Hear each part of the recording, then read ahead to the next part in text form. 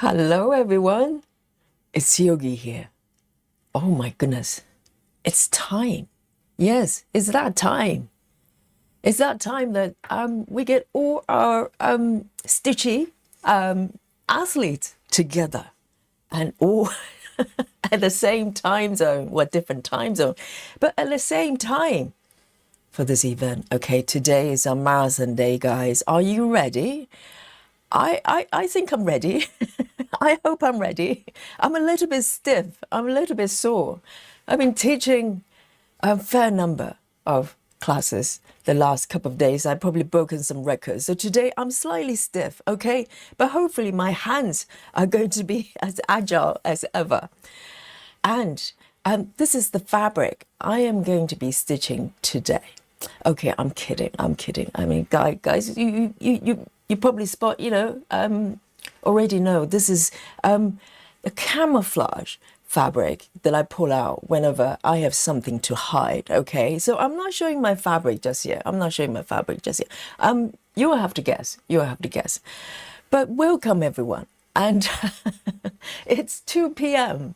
ish in London today, and wherever you are, whatever the time zone, if you're here, you're the winner, okay? You've already won. And so today our plan is to start from now and stitch all the way to midnight London. Okay, so those of you who have been with me through the marathons, you know how we roll. And, this is what we do, okay?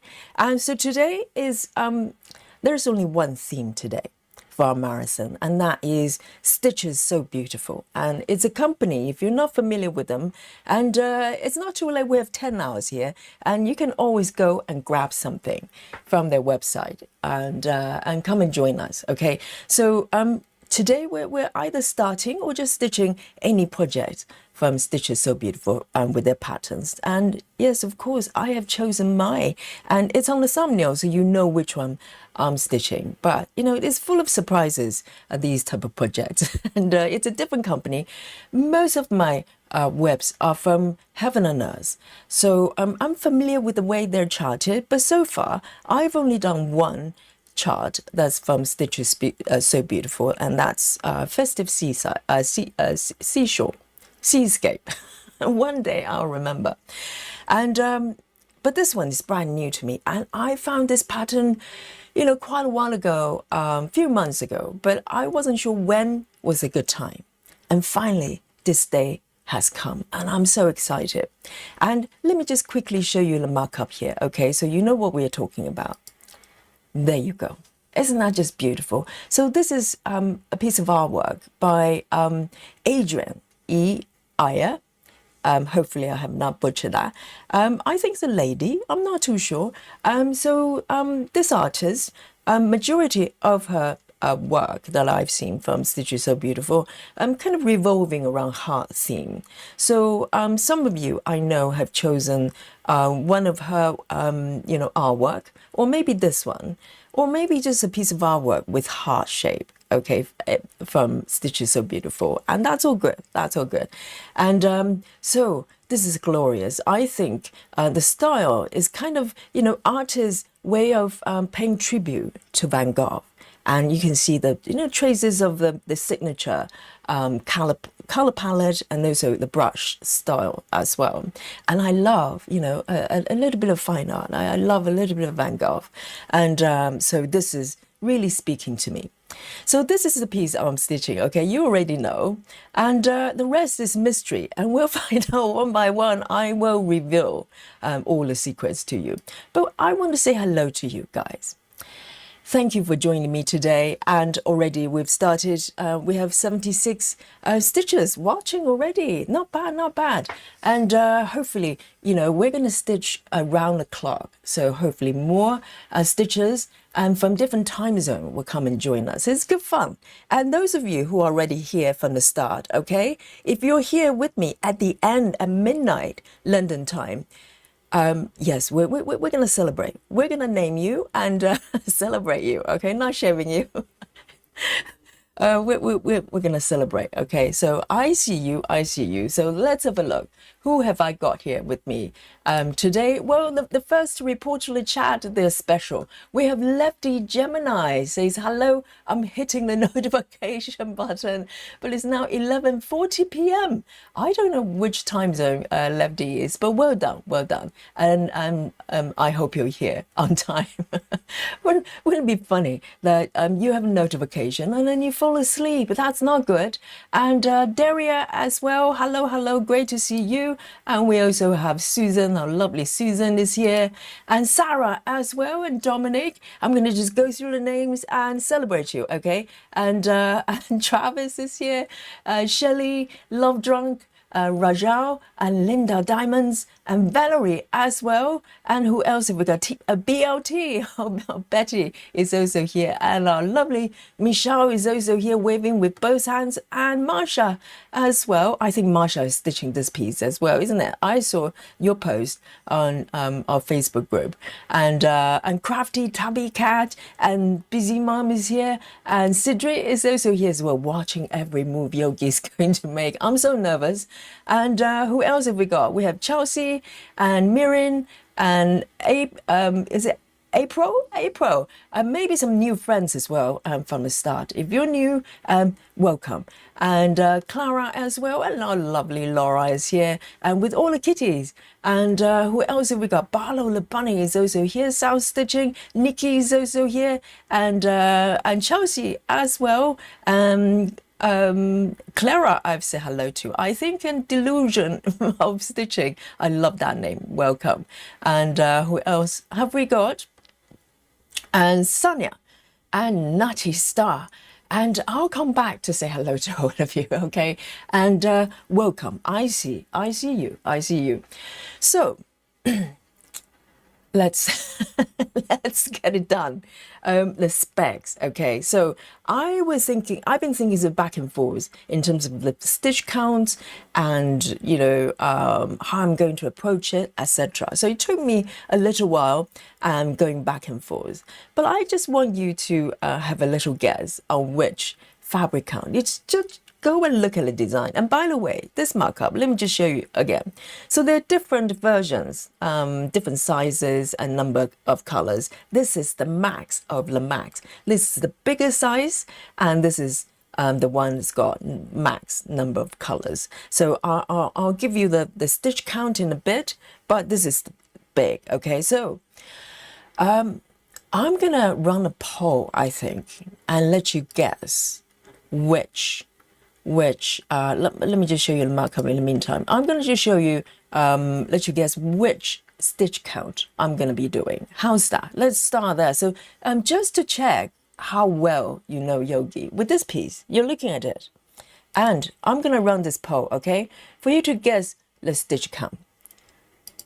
Go. I'll give you about maybe 1 minute and 1 minute and a half. Just hit it and let me know what you think, which fabric count I am doing. And I'll give you the dimension of the stitches. So 600 by 600. So this is the largest size. This is super size in Stitches So Beautiful terms. You can't go higher than this. And quite a lot of colors as well. Okay. Give it a go, guys. Okay, let's have a look. Interesting. So everybody's going for a higher fabric count.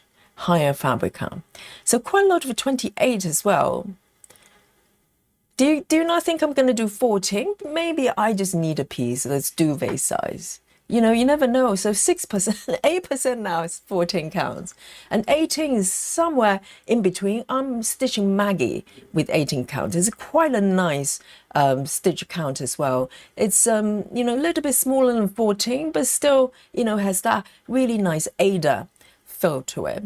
And of course, 25 is the, bread and butter if you're stitching full coverage. And 28, I've been exploring quite a lot last year as well. And, I really love 28 counts as well. So, you know, I didn't want to give you the whole list of different stitch counts. Some stitch counts I do less, so you probably know that I wouldn't do it. But these four, I think, you know, I love all of them. So I'm going to give you 10 more seconds, and I'm going to reveal and take you out of your misery, okay? Good. I'm going to just give you 5 more seconds. Hit that button, guys. Here we go. All right. 5, 4, 3. It's like yoga already. 2, breathe. And 1. Okay, then we've got 47 votes, and we have from 14 counts with 6% for 14 counts. I'm going to end the poll now, okay? Let's have a look. Yeah, so we get a summary here. Where is it? Yes, so 14 counts 6%, 18 counts 16%, and 28 counts 37%, and the top one 41% is 25 counts. Right, guys, I am so proud of you. You definitely know Yogi. There you go. Overwhelmingly. Well, 28 count is pretty close as well, but 25 counts 41%. Guys, you're correct. Dun, dun, dun. There you go. Stop being sneaky, Yogi. Yes. So you're correct. So I am stitching this piece on 25 counts. Okay. I know some of you, I'm pretty sure at least one stitcher is stitching, maybe not this size, but definitely one of the patterns on 14 counts. Was it, is it Laura? I think Laura is participating. At some point, she's going blind. So she's going for the a large, a very large size. No, oh, I think it's for 101 alphabet. I get mixed up. But there you go. So 25 counts even weave, and this fabric is from DMC, and I really like this fabric. It's very you know, robust and really nice to stitch, and very clear definition between the threads as well. So there you go, 25 counts. Okay, no controversy here. And with the threads, I'm gonna just tell you right away, I'm stitching with DMC. Okay, no controversy, no controversy. But there are a couple of things maybe slightly controversial here, okay? And the question would be, let me bring on this markup again. The question will be, which part of this pattern I will be stitching? Anyone? I'm not going to run a poll, but you can have a go. Which part am I going to start? I'm going to just give it like, you know, 10, 15 seconds for you to guess. So let me just take a sip of my coffee in the meantime. So have a look of the markup. If you were me, which part, where would you start with this piece? Yes, and Clara is doing 25 counts as well. And Crafty Tabby says center. Oh, hot coffee, so good. And Sidra is doing 18 counts. I'm surprised, Sidra. I thought Sidra would go like 32 counts for everything. Yes, 18 counts is really nice. I think, you know, particularly now stitching Maggie, I'm really enjoying 18 counts. It's really good. Nikki says butterfly. Sarah says center start. And Susan says middle. Sidra says butterfly top left. Oh, okay, so upper left. Center. A lot of butterfly starts. Upper left, okay? With Linda as well, and Michelle, middle, okay? And Marsha, she's starting from up top left, 22 counts. Marsha is stitching this piece as well, so very interesting. Marsha, which version are you stitching? Are you stitching the max colors or regular? I think they've got about 3 or 4 different sizes and combination of colors.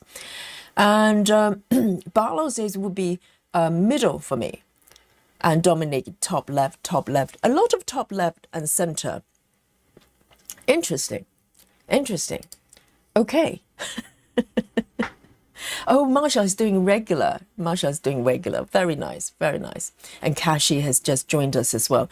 Guys, okay then. There you go. A lot of top left and some center. I don't see any right, upper right or upper lower right. So most of you think I should start upper left or center. But you know, life is full of surprises. Have you seen this area that I've still covered? I'm still being sneaky, okay? I have not been fully transparent with you.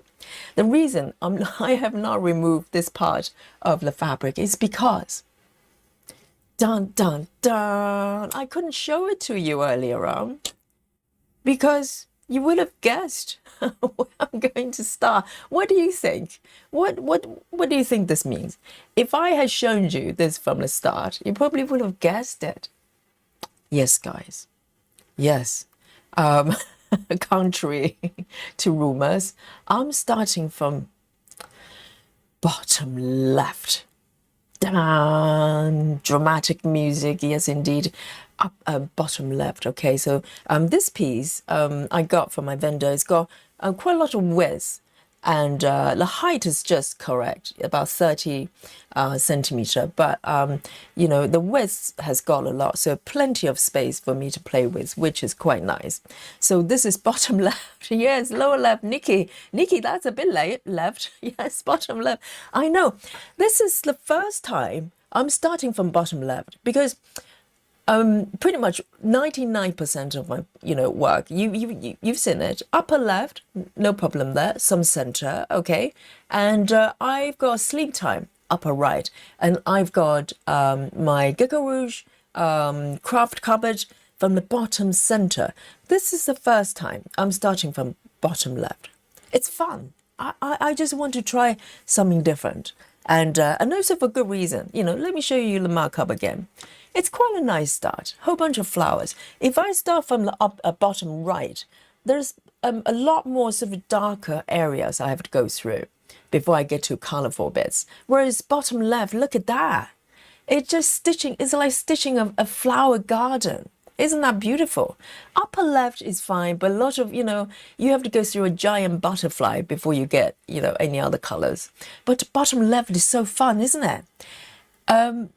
Sidri says, is there a kitty bottom left? Yes, I'm looking for a kitty. Maybe the kitty is hidden in the bushes. Okay, I'll keep looking. Maybe it's there. And so bottom left start.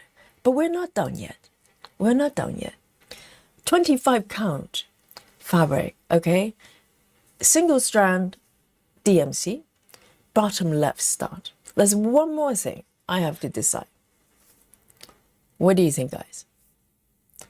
I have to decide how I'm going to stitch it, right? I'm starting from bottom left, and so maybe I'll maybe I'll come up with another pole. How's that? This one I really want you to tell me. Okay, hang on. I want to test how well you know me. Okay, and I'm gonna let you guess, okay? Hang on a second. All right, I'm gonna run another poll here. And okay, so you have 4 choices. And I just wanted you to guess which one I'm going to be doing, okay? I'm going to hit, go with the poll, okay? I'll give you about a minute to vote. There you go. Let me just put my needle minders here. Oh, my kitty, okay, needle minder. And this piece is full of flowers, so I am having a floral themed needle minder here. All right, and I'm going to get my needle ready while you're voting, and let's see who who knows me best. Oh, I want to see if you have done your homework. So Jackie's clueless. Jackie's like is saying, what is that method? Oh, Jackie, you have not done your homework. I know you have not been watching. Oh, I am, I'm slightly upset. I'm slightly upset at Jackie. And let's have a look. Cedric says, all right. Color flow, full cross, DMC. Yes, I'm going to do a full cross, definitely. No 10 stitches, no 10 stitches. And I think this one, I'm very happy with full cross. And have I? Oh, let's have a look. Let's have a look. Oh, interesting. I'm going to just give you 10 more seconds. Okay, go for it. If you don't know what that method is, then, you know, I don't know what to say. And in the meantime, let's appreciate this beautiful markup. I'm going to give you 10 more seconds.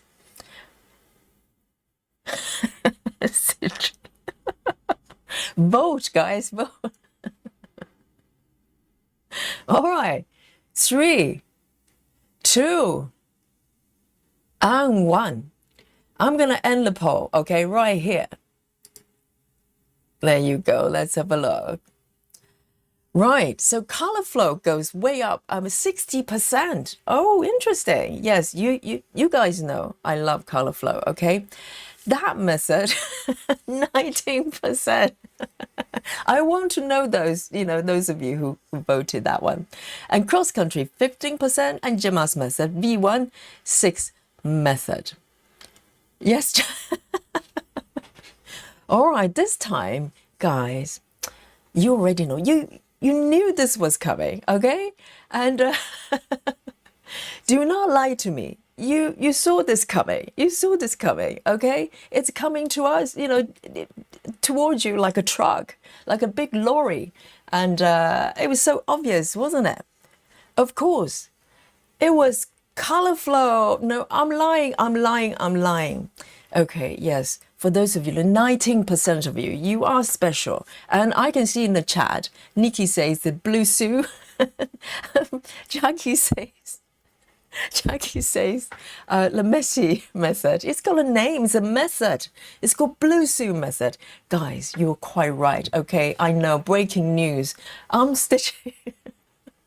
I'm stitching. Stop laughing, Yogi. It's not funny, okay? Yeah, well, it's actually quite funny. Yes, I am going for the Blue Suit method. If you don't know what it is, do not worry. You're gonna witness it, in full glory for 10 hours today. All right. It's Blue Suit. It's a method that I've learned recently from a stitcher called Blue Suit Stitch Showroom. Okay, she's got the YouTube channel, and if you weren't here for the last week, you probably missed it. But I did that method for one session last week. Well, a couple of days ago, actually. We're still this week. And I really enjoyed it, you know. And I was actually doing quite well with a stitch count as well. So and also the first time I came across this channel, she was stitching from bottom up as well. So the first session I tried, I stitched from top to bottom, which she does as well. But I really want to do, Michelle Fuller says, it would be a stress all day. I know, sincere apologies, Michelle. You know, if there's any therapy that you need to go to afterwards, please send your invoices, forward your invoices to Blue Sue, the lady. Okay, it's all her fault. And I am not responsible. I am innocent, okay? I'm just doing what I'm told. So, the first time I discovered her, she was stitching from bottom up, and I was mesmerized. So I'm going to go for that, okay? So it may be different from doing it top down, but I think I can manage it. This will be double first. The first time I'm stitching from bottom left, and the first time I'm stitching Blue Sue method, not messy method, okay, chat? Blue Sue method from bottom up. Let's go, guys. Let's go. And guys, let me know what you're stitching today, which pattern you're doing, and how you're going to stitch it, the specs. I need to know. They've got so many beautiful projects, and I saw quite a few different mock-ups on the on the oh, let's have a look. I haven't even loaded up my app here, and I saw quite a few beautiful markups there. So I would like to know which one you're doing, and if you're doing this one, the same pattern as me, whatever version, give me a little wave.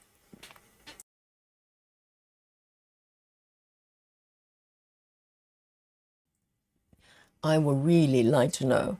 And let me just load up my app here. I clearly came prepared, don't I? Let's have a look. There. Give me a sec. Oh, that's a Lily behind me. Hello. This is actually, you know, guys, I have not seen Ariel, not Ariel, Oreo, my little new friend. I have not seen her for 2 days. I didn't see her yesterday. I didn't see her the day before, and I have not seen her today. I don't know, maybe she and Chocolate, they're being grounded, and I really, really miss them. But Lily's here. Lily just came in. Lily just came in.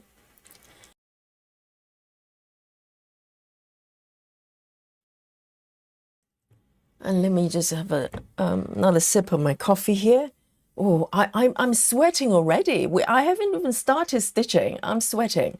Okay, so 1/1. And also this is different from the blue suit lady would do, because she pretty much stitches, I think, 14 counts with all of the projects that she showed on the on YouTube channel. So I'm doing 25. So it might be, you know, slightly different experience doing single strand, smaller stitches. Okay, let me take a sip of my coffee.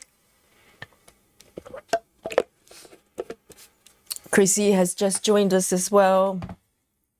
Hello, hello. So I'm stitching with 28 count, size 28 needle here. And let me zoom in a little bit. So this is my starting point, okay? Let's go. Oh, I'm so excited. And you know, I have not gone through all the floss I need, because I'm just going with my master set. So from time to time, I will be doing some loading of new color as well, which is exciting, because whenever you have a kind of a new color added to your master set, you just feel like, you know, the set is growing along with your project as well. So here we go. So I am going to just pick the first color, and I love to know what you're stitching today. Sidri says maybe Oreo and Chocolate Kitty parents are back home from holiday. Oh, do not say that. Do you think they got caught snacking outside? Because they probably have a weigh-in, and both of them gain about 10 pounds each in the last couple of weeks. Do you think that's a slight hint they may be eating, you know, from neighbors? Or I hope they have not found out they've been sneaking over here for a feast every day.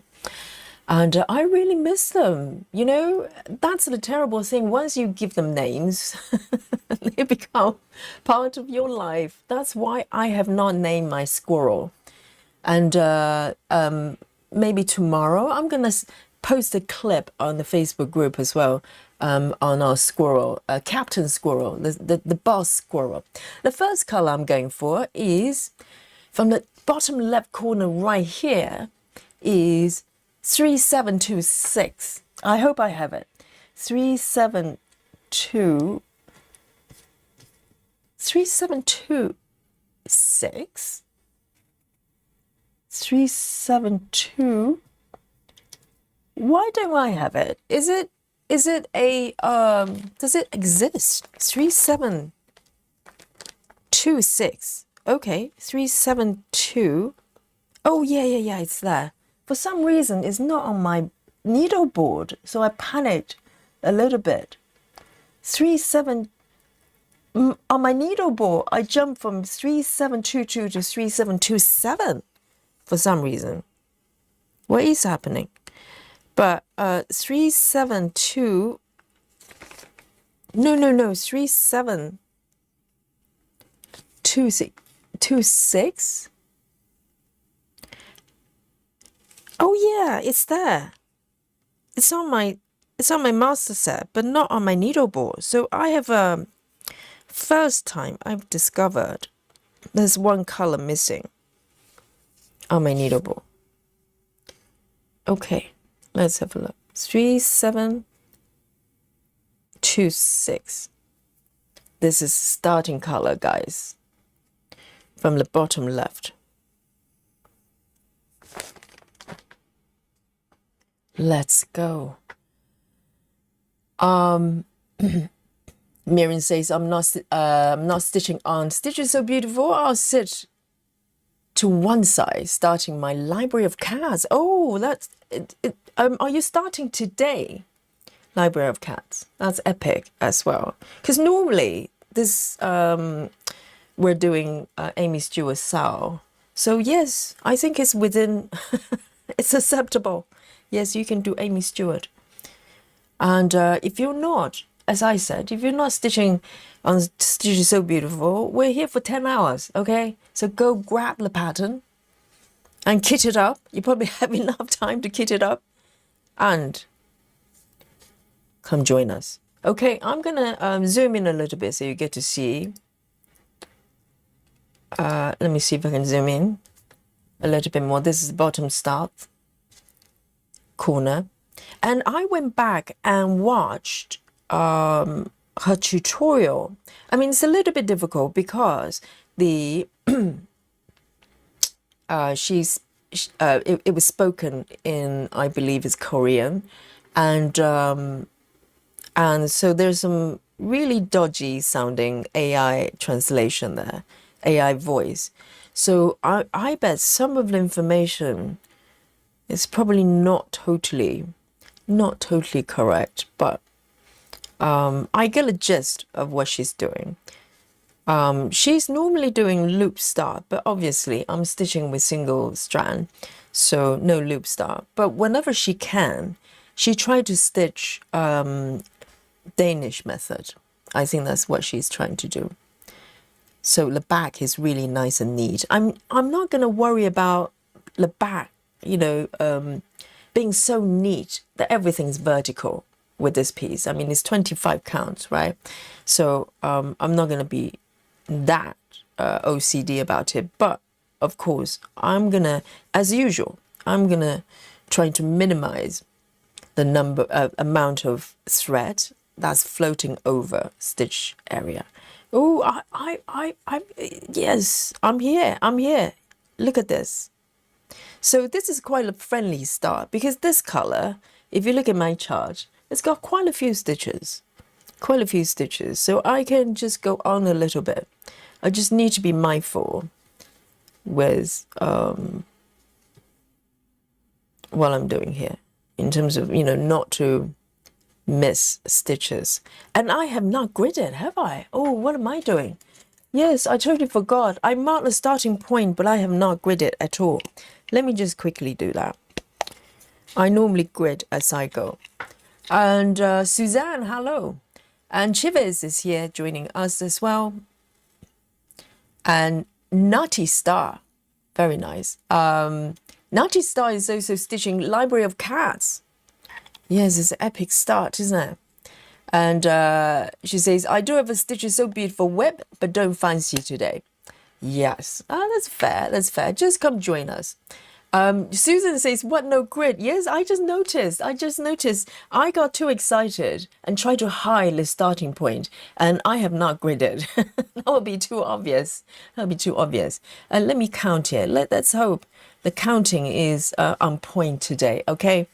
1, 2, 3, 4, 5, 6, 7, 8, 9, 10. I'll probably do it with pencil. Maybe let's try this one. Maybe I can get away with this one. My normal blue pen is too thick, but let me see if I can get away with this one. And then as I stitch, I will decide whether I will do 5x5. At this point, I think I'm okay so far. The great thing about these blue pen is that you know, it can the lines can be erased very easily. Whereas if I do pencils, yes, it can be fully covered, but they don't go away completely. So it's a choice you make. So I think that's 10 stitches. Let me count one more time. One more, 1, 2, 3, 4, 5, 6, 7, 8, 9, 10. Right, it should be okay. Because the clover version of this pen is too thick. This one is it's got finer tip. This one is from Prime. It's quite good as well. So let me just grid a few. I don't want to get too ambitious. 1, 2, 3, 4, 5. Let me see. Try it again. 1, 2, 3, 4, 5, 6, 7, 8, 9, 10.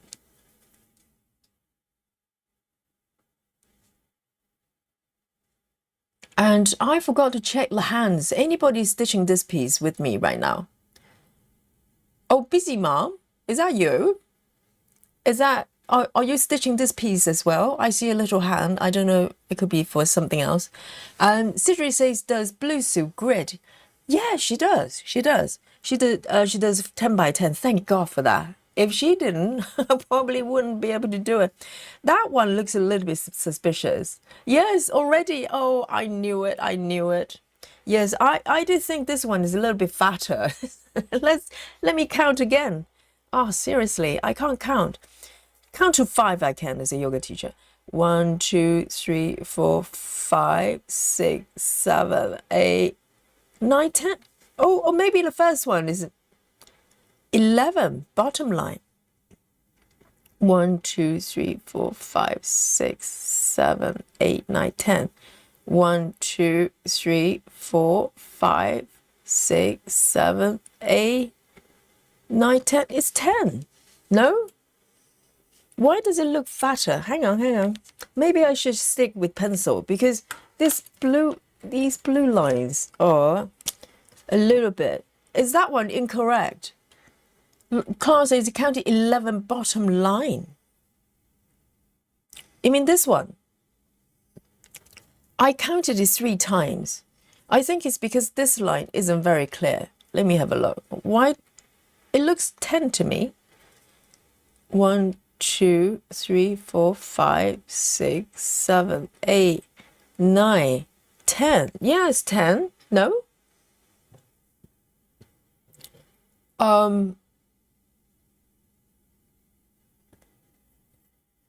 Have I counted it incorrectly? This one looks fatter though.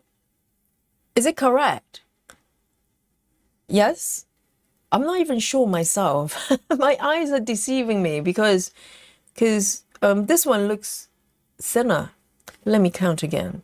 Because the line just isn't fully right in the middle. It's really annoying. Maybe I should stick with pencil. Because these lines just bleed a little bit. 1, 2, 3, 4, 5. 1, 2, 3, 4, 5, 6, 7, 8, 9, 10. So it's here. It's correct, right? This one. Yes, the pencil is better because it stays in the middle of the grid. Whereas the blue line it kind of just bleeds a little bit. Yeah? And it's optical illusion. I think it just looks fatter. 1, 2, 3, 4, 5, 6, 7, 8, 9, 10. Yes, it's correct.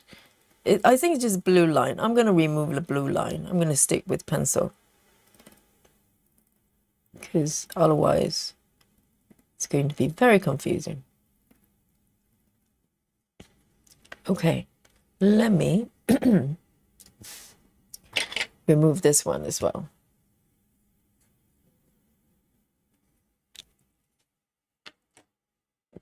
Solar wind, hello.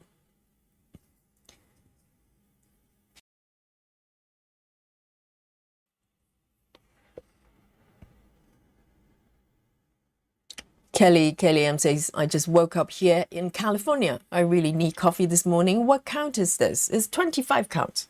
25 counts. Even weight. Okay. Let me just grid one more. Just one more. 1, 2, 3, 4, 5, 6, 7, 8, 9, 10. Let me just count one more time.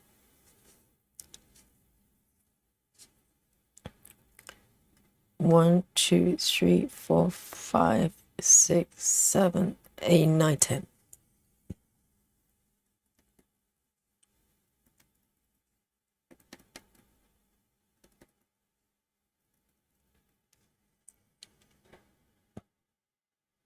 Mandy, hello. Mandy Moran and Patricia is also here as well.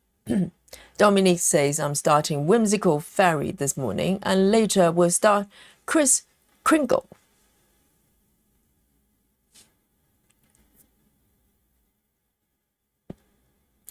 Marsha says, what pen you're using for gridding? If you're talking about this blue one, yes, it's from Prime.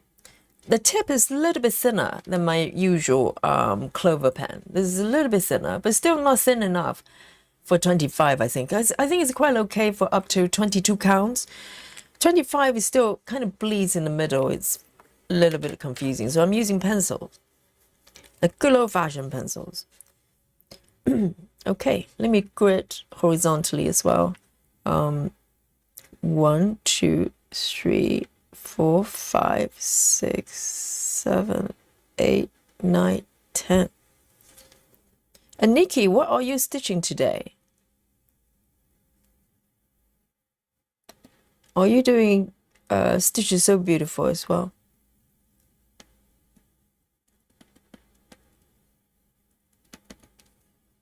And just a couple more. So 1, 2, 3, 4, 5, 6, 7, 8, 9, 10. Normally your concentration starts to kind of drift away when you count to about 6. You start to have self-doubt, wondering if you have counted correctly.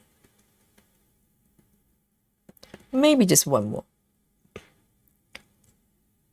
1, 2, 3, 4, 5, 6, 7, 8, 9, 10.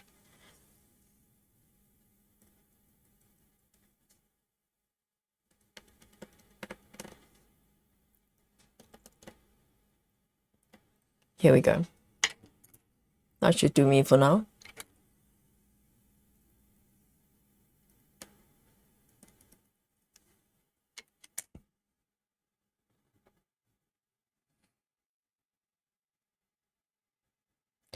So let's say sometimes even weave is not so even. I know, and also it depends on how you stretch it on your frame or hoops as well. I try to be keep it as uniform as possible. But sometimes if you pull the fabric one way a bit too much, it could distort the line a little bit and give you problems. So hopefully this is good. Let me cut this off. So no tuck-in ending today, and no just start. I'm gonna do it blue suit way. 1, 2, 3 here.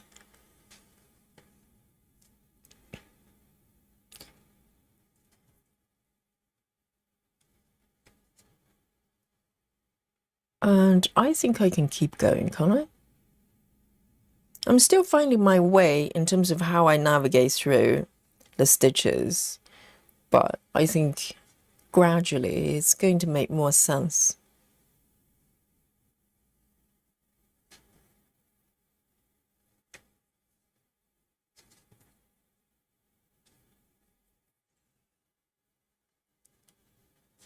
Marsha says, I've just started using Chris's method, loving it. Yes, I think, for those of you who are really neat and tidy, I think Chris's method might be really nice. I think he's got variations of like 2 or 3 different ones, but I think they're just too neat for me.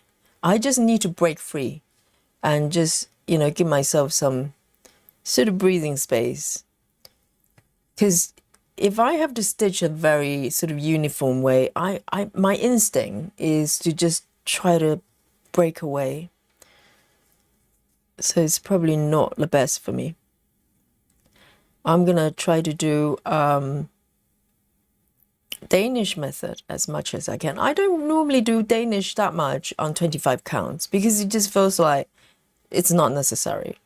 But just for the sake of it, I'm gonna do it whenever I can. 1, 2, 3, 4, 5.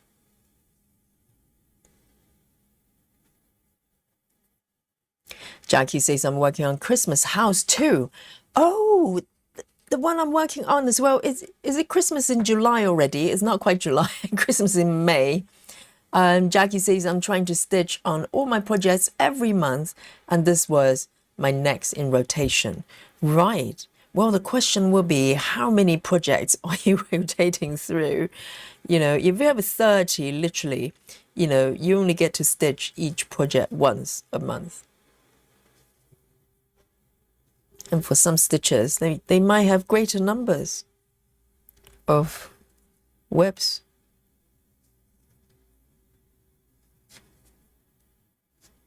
So far, so good, guys.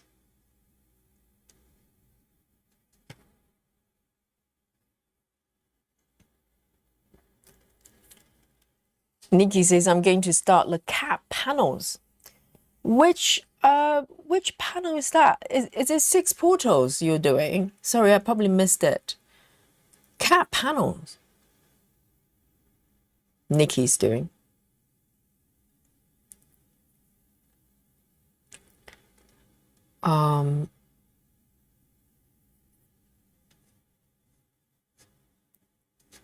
Oh, so Nikki's probably referring to 6 portals.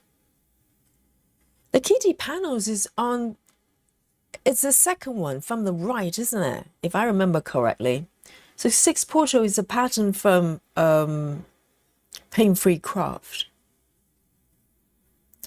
And it's epic. Very confetti from the look of it. But quite beautiful, actually. It's not something that I would want to stitch myself, but it's really pretty, beautiful to look at when Nikki's, you know, when Nikki does it.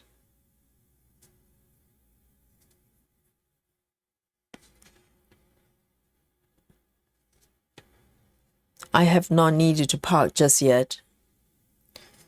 So far it's looking acceptable, isn't it? The chaos.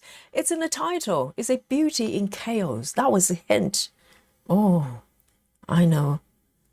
What do you think that was?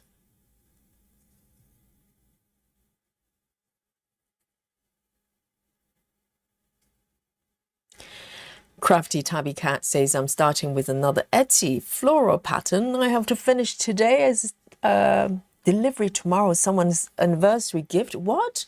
You have to finish it today? How big is that project?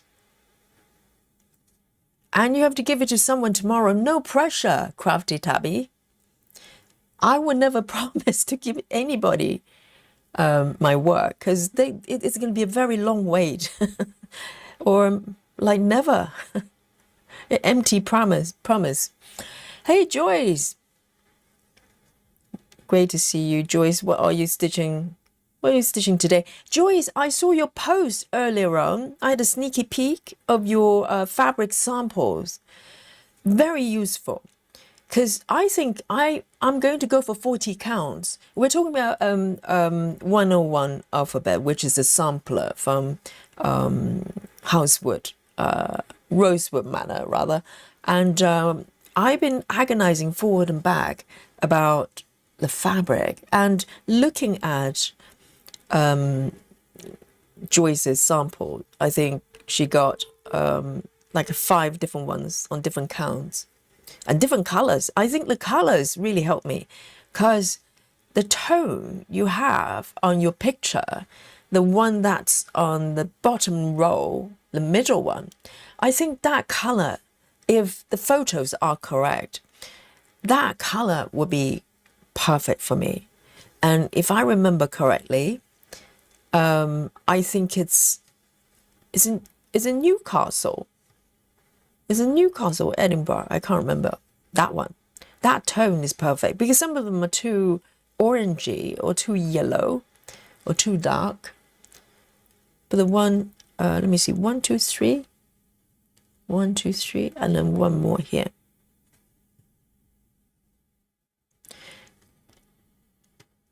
and then I'm going to park. So parking for blue suit method is a little bit different from my normal way of parking. She would do one leg and then park. So this is something like I need to remember. So I'm going to park here. Normally I just pull my thread out and that's it. But she will actually anchor her stitch here, her part thread here, and then pull out from one of the corners. So this is what I'm doing. And then a flowless thread upwards, of course. So it's kind of opposite if you stitch top down. And the reason she does this, you know, as I'm stitching, you probably think it makes a lot of sense. There's a very good reason for her to do a single leg before she parks.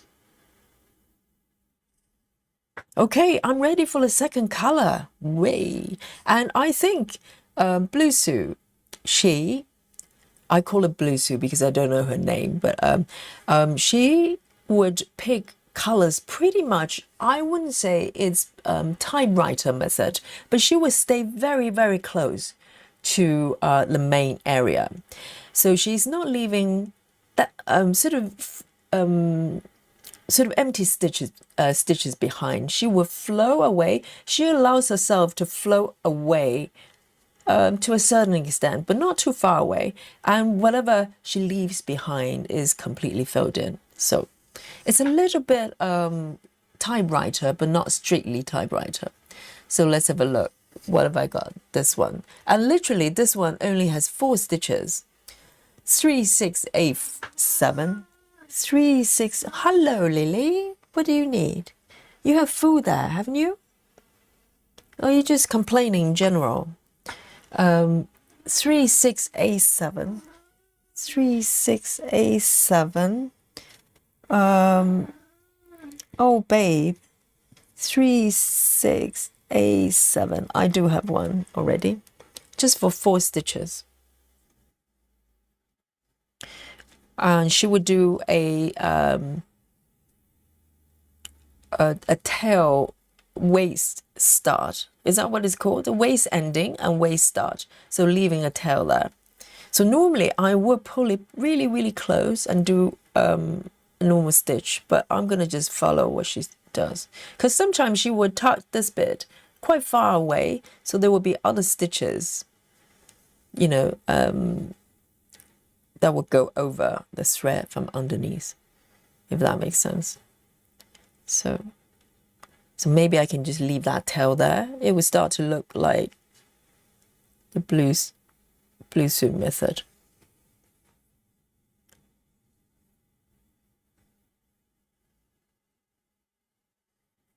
Kelly says, did you see how far Komari got her cat library? 16,000? What? 16, not 1,600.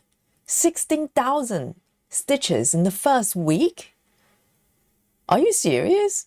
Well, I'm aware that she started it, but I have not watched. I've been really, really busy, so I have not watched properly. That's not normal. Kelly, you know it. I know it. That's not normal. Is it not a typo? 16,000? So for a week, 7 days, 16,000, that means like 2,000 a day. What? 2,000. I know she's capable of 2,000, okay? But to do it like for the whole week, that cannot be normal. Komari, stop. Really. You're just making Yogi look really, really bad. And I can't even get my head around. You know, it'll be interesting to see my stitch count at the end of today, okay? 10 hours. Let's have a look. Oh, okay, so I finished the 4 stitches here, okay? So following the method, I should pull it away and do a thread waist ending. So, and she would do it in no particular point, because some people will pull it about 10 stitches away and keep everything like in one place, right? Maybe a block away and keep everything very uniform. Not this lady. That would be too easy. She would pick a random location about 5 stitches away. And I think in her tutorial, she explains why she doesn't take it further away. She simply wants the tail that she carry over underneath to get stitched over. That's it. She doesn't want to have a lot of build up, which I totally agree, because I very often run into troubles doing waist ending. It's probably my least favorite way of ending, along with pin stitches. And the reason being, pin stitches, I don't like the look of it. Okay, it distorts the fabric. But with waist ending, you just end up with so much build up underneath. And so what she would do is pull away about 5-6 stitches, and then just cut it off like that. All right, there we go. Now it's looking a little bit like her work. Okay, this is just a starting point. Here we go. 4 stitches done. 3, 6, 8, 7. 3, 6, 8, 7. So I've got my needle board on my right as well, and I need another sip of coffee.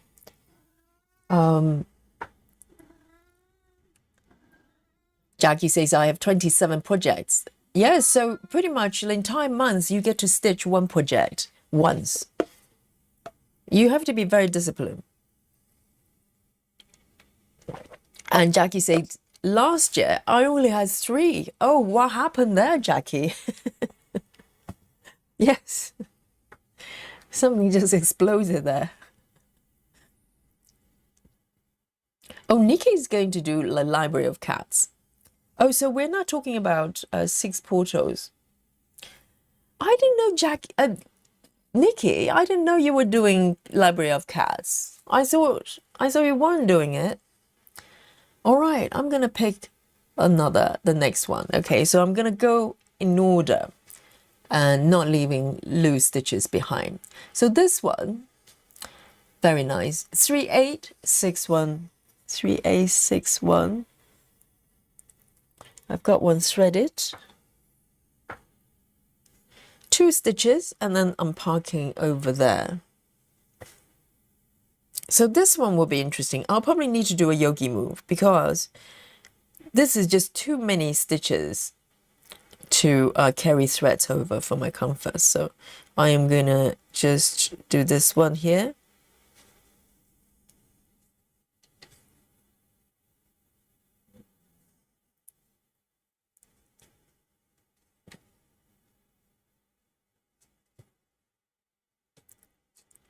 Okay, I'm going to cheat a little bit with this one. I'm going to do my usual just stitch.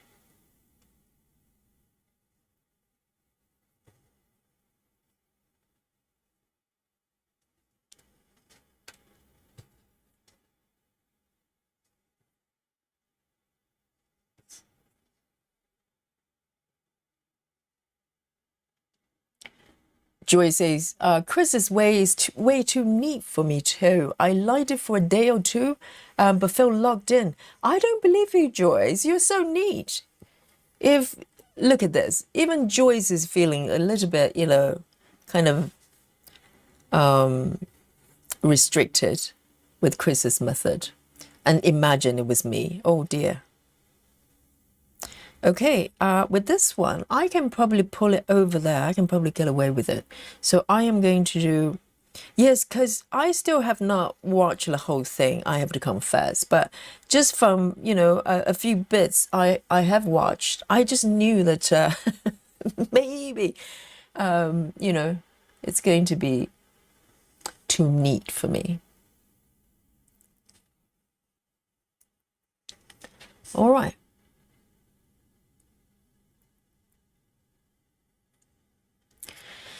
Shelley says, as my kid hasn't arrived yet, I'm working on a long abandoned web. It's Mirabilia. Oh, very nice, very challenging. So when you say a kid, are you referring to a kid from Stitches So Beautiful? I didn't realize they actually do material pack as well, but I've seen someone have one of those. Here we go. Next color. And I'm gonna get this one, 4 stitches and then park. To be honest, I'm just trying to think. Okay, I'm gonna park. 553.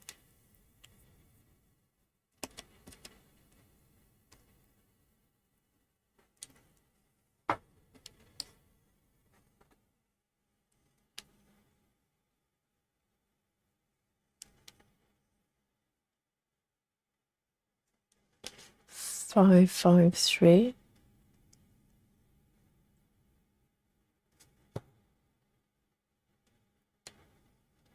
And I wonder if the Blue Sue lady ever does anything other than 14. That'll be interesting to know, and whether she would stitch it differently.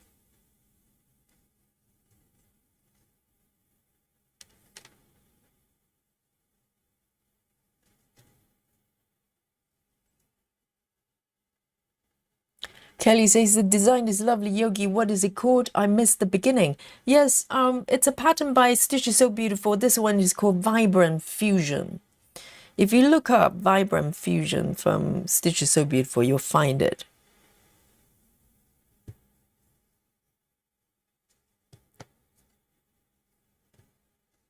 It is quite beautiful, isn't it? I mean, this artist, there's one other piece. Originally, I thought I was going to stitch. And then as I was kind of exploring her work, and I found this one, and I just had to do it. 1, 2, 3. Let's have a look. 1, 2, 3.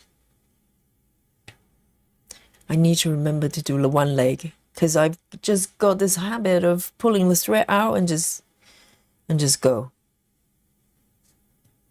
Here we go. And another important signature move of this method, okay, Blue Sue method, I call it, is when you get your part thread somewhere, just leave it. Do not try to tidy it up or do anything sensible. Just leave it, okay? This is causing anxiety in the chat already. But look at this bit. It's really pretty already. It's a very great start. Very great start. Oh, this method is setting me free. You know, if you have been doing Chris's method and just need a reset, this is a great one. Catherine, hello. Catherine says I'm also stitching this one, but considering restarting. Why is that then? What fabric count and spec I need to know.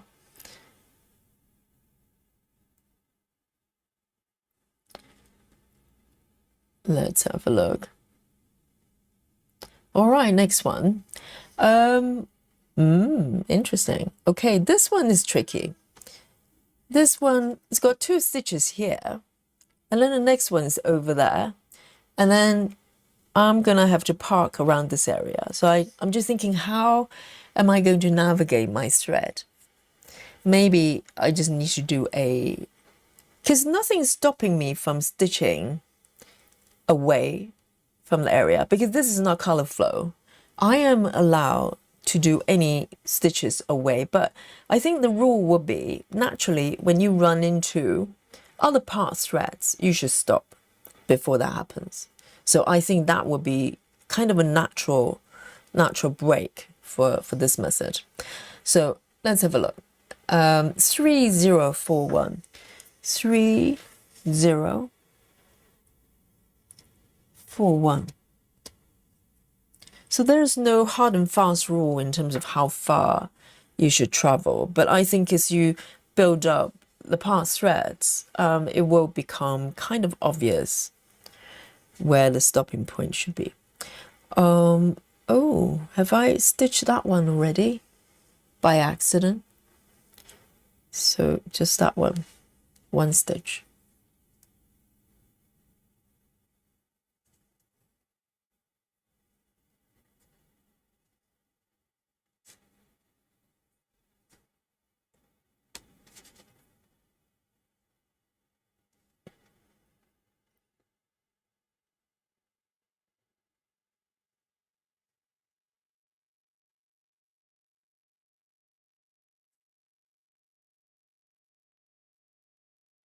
Who's Lisa? Kelly says. I watch Lisa and I think she doesn't really anchor when ending either. Oh, Linda says, yes, Linda, very good point. Linda says, did you start the stitch counter? No, I didn't. I don't think I did. I have not shown you the number of colors, have I? Oh, I totally forgot that. Yes, but it's okay because it's been captured with the calendar. So we're good. We're good. So this is a new start. And well done, Linda. I forgot about it totally. But I just want to show you the number of colors. 179. 179. And this is 600 by 600. It's a completely square piece. Yes. And the total number of stitches is 360,000, I think. So for Komari, she can probably stitch it in 2 weeks. There you go. But that's, that's Komari. I'm doing me.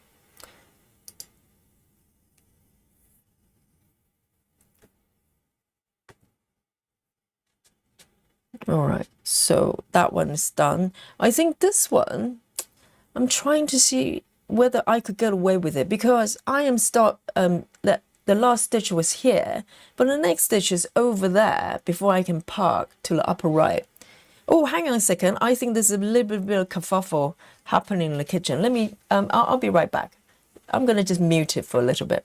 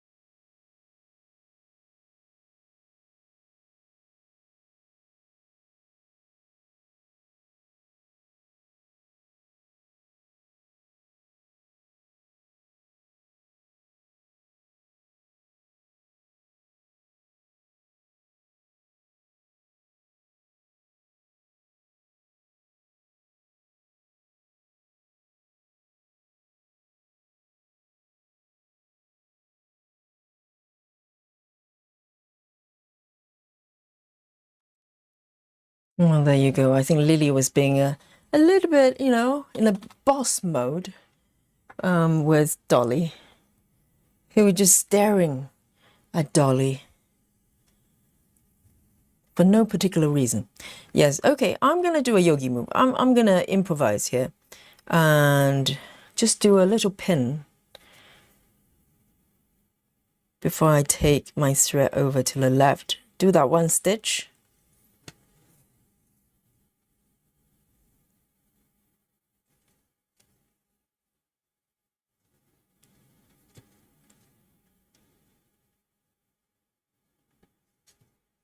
And I'm going to park to the right.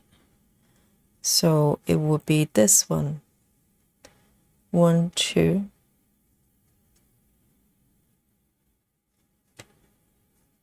So normally if I park, I park at the bottom left.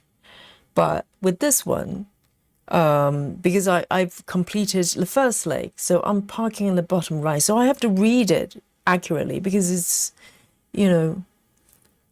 the parking corner is, I'm parking at different corners.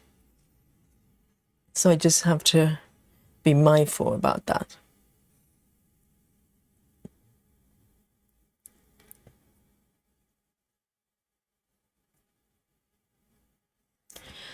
Elder Game Girl, hello. Says, hello, Yogi. New to your channel. Been lurking for a while. got up courage to chat. Oh, well done, guys. And welcome to Elder Gamer Girl, because we have a lot of gamers in this chat. Okay, so you're in good company, and well done.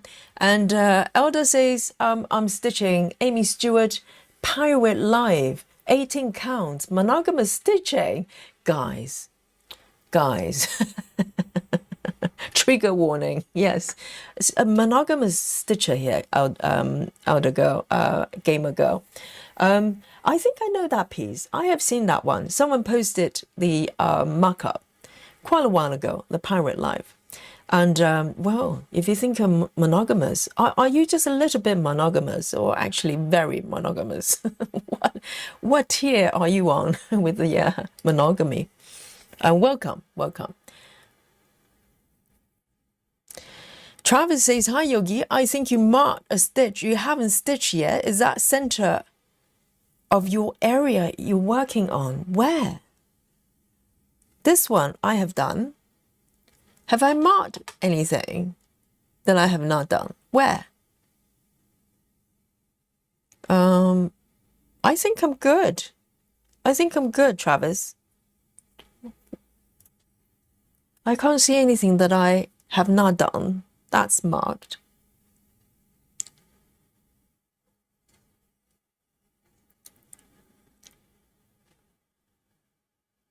Catherine says, I'm stitching on 25 counts, 2 over 1/10, but it's so thick. I have 28 stitches completed and not sure if I can bring myself to restart.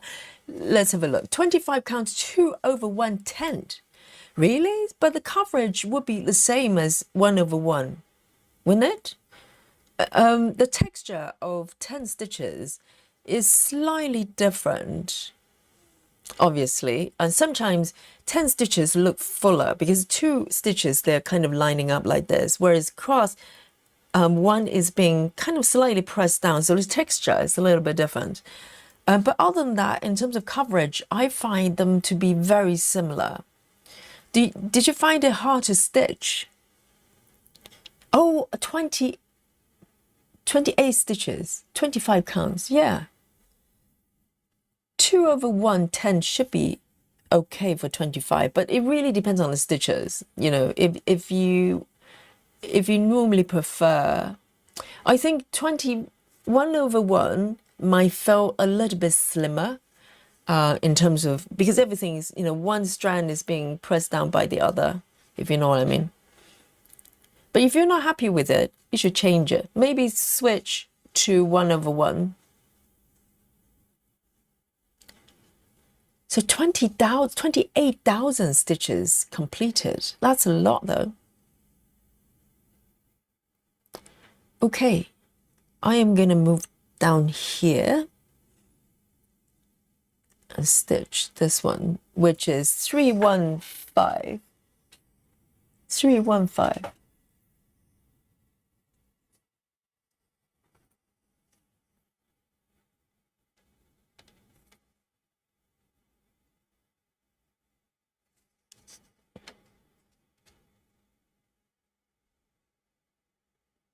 So this one would be interesting. Where shall I take it then? Oh, what's up? What? Kelly says 5th stitches up and 3rd stitches from the left. 5th stitches up. Oh, that one. Okay, yes, I got it. Yes. That one I have not stitched. Why not? I finished that color though. Yes. How could I miss it? Yes, that's right. Thank you very much. It's just right there in my face. Yes, it's one of let me take care of it, okay? Yes, for some reason there are 4 stitches. I only did 3. There you go. 553. I can fix that. 5. Oh, it's a teamwork. I told you. You know, without the chat, my pieces would be in you know, in complete shamble. 553. 553. Interesting. 553. Where was it then? Oh, did I park it? Okay, that's why. I parked it, but I still have that color right here. It was this one. Yes, I'll just need to undo it and take care of that stitch.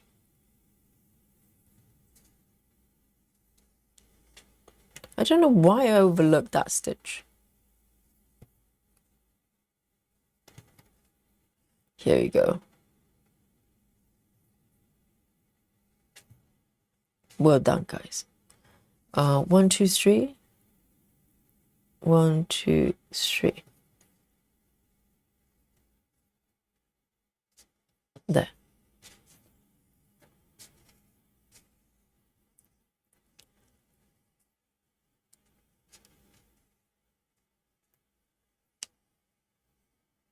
Done.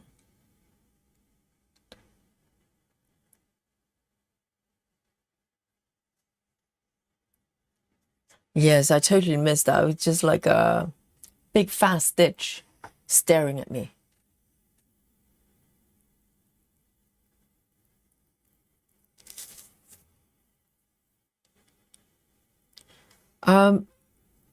Yes, Elder Gamer Girl, you know, we have a lot of victims here, okay? A lot of them, when they found this channel or this group, we have a Facebook group as well, and they kind of go, well, you know, I'm happy with, you know, my one project or maybe my 2 projects. And I always go, well, let me check with you one more time in about 2 weeks' time. And normally the number will be double, tripled, and, you know, just keeps growing. There you go. Just a warning, okay?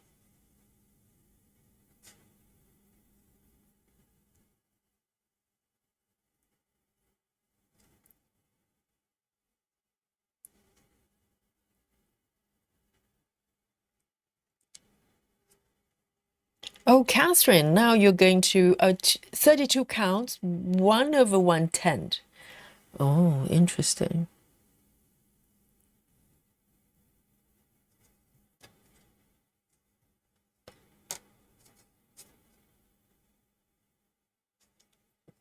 There you go. And with this one, I am going to park. Well, I'm going from bottom left, going upwards. So in terms of parking location, I can probably get away with this one. Should I? Okay, then, never mind. Let me do this one.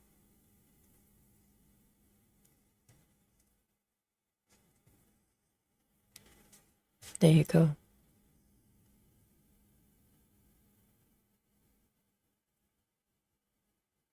So you can start to see why a first leg when you park is kind of really useful, because you know, because the lady, she's doing a lot of waist ending and waist starting. So you end up with these little tails, which when you have a lot of part threads, they can get a little bit confusing.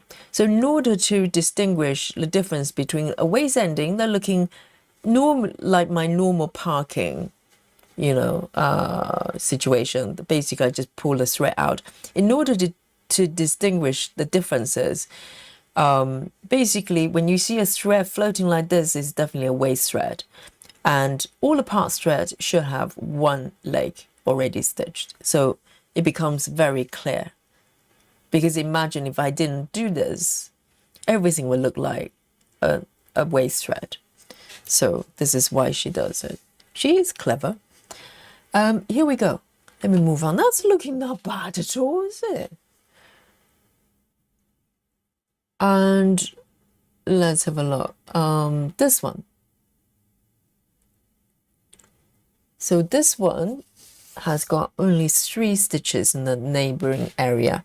I don't know. If I'm not really running into anything, I might just do all 3 of them rather than parking, you know, 3 times. A01. So I don't know whether this is how she would do it, but I'm going to just do what makes sense to me.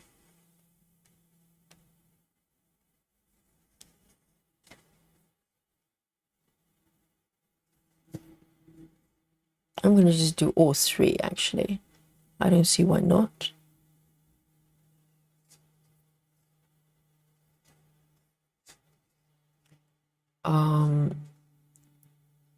One, two, 1, 2, 3.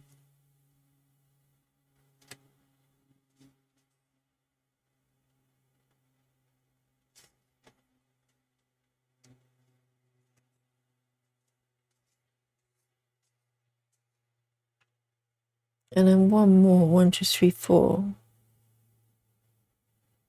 1, 2, 3, 4.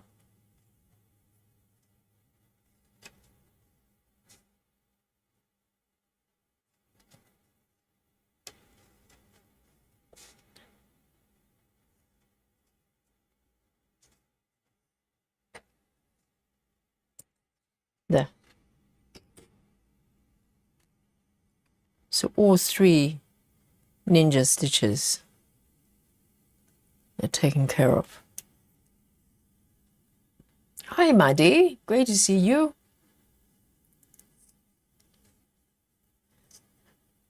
Yes, Sidra was a little bit late on that missing stitch. Sidra is gutted. Yes. Travis says, I only noticed because I'm watching on TV. Yes, it's really big. But then again, I'm staring at it with my own eyes. I didn't see it. Oh, there you go.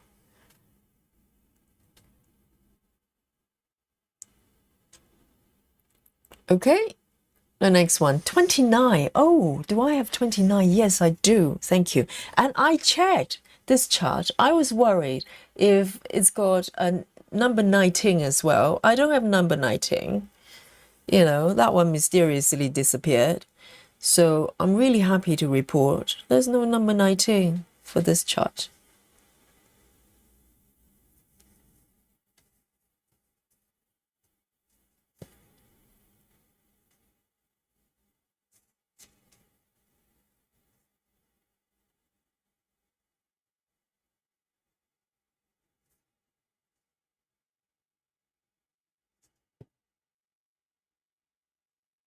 So number 29.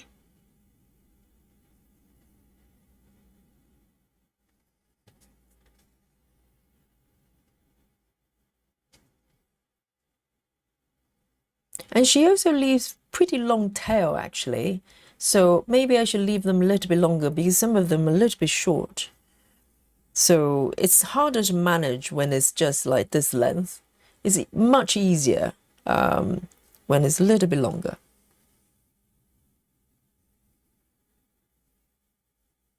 One, two, three. I'm gonna park it here.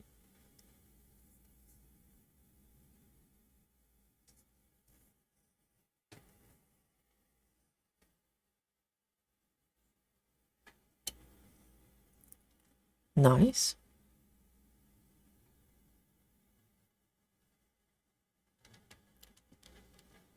So Maddie, yes, we started at 2 p.m. UK time. Did you get a notification?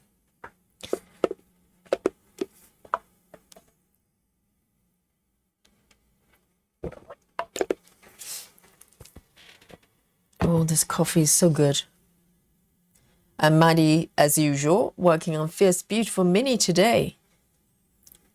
Maddie, are you not tempted by stitches so beautiful? You know, maybe just a little one. This one's ninja completely, just one stitch, 3A60. Already starting to have these little lone stitches appearing. I would not be very surprised at all if this pattern is, you know, as confetti as a little cake shop. This one, I'm going to just pull it tight.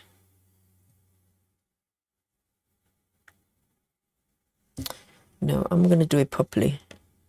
Do it properly the blue suit way, because I kept trying to do start the thread my own way, because I'm just so used to it.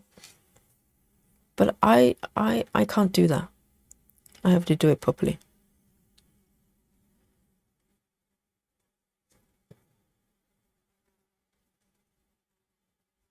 And what she does is, once I'm starting to come close to those thread endings, I can cut them off one by one in, whatever order. That makes sense. So this one is literally just one stitch. So I'm going to create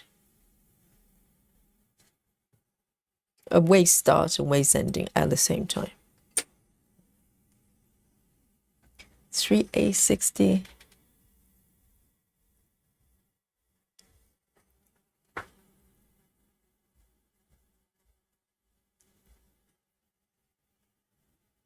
Chelsea says, I was solo whip person until Yogi. Now I have 4. Well, listen to the victim's testimony from Chelsea. Yes. And, Chelsea only joined us maybe, was it this year or end of last year sometime? Maybe this year, right? I think Chelsea. And already quadrupled. So, and we're in May only. So I'm going to check again in June. Maybe around Christmas. Let's see how she does, how it goes. So quite a few ninja stitches here, actually. Interesting. Just randomly appear because, the first color, I've got quite a few stitches around there. And suddenly, we've got lone stitches. Okay, 535, 535.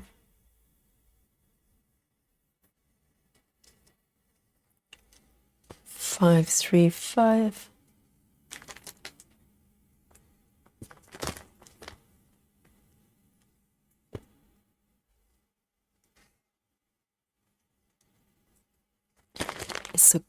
It's a gray color.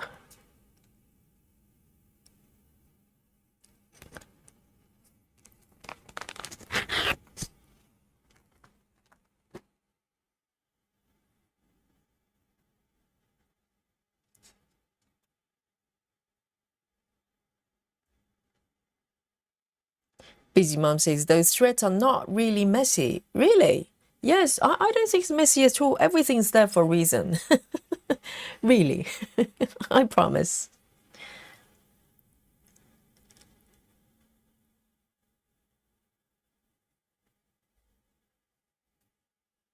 Kelly says, the waist threads are not bad, but after doing a few more stitches over them on the back, you could probably cut them off now.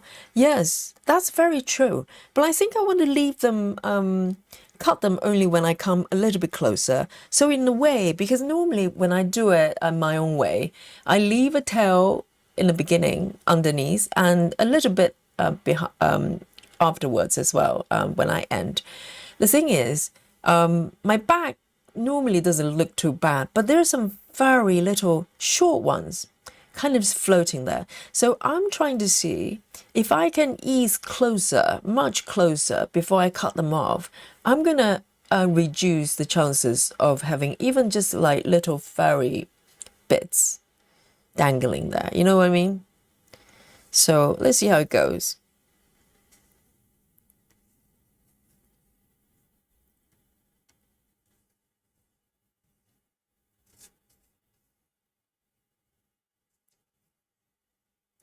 Because if you watch her tutorial, she explains everything. She does everything for a reason.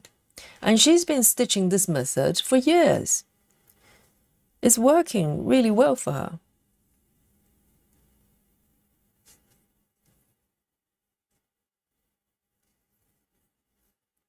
Okay, so I'm thinking whether I should grit 5 by 5. Maybe not. 1, 2, 3, 4.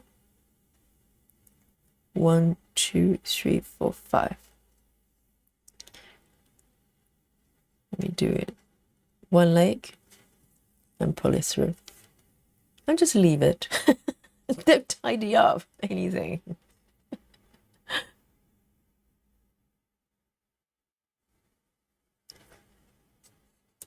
All right.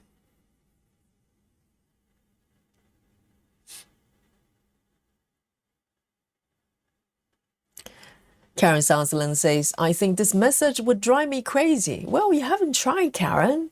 You know, give it a go. You might just like it, because I think if you watch it from the third person point of view, all you see is kind of, you know, threads everywhere. But if you're the person stitching it, you know how it happened. You know what I mean? Because everything's there for a reason. This is the waist ending. That is the part thread. You know, everything is there for a reason. And the area that you're stitching is quite clear. You know, it's not messy here. I've got plenty of space here. So no confusion. I am going to move on to this one and do a little bit of this color. It's got quite a few stitches, this one. 939. So I'm going back and forth of ninjas and something a bit more sensible. 939.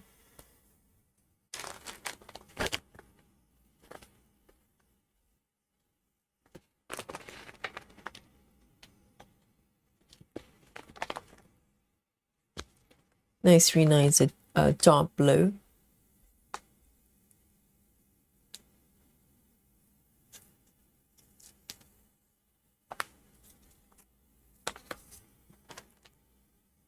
I think my organizer is going a blue suit style as well. It's getting a little bit, you know, free.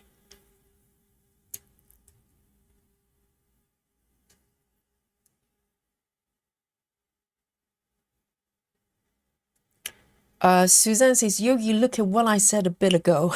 I probably can't find it anymore. Sorry.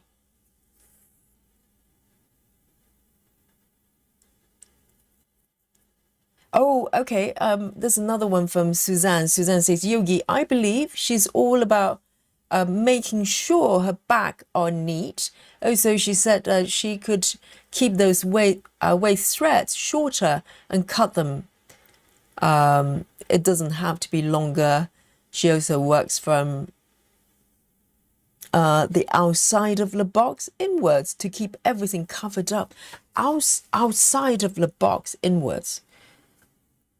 I'm not sure if I understand that bit.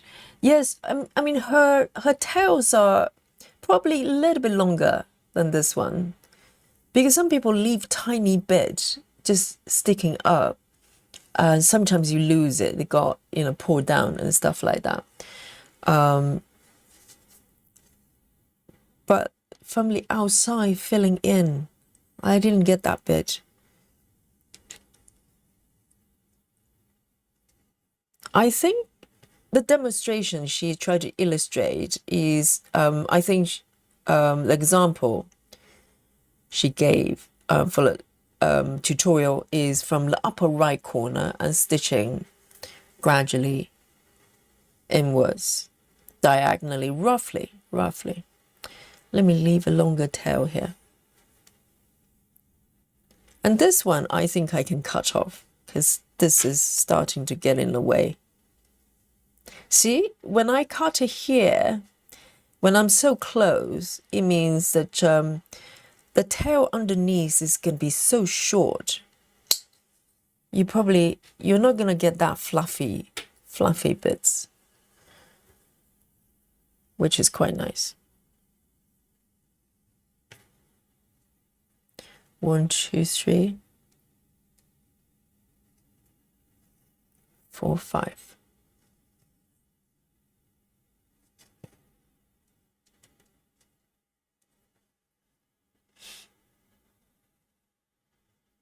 Samantha as well. I know Samantha, the number of webs for Samantha has probably at least doubled, tripled.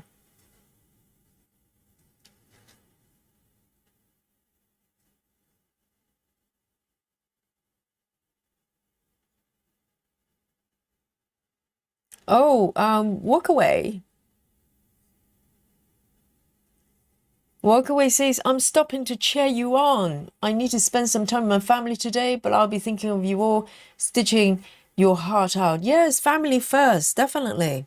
If you have family engagements, family thing going on there, definitely they come first. Enjoy it, and we'll see you later.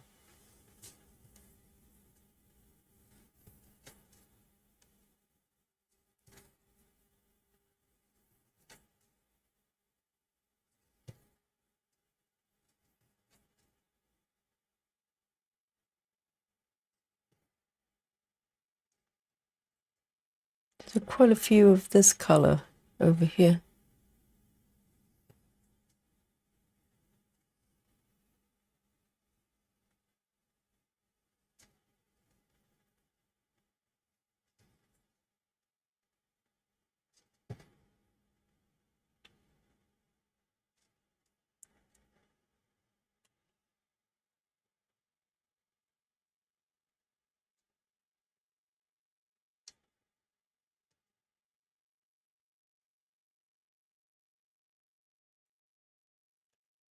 Suzanne says, I believe she doesn't care about how the part threads are, but doesn't mean you have to be messy. Not what her method is about. I know, I'm just kidding. I don't think she's intentionally messy, okay? I totally get that.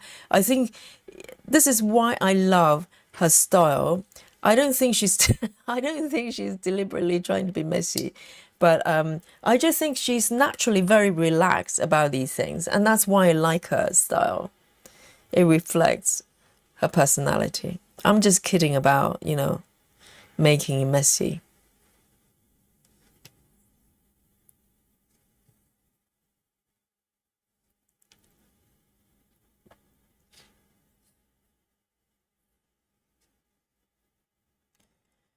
Kelly, this chart is called Vibrant Fusion. If you're referring to the chart I'm stitching. Oh, sorry, Sarah just got this. Sarah has got Spooky Bingo 535. That was the last color. Sorry, I'm a little bit behind. The first Spooky Bingo goes to Sarah 535. Which color was that? 535. That was a color. Okay, well done, Sarah. Joy says, I used to have just one drawer with webs, but I ran into Yogi and now I have two. Yes, the first drawer, Joyce has a bottom, but the second one doesn't. That's a magic drawer. Yes, Yogi's innocent, okay? Joyce has two drawers for a long time. She's just hiding from the world in denial.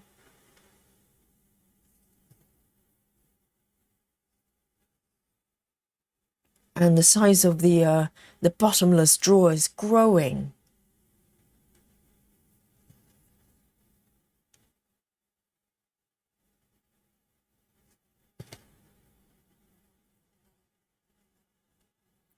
Andreas, hello.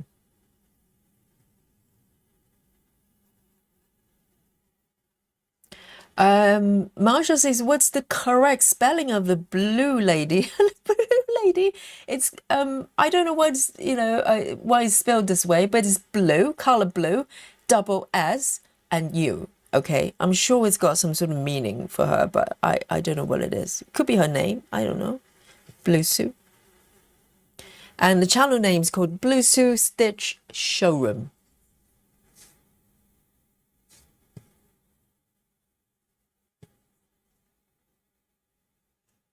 And I kind of found her again because I found her first initially back in around COVID time. And I think I found her found her again at the right time because remember a while ago, not very long ago, I kept saying, well, I'm just looking for that new method. If someone's got like new way of stitching, I'd love to try. And then Chris came along, but I think Chris's method, I can see how it works, but it's just too neat for me. It gets me nervous. And then lo and behold, I remembered her, and I just went on YouTube and tried to find her, and I'm so glad I found her. And she's making new content still, so I'm very, very happy. 1 2 3 1 2 3. Oh, that's one stitch there. Did I miss? That's okay. I can fudge it. I can fudge it. It's okay. It's fudgeable. Fudgeable. Because this... Do I want to fudge? I have downs. 1 2. So this one should be 1 2 3 4. 1, 2, 3, 4. That's okay. Let me fudge. And this one, can you see this? This one, this tail I'm about to remove is so close to, you know, the stitches here. So the tail is going to be left underneath. It's so short. Of course, you want to be mindful when you snip it off. So I think the back with this method is going to be even tidier than the normal way I'm doing it, because there's very little tail being left underneath.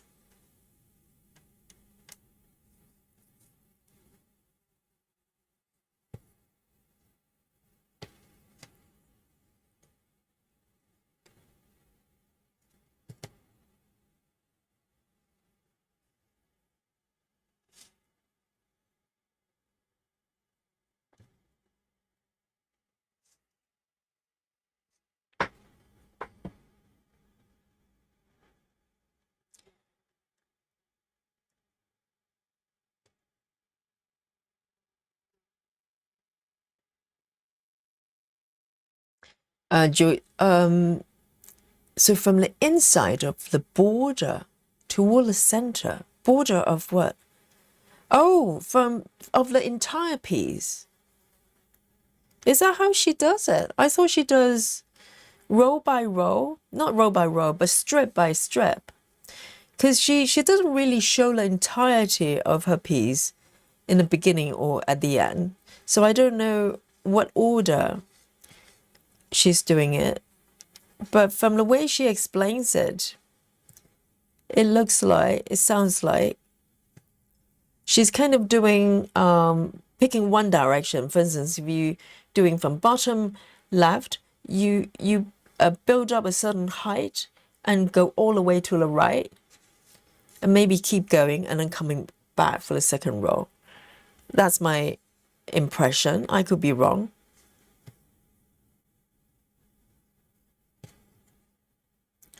And Suzanne, are you saying that she is doing... How do you move from outer to center? I'm not getting that.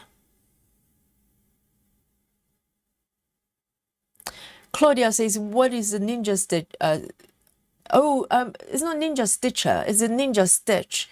It's referring to kind of a lone stitch, and there's no surrounding you know, stitches nearby. Sometimes you may have more than one, but quite far away, like, you know, just loose stitches scattering around. Those are ninja. They're kind of just there to ambush you. Lone stitches. Am I correct, Joyce? I think. Or sometimes you have a lot of stitches being left behind that you have to come back and fix. That I would refer to as kind of ninja as well. But generally just stitches that, you know, we don't like very much.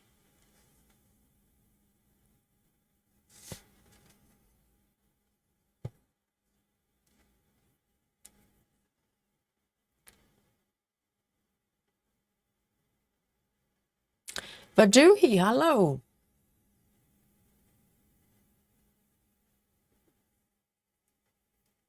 Lefty says, maybe we will be able to better embrace this process, seeing it from the start like this. Yes, I think, particularly from the stitcher's point of view, like from my point of view, I don't see the mess at all. Even though, yes, I think, you know, it looks like there's a lot going on there, but I know exactly what they are. Some of them are part threads, some of them are waist endings, and when I get closer to any of the waist endings, I just cut them off. So I'm not fighting with them. I think that's when it becomes a problem. And the way she stitches, she doesn't. She just comes to a natural stop when she, you know, and park. For instance, if I have, you know, the next stitch is somewhere over there, then I don't stitch it. I park before I run into this wall of threads. And so it creates that natural kind of, you know, barrier. So you don't wander too far, and you always come back to take care of, you know, your starting area. So far, it's making a lot of sense. I don't find it messy at all. And I don't have to fight with threads, you know. Maybe if I have to park somewhere inside here, yes, I do have to, you know, work with the threads a little bit. But other than that, and I think, you know, the more you stitch it, I suppose you probably get better at foreseeing something like this happen. And, you know, so it will happen much less, I think. And with this one, for instance, I can probably snip off.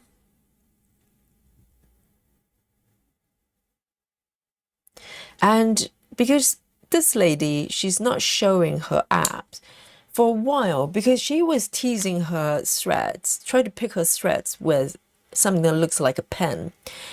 For a while, for a moment, I thought maybe she's working with paper charts.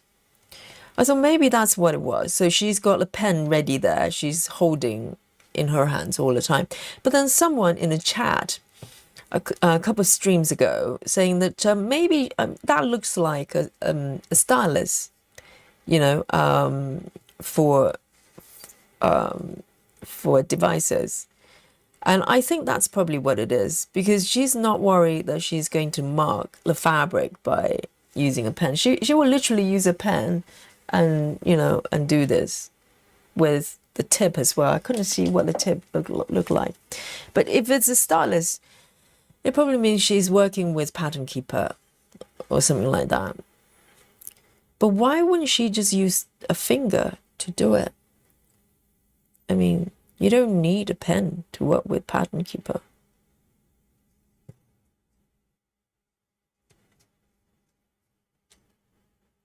Wow, that's a lot of contrast here.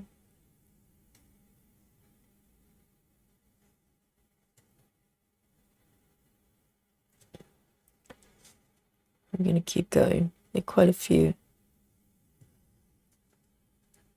I'll just keep going until I start to have to work with the part threads there.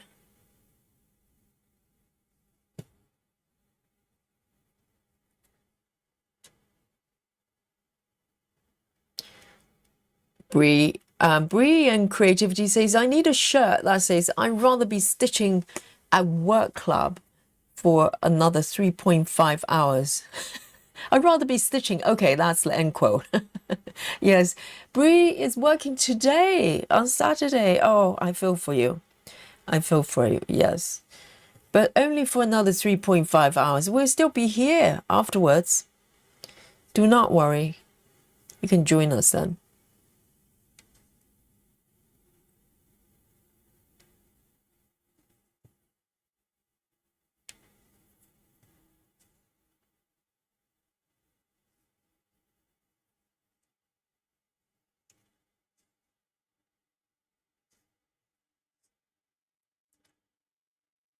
You're welcome, Asha.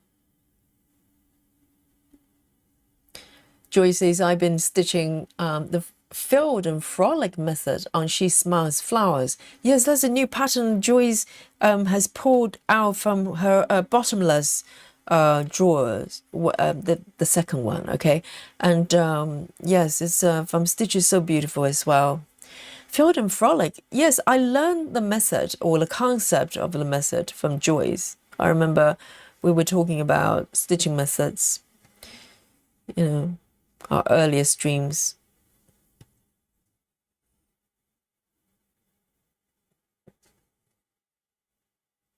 I mean, stitching methods is so fun, isn't it? Because by switching methods, it feels like complete, you know, new adventure. And that's why I'm really, really kind of, you know, what's the word? Fascinated by stitchers. They never change their method. Because I need to change.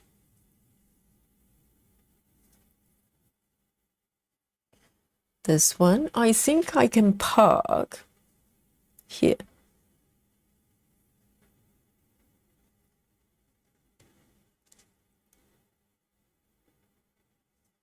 Okay, I'm going to park here. And I can probably remove this one as well. This little one. It's a little bit tricky. You need to cut very mindfully because otherwise you could cut the part thread instead. It could happen, can't you? So I'm going to be very careful. See? All clear. And there's only tiny, tiny bit underneath. That's the beauty of it.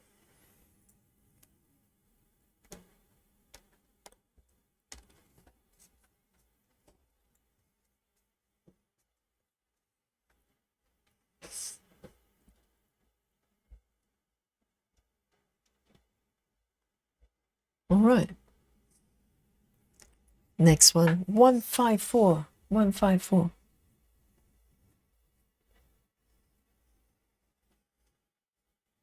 And this one, really, I'll probably need to do a ninja stitch with this one as well, because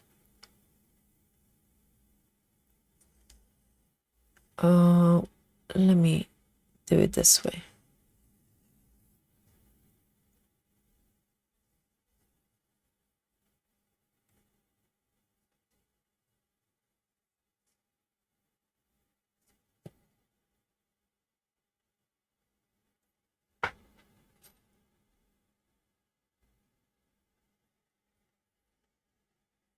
Oh,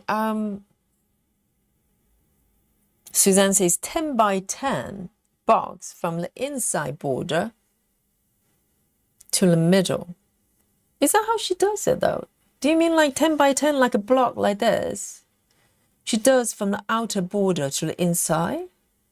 I don't think that's what she does. Do you mean like she's not working block by block, I don't think.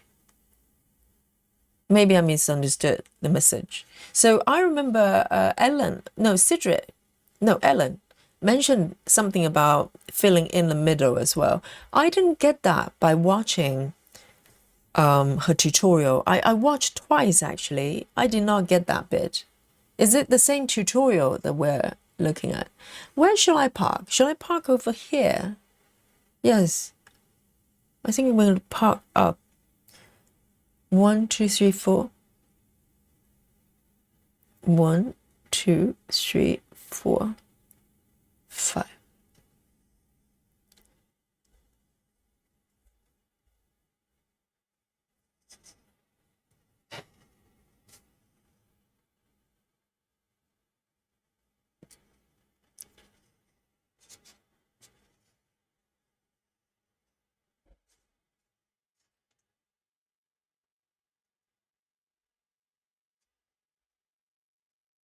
Stargazer, hello. Delusions of stitching says, I love stitches, so beautiful pages. They're so teeny comparing to Hade. Oh, they are generally smaller because this one is not small though. This one is 600 by 600, and it's about slightly bigger than some regular size heaven and earth, or not. This one's completely square, so a lot of Hade patterns or landscape or portrait. Let me see. I think I can remove this one as well, and it feels good when you get to a point that you can remove one of the endings. It's nice, isn't it? Let me see. I need to be consistent with the direction I park. Look, it doesn't look too bad at all. They just get cleared as I move forward.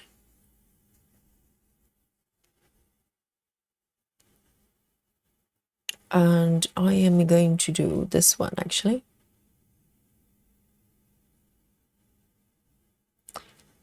Okay, 3371.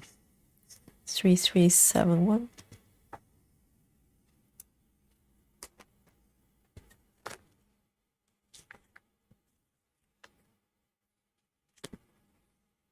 And so far, I've got every single color so far. 3371. Okay, there's another one. Have I not got this this one already? No. Hang on. Let me just 939 3371.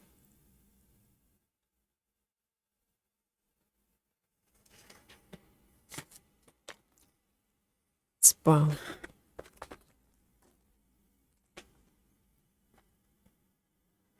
Sarah says, I made it cross the top of my first page. Well done, Sarah. Are you going across like one strip at a time, full width, and then come back?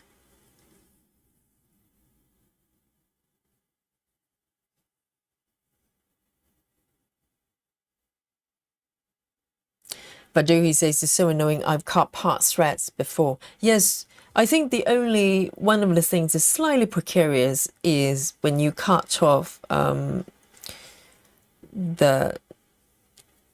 end bits. You know, sometimes you could accidentally cut the part thread. So.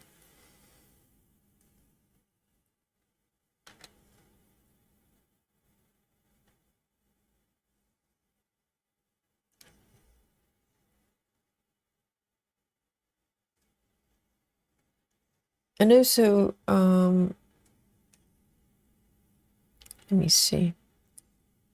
I think as I'm stitching, gradually I will build up, you know, better idea in terms of how I can arrange where I park and where I start and stop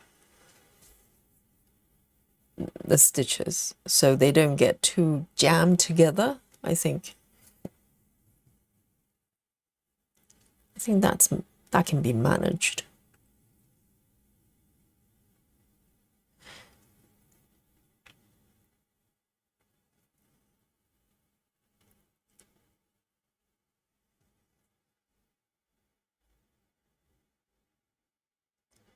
Two.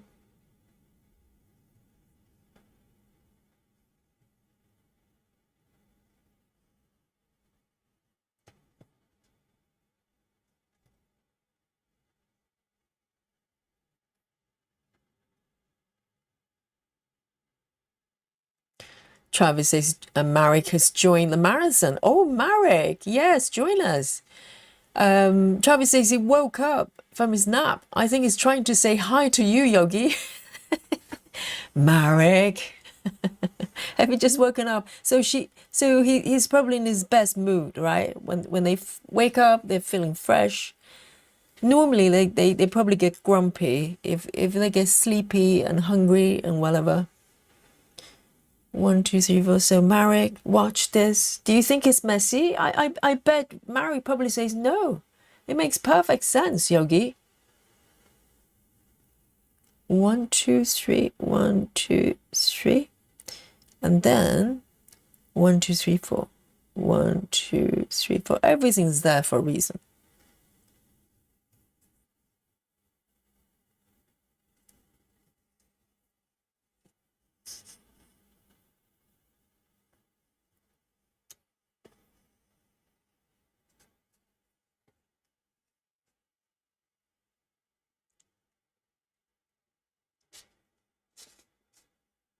And I'm going to pick up the next one.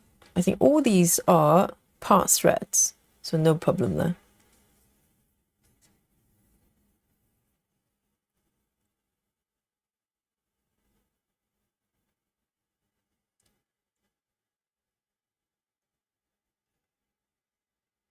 Chelsea says I'm stuck in block by block completion method. I feel like I forgot any other method, but it was easy to count without electronic pattern. 2 to 4 stitches, my new style. Are you stitching with paper? Yes, I think block by block parking is manageable with stitching paper. I'm just trying to run it through my head because we were talking about our strategy when we do our I should be doing Danish when we're doing our 10-day paper pattern challenge, okay, in a couple of weeks time. And I think the best policy, doesn't matter what method you do, is about keeping close to 1, 2, 3, hang on. 1, 2, 3. Is it keeping it very close to the same area? I think the further you wander, the more trouble you might be in.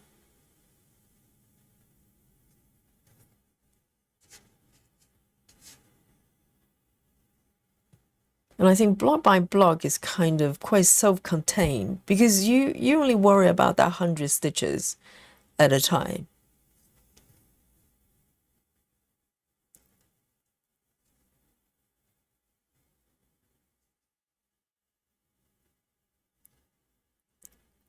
And I can probably get away with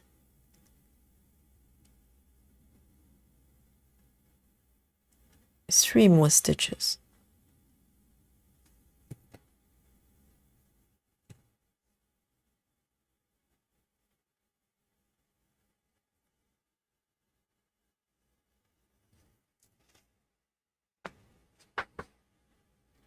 Chelsea's having a 3371 spooky bingo. Was it the last color? Sorry, I saw this.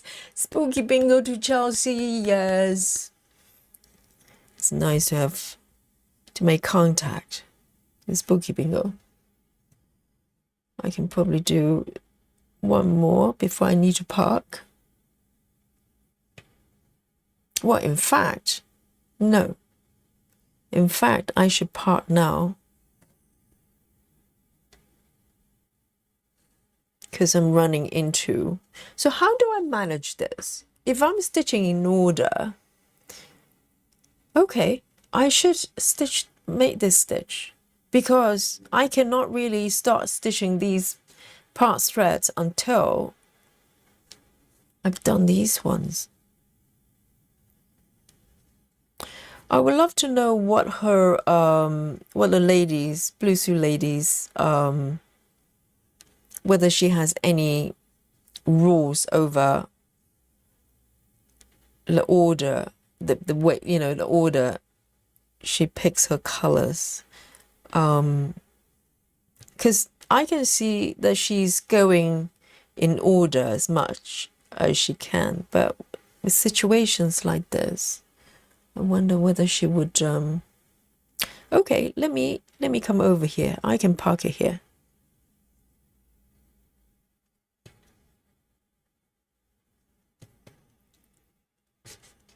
Because you can explain a method, but until you're stitching for real, you know, with a real pattern, real stitches, it's kind of a theory.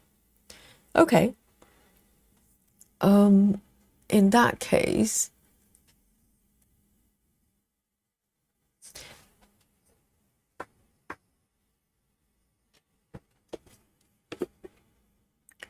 Chelsea says, I'm doing a stamp kit, so not really looking at the paper pattern at all. That's nice. Joy says, I also picked up from the Blue Suit tutorial that working from the outside inward is necessary. What do you mean by that, though? Outside inward, as in the entire piece. How come I didn't get that bit? I watched it twice. But the AI explanation is a little bit iffy. Maybe I should stick with auto translation. But so okay, let me read it carefully. Joy says, well, I picked up from the Blue Suit tutorial is working from the outside inward, and it's necessarily referring to the masterpiece are all made this way. Right, I didn't notice masterpiece was being used, the term, but I wasn't sure what she meant by that. Masterpieces are made this way. I don't agree, but it seems important. What does that mean? So going from the outside of the entire piece, stitch inwards? So does that mean she would go, if she starts from bottom left, she would stitch all the way to the right? Let's say this is, you know, if this was the entire piece, right? Let me come in a little bit. Let's say if it's the entire piece, does that mean that she would go to the right all the way and then go up? Is that what you mean? And start to flow stitches to the left? When you, I'm not getting that. I'm not getting it. I probably understood it wrong, but is she referring, I do remember the word masterpiece was referred quite a lot, but I thought it was just lost in translation. I thought she probably meant the entire piece. Did she literally meant she did she well was she actually referring to masterpiece as in paintings, you know, like how the painters paint or whatever? I'm so confused.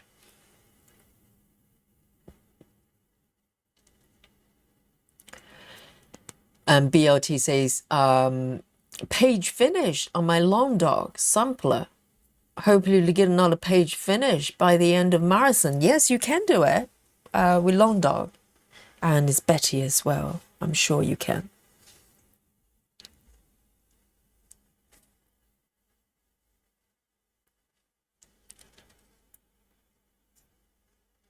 All right.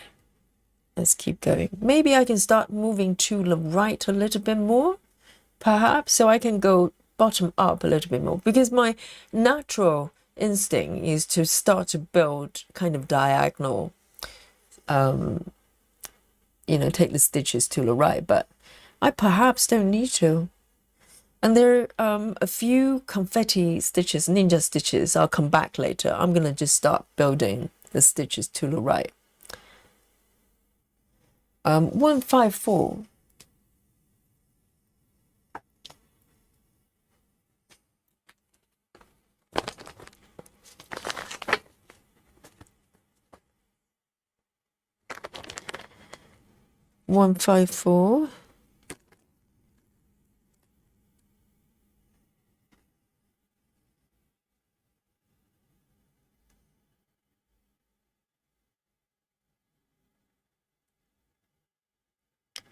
Marilyn, hello. Marilyn says, good morning. I need to finish kitting up before I can start, but I will do the Ever Heart mosaic on 18 counts. That's a beautiful piece. That's the piece I was talking about originally when I first came across Stitches So Beautiful's pattern. That was the one that got my attention. And I actually came across the mini version first. And I thought the style was kind of slightly fuzzy, really pretty, you know. And then I realized it was slightly fuzzy was because it was a mini for Stitches So Beautiful. But just, you know, the mini version, actually, I prefer in some way, because I looked into the max color, larger pieces. It's beautiful as well, you know, but everything just looks too precise, if you know what I mean. It's like, it's very, very high def. I actually like it quite loose on a mini. That's a beautiful piece.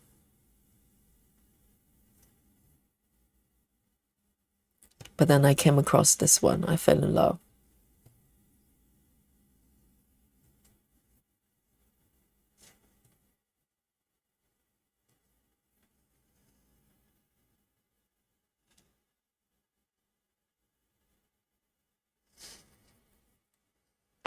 Ah, Chivers, very good point. So Chivers says it's like a puzzle when you do edge pieces first. But it's kind of well, maybe she's got video showing her entire piece in progress, but because her videos are very close up, you see the stitches, but you don't see the full picture, if you know what I mean. So it's very hard to figure out what order she stitches, you know, for the entire piece. I'm not sure if that's what she meant. I'm not sure. No idea. It's just by watching the same video Joyce and Suzanne have been watching, I did not pick up the middle bit. So I need to figure out what it is. Oh, see, I just part this thread the normal way. I forgot to do the first lace.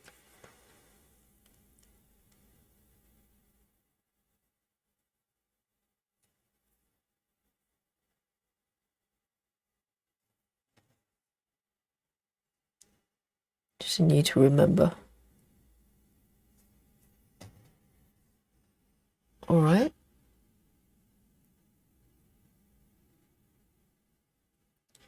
And so far, my take with this method is it feels a little bit, there's a slightly kind of color flow element to it because everything is, being stitched as I move forward. But at the same time, there's an element of cross country as well, mini cross country, because I'm allowed to float my stitches, whereas color flow, you can't do that. So there's a, slightly hybrid feel to it as I'm stitching it. It's very interesting. This one, A14, I can probably do all the stitches. A14.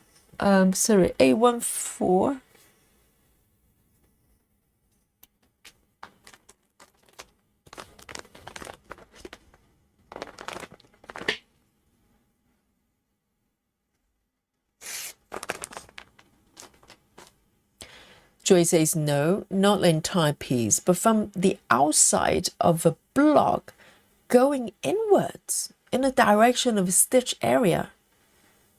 You mean like if you have a block like this, you do the surrounding and then the middle, really? But if you look at her, well, probably I understood it wrong again, but I mean per block, and she will fill in from the outside to the inside. I didn't get that impression actually, because she looks like she just moving all the stitches toward kind of one direction, bottom up or top to bottom. I did not get that actually. That's interesting. So we're talking like a single block, and she will fill in, but she's not doing block by block, is she? So how do you do that? I have questions.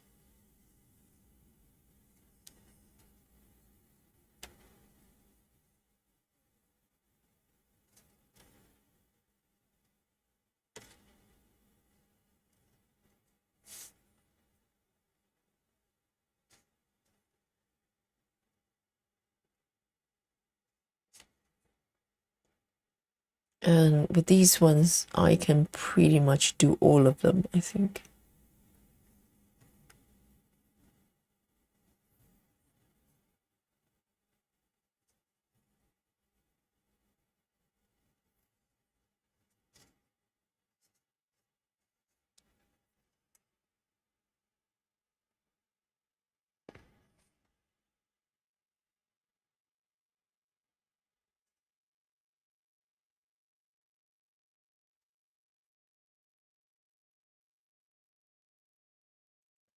Belinda, hello. 1, 2.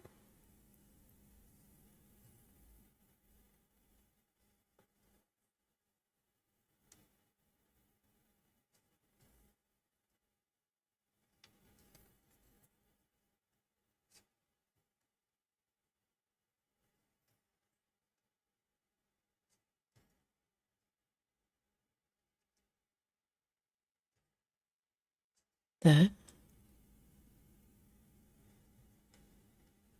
And 1, 2, 3.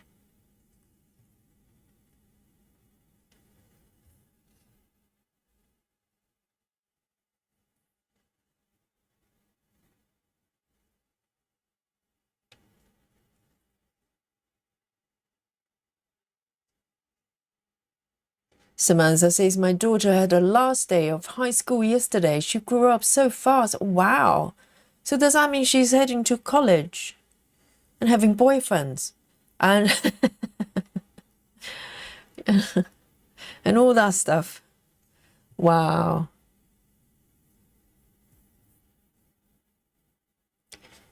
She's going to be on her way to independence.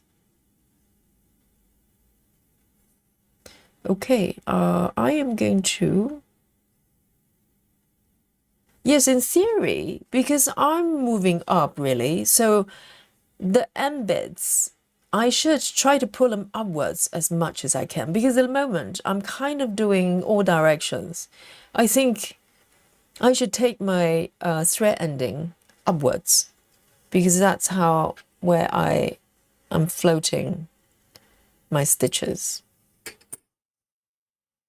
And it's interesting because if you guys are familiar with Needle Ninja, okay, she's not making content anymore, but the way she ends her thread ending, she's basically doing the opposite from Blue Suit Lady, because Blue Suit Lady is pulling out the embeds like this as if you would with normal part threads, and then creating one leg, stitch one leg when she parts her threads, whereas Needle Ninja is doing the opposite. She will part the threads normally, just pull the thread out, but when she ends her ending bits, her waist ending, she will actually do something very similar to one leg. She will pull it diagonally, but she will make it look maybe over two to make it, look different from a normal 10 stitch. So the stitch will look larger, but she will tuck the embeds down with 1 10 stitch over two, and then pull the embed out. So I think the advantage of that is obviously these embeds are not going to stick up like this, and they'll get tucked down. But obviously I can't do that because it would be very hard to tell between thread ending and a part thread. But it's just interesting that, there's some parallel to it. Okay, A14.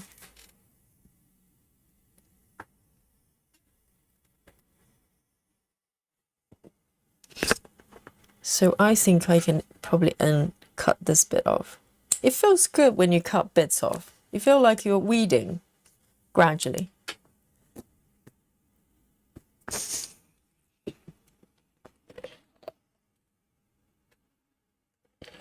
So I have a sip of water. Maddie says 5,600 stitches in the last half an hour. Yes, Maddie, well done. No kidding. Up to this point.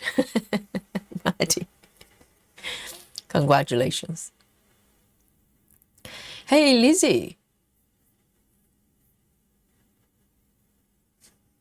All right. I'm going to start to move my stitches to the right a little bit. In fact, I am going to grit one more block. It'll give me more space to move. All right, I'm going to count carefully.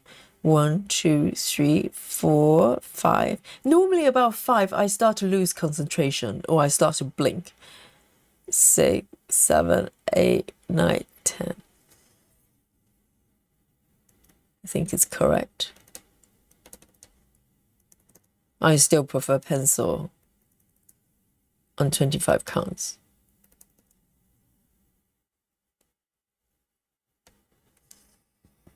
Okay.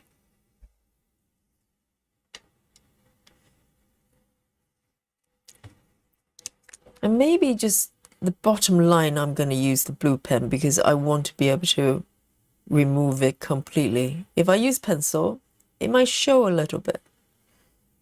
So that's the only line I'll use the blue pen.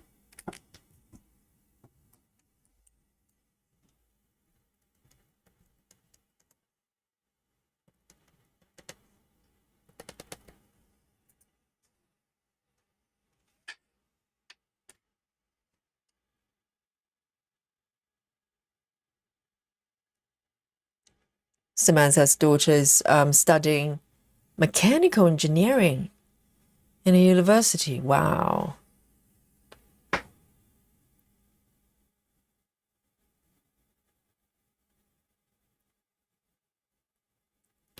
Okay, 3371. 3371.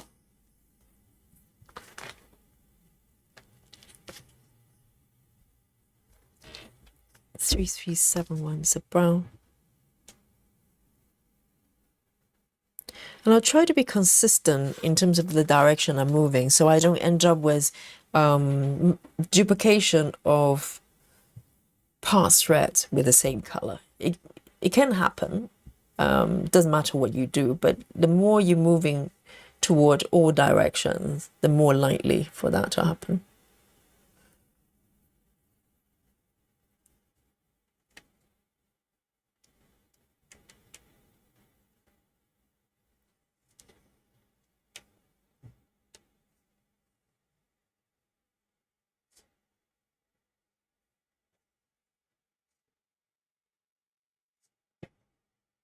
Whoops.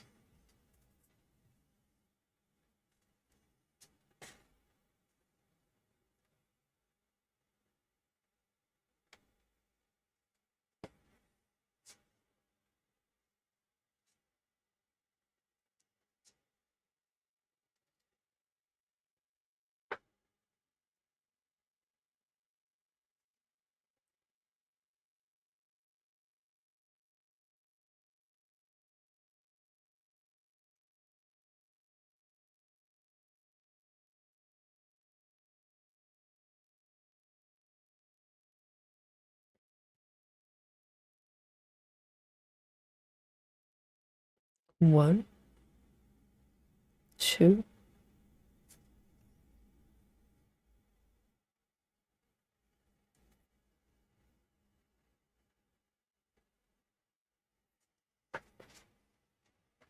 Bluebell, Anna says, my first impression is, I think she's referring to Blue Sue lady, isn't it? She says, my first impression is she starts at the top or bottom, okay? Takes the full pattern, horizontal section by section. And in each section, she stitches from the surrounding edge inwards.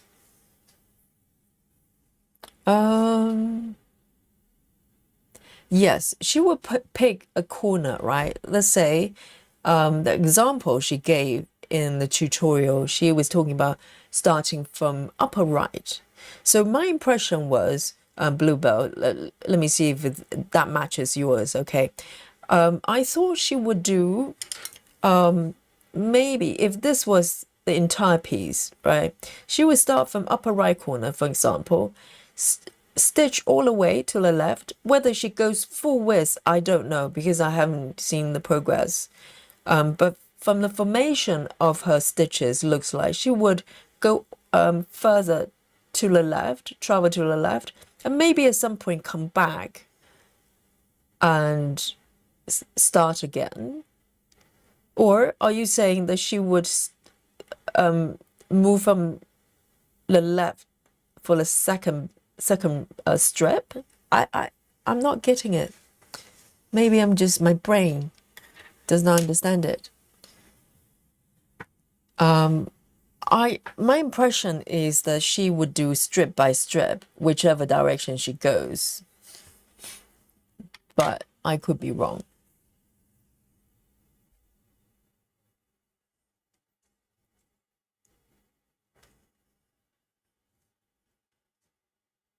Lizzie says, I know I should be stitching, but I can't decide what to stitch. And Yogi, I have Saga. Oh, really? Wonderful. Yes, have a play with it. See if you like it. But if you don't know what to stitch, you just close the eyes and just, pick one. Let the universe decide.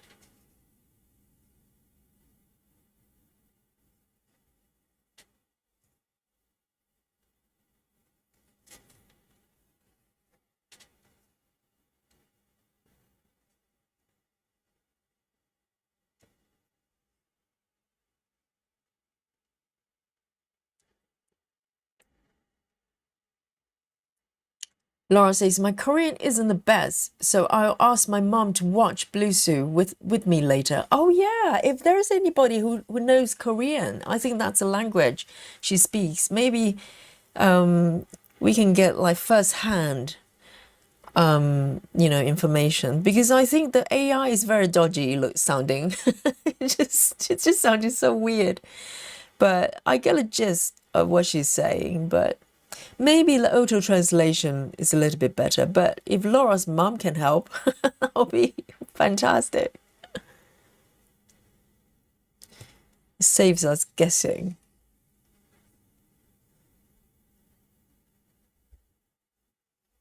I am going to maybe do this one and then park.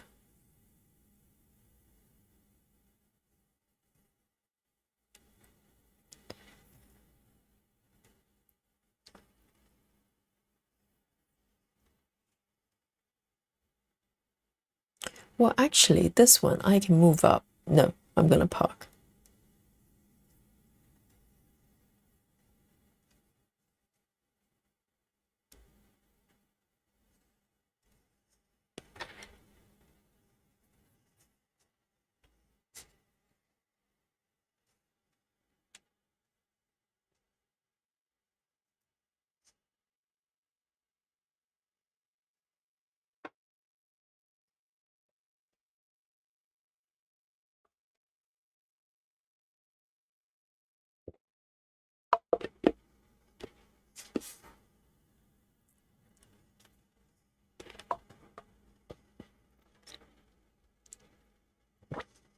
Nikki says, Laura, I'm half Korean, so is my husband.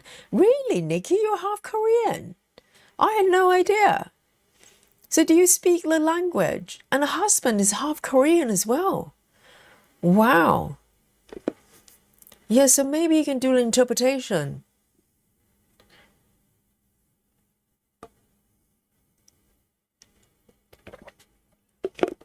Susan says, let the chat decide. Yes. How about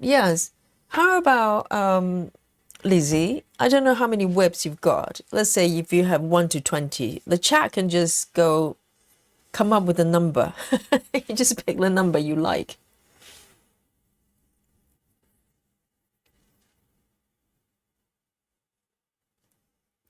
Sometimes if I'm not sure which one I'm going to be stitching, normally I just pick them up. I just go into my storage, I've got a little fabric box, and I just pick them up individually and look at the stitches. Normally within, a minute or two, I will, I'll know what I'm doing. Sometimes, it rarely happens. Normally, if I just look through my thumbnails, I get a feel to it. One of them will speak to me. And if not, I just pick them up and start looking at them and they will talk to you.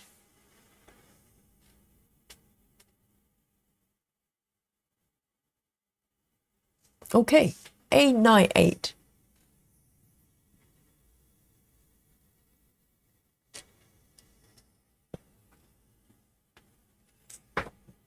Marsha, it's sleep time for Marsha. Marsha says, time for me to sleep now.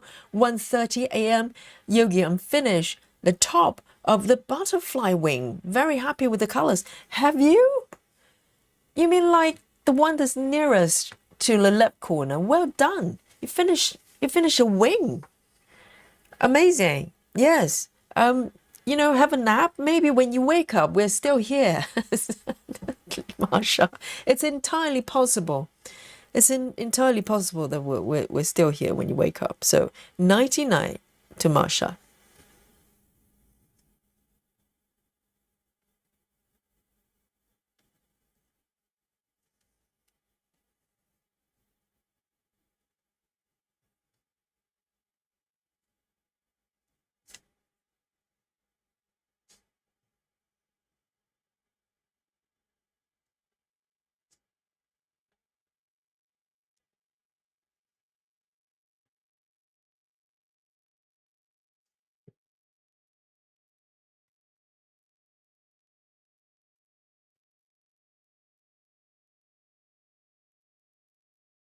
Okay.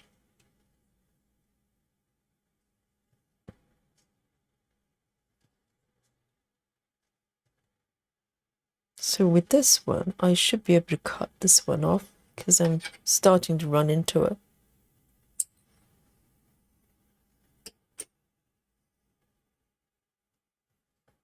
So in a way, in theory, you never have to fight with any threats there because you just cut it off.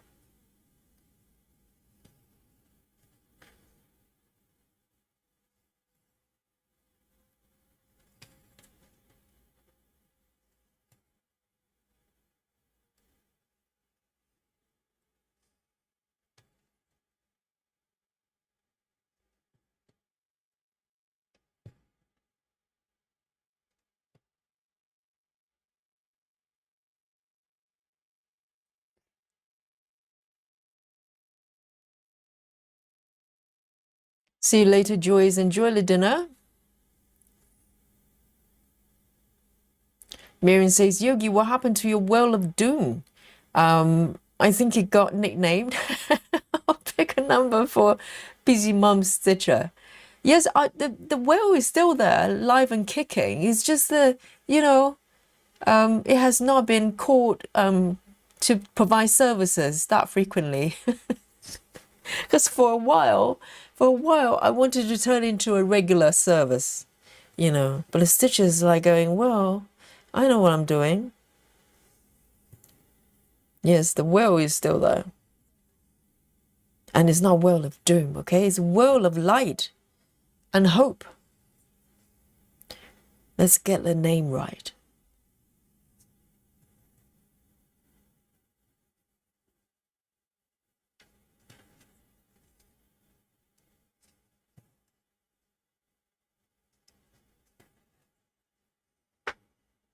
Okay. And I am going to park here.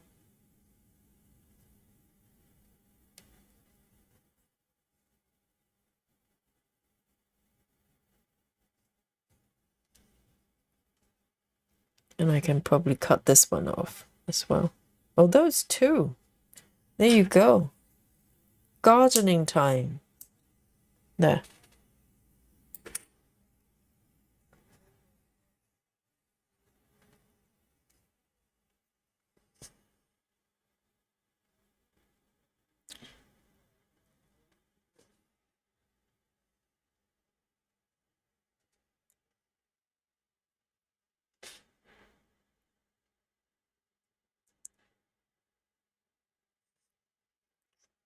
So, Nikki, can you actually read or speak Korean?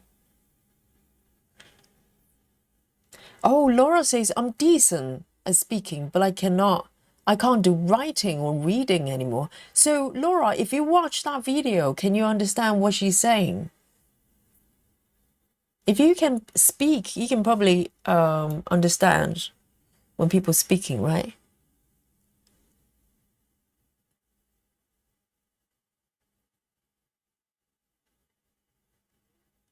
Because we really need an interpreter. 3685. 3685.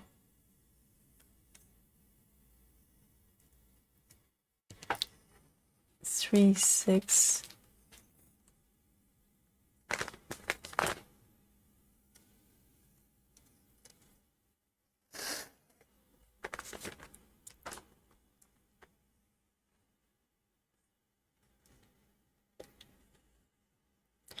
Good morning, Tracy.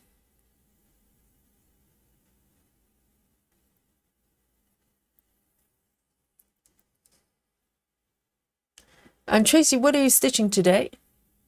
You're kitting up. Stitch is so beautiful. Pieces.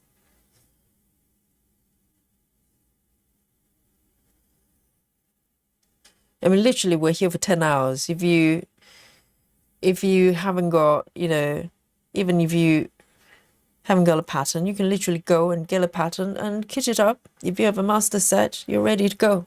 Well, you need the fabric, okay. But that's about it. You can literally just spontaneously join in.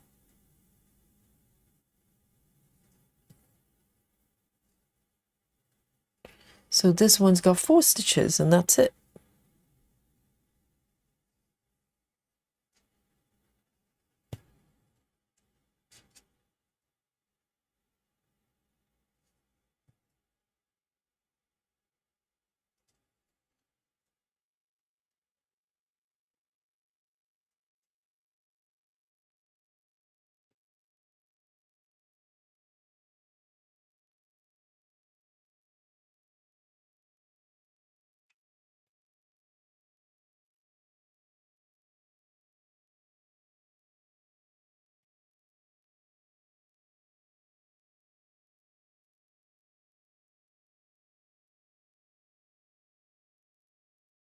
Nikki says, I'm trying to relearn it again. It's slow going. Does that mean you could speak it at one point and then you forgot? It's fascinating, isn't it? Okay, so just 4 stitches. I'm gonna end this a little bit. 3, 6, 8, 5. Going back. Well, so far, I think it's going pretty well.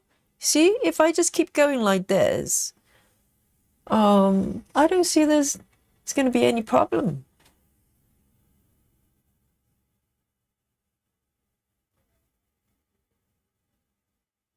All right, 550. 3 stitches only, so I'm going to just do them all. 550.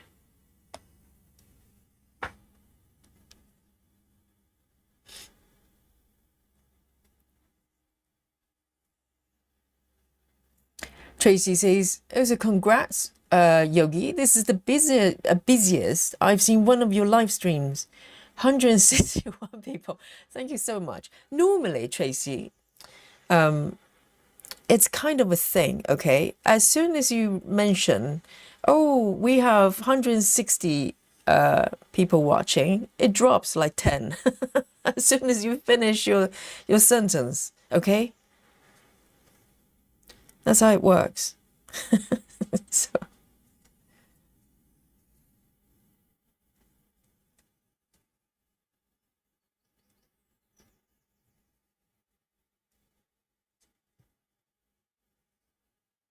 So there are only 3 stitches.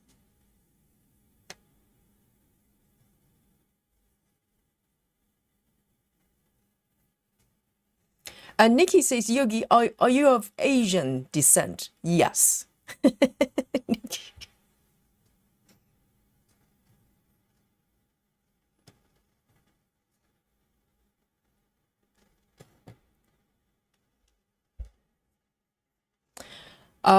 Lizzie says, well, we're of destiny. Well, there you go.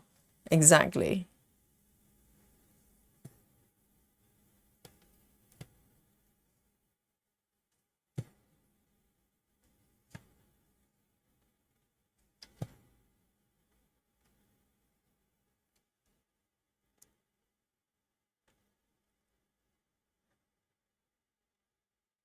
Serena, hello. Serena says, I'm at the birthday party, so no stitching at the moment, maybe later tonight. Well, there you go. It's not somebody's birthday, not yours, is it?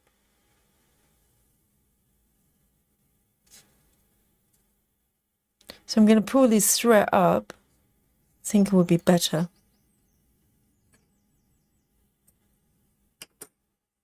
$5.50.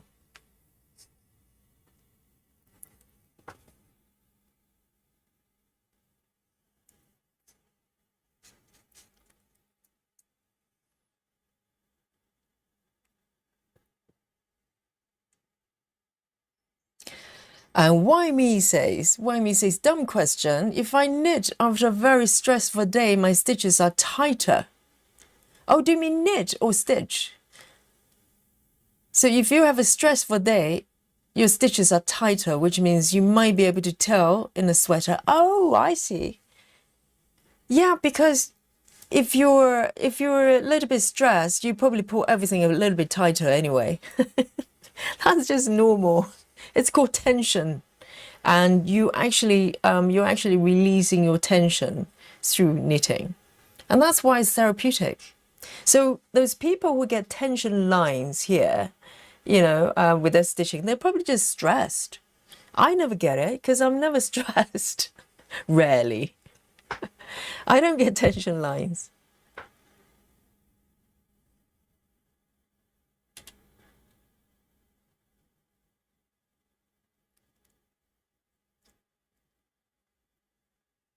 But the thing is, though, when I knit, particularly if I have to knit something that's kind of fitted, like socks or like a jumper, my tension, for instance, if I stitch the left side of the sleeve versus the right side, they always come out different lengths and sometimes different size. I think it's just the tension control with the hands, and it could be whether I'm having a stressful day or not. I don't know, but yes, I think tension control it comes with the skill, isn't it, of the knitter. Okay, I'm gonna just do these ones.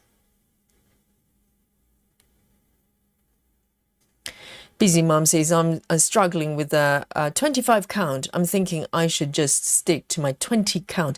If you don't enjoy, if 25 is just not for you, why? There's no reason. 20 count is just as beautiful, to be honest. I don't think you even notice any difference. It has to be sustainable.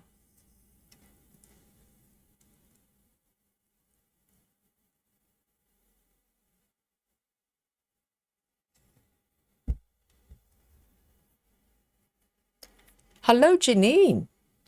You're working today, aren't you? But Janine has made time to come to say hello to the chat. And Yogi, well done.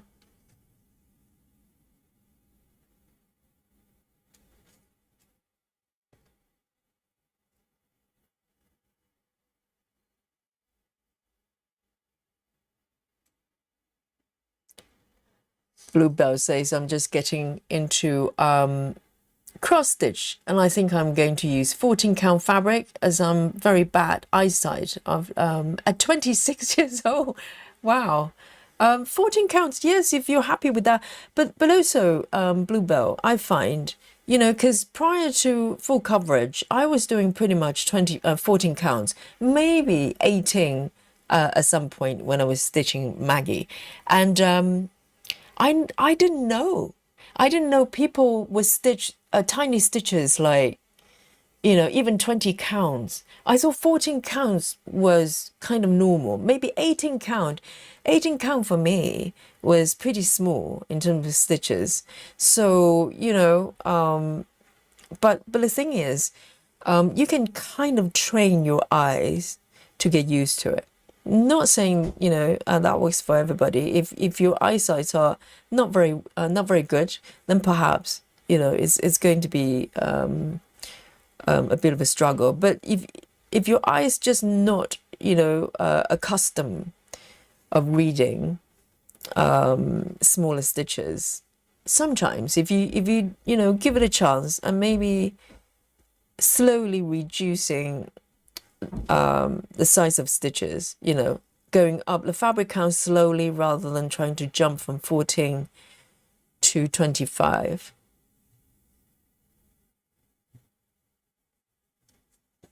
Then, your eyes might just learn how to readjust.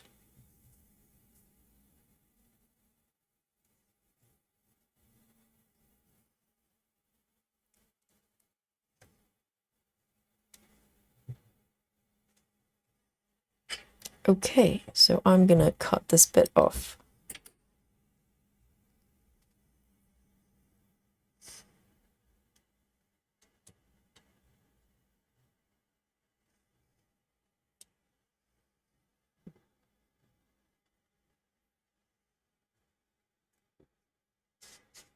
Beautiful.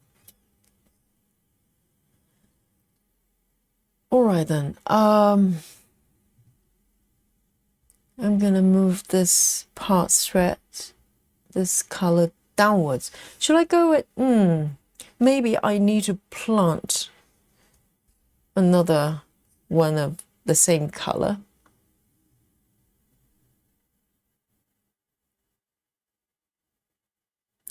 Hi, Total Stitcher. Heather says, good morning, Stitchy friends. I'm inspired by all the beautiful stitches, so beautiful patterns. I plan to start one when I get traveling library to 10%, which is any time now, I bet.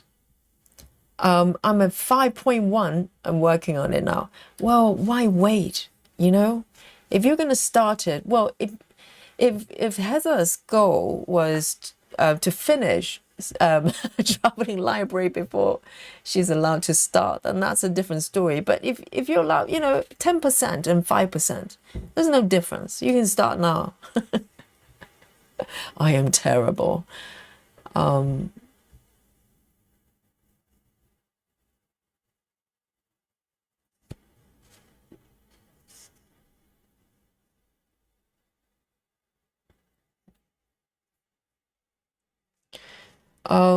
Bluebell says my eyesight started getting worse at 10 years old. Oh right, so maybe some people were kind of born with poor eyesight, so maybe there's some conditions. If that's the case, definitely don't force it, And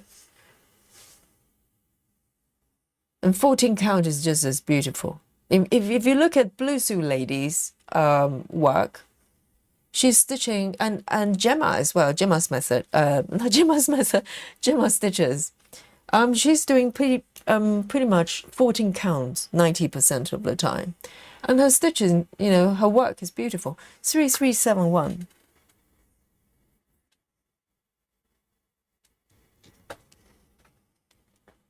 Three, 3, 7, 1.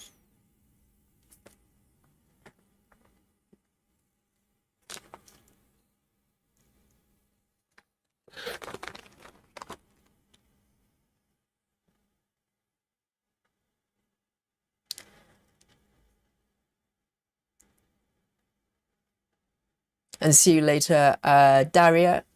It's 1:35 past 1, past midnight.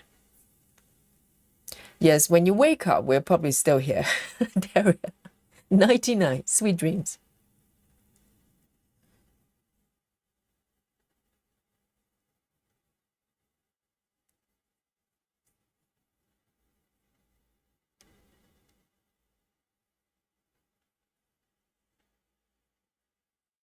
Lizzie says, how do I make a sprint on Saga? You go to, let me just show you quickly, okay, Lizzie. If you go to your chart here, so I don't know whether you're using iOS or Android. You should be able to find a icon that looks very similar. So if I count from the left, 1, 2, 3, 4, 5, 6, there's 6 icons from the left. So I think Android or whatever version you're using, there should be the same icon. Can you see that chart looking icon there? If you tap on that, it brings you to the stats page, and on the right side you have 2 tabs. One is calendar and the other one is like a clock looking thing, and there's a plus sign, and that's your sprint. So it's quite easy. I haven't got a sprint today because it's a new start, so it doesn't matter.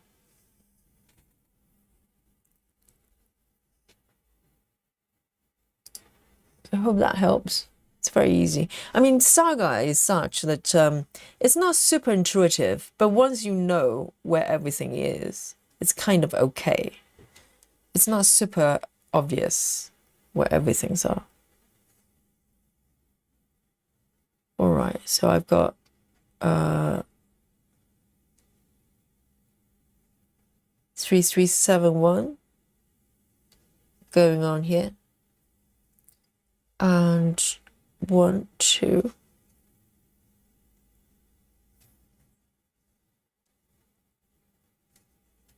I can probably cut off this one, and that one.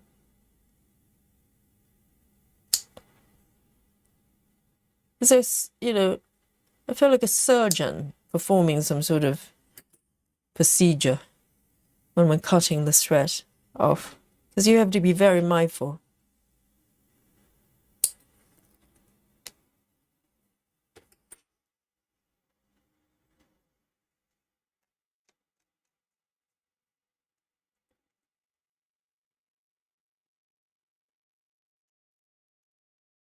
One, two.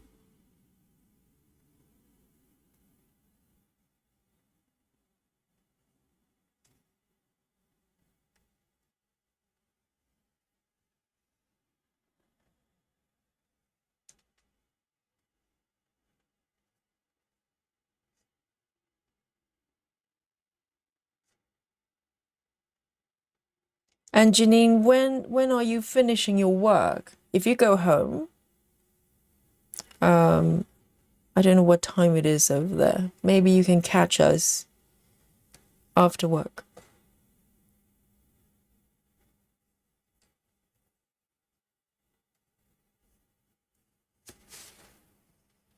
Alison says, I'm almost blind in one eye, but I use a magnifier with my glasses, and I have webs from 14 counts to 28 counts. 28 is a push, but manageable with good lighting and magnifier, although I use this all the time. Oh my goodness. So, yes, I think if you only have eyesight from one eye mostly, I think the challenge would be, I think it's probably a matter of if you're used to it, you probably adjust to what you're looking at, I presume. But apparently, if so Alison, you can probably tell me whether it's true or not. The second eye is actually, because technically, if you can see it from one eye, you can see what you're looking at. But the second eye is there to provide perspective and distance, for instance. That's what I've been told. I think if you have only have eyesight from one side, everything looks flatter. Is that true? But I suppose it probably requires comparison. 1, 2, 3, 4. I can stitch this one. It's okay. I've got.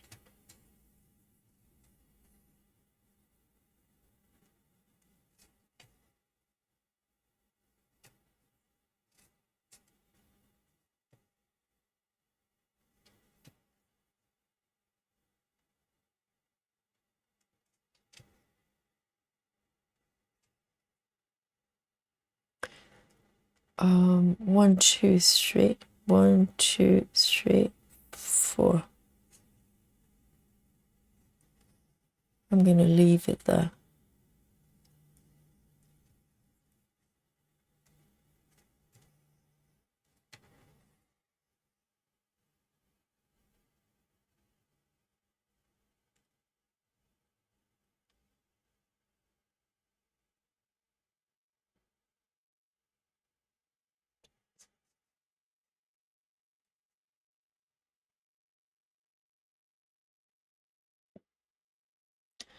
Oh, Sidra is having 3371 spooky bingo. Yes, I just finished this one. Well done. And Chelsea as well. And let's have a look.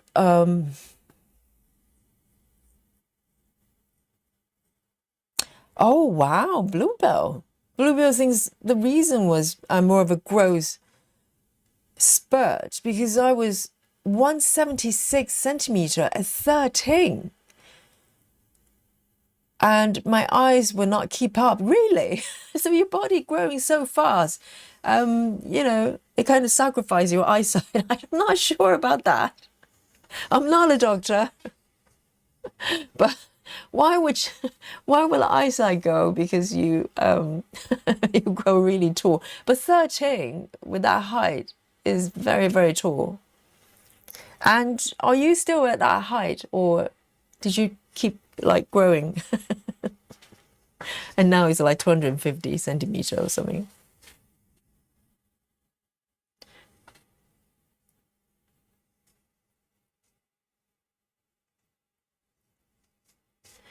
But I have heard cases that people having sort of, you know, they suddenly grow tall and bigger in build, not fatter but bigger, just bigger person, because they have some sort of growth hormones issues. One person, one case I saw was actually the person has kind of a tumor, kind of benign tumor, and kind of stimulating the wrong part of the body of the brain, and the body just start growing. I mean, human body is pretty incredible. Okay, so I'm going to keep moving to the right here and see what happens. Maybe I'm going to hit a wall of some sort. Until then, I'm going to keep moving to the right. 939. 939 here.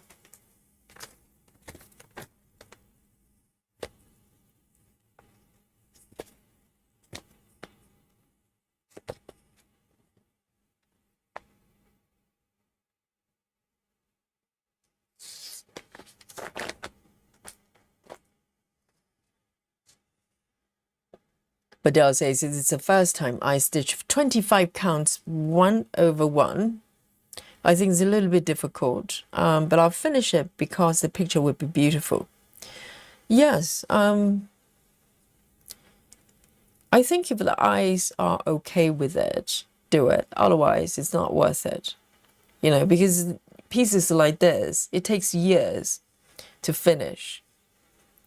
So you don't want to sacrifice your eyesight. Okay, let's have a look. I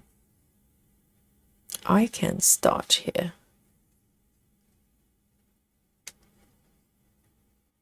So this one's got tons of stitches.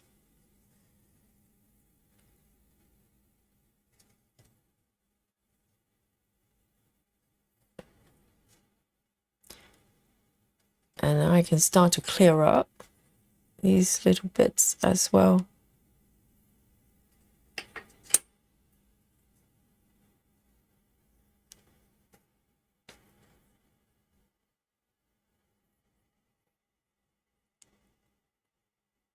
Janine says, I ordered a 20 count and still waiting to get it. I'm looking forward to trying 20 counts. Janine's go-to is like 22 or something like that. So 20 wouldn't be that different. But 20 will be probably just more generous in terms of the stitches. Okay, I can gradually, this is great. I can gradually remove all these ones. It'll make a lot of difference. I think this is going well.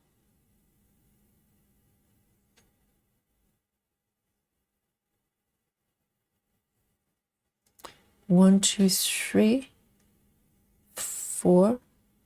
So I can take it all the way to the right.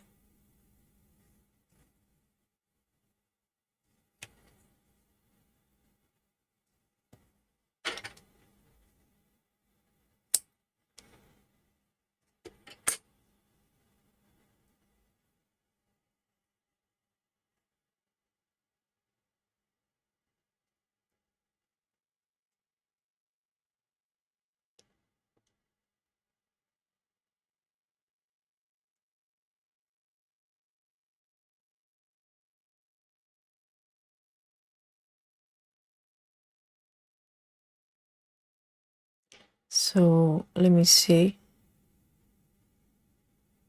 1, 2.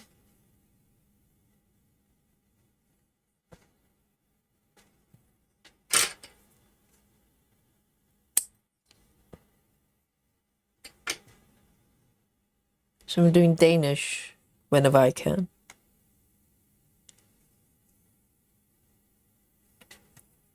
And 3 more from here.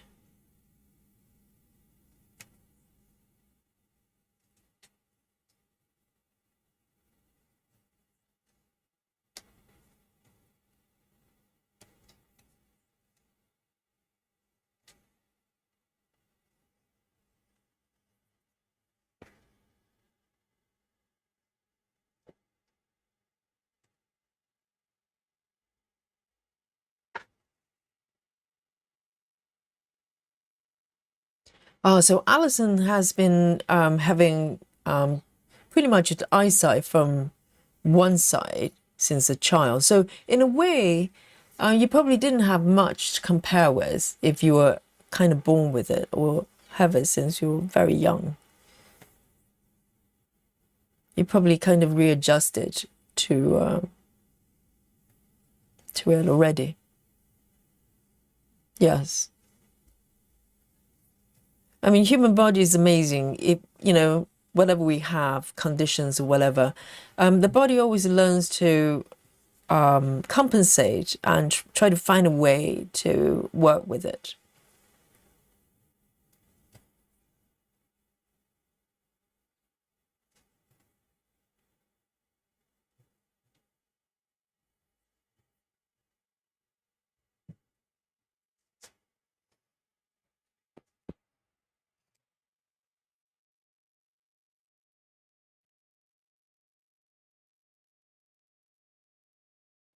Janine will be home around 9:30. Well, we're going to be here still. You can go home, make dinner, and eat dinner. We're still here till midnight.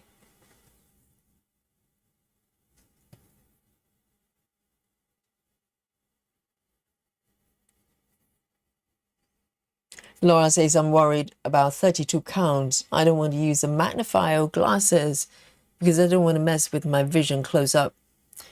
Well, yeah, it's just not worth it. I mean, eyesight is so important.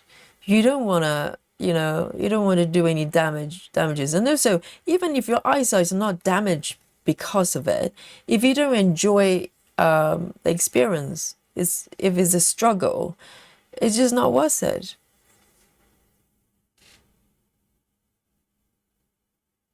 There's no reason you have to do 25 counts or 32 counts. No reason at all.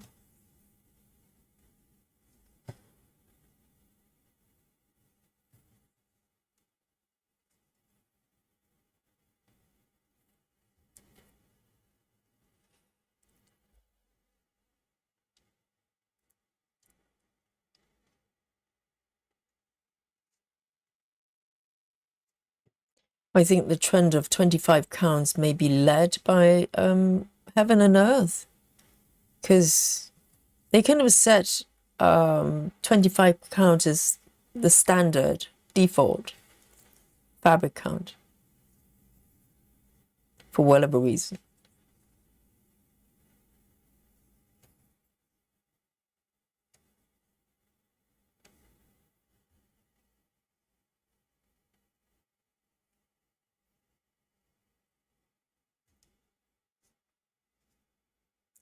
Dana says, there's a cross messing in between. Are you referring to my beautiful stitching? Oh, do you mean this one? I just had a look at... Do you mean this one? I just had a look on the screen because with naked eye, I couldn't see it. There's one stitch, one gap here looking a little bit suspicious, doesn't it? Is this the bit you're referring to? I'll probably try to figure out which color it is. I'll probably stitch again. It does look like either one leg is missing. It does look like that, doesn't it? Oh, nothing escapes the chat. Yes, I'll go back and fix it. Thank you, Dana. Bluebell says, now I'm 178 centimeter tall. The actual reason is my eye shape is more oval at the back. So the input can't reach the back fully, really. The shape of the eyes affect what you can see and cannot see. And you're very tall for sure. If you're a lady, I presume that you're a lady. So you were 13, so you're 170 something when you were 13, and then kind of stop because some kids grow until they're like 16 and stuff.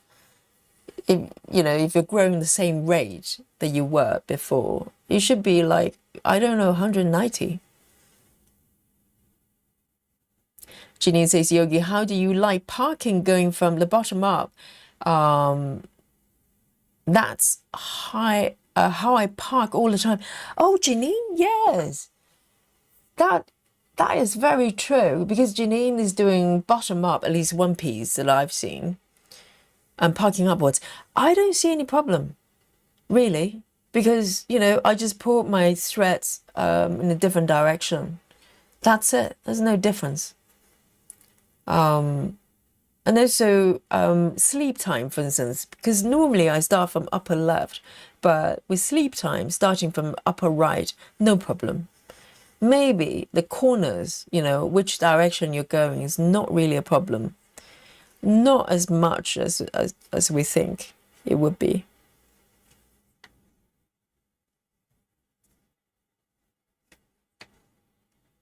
It doesn't feel weird either. It just feels normal.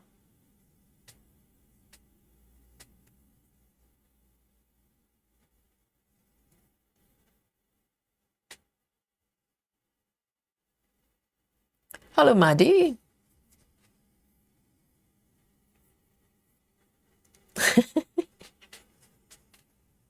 Jeannie, be nice. Michelle says, I like the 22 count as well. I have a couple on the 25. They're not enjoyable. 32 was not for me. Yes, if you're not liking 25, 32, just let it go. You don't need to stitch 32. I mean, to be honest, 25, I'm pretty comfortable with. And, before I tried 28, I didn't really feel the need to do 28 at all. I was quite happy just doing 25. But it's more like just curiosity to see if I can stitch it. And I just happen to like 28 as well. But 32, to be honest, I only have a little bit of experience, stitching the Christmas piece. And will I do it again? I don't know. I'll probably continue with that piece. I'll have to think about it. But, will I do another piece with 32? Who knows?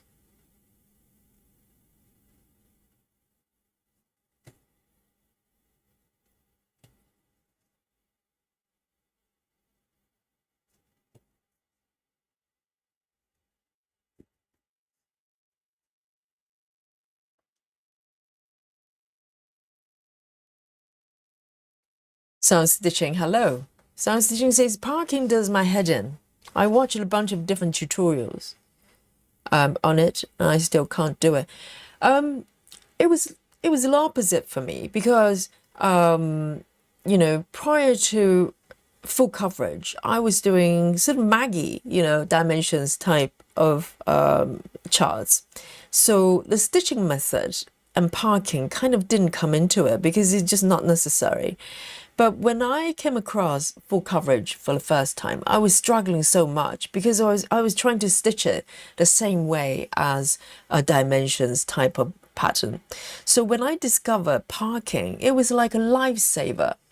I realized, oh, there's a way that you can manage those stitches, the confetti and stuff like that, that you can actually do it sensibly. So parking for me makes a lot of sense.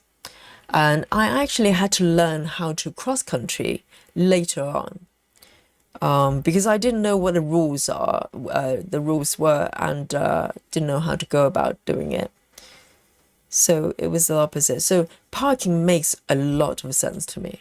It's kind of my default, stitching method for this type of projects.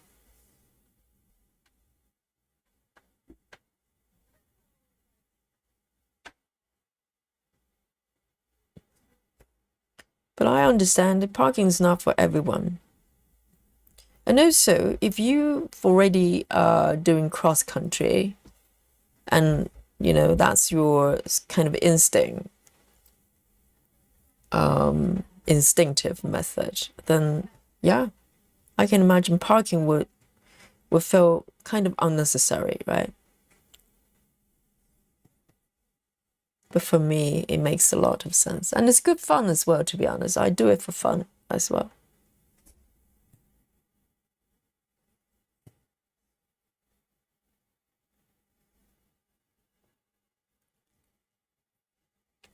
Lizzie says, I'm thinking about going to 32 count for super duper supersized max color library of cats.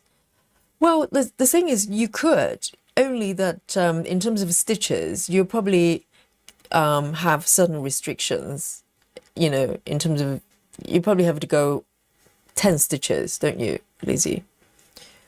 And I know some of you manage to stitch full cross for 32, but that's a little bit of a struggle for me. Not everybody can do it.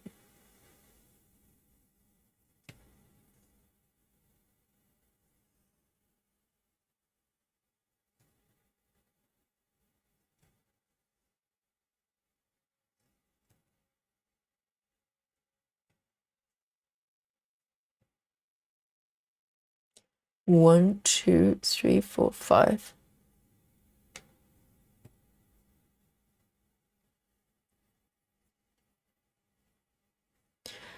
Rivers Love, hello.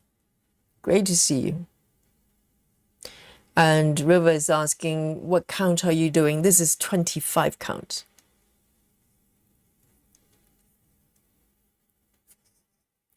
Kelly says, I choose the count of fabric based on the age I'll be if I get to finish it. Oh dear.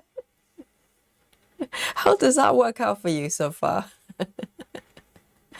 So, the age. Well, for me, that would be 150. 150 count.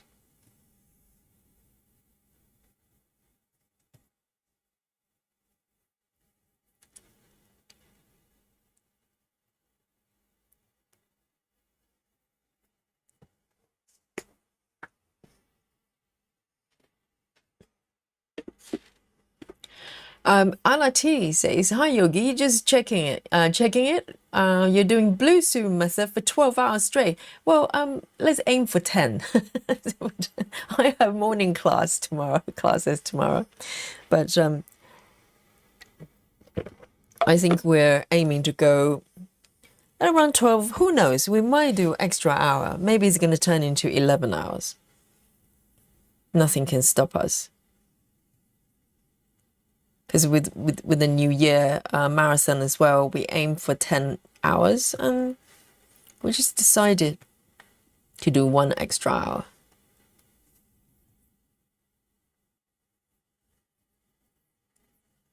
But so far, it's great. I do not feel things are being messy or, unmanageable. It's fine. Absolutely fine. I'm enjoying it. Because it kind of gives me a lot of freedom. I have kind of best of the both worlds. So on one hand, I get to kind of complete the area that I've, as I'm moving forward. So I don't have to come back like cross country a lot of times. You have to lose stitches, you have to come back and fill in. But at the same time, I have the freedom to float my stitches away a little bit as well. So it's making a lot of sense right now.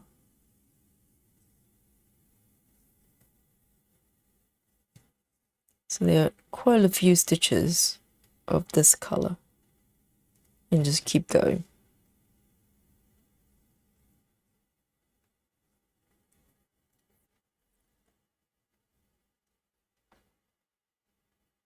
Laura says 101 alphabet is going to be on 32 counts for me. I need to up the size because I couldn't find an affordable 28 count.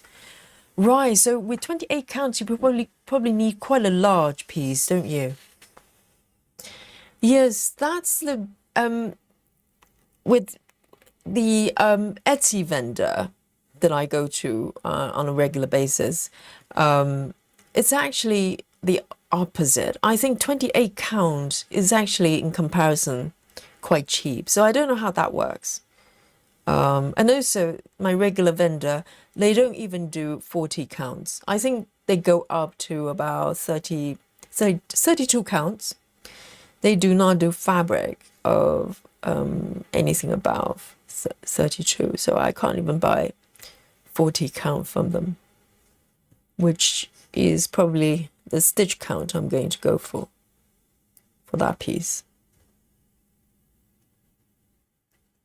Solar Wind says, just a guess. I think Hade adopted 25 because it's popular with full coverage stitches. Do you think it's the other way around? Because I thought the reason 25 count is popular was because of Hade. But why would full coverage stitches just randomly pick 25 counts, not 28 counts? Not 20 counts, not 22 counts.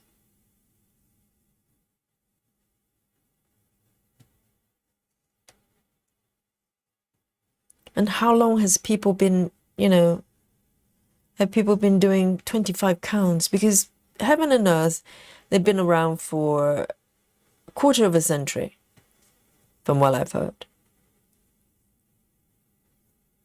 And to be honest, prior to COVID, I didn't even know people were stitching this way. Okay, oh, I lost that bit. Thread chicken coming. I've got a little bit to go.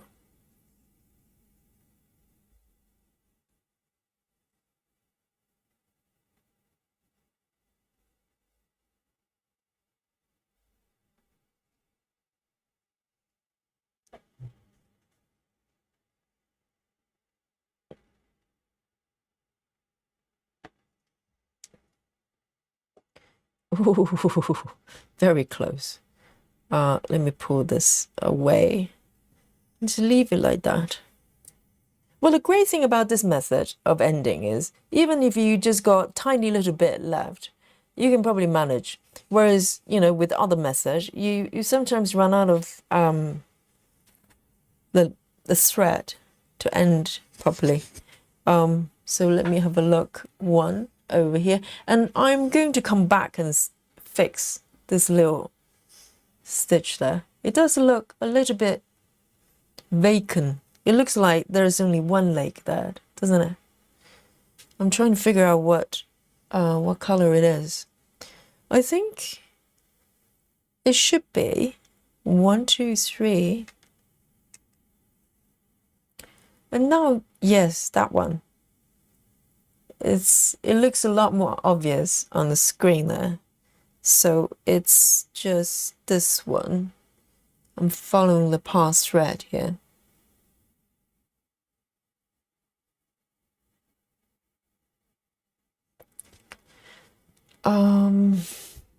One, two. So 1, 2, 3, 1, 2. Oh, that one.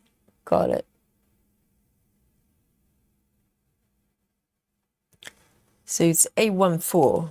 I'm going to just stitch over it. A14. I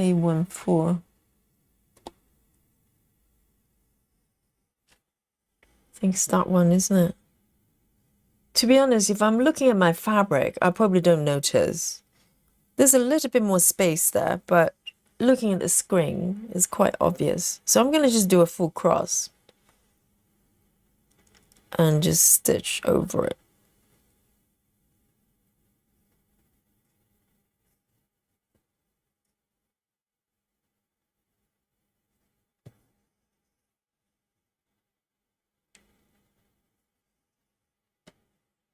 There. It looks better, doesn't it?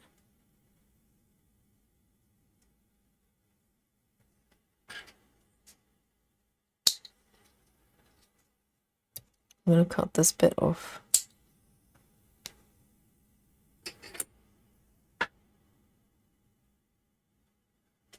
Dominique says, I have glasses and use a magnifying glass. Oh, hang on. Let me just do a bit of adjusting here for my internet.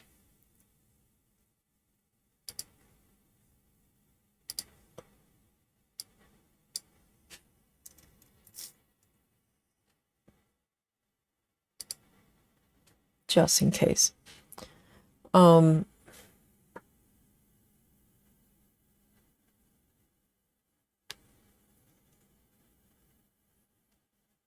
Right, 32.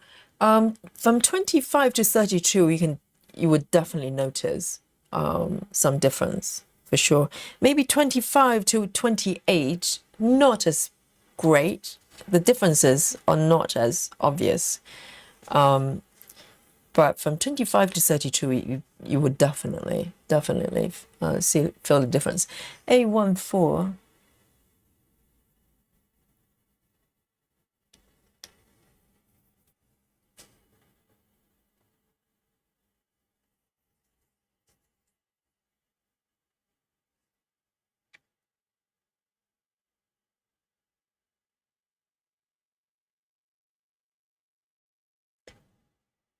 Sola says it could be the other way around. It's my go-to, so I figure most stitchers will like me.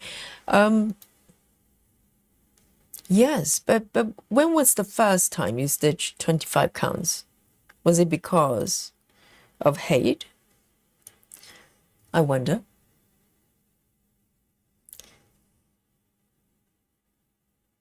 Okay, let's have a look.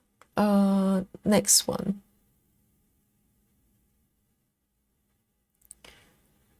535. 535.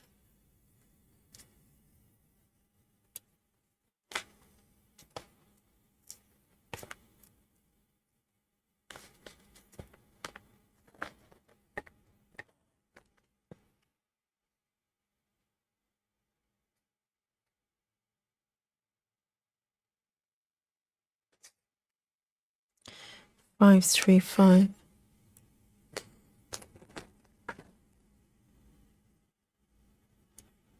Cindy says, Yogi, are you using a tabletop stand? What's the brand? Thank you. I am using a tabletop stand. The brand I cannot remember, but you can find it pretty quite easily online on Amazon. If you Google, it looks like this. It's basically a wooden base at the bottom, so I can't zoom out too much. And then the two dials on the end, you can clamp the hook or frame in between. So if you just Google desktop embroidery stand, you'll probably find a whole bunch of different brands. They do very similar things, or maybe identical. So they're quite easy to find. Quite easy to find.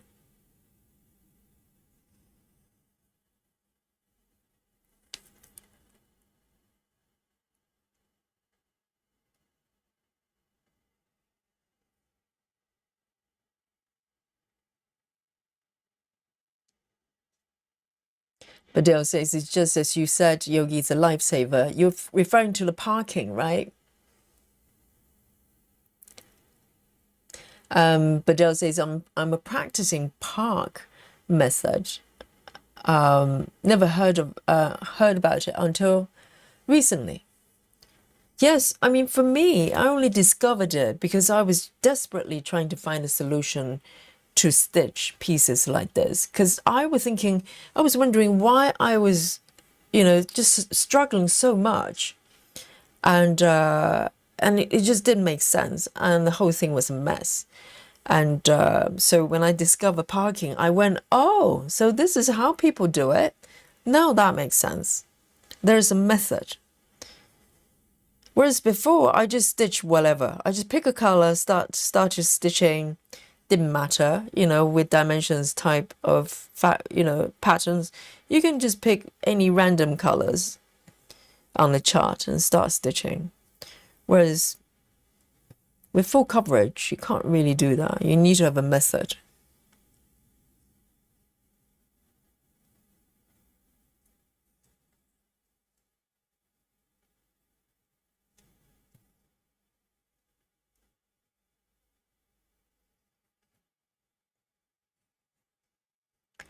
One, two.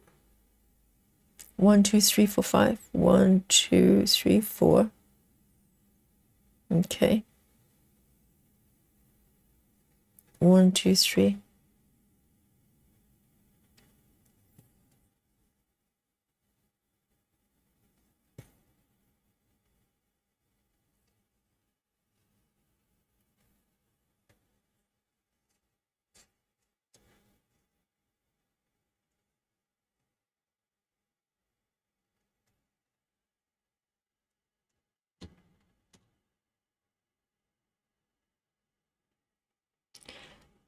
And Nutty Star says, I have a few older webs on 28 count only because the coverage with DMC is better, but now I'm using 25 count with CXC.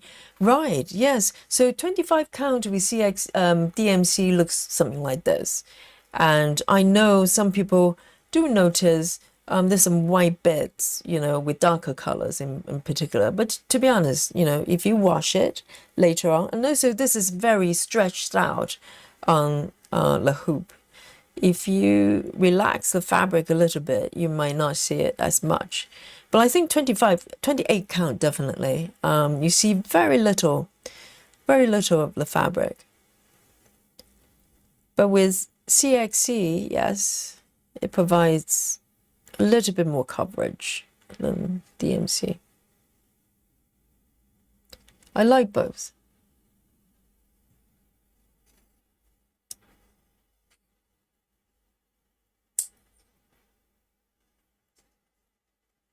And I can probably, okay, that one, oops, that one is not.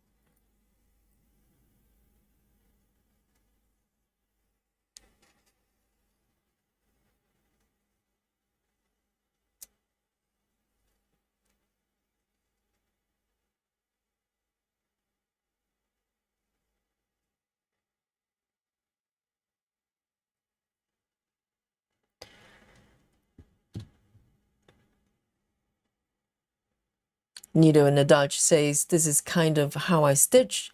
Little of a lot of method. I don't do waist. Oh, do you mean waist ending? But did this too. If I post, people are scared of all the threads hanging chaos. I know for the stitcher, the stitching it makes sense because it's kind of, quote unquote, chaos that you create yourself, and you create it for a reason. All the threads are here for a reason. And to be honest, I wouldn't say this is a chaos. This is kind of quite sensible parking. The only part that may look slightly chaotic is the thread ending being in the mix. But other than that, it's, it's quite a sensible way of stitching. But I just love that relaxed feel to it. It appeals to me.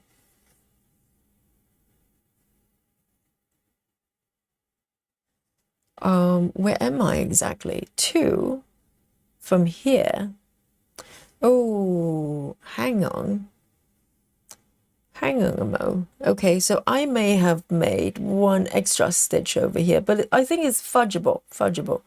1, 2, 3. It's fudgeable. It's okay. 1, 2, 3, 1 over here.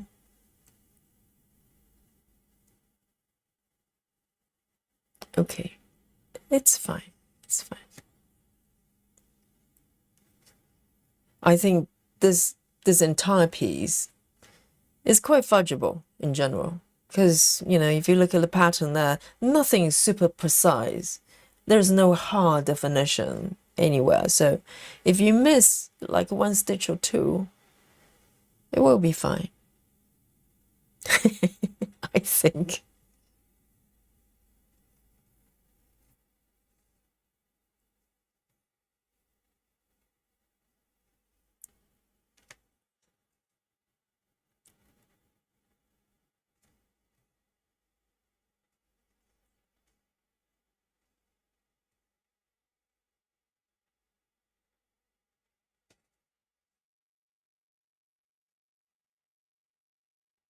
Okay, 2. And I really miss Oreo. If I don't see her today, it's going to be 3 days. 1, 2, 3, 2, 1, 2, 3.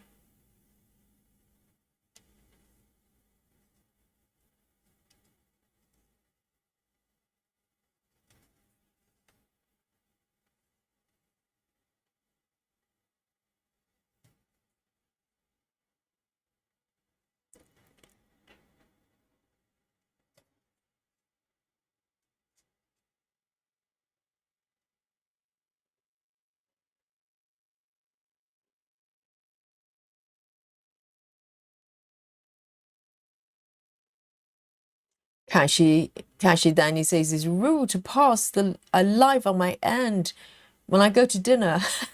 It's not rude. It's just that when you come back, you need to remember that it's been delayed. Because I see, I see Stitches actually commenting on something that is talked about like half an hour ago or an hour ago, and wondering why no one is replying. Because the live is actually a couple of hours, like an hour ahead of you. Sometimes you forget, don't you? So, other than that, yeah, you need to eat. Okay, I am going to park it here.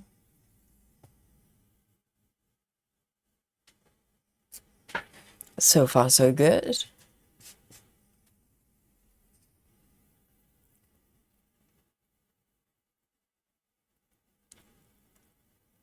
And the next color I'm going to go for is 3799. 3799.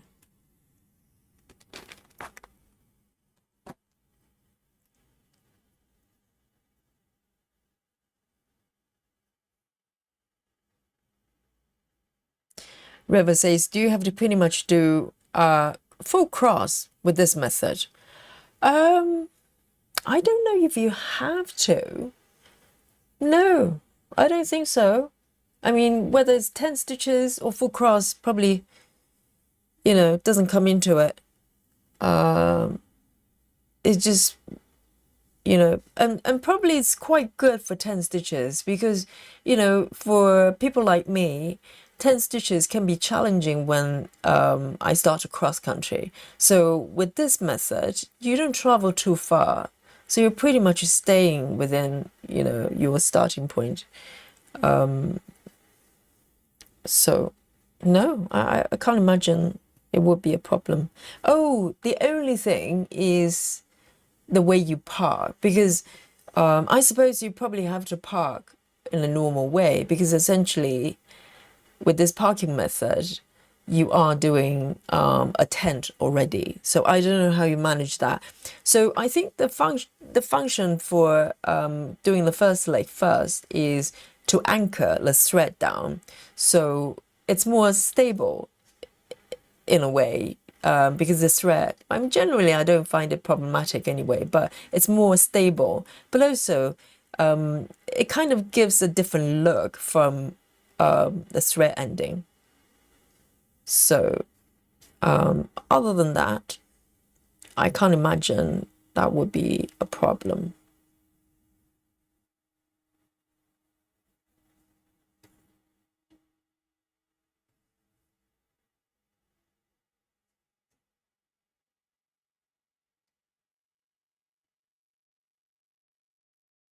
Lynn, hello, Lynn. Oh, you're late for the class, Lynn. Yes. Are you in your sports gear and your running shoes? Because this is a sports event, Lynn. Lynn says, hi, Yogi, the fellow stitchers. This is Cynthia. That project looks nice, Yogi. Thank you so much, Lynn. And guess what I'm doing here, Lynn? Do you recognize the method?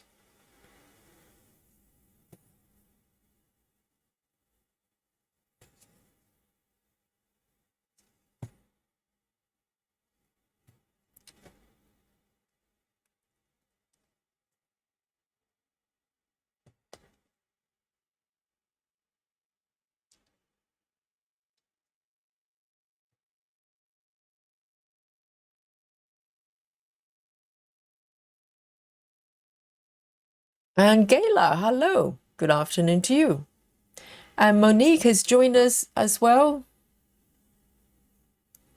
And Rachel as well. Hello, hello.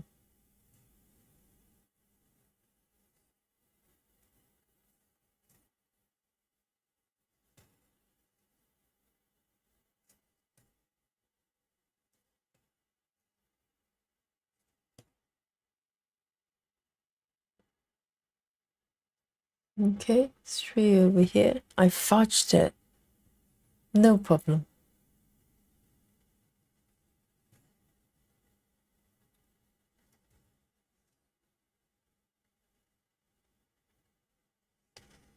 That one I can cut off.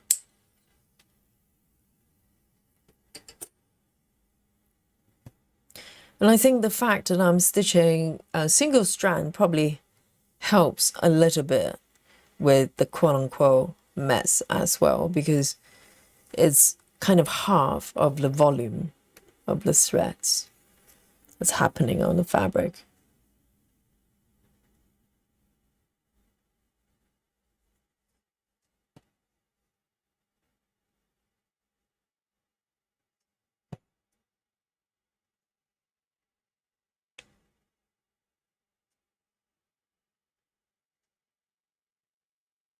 And then I am going to maybe, no, I can stitch these two. It's okay.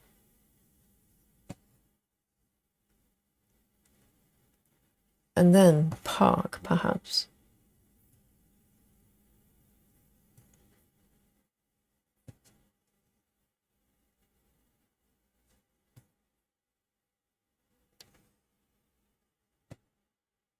And then I'm going to park here.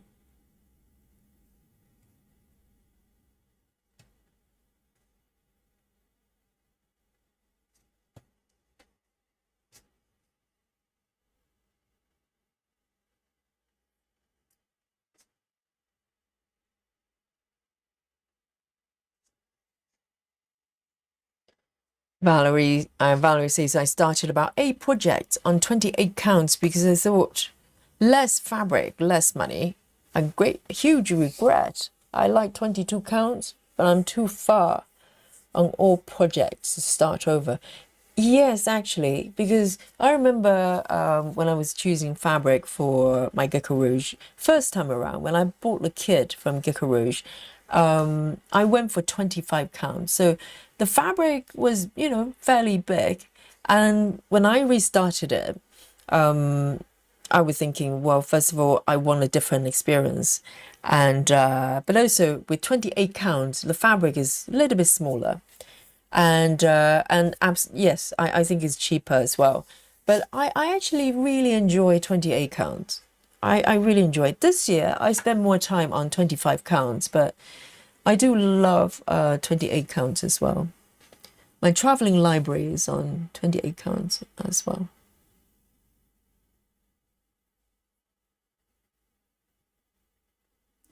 Okay. Should I keep going, moving to the right, or shall I go up? Let me just extend this bit a little bit more. So maybe it's not going to be a diagonal. Maybe it's literally just going to be horizontal from bottom up. That'll be quite interesting as well.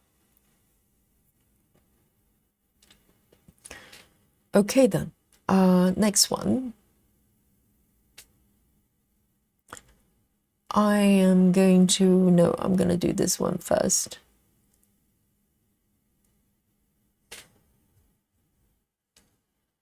It's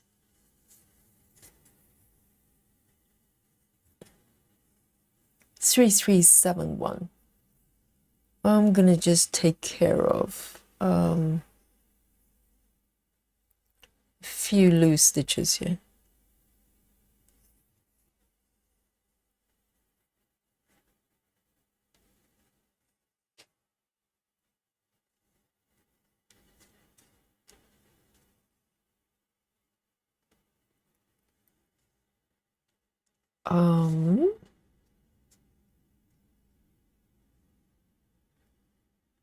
1, 2. I'll cut this one off.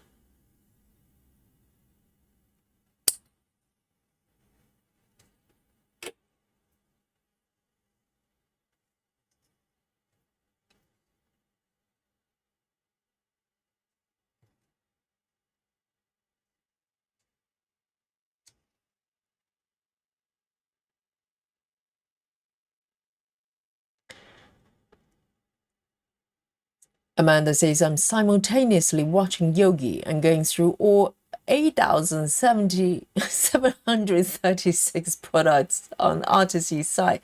Oh, are they not doing a discount or something? I heard. I remember seeing somebody's post.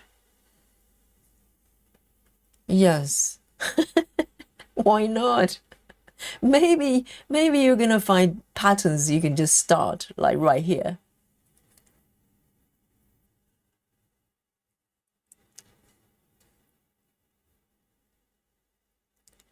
But I think browsing through such a huge catalog is quite tricky because they might be broken into different categories, but I don't necessarily search based on themes. I just look at them randomly and try to pick ones I like. So I think some sort of recommendation type of you know, thing would be nice.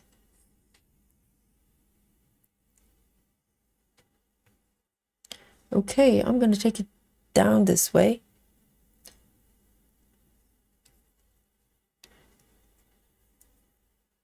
Grace Housen says, hi Yogi and Stitchers. Sorry, 6 a.m. was too early for me. And what time is it now then? So it's probably about 9-ish, something like that.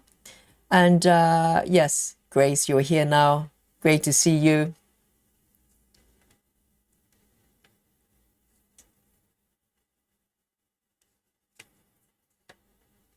All right, that one's done.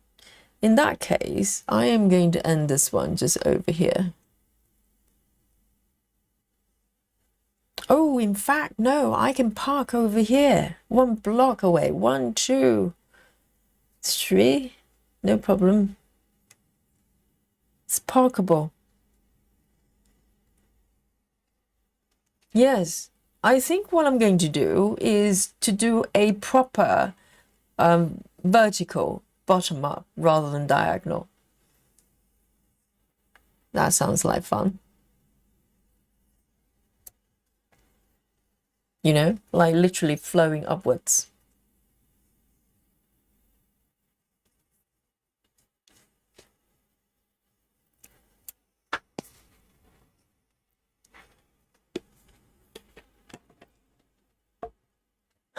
Kelly, be nice, Kelly. Kelly M says, I shall call this method stitching in the weeds. No, stitching in a beautiful nature. These are beautiful plants, you know, wild plants. They're just growing randomly, and you navigate through the plants. Oh, Michelle, thank you so much. Michelle has given Yogi a coffee. Thank you so much. So kind of Michelle. Michelle is always so kind, so generous. Thank you so much. And this is Michelle's message here. There you go. Michelle says, enjoy the marathon so far. Have to go to tennis match. Might be back later. I'll be listening. Thank you so much. And yes, Michelle, enjoy the tennis match. Okay, Michelle is not playing tennis. Okay, she's watching. So she's a stitching athlete. But I think her son is a tennis player. Thank you so much, Michelle. Enjoy it. And maybe we're going to be here still when you finish your match. Enjoy the rest of your day. And Lynn says, Yogi, what did you say about Oreo? I was coming into the room. I just heard Oreo. Oreo. Well, Lynn, I have not seen Oreo for about, today will be the third day. If I don't see her today, and normally she doesn't come in the evening. I think maybe they close a cat flap because Oreo and the other tubby, I think the chocolate so far, it's a temporary name, and they only come in during the day, and so it's about nearly 6 p.m. today in the UK, so I don't think they're coming in. I have not seen Oreo or the tabby for a couple of days now. I think they found out they're probably, gaining weight. Both of them gained about 10 pounds for the last couple of weeks. So maybe they're grounded, they probably realize that something's up. Oh dear. Susan says, Yogi, stop straightening your threads. Oh dear. Did I? Yes. I know the hairdresser mode just kicks in. I cannot control it. See, I'm still doing it. So Susan is telling me not to do it. Exactly. Do not touch. No touchy. Okay. And Susan, if I do it again, slap my wrist or wherever. Yes, I know. I just want to do this. Yes. Stop it. I'm doing the Bluetooth message properly.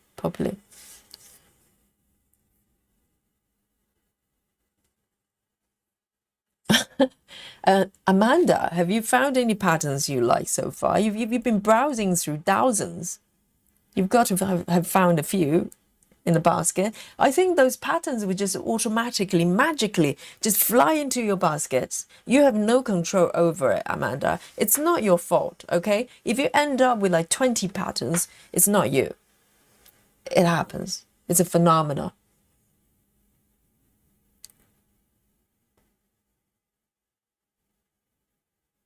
All right then, this one. Yeah, it does look very sort of, foresty. Things are just growing upwards. I love it actually. It's beautiful and it's perfect for this piece. Can you imagine the whole piece just flowing upwards like this? Oh, stunning. 3860. 3860. It's a new experience for me.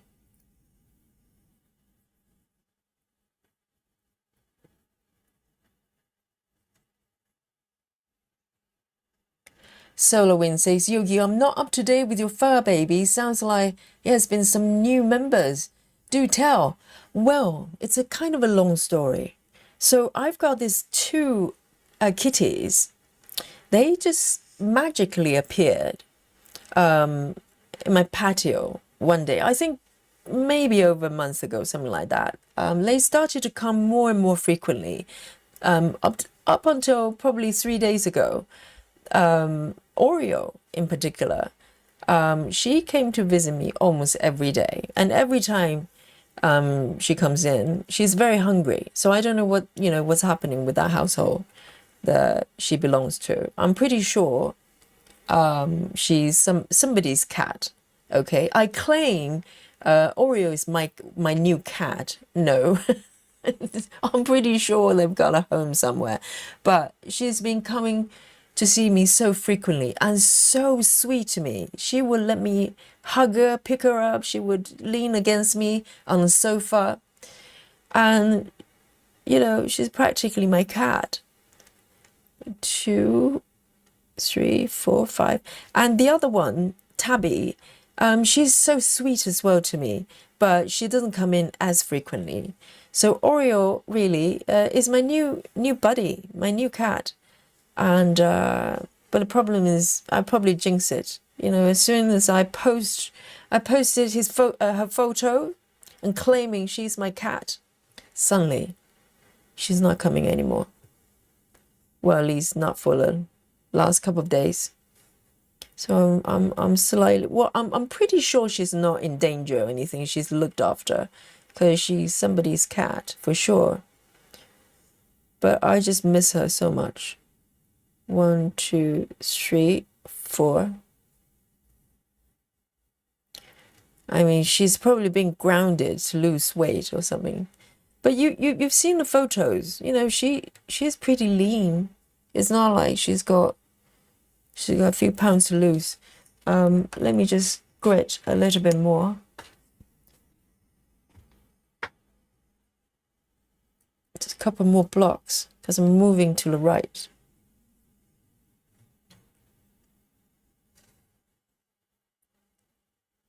One, two, three, four, 5, 6, 7, 8, 9, 10.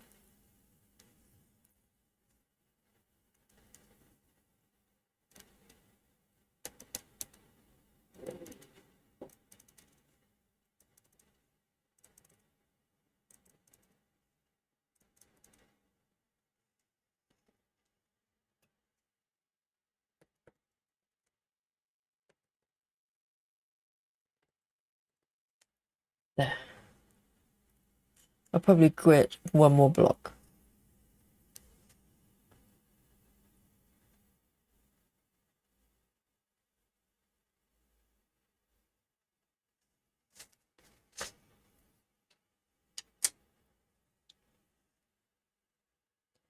Lefty Gemini says, I work bottom up. I'm a lefty, so things are less in my way from the bottom.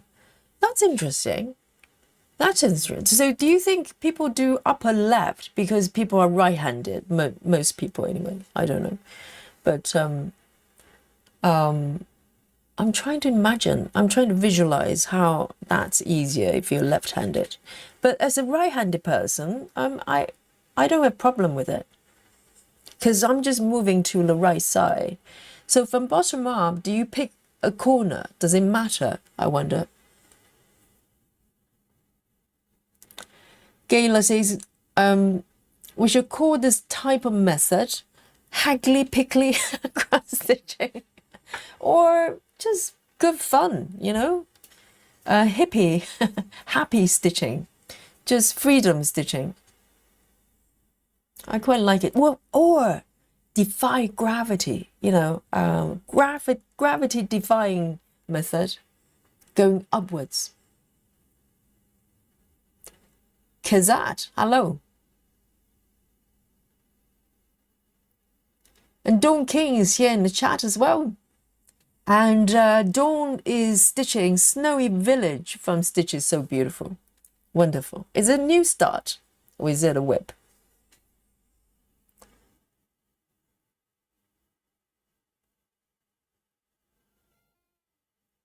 Okay.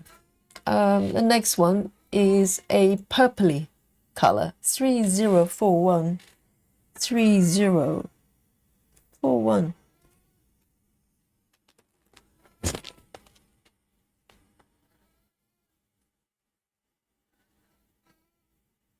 Oh, it's Lily again. What's up, babe?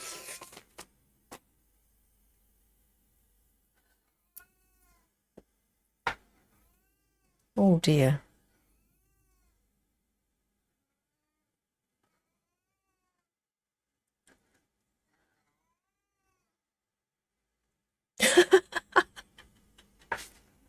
Amanda, danger zone. Yes, the basket is probably pretty full by this point for Amanda. Kelly says, how about this messy hair? I don't care method. I like that actually. That's a spirit. It's like, nothing wrong with messy hair. It's not like you're losing your hair. Your hair is all there. It's a little bit messy, but it's a matter of opinion, isn't it? Messy hair for you might be totally fashionable for someone else. So there you go.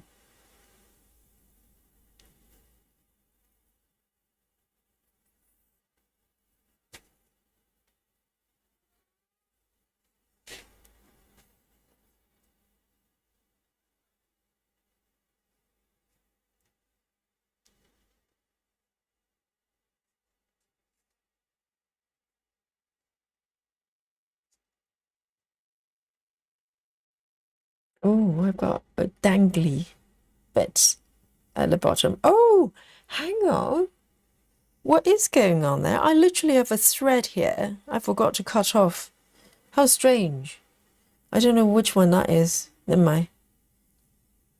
I lost track.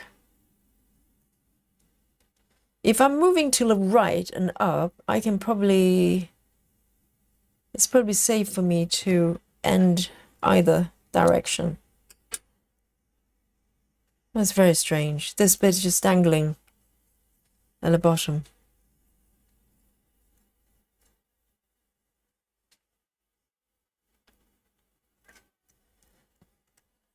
One, two, one, two.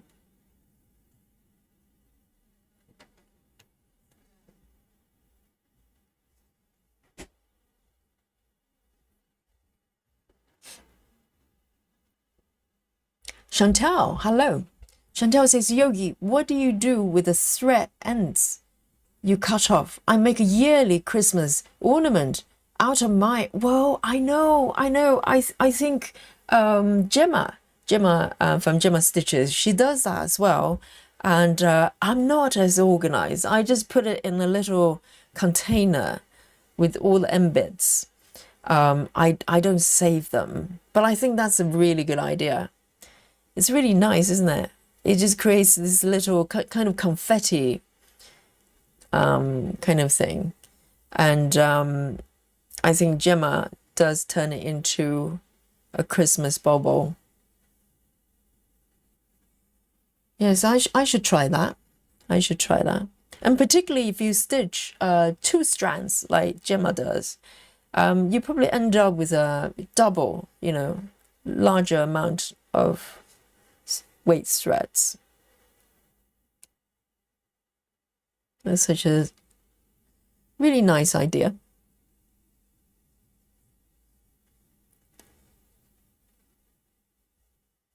One, two, let me see. I can keep going, I think. One, two, and two from the bottom.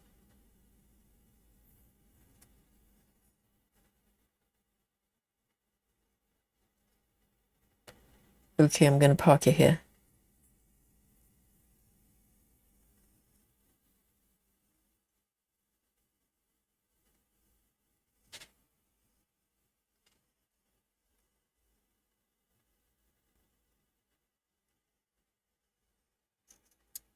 Nido says, maybe we should turn this into a multimedia piece. What do you mean by that?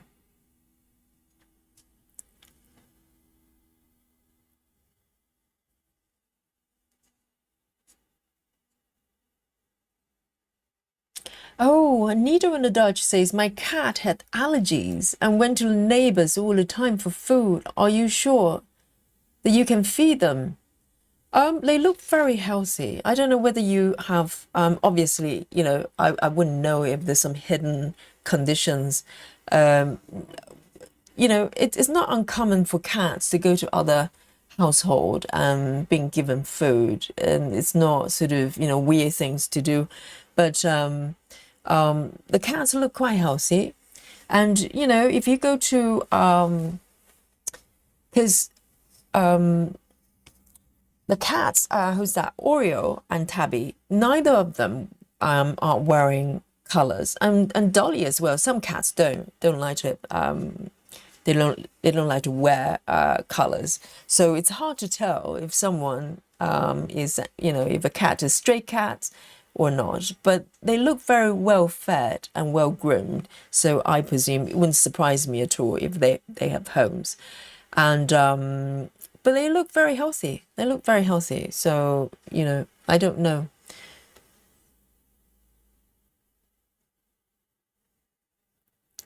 And if you take advice from sort of cat charity, like cat shelters, if you talk to them, they always tell you if a cat looks hungry, asking for food, give them food. So 452. 452. And I don't think Oreo actually gained weight. I mean, she looks exactly the same. Very healthy looking cat. 452.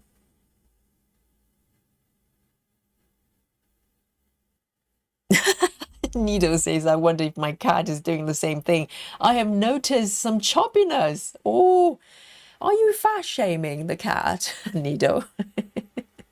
But I don't think Oreo's gaining weight at all. I don't think he's very strong cat, very muscly. If you hold her, you can feel, you know, the muscle, all the firm muscles.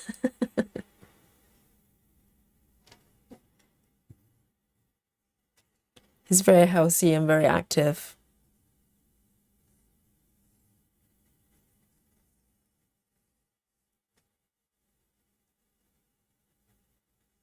Let me start again.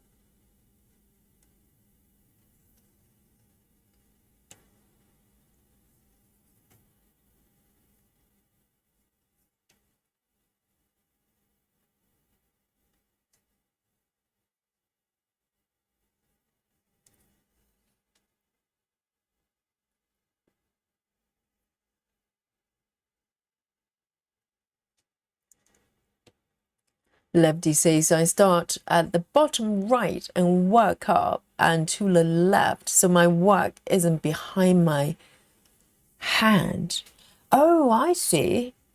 So you're left-handed, so you start from the right side. So your left hand is always moving across the unstitched area. That makes sense. That makes sense. So yes, so I think whether it's from the bottom or upper probably doesn't matter. It's more the direction from the left or right. And for me, it feels intuitive to start from the left. But I do have one piece that I start from upper right. It doesn't feel weird. I don't mind if, you know, my left hand is covering.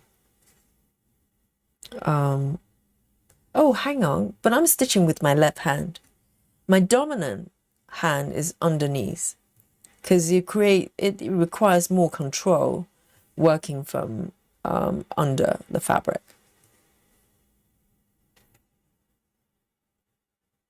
So my right hand is below the fabric.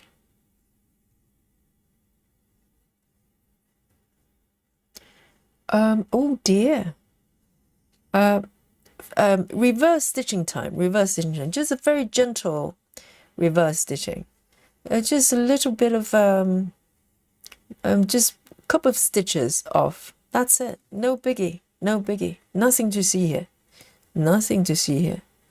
Let me just have a gentle reverse stitching. I have not demonstrated the reverse stitching technology for this stream, so I thought maybe this was a good time.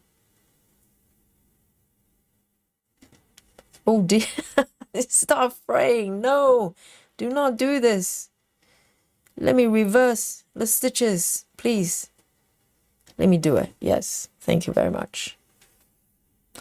I think what happened was 1, 2. Yes, I know what happened there. 1, 2.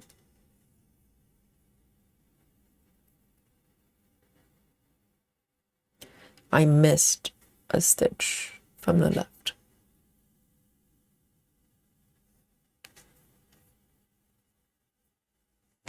Lizzie says I start top left, and I'm left-handed too, but not both hands.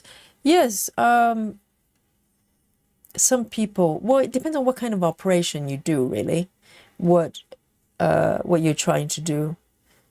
Like, for instance, I'm stitching from the top with the left hand. I think that's probably the norm, right? Most people will probably have the dominant hand under.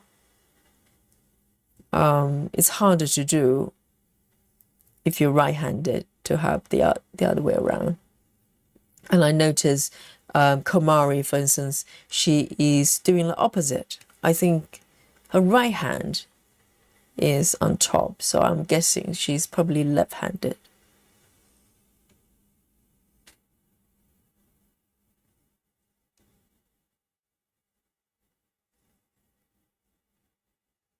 Should I? I should part to the right. Why not? That makes sense.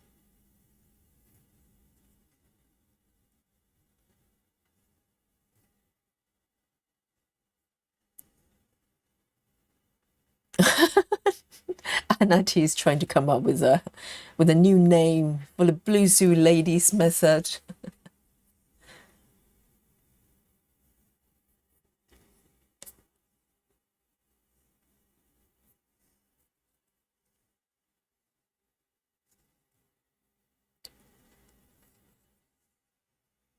Two. I think I'm going to park it over here.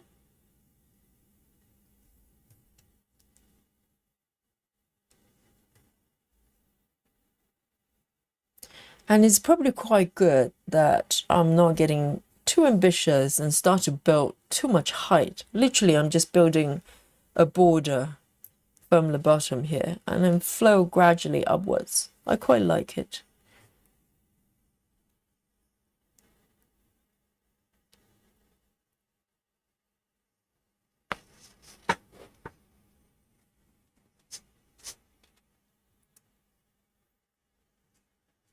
Oh, so solar winds, you're allergic to cats and you love cats. That's got to be frustrated.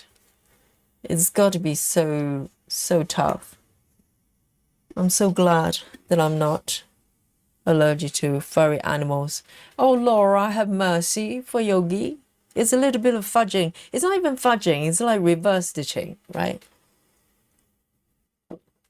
Very gentle reverse stitching.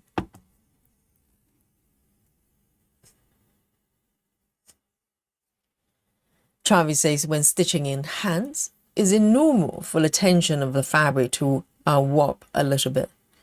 I suppose. Guys, I don't have a lot of experience stitching hands, so the chat might know. But I suppose it's, you know, just the fact that you're using your hands to hold the fabric, it's probably trickier, isn't it? To maintain the tension. So that's why I stretch my fabric pretty tight so I don't have to worry about it. You know, I can just stitch normally.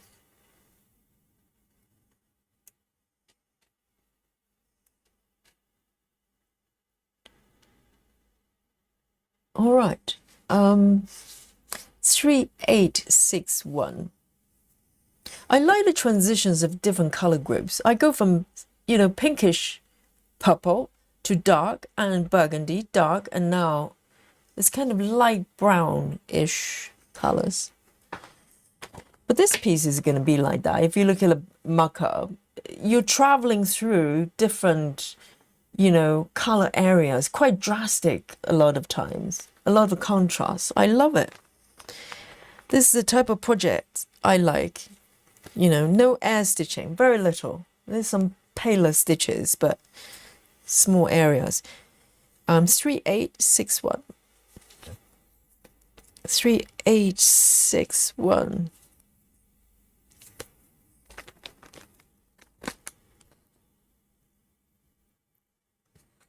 Because normally if I look at a pattern and try to decide whether I'm going to stitch it, I kind of mentally, visually travel through the pattern, simulating how I'm going to stitch it.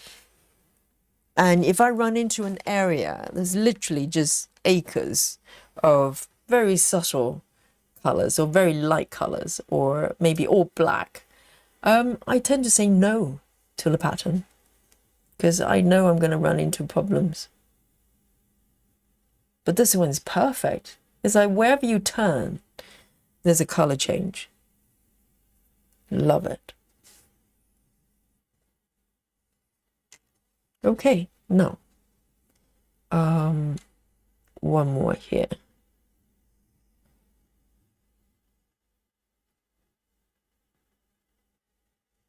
Valerie says, I'm right-handed, but my left hand is always on the bottom. Oh, interesting. Right-handed.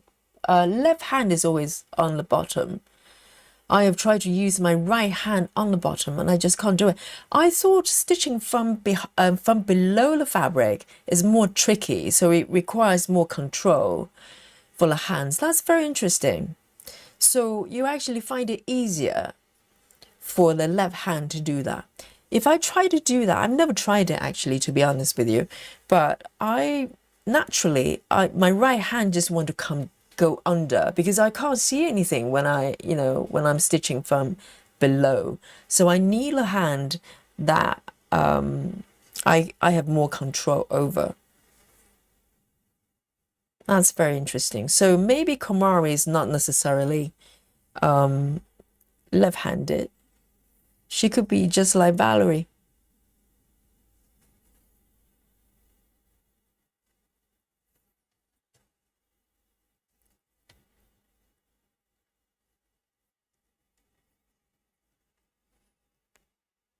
Oh, interesting. Dawn as well. Dawn says my non-dominant hand is under my fabric when I'm stitching with both hands.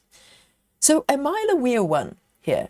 How about you guys in the chat or watching? So if you're stitching with both hands, which hand, and if you're right-handed or left-handed, is your dominant hand under the fabric or above? Maybe I'm the weird one. I don't know. I thought I was the norm.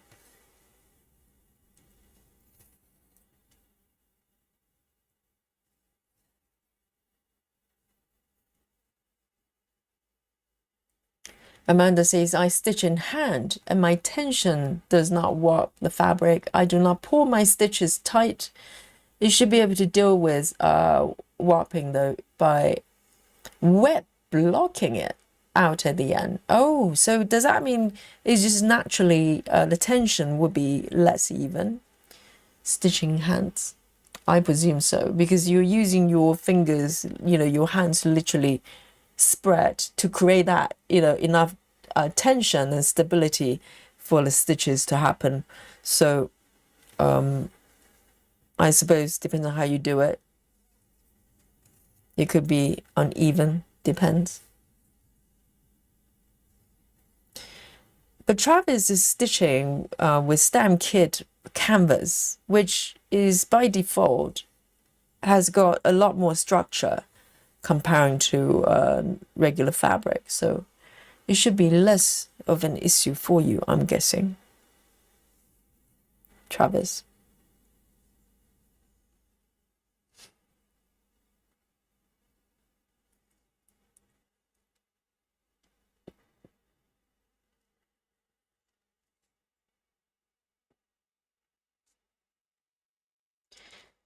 And Suzanne says, I use my left hand under the work.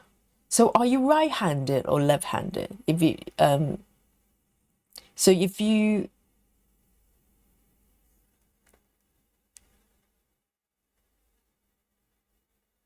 Clara says, I'm right-handed and my left hand is under my fabric. Am I the weirdo here? Guys, I've just discovered all this time I thought I was the majority. Sounds like everybody that's right-handed having left hand under.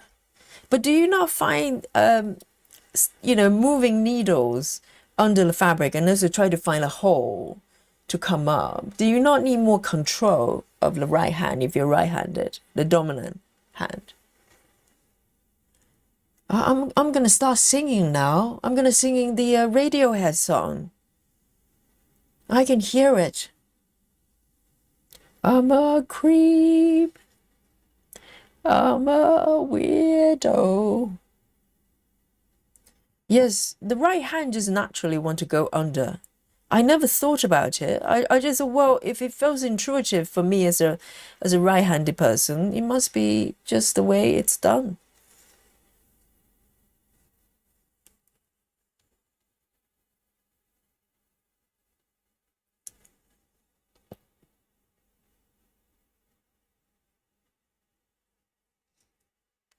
Laura says, my dominant right hand is under. Oh, just like me then, Laura. And Dominique is left-handed and left under. Okay, so just like me, but reverse. So Dominique is left-handed, left hand is under. Okay, I'm feeling a little bit better. Oh, I'm not all one out. The weirdo in the village. Oh.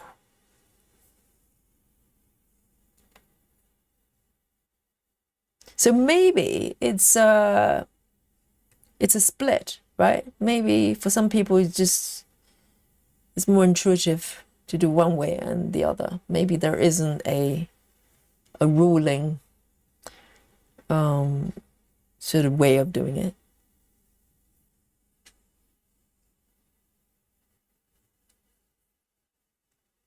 Amanda says,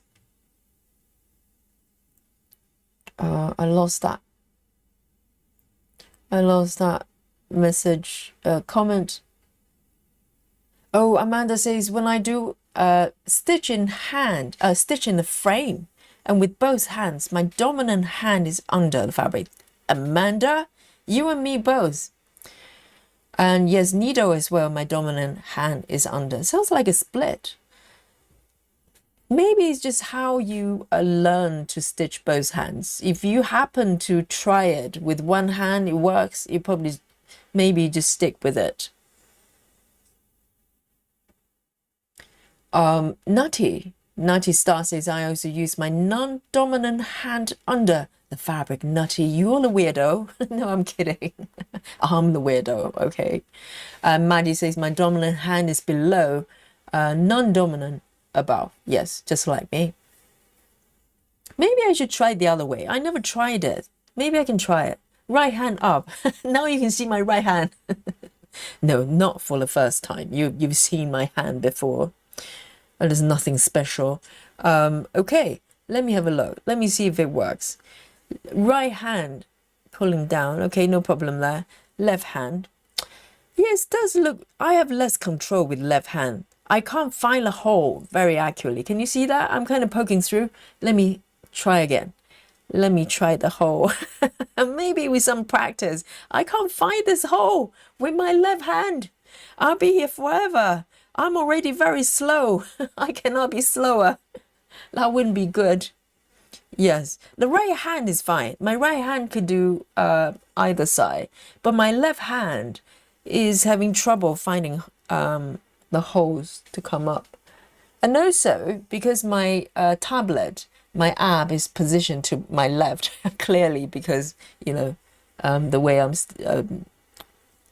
to work with the way I'm stitching.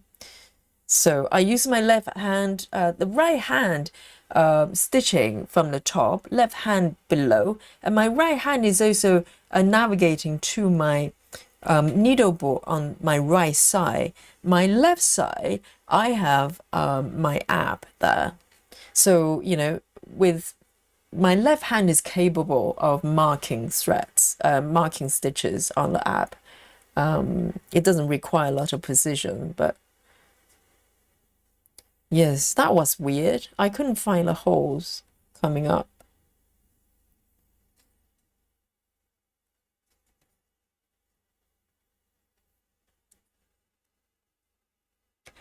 And Shelley as well, dominant hand under the fabric. Yes, join the club. Needle says mostly my dominant hand under, but I can also stitch the other way. Yeah, some people can do either. Maybe through training or maybe the brain. I don't know how it works. Why are we left-handed or right-handed? Is that it's just the way we're born with, something to do with how our brain works. So if your brain is more flexible, and maybe through some training as well, I'm sure if you practice, you can probably do both sides.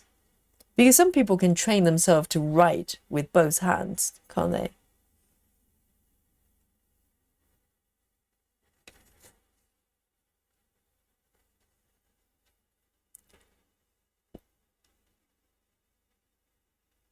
Natalie says, my right hand is under and my left hand is on top. And I presume you're a right-handed person. So that's the same as me.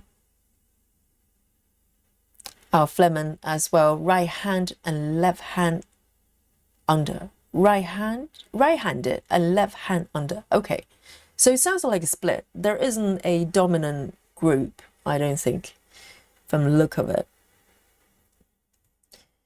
Oh, that's a relief. I'm not a weirdo, okay? I'm just weird. Nikki says left-handed is under my fabric. Okay. Oh, interesting. Yes, so the dominant hand underneath for Nikki as well. Lady Hawk says, when I started stitching, held the frame with the left dominant, so you're left-handed, dominant hand holding the frame, and stitch with the right hand, the less dominant hand. And once she says, once I started using a stand, my right hand stayed under and left hand was on top.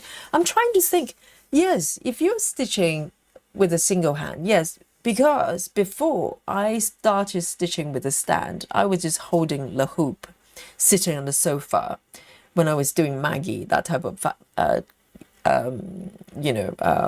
pattern. At that time, I was single-handed stitcher. I stitched with one hand. I only learned how to stitch both hands during COVID because I had time, and also I started to stitch this type of project. It became more critical for me to stitch with both hands. So my right hand is not going up and down like a crazy person. And when I was stitching with single hand, yes, my left hand would be holding the frame as well, just like Lady Hawk. Left hand and a dominant hand doing the stitching. Yes. So, with single-handed, I'm trying to do this, see if I can do it single-handed. With my right hand, I can do it both ways. It's not a problem because I have a lot more control over my right hand. So like now I'm doing single-handed stitching. I'm moving my right hand underneath and then try to find my way back up. No problem. No problem. So I think it becomes a problem when, where am I? Here. lost track completely. Over here. Yes. I think the problem is, it becomes a problem when you try to use the less dominant hand to do tricky things. So my right hand can go up and down, no problem, either way.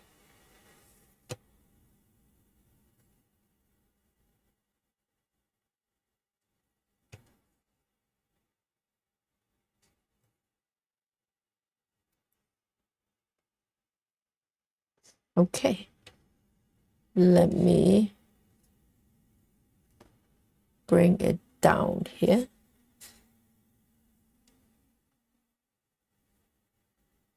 No, I'm going to park it above this stitch.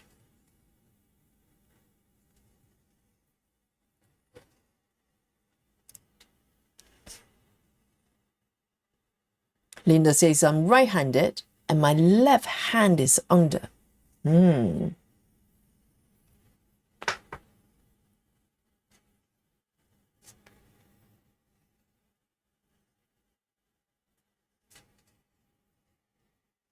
Okay, keep moving. I think I can probably safely remove some of the tails here.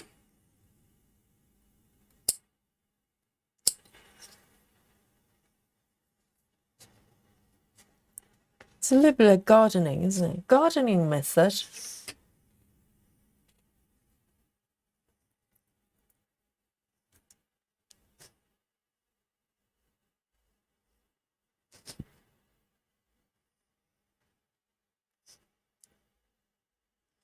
I think it's quite handy if you can do both, right? And with knitting as well, because I was taught by my mum to wrap the yarn with my right finger, index finger, when I'm knitting, and it created a lot of strain for my right hand for some reason. So I had to teach myself to do the continental style with the left hand. So now I can do both. Well, I don't know about now because I haven't knitted that way for a long time. So I probably can't do either. But, I was able to switch side. Or sometimes I would do both hands when I have to stitch pieces, when I have to knit pieces with two colors, and it's quite handy to have one color each side. It's quite handy to do. Oh, Laura says, are we having a yoga session today? talking about that, yes, I think this would be a good time. It's 6:30 in UK time. Why don't we do a little bit of yoga and then have chocolate? Today I have a special snack today. Yes. Laura, we can have a little bit of yoga, can't we? It's about time because since 2 o'clock we have stitched. Wow, we've been here for 4 hours. I have no idea. 4.5 hours. It doesn't feel like it. I feel like I've just warmed up. Yes, why don't we take a little break? Let's be sensible, we're athletes, but it's, sometimes we just need a little bit of a little break here, guys. This is how we do it. It's all about balance of life. And let me just switch the view back. I think it's going really well, isn't it? Have a look at this. And yes, so we're going to have a double break. We're going to have a little yoga session, and we're going to have snacks. How's that? And let's do it. So, and maybe we need a loo break. Can I have a loo break? And I'll come back. We can have a yoga break. Hang on. It's all the breaks here. So I'm going to just pop to the loo and be back. And you guys go to the loo as well, okay? And I'll be back in 2 minutes. And we have yoga and then we have snacks. That's the plan. All right. Be right back.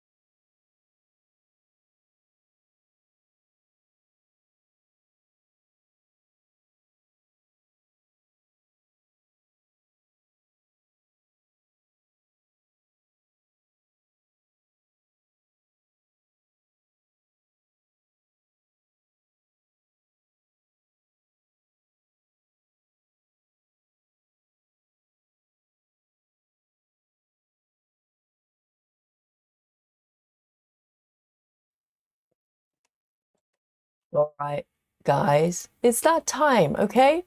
We're going to do a little bit of yoga. So if you're new to the channel, you've never joined our yoga session, you're in luck, okay? So normally I charge a small fee for this service. But, you're here today. It's all free. Special service, okay? So we're going to stand on our feet All right, if you're wherever you are, unless you have really good reason that you are, you can't stand up, you can stay seated and you can move the arms as well. Okay, so come to stand on the feet. And if you're chatting, I know you're not doing it with me. So come to stand and just have, clear the space slightly. Just have somewhere you're not going to run into the furniture or little cats, little kids. No cat or furniture should be harmed during this exercise. Okay, so come to stand up for me. All right, everyone. So we're gonna why don't we go for a couple rounds of half sun salutation? Okay, no handstands. Do not worry. We're not practicing handstand or back bend today. Okay, we're going for a gentle stretch and just get the circulation going.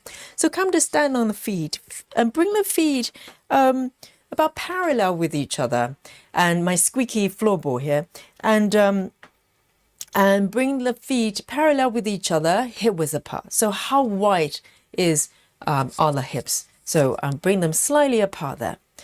And stand tall. So feel the lengthening from the navel upwards. From the navel through the spine, and feel that lengthening up to the crown of the head. So this is how we stand.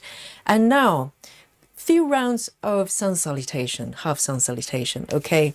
And now take a deep inhale, bring the arms up over the head, both arms, and look toward the fingertips as well. So we're looking up, bring the gaze up as we bring the arms up. It feels really good. Make the body nice and long. And release the arms by the side. And just a couple rounds of extension here. One more time, deep inhale. You can breathe through the nose or the mouth, whichever makes sense for the body. Allow the breath to flow through and bring the arms up over the head and look up toward the ceiling. Yes, allow the gaze to guide the body and lengthen. And release the arms by the body and exhale. Good, one more time. Take a deep inhale, reach the arms up. I'm feeling better already. And open the arms to the side, release the breath, and slowly fold forward. So keep the knees slightly bent. You can bend deeper if you wish to. And slowly release the upper body down. If you have the blood pressure issues, you can keep the head tilted up a little bit as you fold forward. Otherwise, release the head down if you can. It's feeling really good. Allow the circulation to flow the other way for a couple of breaths here. And take a deep inhale. Come on the fingertips. So we're still in a forward fold, but our back is flat. And you can reach the hands down on the shins or on the fingertips.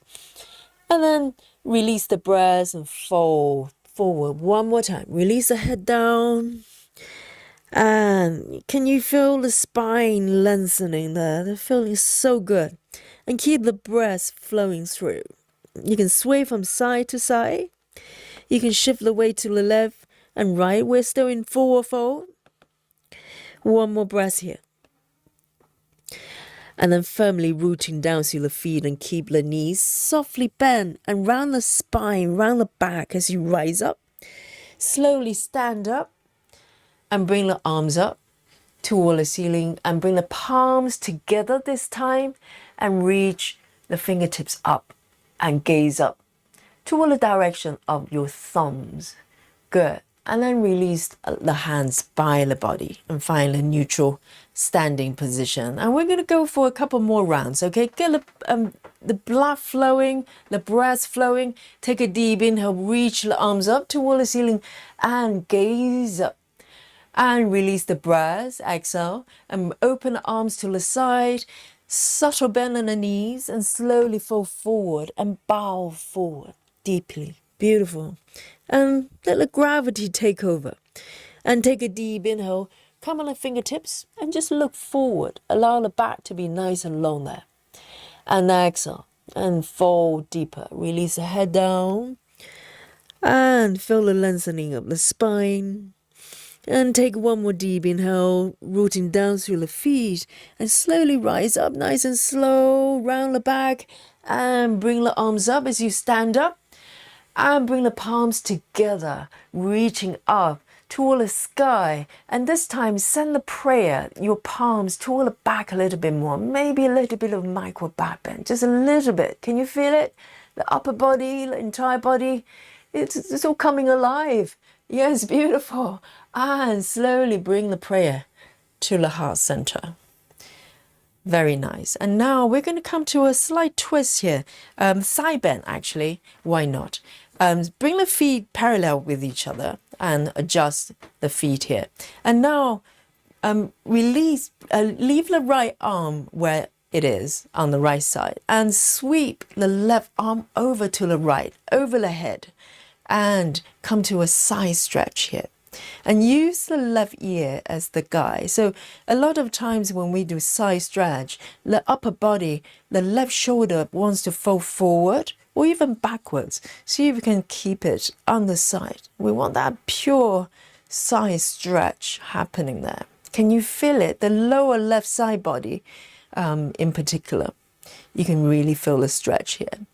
And slowly bring the left arm back and come to neutral standing position. The other side, take a deep inhale, bring the right arm over the right ear and sweep it over to the left side. And keep the left arm relaxed and feel the extension of the right side body there. And keep the feet fully grounded. So you want to be nice and stable. If you need to hold on to any furniture, go for it. Just make sure whatever you're holding onto is stable. So maybe not a cat, okay? And keep extending the right arm to the left for one more breath. Very nice. And bring the right arm back.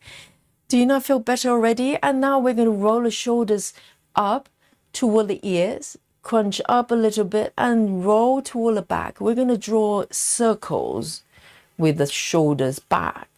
Or you can do the front. We're doing both ways. So we're circling the shoulders toward the back and down and forward one more time. Up, back, and down. And come to a neutral position. We're going to circle the other way. Okay, we're doing both ways.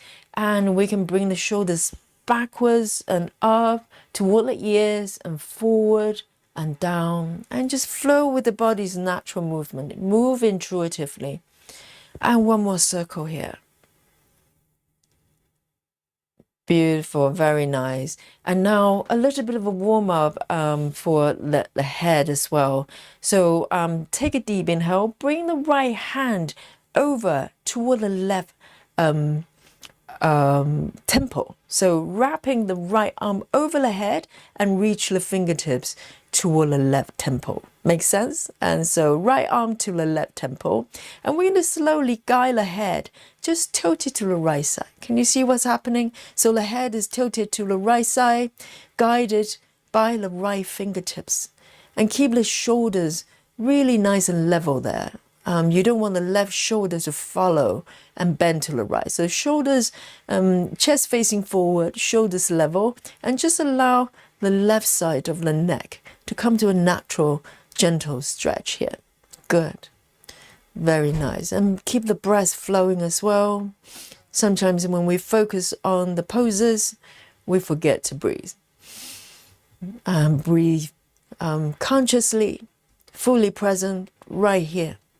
And slowly, we're going to turn the head toward the right shoulder. So we're turning diagonally downwards and walk the fingertips behind the head this time. So we're still standing tall, shoulders level, but our head is tilted toward the diagonally downwards toward the right shoulder. And we're just guiding the head down slightly for a little bit of a stretch toward the back of the neck there. Breath flowing through. And one more breath here. You can feel the extension there. This feeling's really good. A lot of times our body holding tensions in locations we don't even know. And slowly turn the head up, release the right hand down, and turn the head forward. Beautiful. And the other side. Okay, now you know how it goes. Sweep the left arm to the side, over the head, and bring the left fingertips and fingers toward the right temple. So you're wrapping the arm over the head and touch the right temple there. And now, standing tall, shoulders level, we're going to slowly tilt the head to the left. Guide it with the left hand.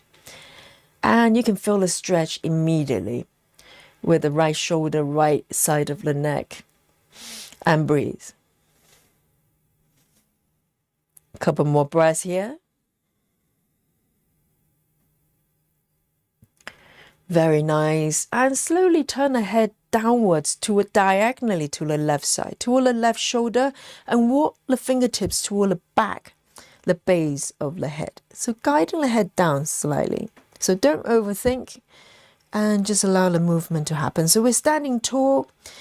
The head is tilted diagonally toward the left side downwards. 2 more breaths here and tune into the sensation of the body, the feedback of the neck. Can you feel it? You can feel the stretch.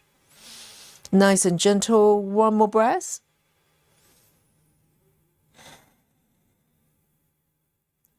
And release the left hand down and bring the head back to the neutral position. We're going to finish our little yoga break with 2 more extensions with the arms. Take a deep inhale, bring the arms up toward the ceiling and gaze up. This time maybe reach even higher than the beginning.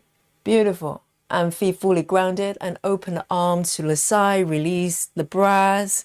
And we're going to go 1 more time to finish off. Take a deep inhale, reach the arms up. You can come to micro back bend if you would like to. You can open the arms and bend slightly backwards, feeling really good.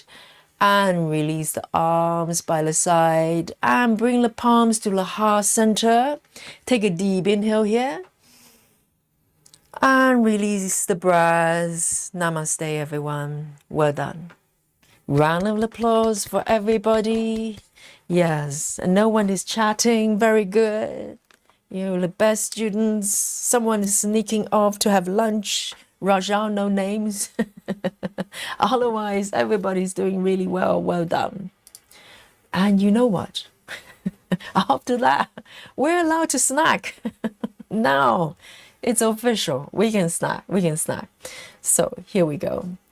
And you know what?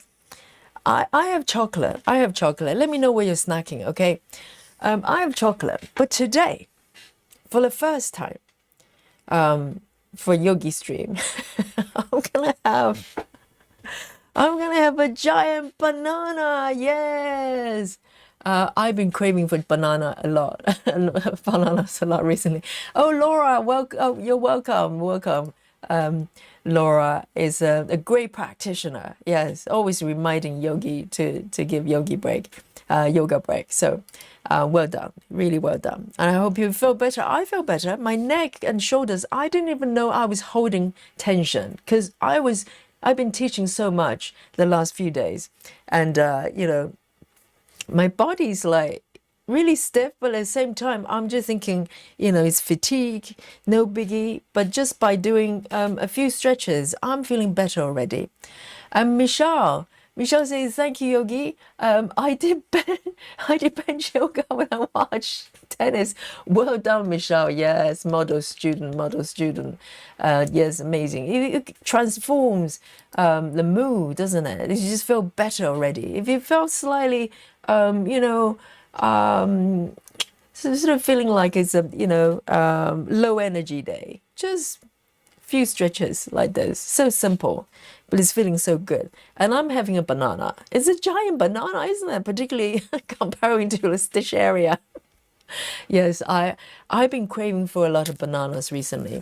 I do have chocolate. I might have chocolate as well. So maybe I can turn it into some sort of banana dessert, right? I can have 1 bite of banana and 1 bite of chocolate. What do you think, guys? And this is nature's power food, okay? And yes, I'm going to have my chocolate button on the side as well. Oh, what a luxury today. Today, I'm doubling down with a snacky situation. Look at this. When was the last time you get to see a giant banana next to a giant button? Only for you guys. Only for you, chat. And yes, I'm going to turn it into simultaneously by eating 1 bite at a time. I'm turning into a banana chocolate dessert. How's that? Here we go. And let me know when you're snacking. Love drunk. Have you got banana and chocolate? Exactly. That's what it is. And Lefty, well done, all of you. And they have, all of you that didn't cheat, didn't run off and do something else, and come back, pretended you're always there, always here. Well done, you guys. And Sarah says, thank you, Yogi. Have a chocolate, having chocolate and caramel. Well done. So I'm going to take a bite of banana first. I was a little bit hungry as well. So I had some breakfast, but no lunch just yet. So this is my supper as well. And Heather is having yogurt and strawberries. Oh, that very nice combination. Very nice combination. So one bite of banana, one bite of chocolate button. Oh, that works so well. It tastes like, sometimes if you go to fun fairs, you get bananas coated with chocolate. It tastes just like that because that's what it is. Some chocolate and banana. Oh, they do go well together. Totally. You should give it a try. Really good.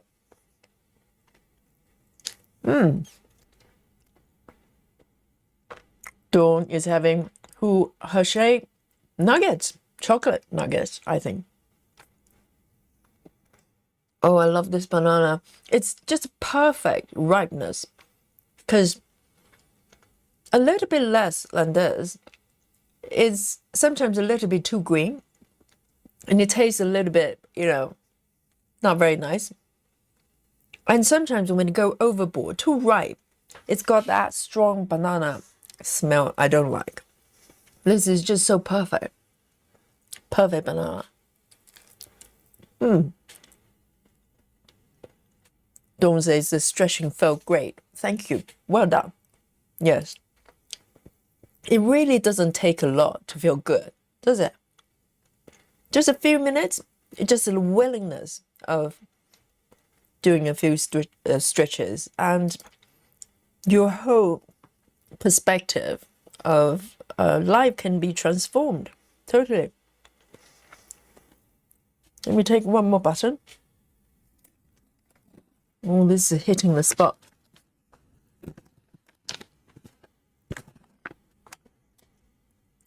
Lefty says, I think my oatmeal and blueberries have worn off.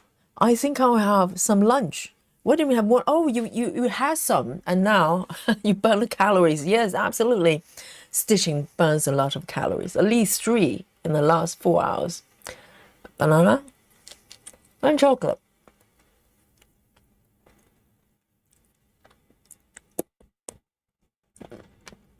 Really nice. Perfect combination. And I have my coffee as well. My God. I'm in heaven. I'll try not to stain my fabric. I'll do my best.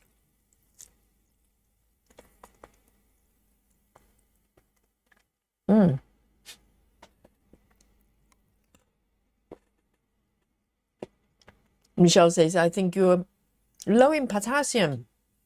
You were craving peppers and now bananas. Absolutely. I agree with you. I think that's my suspicion as well, Michelle.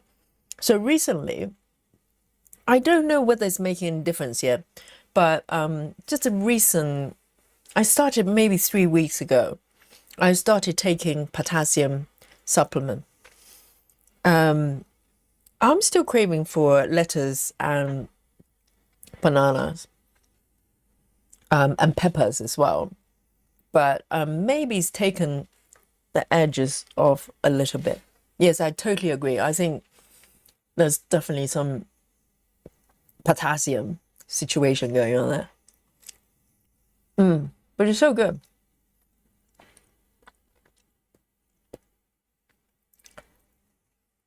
Yum, yum, yum. And bananas and coffee, they go really well together as well.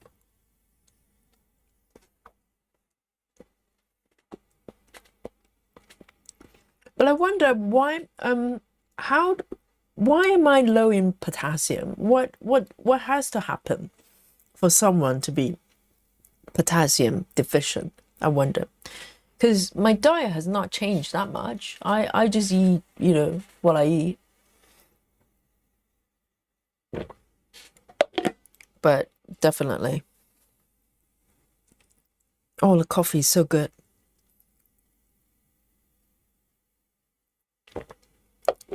Delicious. Oh, that really hit the spot. I'm feeling great. I've done yoga. I have power snacks. I'm ready to go.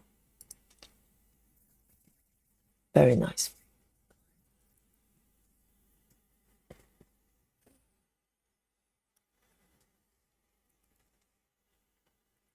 Yes, solar winds. You agree. Bananas and coffee, they just go together. I think bananas just go with so many things.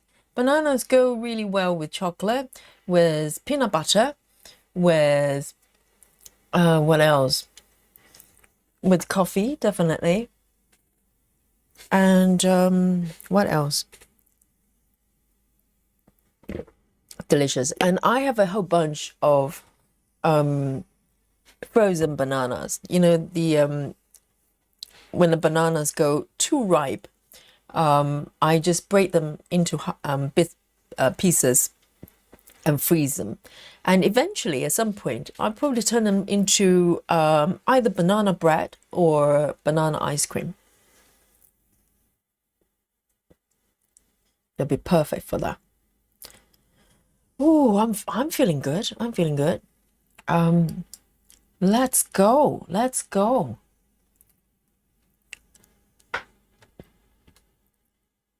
Oatmeal. Yes, banana. Yes. Bananas on top of oatmeal. Yes, absolutely. Porridge. Michelle says you're working out more. You might need to increase sodium a bit. Oh, do you think sweating? Is that how you lose your potassium? Is it if you sweat a lot? Michelle, I have to confess, I've been using sauna. And also, yes, I work out a lot more through teaching. Because with normally if I teach a class, it's been my really strict routine. My body kind of needs it. I need to go to the studio, to the gym or wherever for at least half an hour before minimum. And I'll do conditioning, I'll do some workout before my classes because I like to go in warm. I don't like to go in, not stretched. So if I teach 3 slots or 2 slots a day, I go through that routine 2 or 3 times a day. So it takes a lot, out of the body, even though I felt better teaching, but it does take up a lot of energy. And also I've been using sauna, probably a little bit more. So a lot of sweating. Right. Okay. So,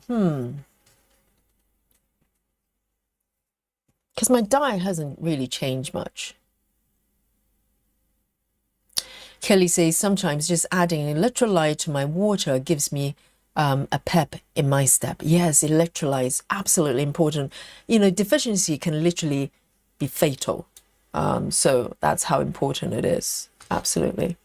And I do take fair amount of good salt. I take sea salt, mountain salt.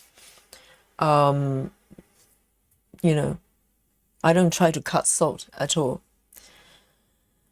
But hopefully it's gonna readjust itself because my banana craving is going crazy. 451, even though it's delicious. And for lettuce as well, I just crave for lettuce. 451. Here we go.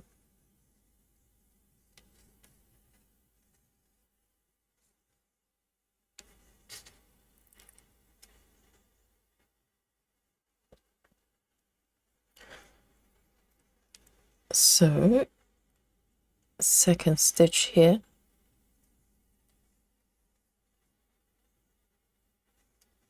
I think that one is not stitched yet, is it? 1, 2. Does that one looks like it's stitched? It's so weird. It feels like it's not being stitched properly, so I'm going to stitch again.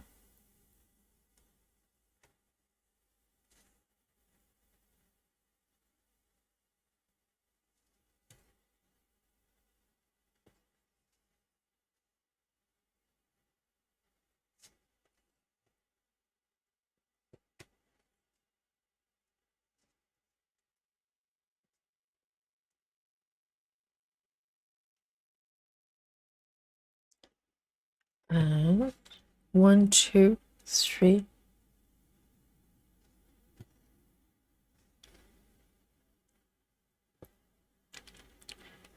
Ah, classic combination, Bluebell. She says a nice snack for me is apple slices with peanut butter. I actually never eaten apples that way. I normally just bite into the whole thing. But I can imagine it will probably go well with peanut butter.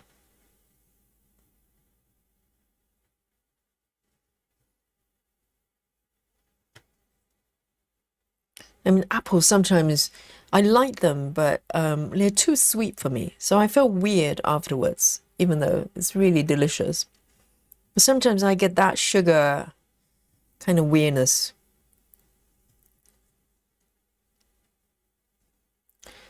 So normally if I do eat apples, I eat the Granny Smith, those green ones.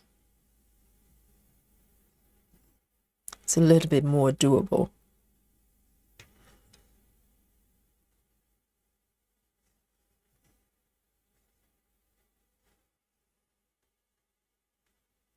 Where shall I take my stitches? I can flow upwards.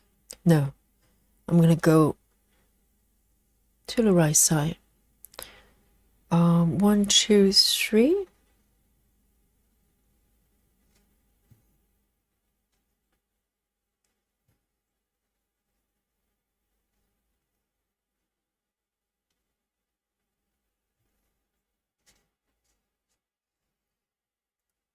And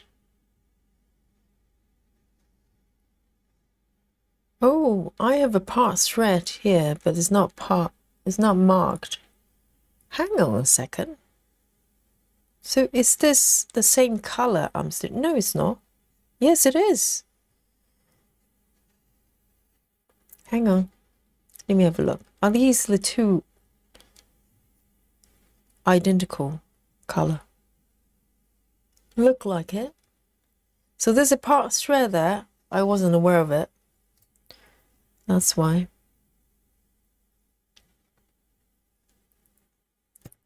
I can move this up instead.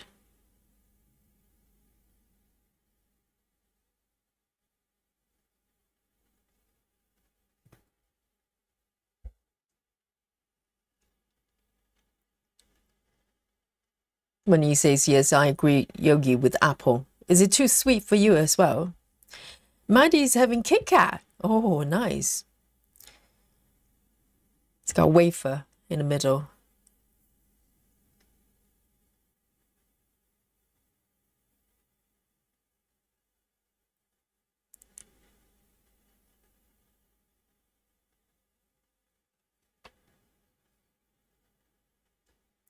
Chelsea says, I may be weird, but I don't like biting into apples, so I always cut them into slices. Interesting. I love biting into apples. Yes. Well, the problem is, if you cut them in slices very quickly, they go brown, don't they? If you don't eat it quickly.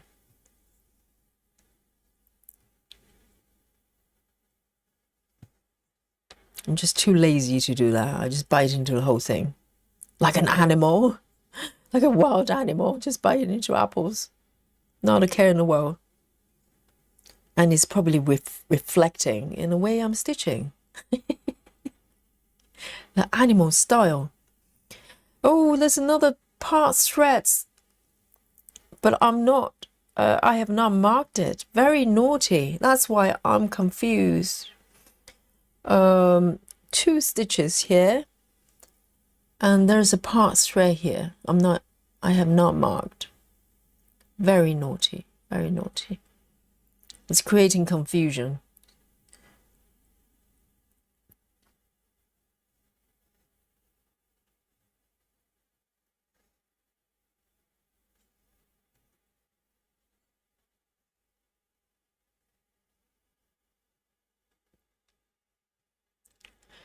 Kelly says, Yogi, I think you're avoiding the weeds.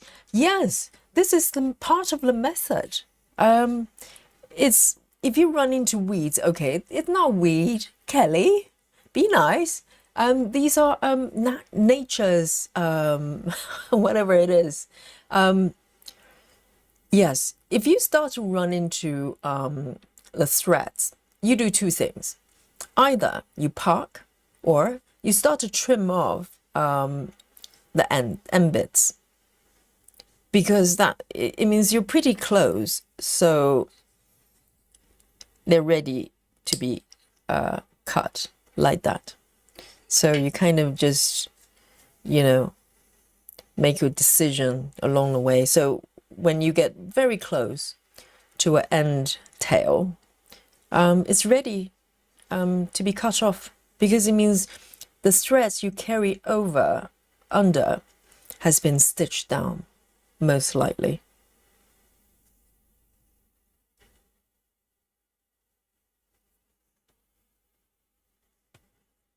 So this is how it works. Why does it not look the same? What am I doing here? Why does it look like this? Okay, one, two. Okay, I know what's happening. Very gentle reverse stitching.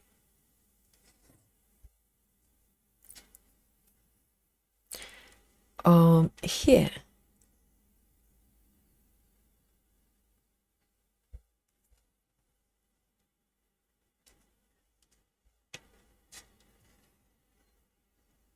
So there's one stitch there. One, two, there.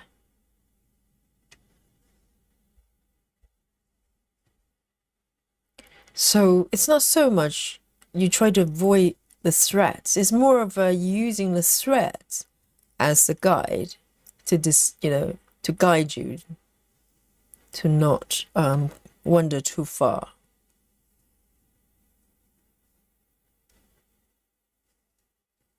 So I'm going to do this one actually.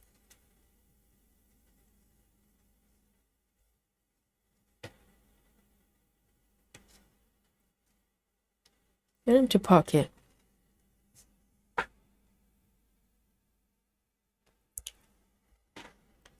I'm loving it. It's a wonderful method. So organic.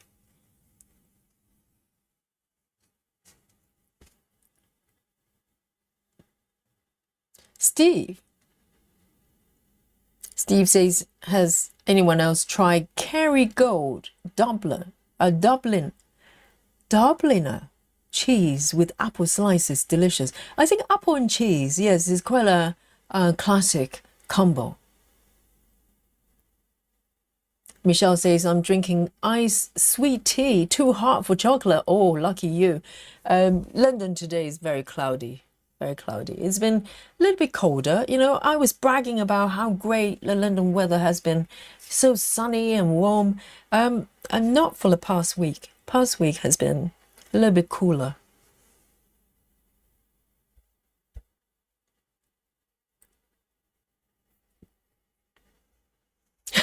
Solar Wind says, the skin of the apple gets stuck between my teeth. I don't like biting them without cutting the pieces. Really? Is it that bad? So Solar Winds, do you have trouble eating celeries as well? Celery is like, you know, the fiber is so thick, gets stuck in your teeth. Lovely. And I think with this method, it's quite nice. If I get bored of these colors for whatever reason, I can always move over here and extend a little bit more. So I have a lot of space, you know, to play with. And as I go even further down to the right, I'll have more choices. It's really really nice. Okay then, I am going to pick this color here. Well, in fact, this one. Okay, so it's 28. Do I have 28? Let's have a look. 28. The first 35 colors, they don't appear that frequent. Oh, I don't have 28. Look, empty. So I am going to top it up. I'm going to find it. So I'm going to just go to my drawer. Oh, look at that. It does look like ladies' work, you know, blue suit ladies' work. It's got that really sort of, natural feel to it. It's almost like you're in a forest, running around, you know, barefoot. 28. So I'm going to just walk to my DMC drawer here. 28. Let's have a look. 09. No, that's not it. 33. What color is it? 28 is kind of grayish. So I've got 12, 28. I've got to be careful because I've got a track record of losing all my floss mysteriously. So these are all 20s. Oh, 28. It's more purple than, well, a swatch looks like. So 28, found it. So I am going to top up this bit. Hang on. I'll try not to lose my floss.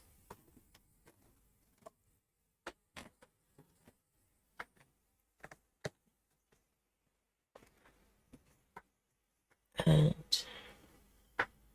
I'm going to just pull out a few pieces.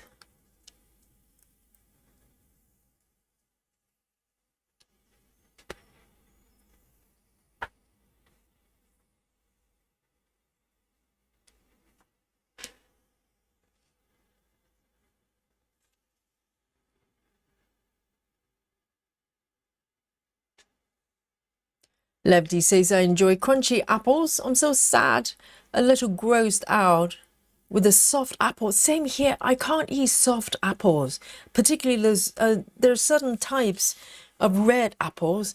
I can't eat it. The texture is really not me. I need crunchiness with apples. So Granny Smiths or Pink Ladies is okay, but Pink Lady is very, very sweet. This is a bit too much. So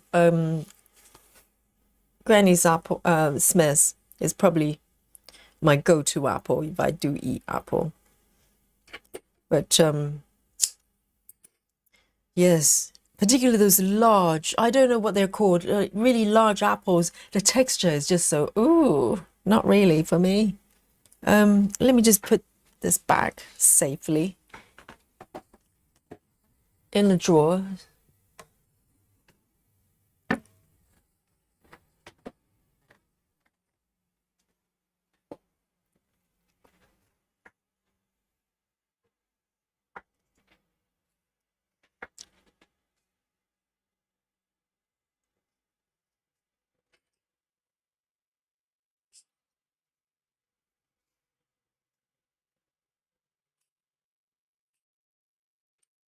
There you go.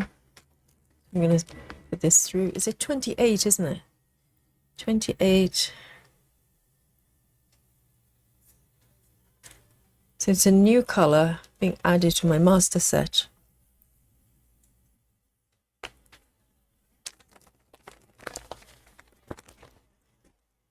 So I'm going to take a strand out. It's always quite exciting to add new colors. You just feel like the master set is being expanded. All right, very nice.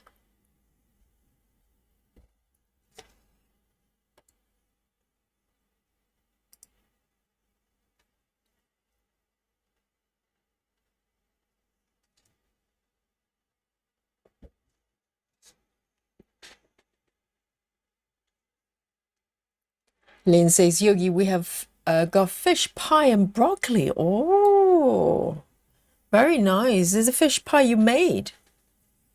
I love broccoli. Yes. Cauliflower, broccolis. Love them all.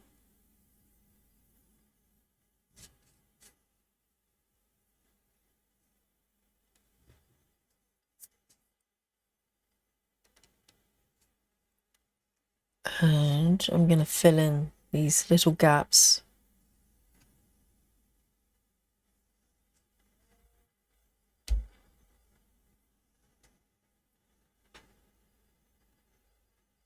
Wendy says, your unmarked path thread is a raindrop symbol of 5 drops going down, 5 raindrops going down. Let's have a look. Oh, we have another alien in the chat who can see everything that I can't. Raindrop. Okay. My path thread, really? Is it? No. I think the path thread is for the star. You see what's happening here? Oh no, you're right. You're right. Because I'm reading my path threads from the bottom left. You're right. Oh yes. Who was it? It was Wendy. That's right, because my pass rate is normally at the bottom left corner, but it's not anymore. It's bottom right. You're quite right. Yes. Thank you. Thank you, Wendy. You're quite right. I'm changing that. Yes, it's actually for the teardrops, not the stars. Oh dear. So what was happening then? So right, I need to switch my brain around because my path threads is always at the bottom left, but not with this method. Everything is bottom right, actually. Yes, I corrected that. Thank you.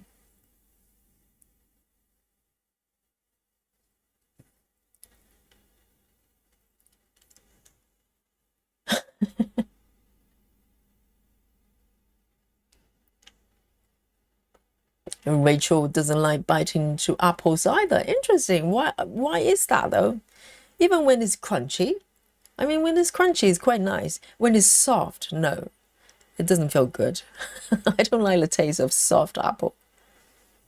You know, some people bake apples, don't they? Turn into a dessert. And no, not for me. I don't mind apple pies. It's a little bit different because you've got pie sort of, element to it.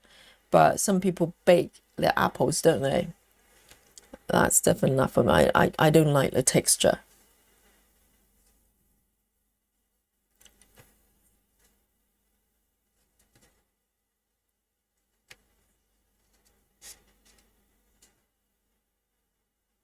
One, two.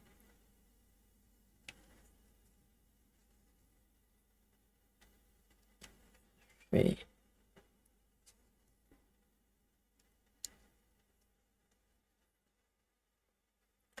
Rachel also doesn't like biting into corn on the cob. Well, you probably get the corn stuck between your teeth for sure. Probably worse, much worse than apples.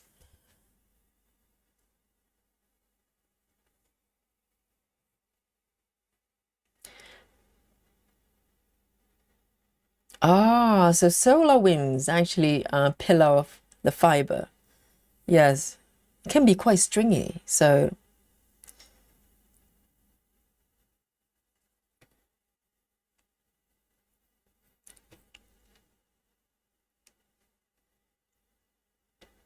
okay, 4 stitches here. I can do this one. It's clear. This area is clear. So now I know wherever I go with the stitches, if it's a clear area with no path threads, I'm free to stitch. But if I start to run into path threads or end bits, I stop. That's it. It's a great policy. Okay, this one I'm going to park. This is wandering a little bit too far here.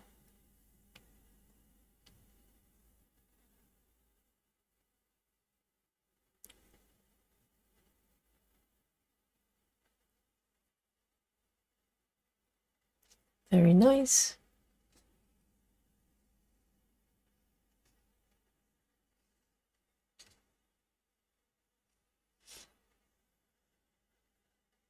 So now I can stitch this bit. Now I know what it is.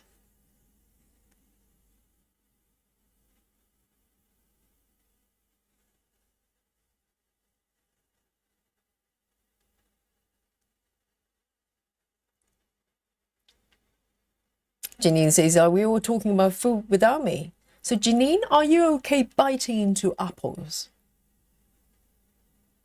Is that an issue for you?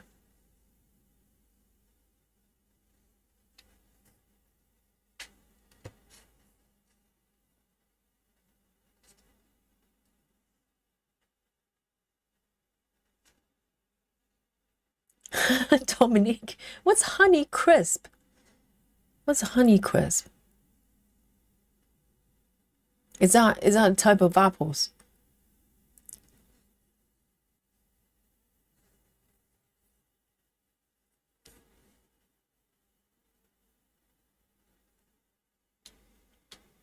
Maddie just reached 6.85%.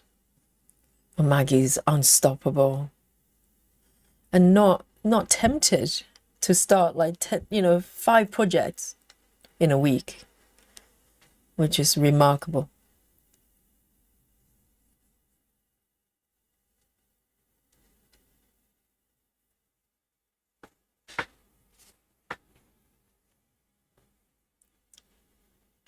Dawn says Fuji and Gala are good. I never liked Red Delicious. Which one's Red Delicious? Is I can't remember which one those big red apples are, but they look great. They look like those fairy tale apples, but when you bite into them, the texture is just ooh.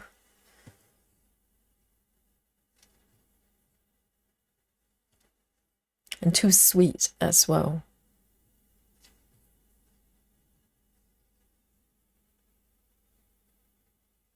Okay, I am going to park over to the right here.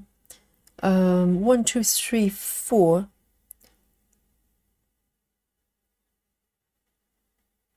1, 2, 3, 4.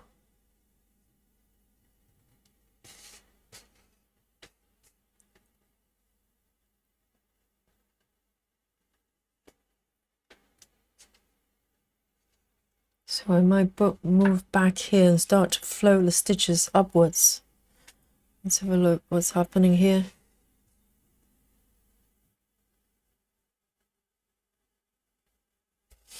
Right, 939. 939.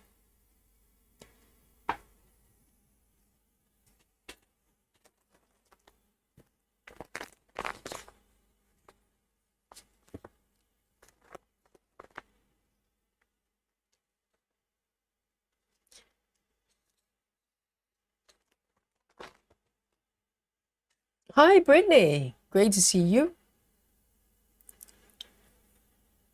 Sarah says, second row of the first page is completed. Well done, Sarah.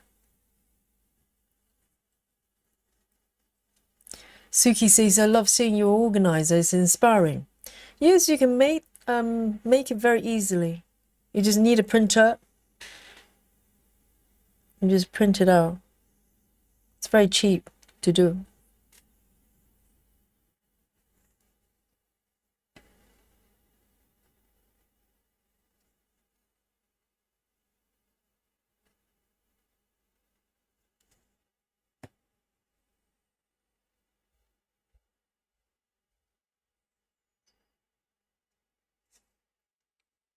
Let me do a little bit of Danish with this one.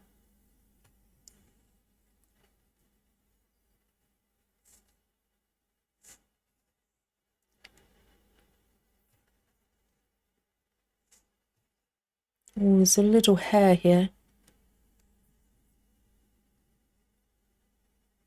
Janine says, I miss yoga. Yes, Janine.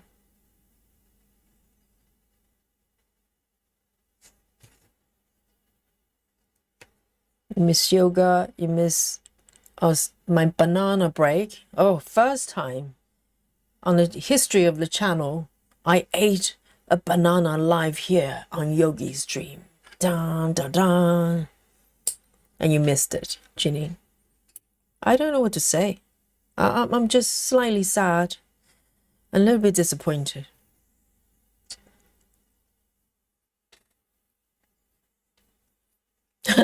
Laura, yes, quote unquote missed. Exactly. Laura, yes. I hear you. I hear you.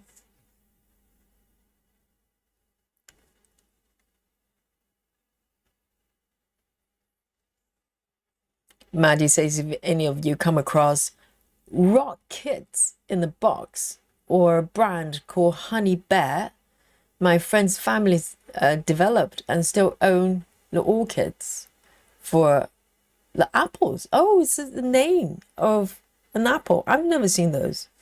I mean, normally if you go to supermarket, you just get those common types. There are quite a few different types, isn't it? Apples are interesting. There's so many different, how do you call them? They're not species. What are they?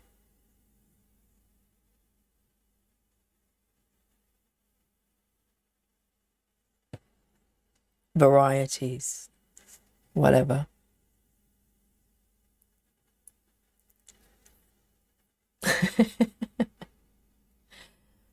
Laura, Janine is working, okay? Here we go. Working.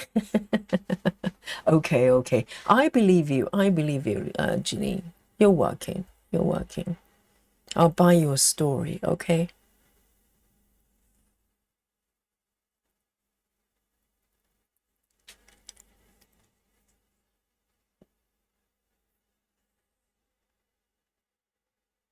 I've heard of Fuji. I'm not sure what it tastes like. Is it those really big and really sweet ones?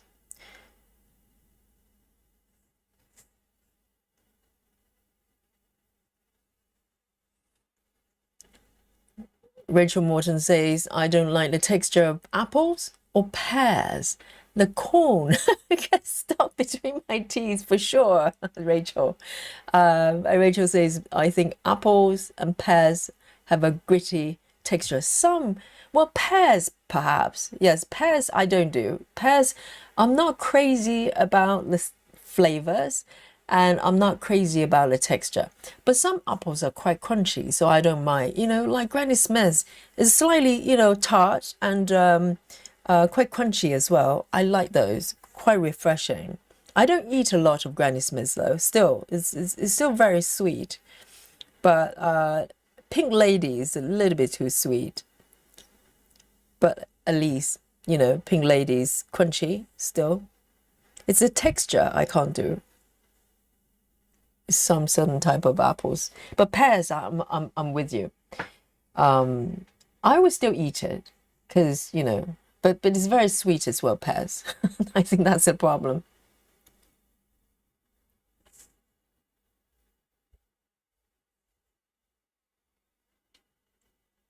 Solar Wind says red delicious are the ones that are the beautiful ones and are mushy. Oh, that's the one. I can't do that one. No mushiness. No. I think that's a problem with pears as well. They tend to be a little bit mushy.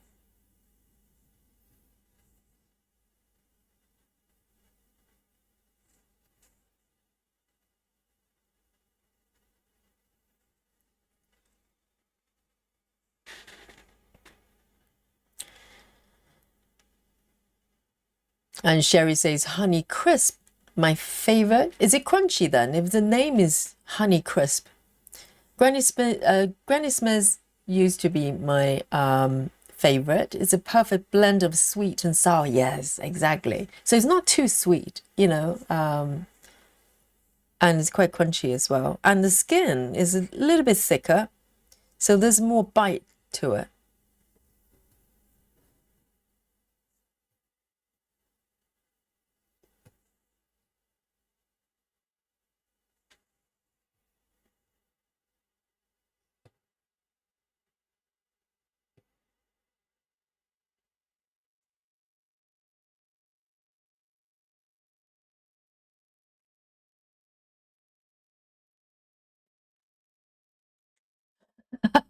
Says Yogi, when I see the big red apples, I think of Snow White.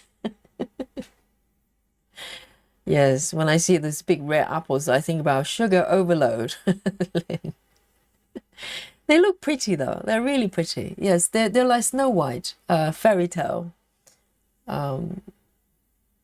apples, but probably not super, probably not great for you. Oh, I've got 1, 2, 3.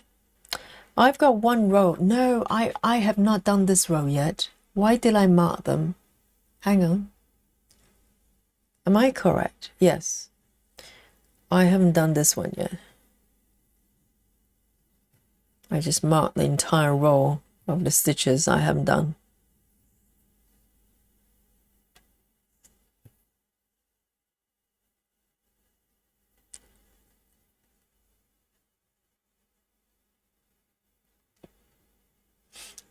Shara says, I'm trying to figure out where you're stitching on the photo. Wow. It's probably a hard one to figure out if I didn't tell you. It's actually, Shara, it's the bottom left. Okay, it's very subtle because the bottom left has got a lot going on, and I'm just at the very beginning of it. Bottom left. But, you know, it's not going to be very long before I start to run into really bright colors. I think these are already brighter. I think these are the beginning of the white flower, the first white flower at the bottom left there.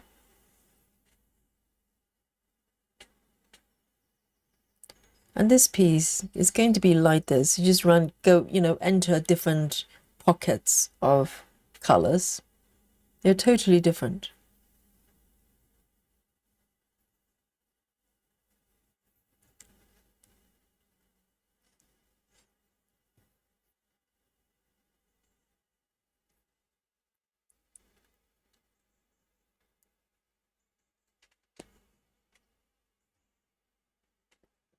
Crafty Tabby Cat says there are over 7,500 varieties of apples grown worldwide. What? 7,500? With about 200 of them grown in the United States. Why would there be so many? 2,500? Some villages, you don't even have that many people. Why would there be so many? Is it necessary? And why only apples? What about bananas? Bananas are pretty much the same, right? We don't see sort of different types of bananas. Bananas are just bananas. It's all good. You don't need 7,500 varieties.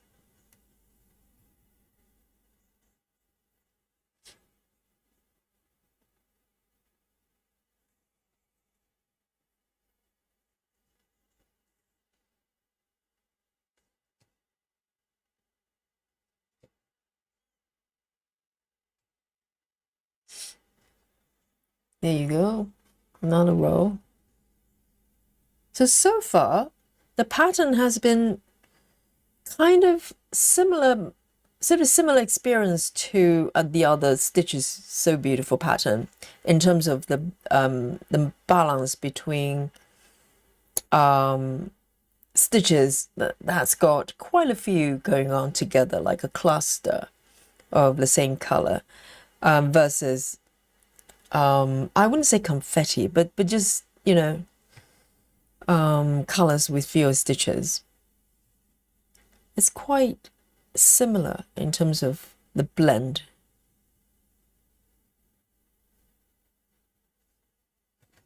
And I think Heaven and Earth patterns, they tend to have more blend, particularly, you know, if you're stitching max colors.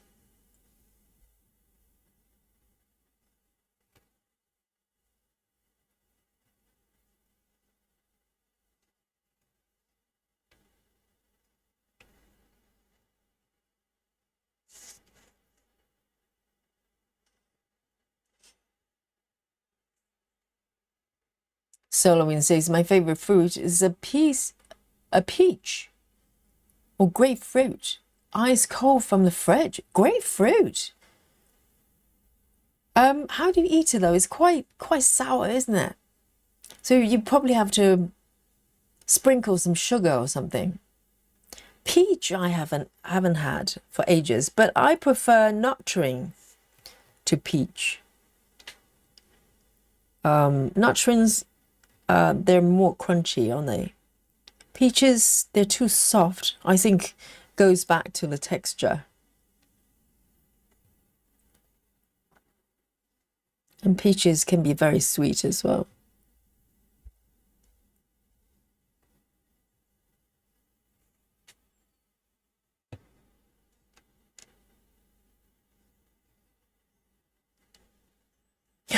Brittany, I think Brittany says I only like really soft texture apples. Oh, well, more for you then. I'm okay with those. No mushy apples, please. Brittany can have them all.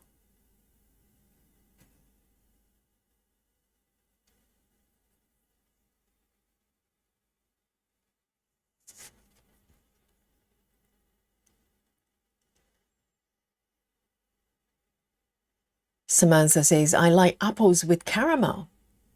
Well, just in case the apple's not sweet enough, let's have some more caramel. Yes, it's quite a classic combo, isn't it? If you go to fun fair, you get candy apples.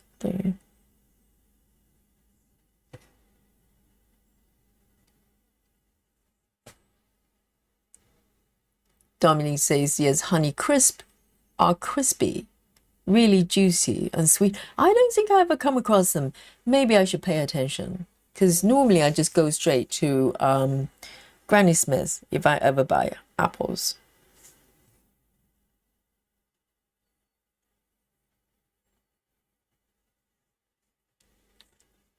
Charles says, buy pears only in September. They're super crunchy then. Possibly even teeth-breaking crunchy. That's not crunchy. That's just rock hard, Cheryl. I don't know, but are they ready to be eaten when they're that hard? You call it crunchy, I call it hard. Because all the pears I've eaten, and they're very mushy, very sweet.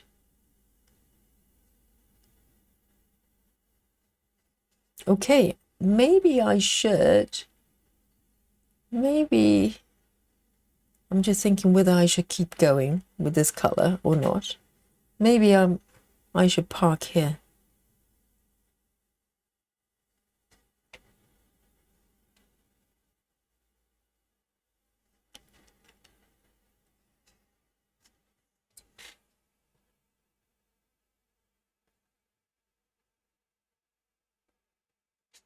There. A sip of coffee.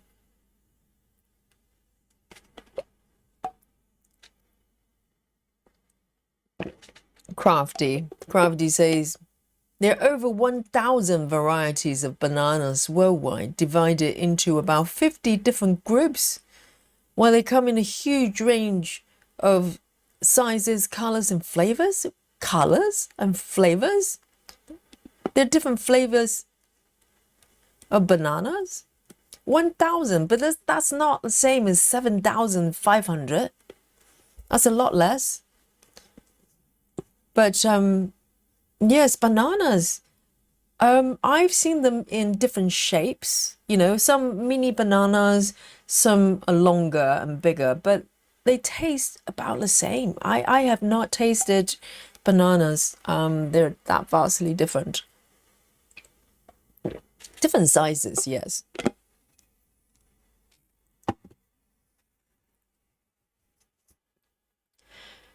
Bree's home. Yes. Yes, get some snacks, get comfortable, Bree. And stitchy time, okay? Join us. Congratulations. Okay.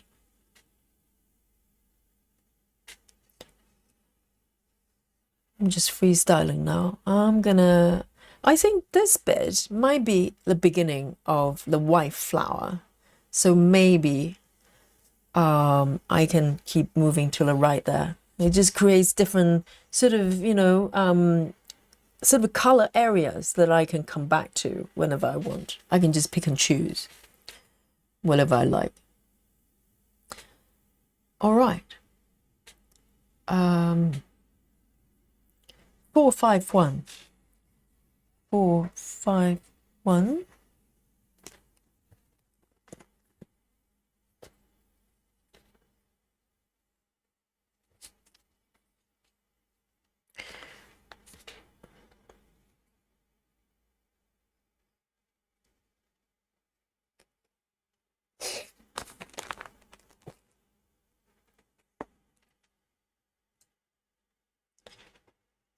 I'm just trying to see, look at my pattern here. Let's have a look. If I turn this off and just have a sneaky peek, okay? All right, okay. Oh, that's right. Yes, that sort of light purple area is the white flower, even though it looks more purpley. And I'm just looking at these blue stitches. Are they supposed to be blue? I'm just worried. It looks fine actually, but do you not think, guys, that blue looks a little bit weird? Is this supposed to be blue? So for those of you, let me have a look. Let me tap on this one.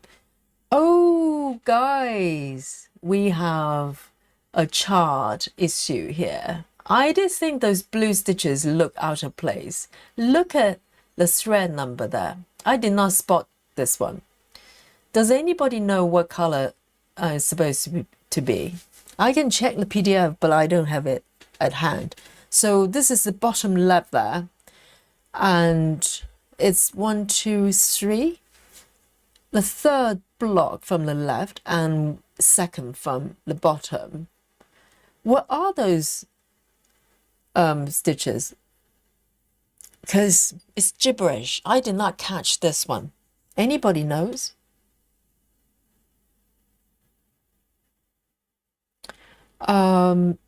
Missing stitch, missing in a stitch. Hi, from Finland. Great name.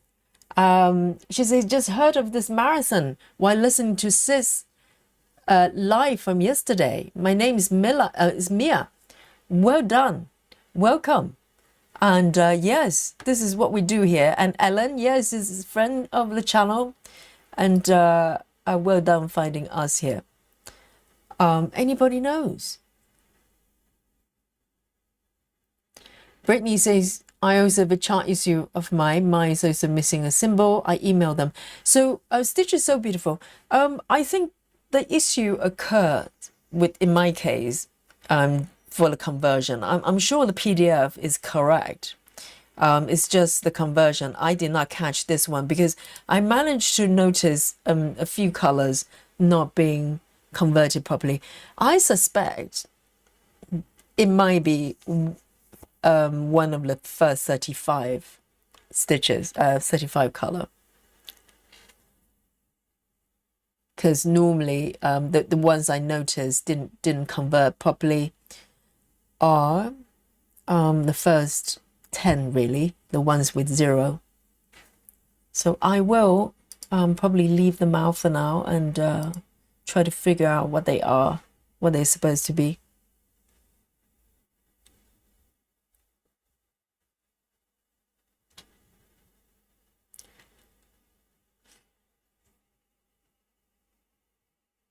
Chaotic Crafter says, Yogi, the story of bananas is crazy. That's why it's called bananas.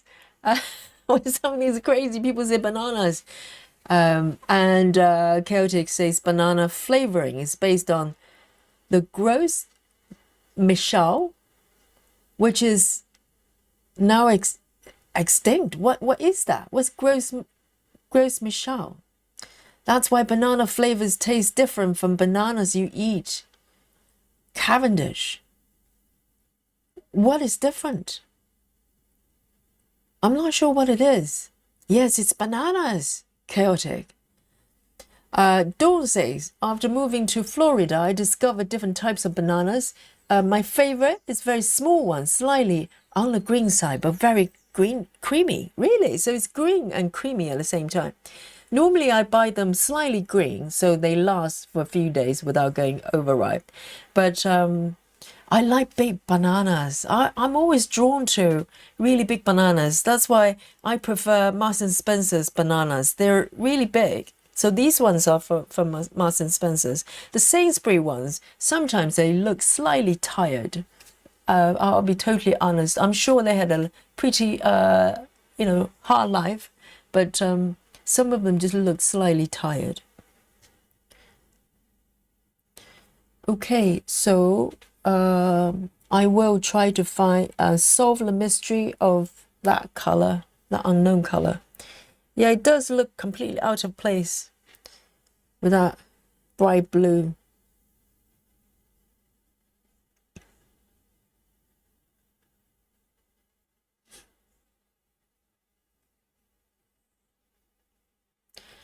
Yes, plantain. Plantains are in the banana family, but I do not count them as bananas because you can't eat them raw. I kind of treat them as vegetables, kind of like potatoes. I do like plantains, but it tastes nothing like bananas, does it? It doesn't have any banana flavors. And where I live, there used to be a Cuban tapas bar. It's closed now, unfortunately, but it used to be one of my favorite restaurants and to go. And they do deep fry plantain. So good. And they made them kind of crispy. They cut them into strips and deep fry them. Everything tastes better deep fried, I know, but plantain is really good.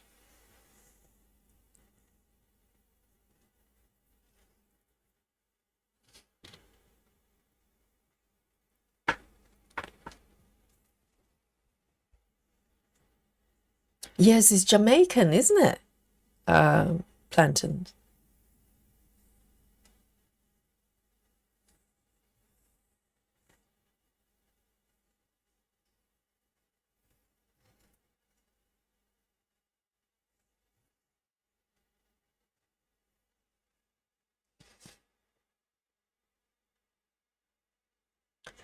Selwyn says, does the boat anchor symbol shows up in your thread list? Which one?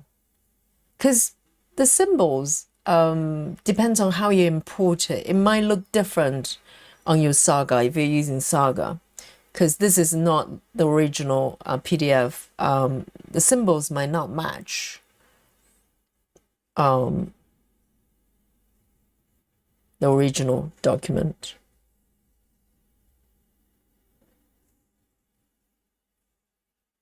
So are you referring to the one I was talking about, the light blue? Let me see. Yes. So the symbol shows up only that the thread number is gibberish. So there are a few colors are like that. Normally in the first 10 thread numbers, for some reason, the conversion app doesn't like it. So I'll have to go back to the PDF, the original PDF, to figure out what it is.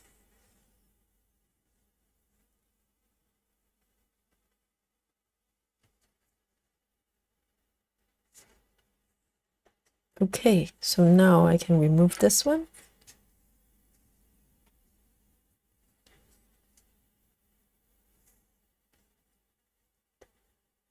I'm going to be very careful. I can probably move. No, this one is fine.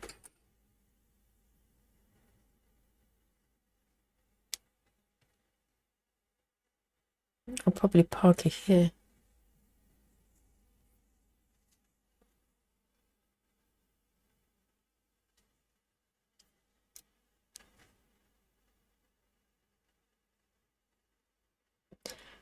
Oh, Daria is woken up. I told you. Yeah, take a nap. When you wake up, we're still stitching. Welcome back.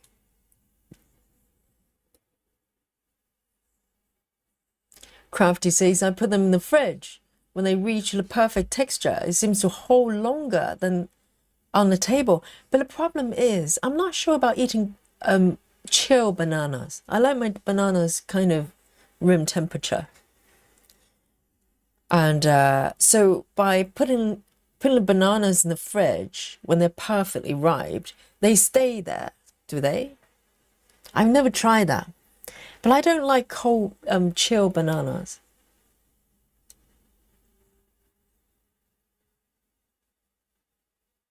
Oh, Suzanne says, how many stitches does it have? I can check. Okay, let's have a look.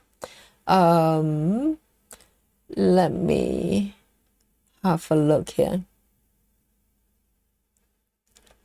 So it's this weird blue color. Let me have a look.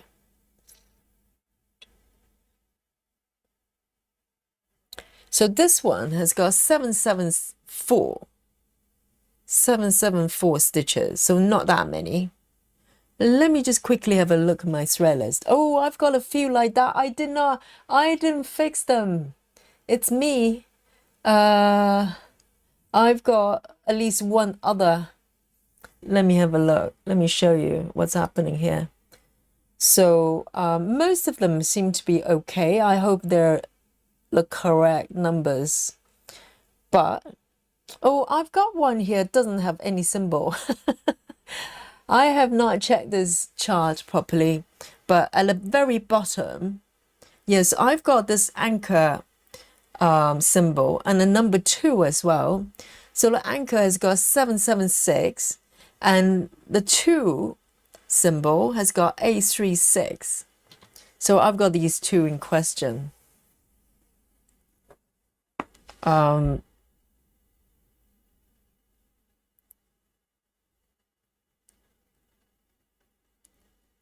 Thank you guys. It's teamwork, you see. So I've got this, yes. So one color is 774, the other one's 836. They're both in gibberish thread colors. I'll need to write it down.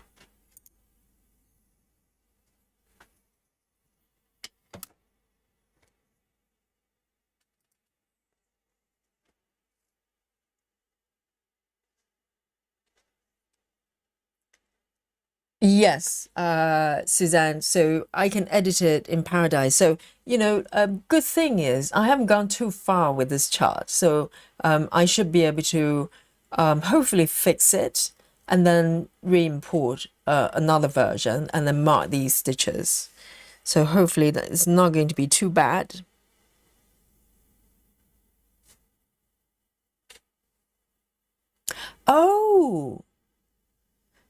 Oh, interesting.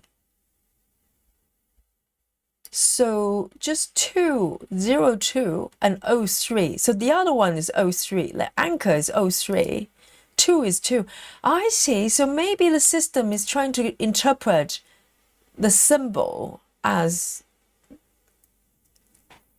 I don't know what's happening there. So it's 2 and 3. The blue one is 03. The other one is number 2. Thank you so much. Yes, that doesn't sound too bad. Thank you, Suzanne. It was so helpful. So the anchor, let me just take a note here. Anchor is 3 and the symbol 2 is literally 2. Excellent. 02. Yes, the conversion process does mess up when there's a 0 in front of the thread number for some reason. It just doesn't know what to do with it. Thank you so much.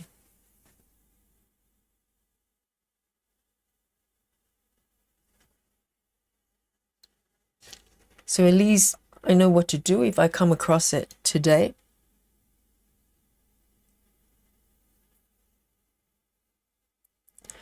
All right then. Where am I here? I am going to go for 523. So hopefully the remaining colors are correct if they're not doing weird things. 523.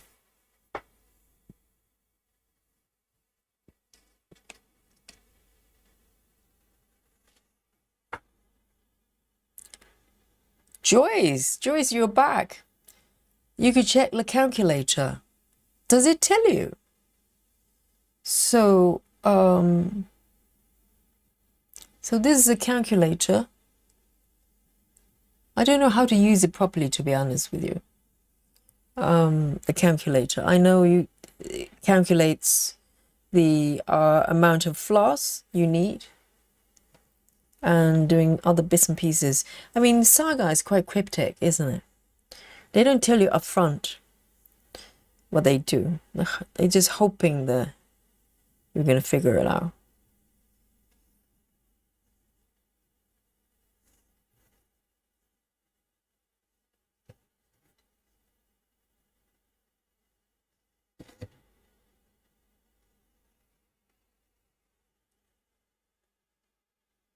Solar Wind says, I love banana fritters. Yes, I actually can do banana fritters. I can see that happening. I can't remember the last time I had it, but I can see that happening. It's a little bit like fried plantain, but the sweet version.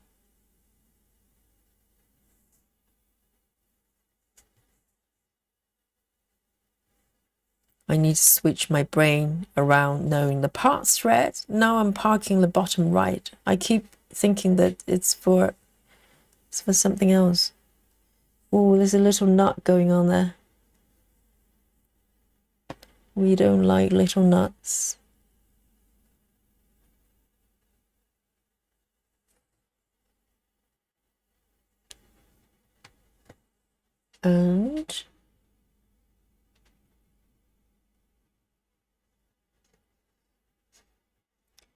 And luckily those gibberish thread colors, the swatches actually look totally off, so I notice it. Imagine if it's kind of blended in. I wouldn't know. I wouldn't even notice, probably. Why does it not look... Okay, here. I am going to park over here. 1, 2, 3, 4. 1, 2, 3, 4. Maybe it's time to turn on the 5x5. I'm not sure. 1, 2, 3. All right then.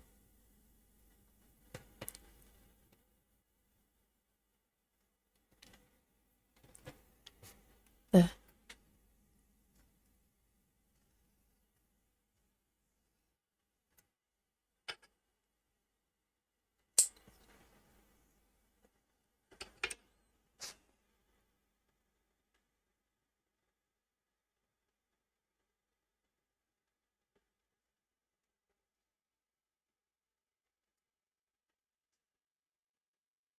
Oh, so they're banana varieties, different breeds. Yes, so far, it doesn't matter what shape of bananas they are. They taste pretty much the same.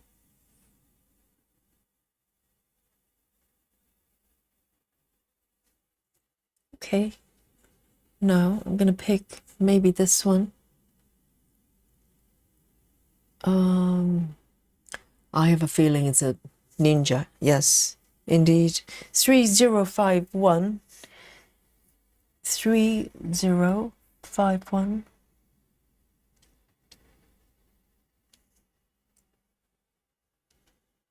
Just a little stitch here. I'm not even sure I want to park. Maybe I can. Maybe I can park.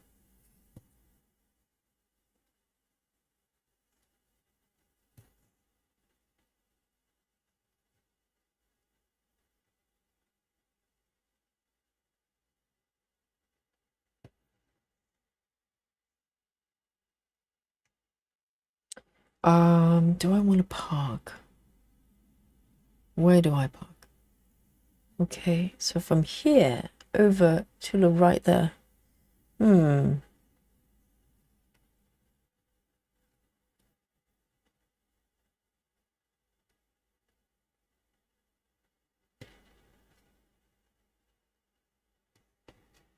Okay.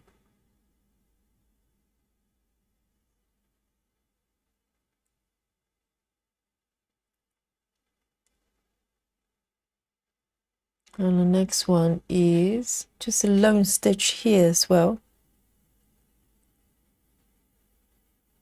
535.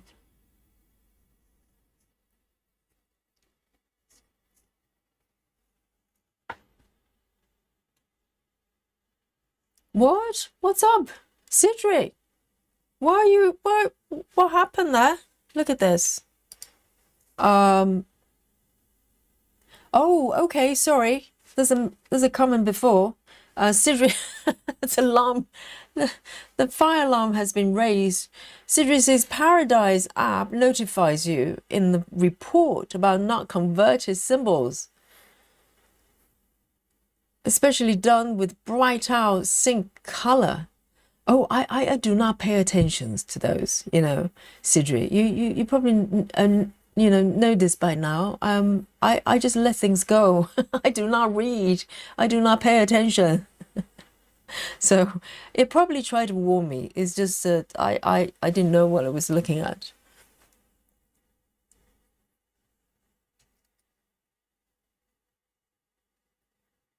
And I do remember when I converted this chart, I did go through the thread list a little bit. So I did pick out, I think I fixed a few numbers, but I missed out these two.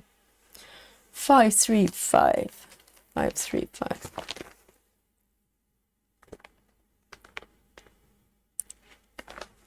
Sometimes I look at stuff like that, it's just details. I don't pay attention to details.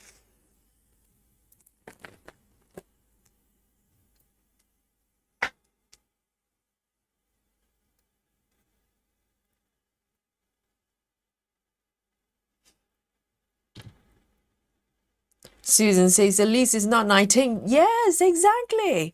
Oh, that was a lucky escape. Imagine, there I was thinking really happy there's no number 19. And lo and behold, and those ones are actually, one of them is 19. Yes, thank God. I'd be devastated.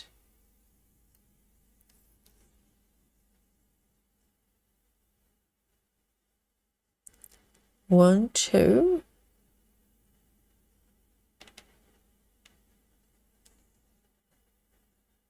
So this one, it's a little bit tricky. I'll probably just do this one and end it.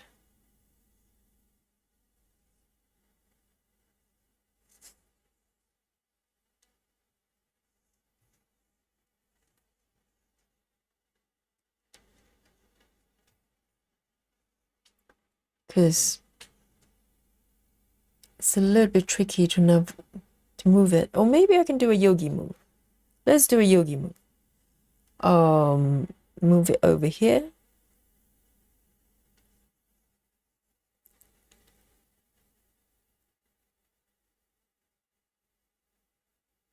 Right?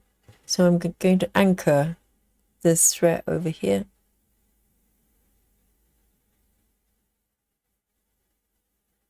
It's not the most elegant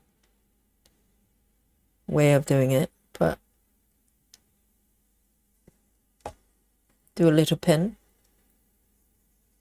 and then take it down here.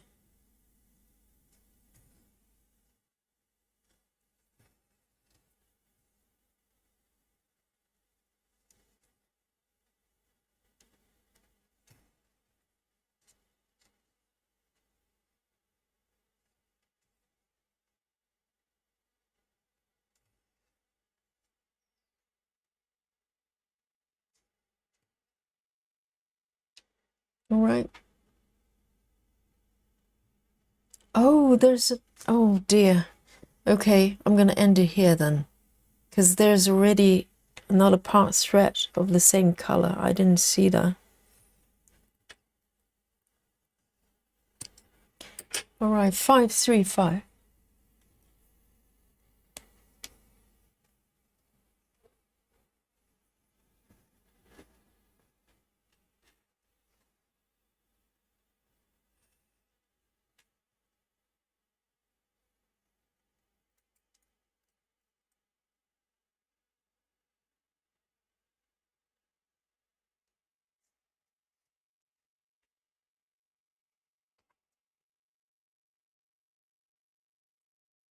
All right, let's see how it goes.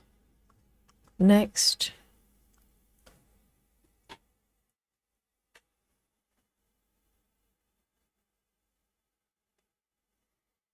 So it's the start. 451. 451.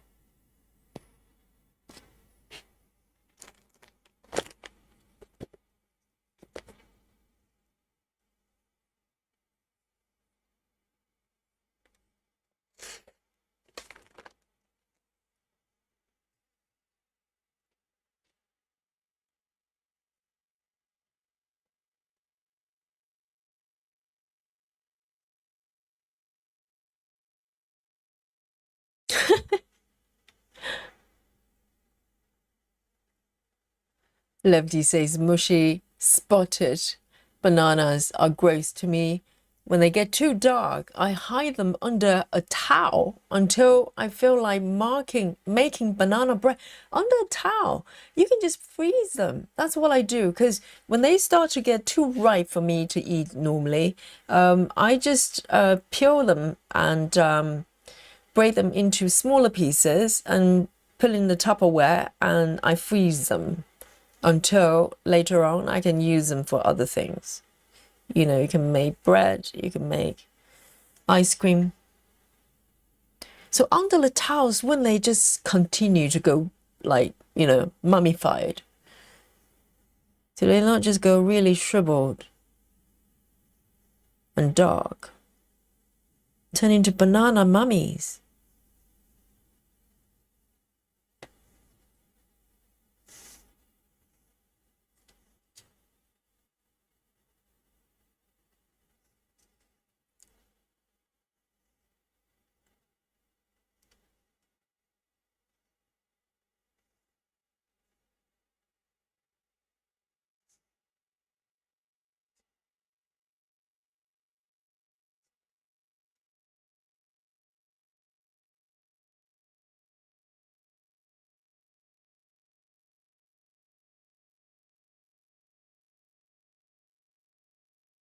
And I was also at one point I was really into on tips getting from the internet on YouTube on how to keep the vegetables fresher for longer. And I learned a trick. It's kind of not most elegant, but if you wrap your celery in tin foil and pop in the fridge, it keeps forever. I tried it. But you do have to use a fair amount of tinfoil to wrap your celery. I don't know whether it works for other veggies, but I tried it with celery, literally, like weeks and weeks. That celery just stays really, really fresh looking.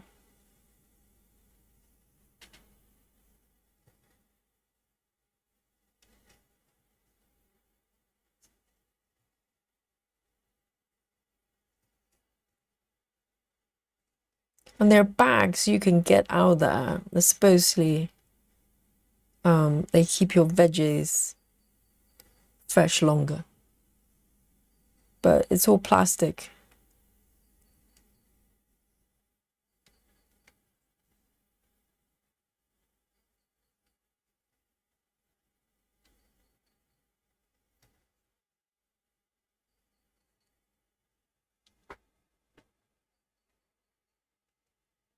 Joy says the one that has no symbol, you can edit in Saga, just choose one. Yes, that one I can probably fix right here.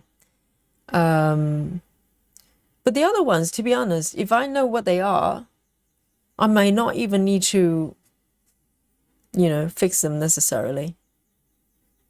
Because they're not that many stitches. We're talking each of them under 100, under 1,000.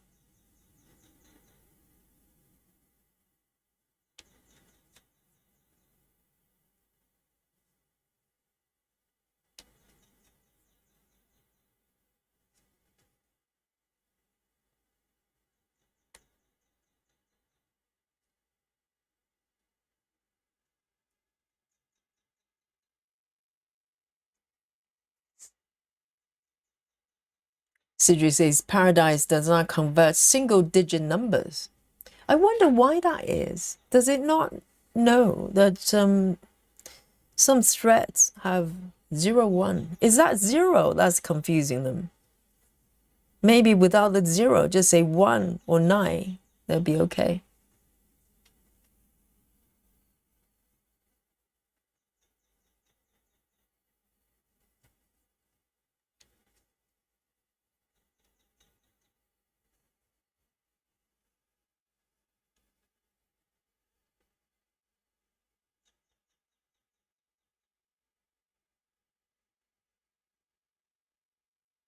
Siri says because the 0 before is not in the legend. And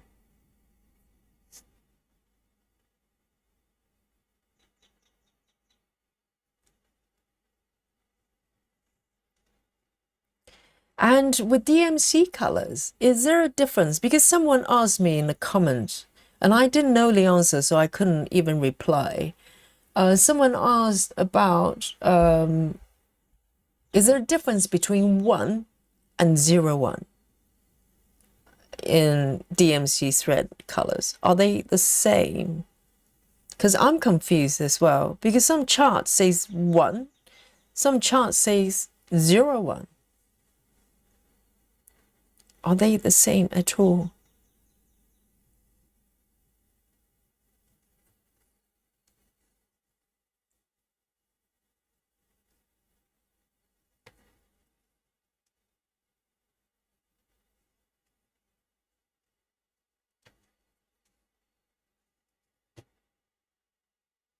Okay, these 3. I am going to park here. 1, 2.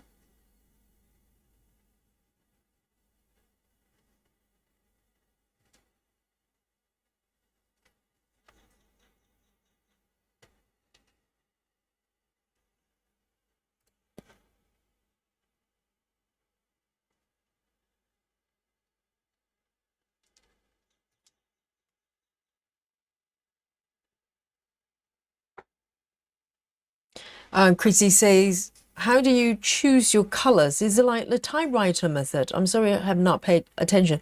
You're not wrong, Chrissy. That's my observation as well. It's kind of a less strict typewriter, but in principle, kind of like that, because I think Blue Sue Lady, she is constantly going back to the completed area and trying to fill in, like these ones, without wandering too far and create too many stitches like this that you have to come back and fill in. So it's a little bit like cross sort of typewriter, but not strictly typewriter. I don't think she's following necessarily picking the highest or lowest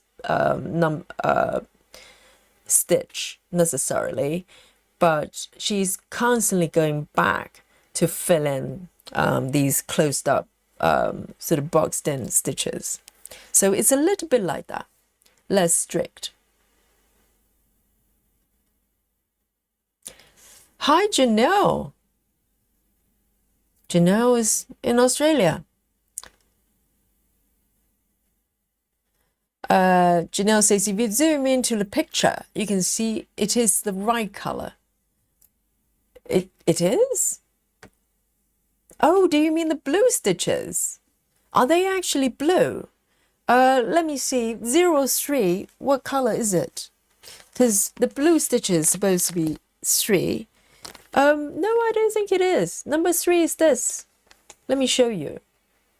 So, the bright blue that we saw on the chart on Saga is number 3 supposedly, and this is 3. It's a gray color because it looks really odd on the chart. It just looks out of place. And number 2 as well. Number 2 is very light silver.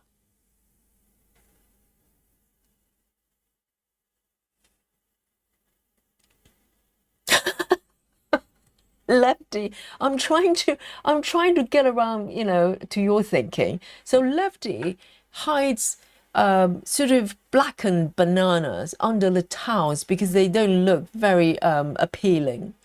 But the thing is, do they not just continue to mummify and turn into like really blackened? They can be frozen. Yes, they freeze really well, bananas. I just, before they become totally darkened, I tend not to eat them, and Mr. Yogi doesn't like it either.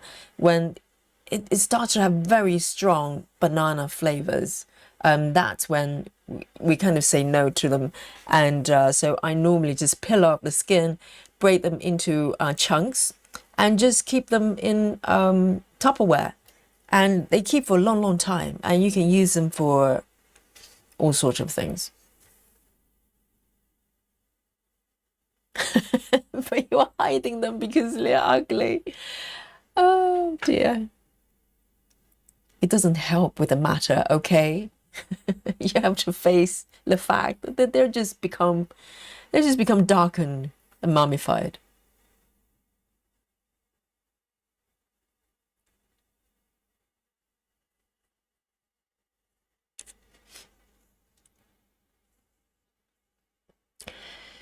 So, number 10, and okay, Suzanne says 01 is white tin.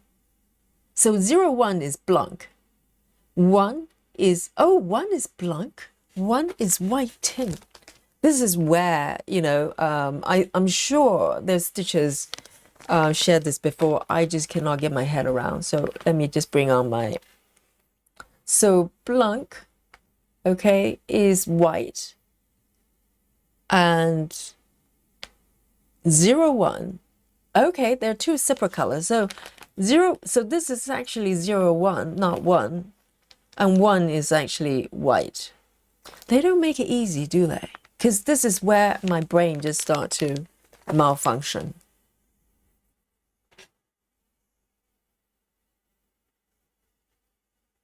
And I think a lot of stitchers probably get confused as well.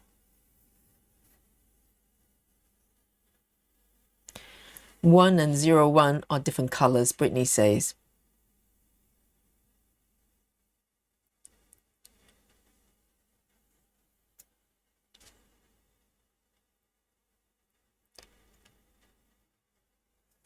Um, 01 is tint, 1 is blanc. Okay. So 1 without 0 really technically doesn't exist anymore. It's just white, right? Just blank. And 01 exists, but 01 is tin.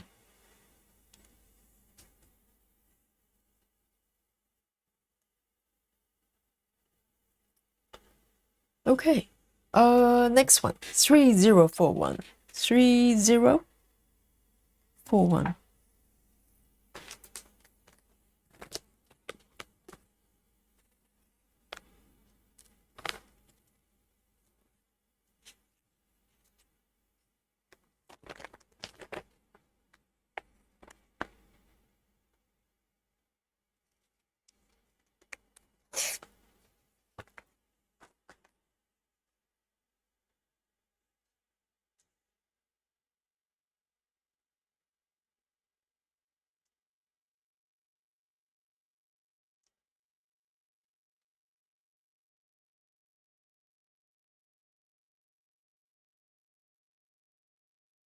So one, Amanda says one is only blank because that's how Haight decided to label it. It's not actually one.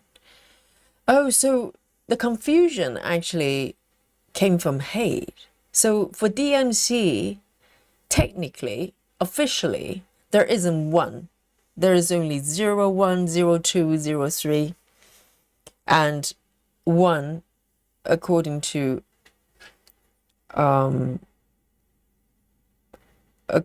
Haight is just blank. Why would they make up a number, a way of labeling it? That's going to create so much confusion. Okay, now, yeah.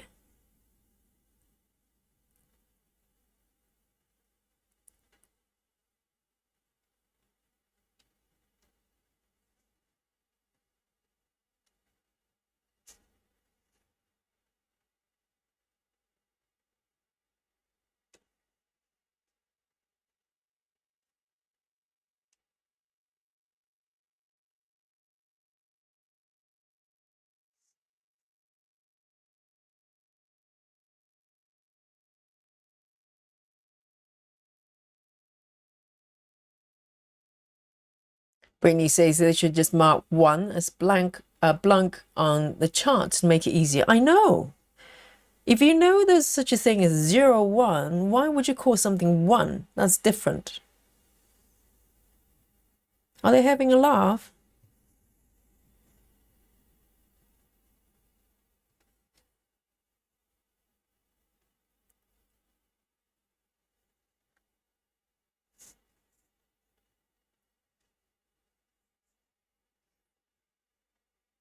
Hello, Marlene from Netherlands.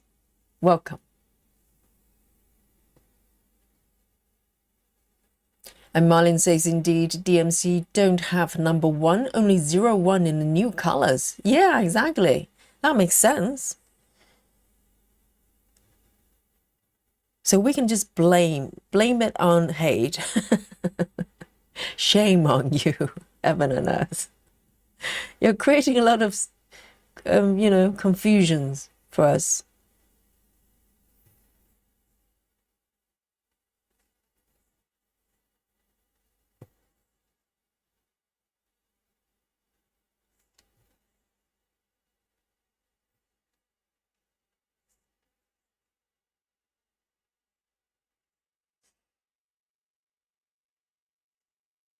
Shelley has completed 1,209 stitches. Ooh, already? Since when? Since I started, this session started.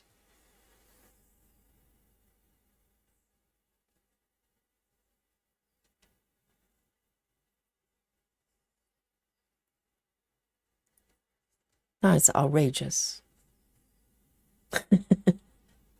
That's just not right.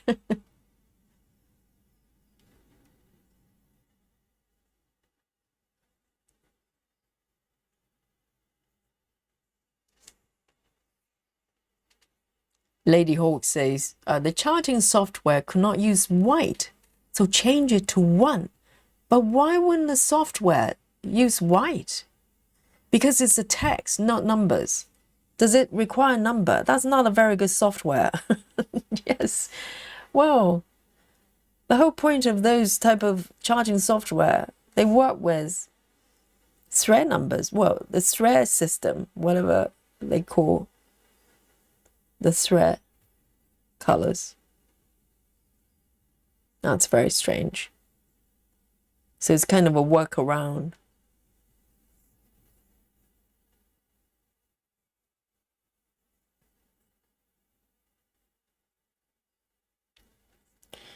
But then it's not a very good workaround because they can probably foresee people getting confused.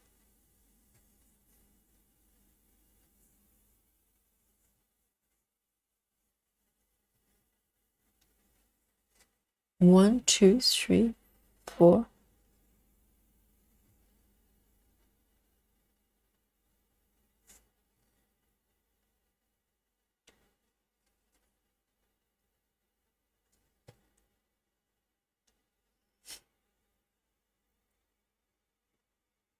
Sidri says, correct, DMC has 2-digit numbers for 1 to 9. Yes, they put a 0 in front. But the thing is, though, even 1 and 0, 0, 1, 1, you know, it's very confusing. But how come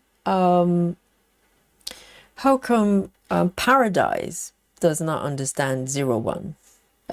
You know, 0, 3 numbers with 0 in front. It's quite peculiar. Okay, here, 1, 2, and ooh, it's a little bit tricky. Here, 1 stitch.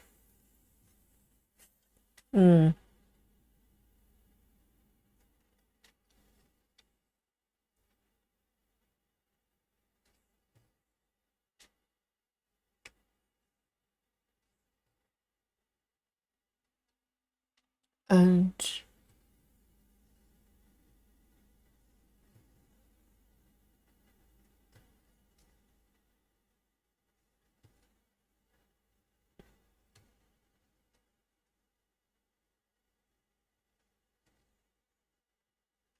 I'm gonna park it here.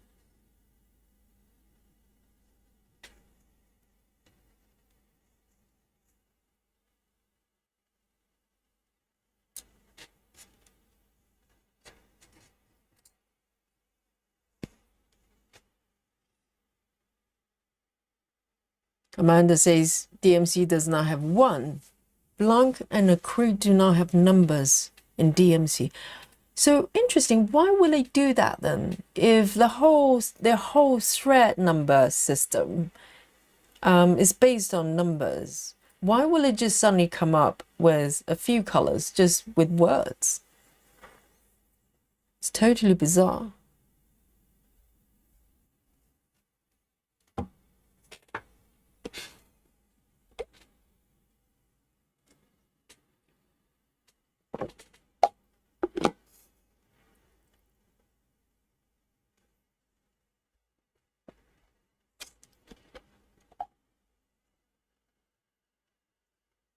Yes, I'm looking at my DMC threads. There's a whole range. I think I can't remember which number. Maybe it's yes, they've got variegated threads. There's a whole bunch of them.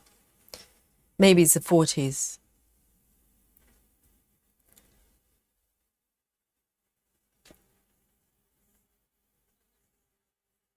All right, I'm going to come back here. I'm going to keep it kind of, you know, a little bit even here. I'm going to come back to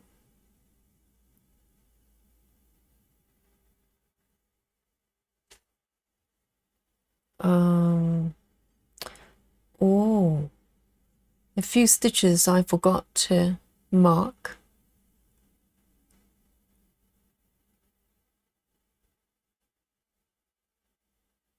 Okay. It's going to be a little bit tricky. Maybe I need to stitch out of order here. Let me figure out how to do it, because this bit is quite intense. It's got quite a high concentration of part threads here. I'm just thinking, what order should I be doing? I am doing, because I think the lady's working threads in order. So I am going to just pick this one here. See how that works out.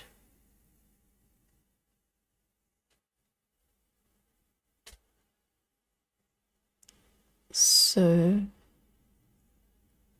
oh, this one is not marked either. Very naughty one. Is it that one? Yes.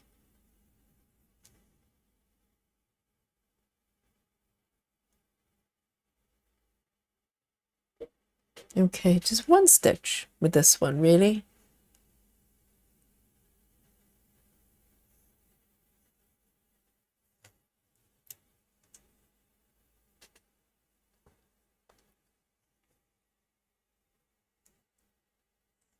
Laura says, I don't think you did those 3 stitches. You just marked, really?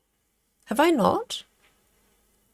But I do have a part thread here for this color. Oh, have I not done it? Hang on, let me have a look. One, you're quite right, Laura. You're quite right. I have not done these ones. Oh, shame on me. Let me undo this situation. Okay. You're quite right, Laura. I hear you. I hear you. See, someone's paying attention. You know, we're talking about bananas, and we just get sidetracked. Let's let's have a look. Those three. Okay, got it. For some reason I misread this bit completely. So yes, I got it. And let me fix the situation. Okay, so that doesn't look like the right color, does it? Which one is this though? Oh no, this is a totally different color. Okay, I'm not going to do that one then. It's brown. So I'm going to do it in order so it doesn't get out of control. Let me do this one. Yes, I have unmarked. Those stitches. It's all good now. Let me trying to get my brain around.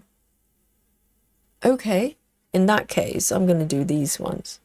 Because this bit looks a little bit tricky. I kind of don't know what to do. Because normally, if you do block by block, you would just lift everything over to the other direction and start doing from, you know, the clearest area from out towards, you know, the center. But clearly, that's not a stitching method here.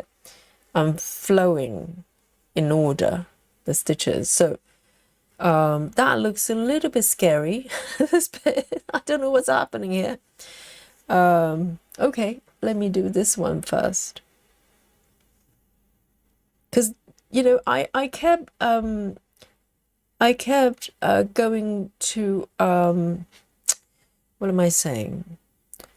I kept sort of falling back to color flow way of thinking. I'm thinking that I have to do everything in order, but that's not true. I can just pick one of the float, you know, part threads and start stitching.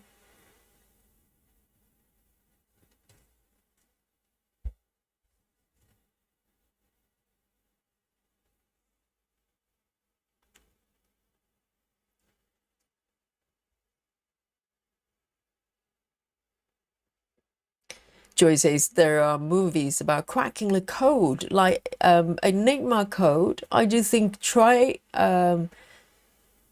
cross stitching, cross stitching code symbols to colors and black again. Oh, but Joyce is very clever, so you can work it out. And I remember watching that movie, Enigma Code. Is that the one with whom? With that guy? You know the one I'm talking about.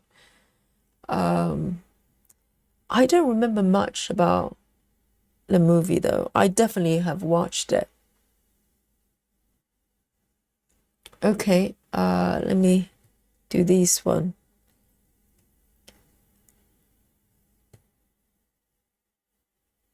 This one has got a very short tail here. Probably need to end it very soon.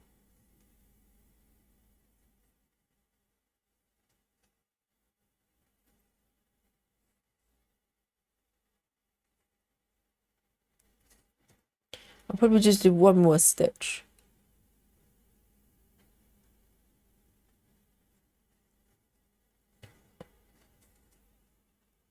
Okay, I'm going to end it.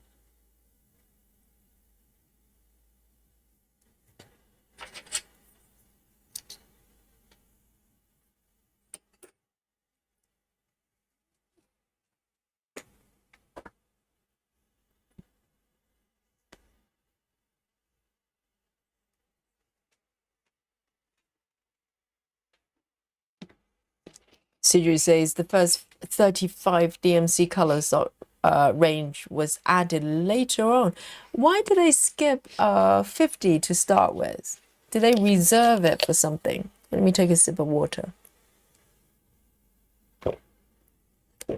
Nikki says, Yogi, I got my fabric for 101 alphabet yesterday. Are you stitching 32 counts? And it's even weave. I think I'm gonna go for 40 counts. And maybe ivory, because just looking at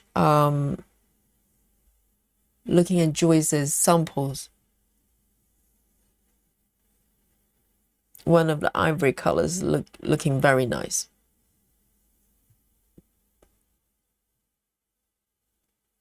And I just have to bite the bullet and get double the size than I need, because the width, all the cuts, pre-cut pieces, the width is more than what I need, almost double, but the height is not high enough. So for me to get a fabric that's almost square, I have to double the amount of fabric I buy. So this one is just one stitch. Oh, I can park over here. That's okay. I'm going to do that.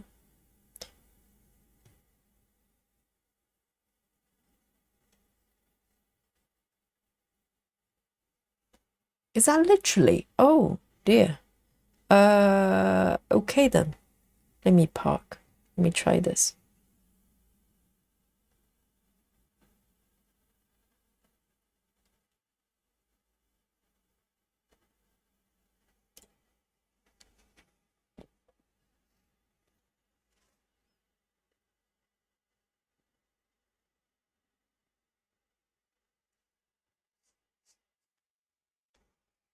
Amanda says DMC became a company in the 1700s and later combined with another company. They've been around since 1700s? We're not talking about 1970? And they combined with another company, and then they dropped and added some colors and lip opening for their color charts for later editions. Oh.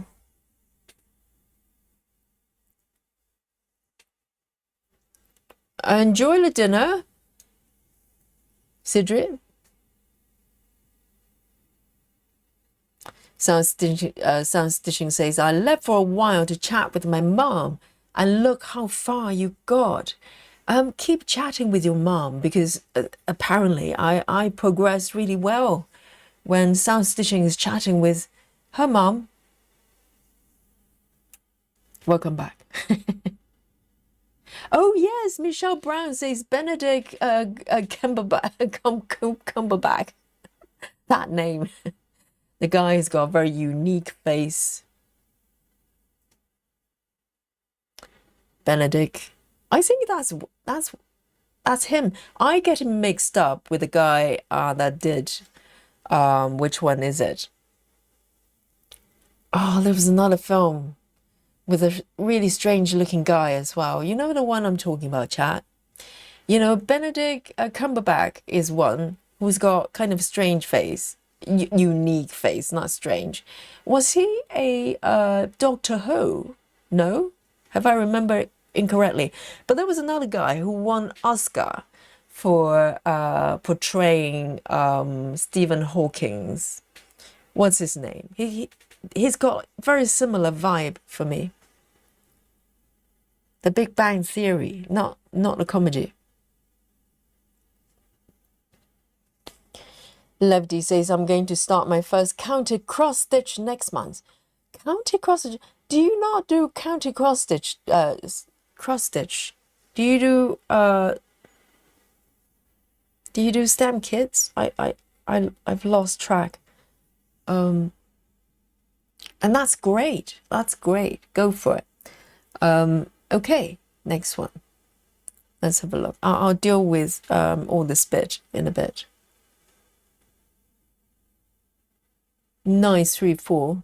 934.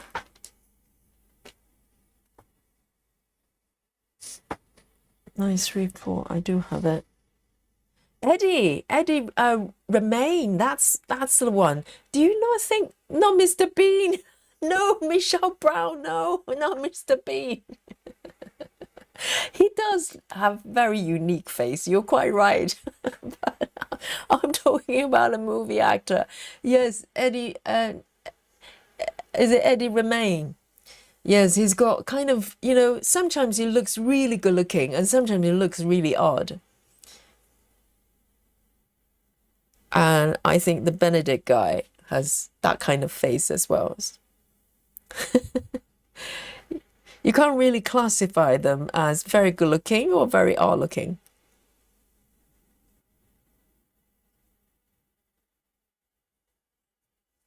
Whoops.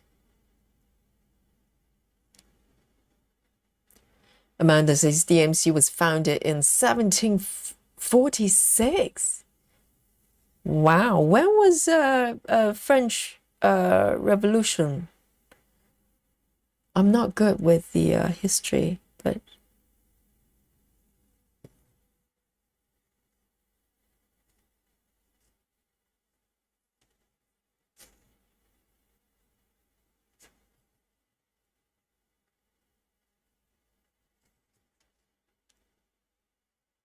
so this one looks a little bit odd. The stitches don't match here, I don't think. I missed something here. 1, 2. Let me see what's happening there. The 2 stitches.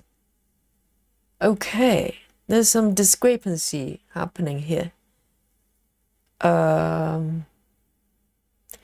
Okay, we have issues. I think there are about 3 stitches I have not done. I kind of marked them. That's why nothing matches here. It's okay. I think I know what it is. Let me just do this one over here. 1.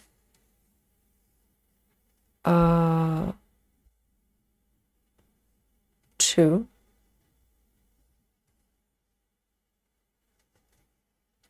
Let me just draw a line here.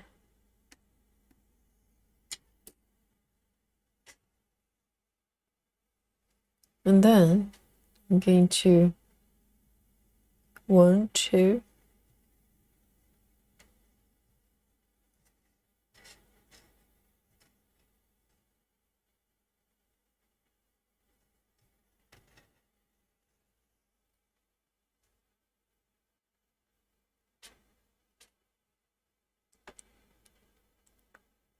I think I've marked like few stitches here that I have not done.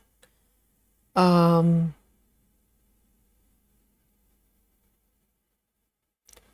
think these ones, they're about,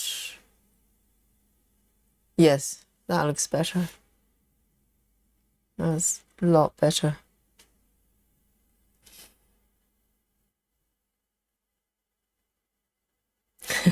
But Mr. Bean, to be honest, his face is so unique. You can't even, it looks like a facial mask of some sort of a Halloween mask. But he's actually really, really smart, really clever.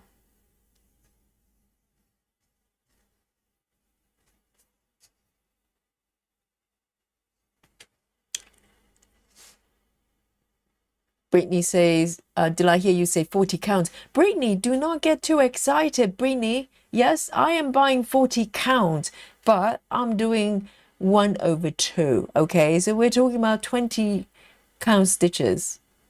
Brittany's just getting excited, saying, yeah, 40 counts, yes, party time. No, Brittany. I'm doing 1/2. Okay, we're talking about 101 alphabet. Just look at excitement. Oh dear.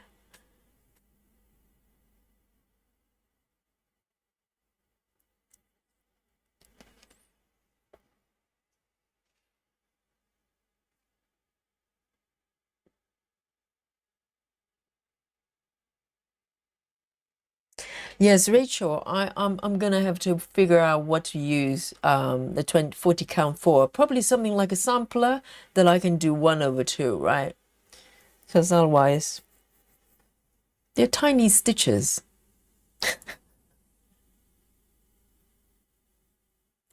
Lefty says, just stamp kits so far. It does seem like you're zooming today. Oh, I told you, because of the last time, guys, if you were here when I tried this method for the first time with the other piece from Stitches So Beautiful, I'm sure you were as well, surprised by the stitch count. Do you not think? And I was really shocked, to be honest. I was thinking much less.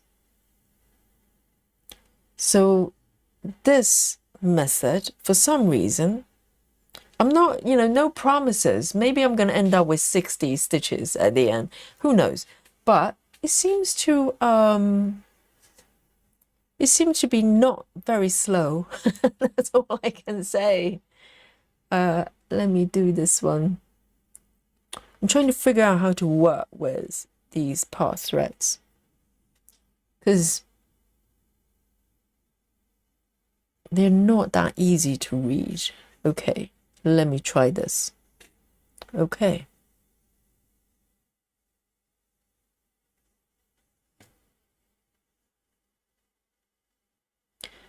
Yes, Amanda, exactly. Amanda says Yogi went really far, really fat.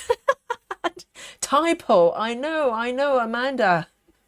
You're not fat shaming Yogi, okay? Look at this. Really far, not fat. I know it. You're not fat shaming Yogi. Amanda says Yogi went really fat the other day. Time she did blue suit method. So blue suit is not only messy, it makes you gain weight as well. I know it, Amanda. Do not worry.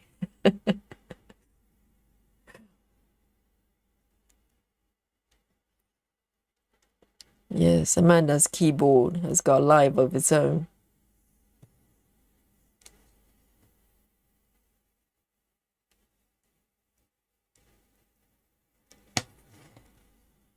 Yes, I was doing blue suit method and suddenly I just gained 10 pounds doing our live stream. It was remarkable. I know.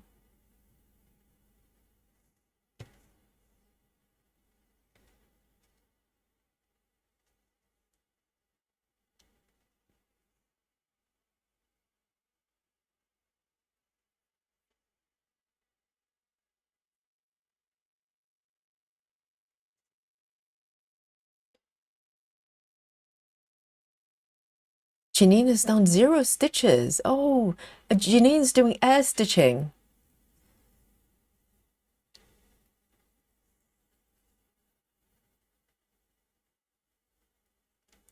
One, two. Oh, this is a little bit tricky. 1. Okay. 1, 2, 3. And I need to draw the line a little bit more clearly.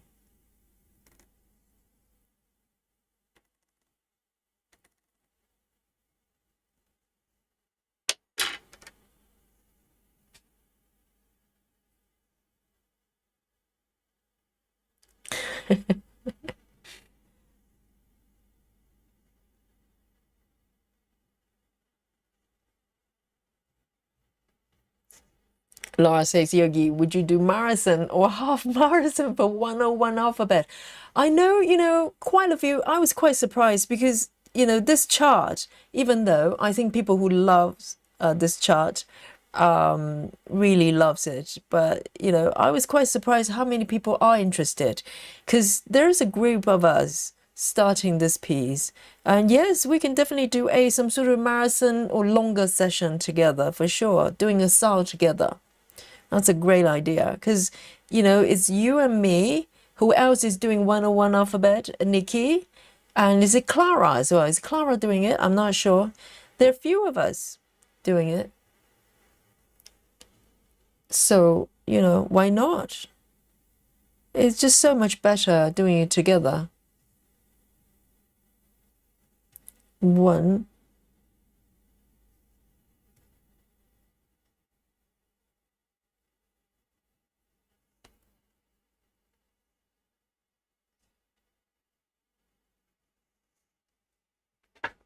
Chrissy, I wouldn't go that far. Chrissy says you need to change your name now. To slightly not as slow, Yogi.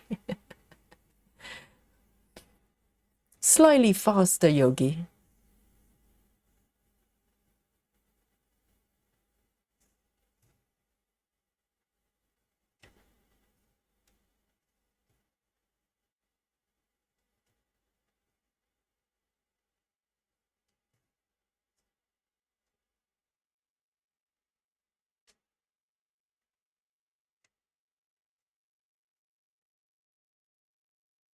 Okay. I can probably keep going for another row.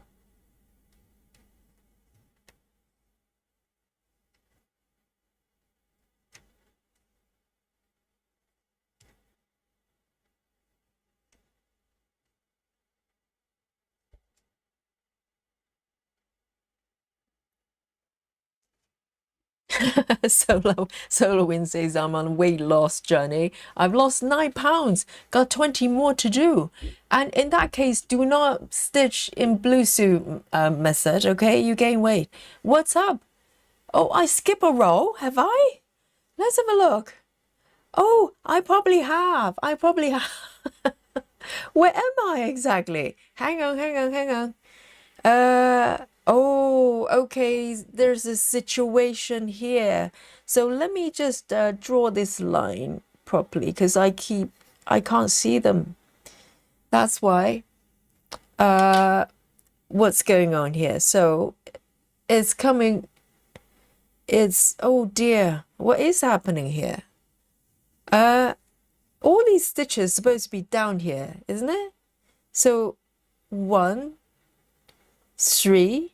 Oh, and then I just went all the way up. What am I doing? Hang on, hang on. Okay, a reverse stitching, everyone. Yes, I did that. I did the whole thing deliberately. I have a script. I can prove it. I've written it down as a script, and in order to show you, do not do this, okay? Yes, I think it's supposed to be down here, and suddenly I just skip like a couple of rows. Let's have a look what's happening here. So this one is correct. There's 3 stitches here. That's correct. Ah, so this is when they start to go a little bit pear-shaped. Okay, that's okay. Reverse stitching. Beautifully done. All right. And I'm doing it in a Danish style. Danish reverse stitching. 1, 2, 3. I think there's one more here. I'm just trying not to break the threads.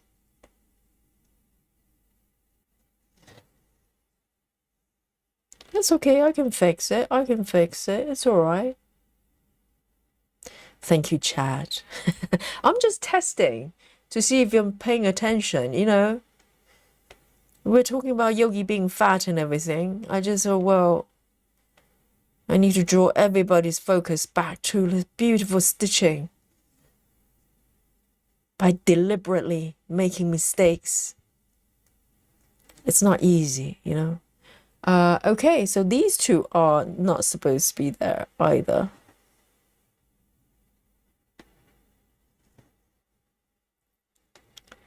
We can fix this. We can fix this. There you go. So these 3 are supposed to be there.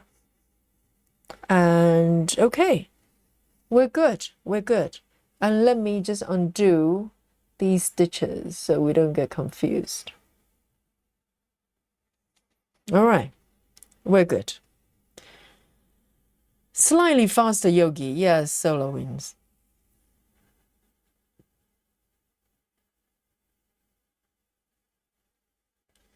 Kelly says this method is so fast you have time for more snack breaks. Yes, we're gonna have more snacky time. It's all about balance, isn't it? It's about stitching furiously, but at the same time, we take a break from time to time. It's all about balance. So, okay, so I'm good now, aren't I?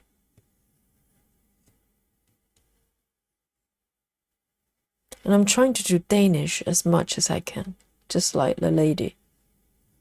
Because normally with 25 counts, I just do full crosses.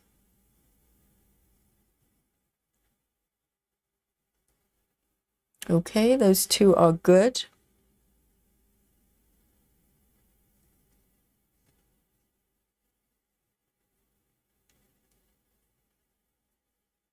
Clara, yes, Clara is doing 101 as well. You haven't started it, have you?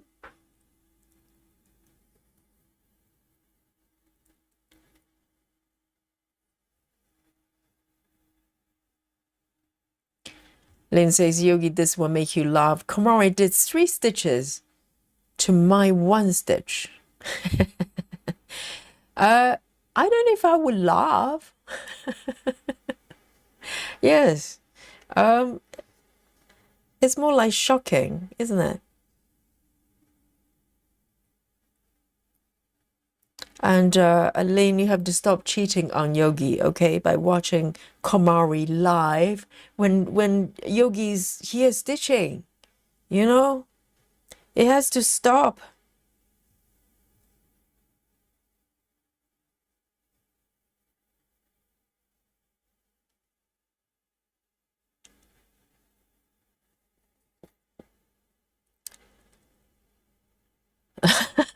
Yes.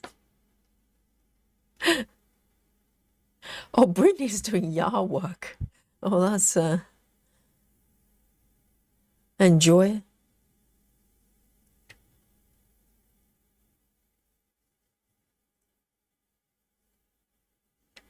I don't know what yard work is involved. Is it like gardening? Or are we talking about chopping woods and stuff like that? Okay, I am going to... Shall I keep going then? No. Let me just park here. I don't want to go too far.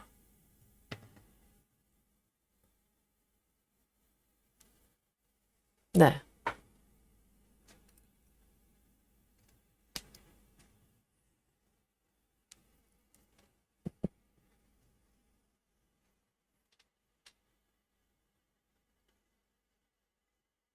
Marlene says, you did not mark the stitch right next to the 3 pinks. It's actually not a stitch thread. It's a part thread. I know it looks like it's been stitched, but it's 10 stitch. So it's got a part thread attached to it. And let me remove this little guy.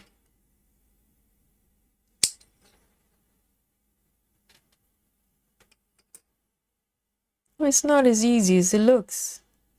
So let me have a look. So this one, how does that work? 1, 2, 3. There's 1 above. I'm just learning to read the stitches because the part thread, this thread, is actually being part at the bottom right, whereas I always part bottom left. So this is, I have to get the head around here. Okay, so I think I've got the right thread here.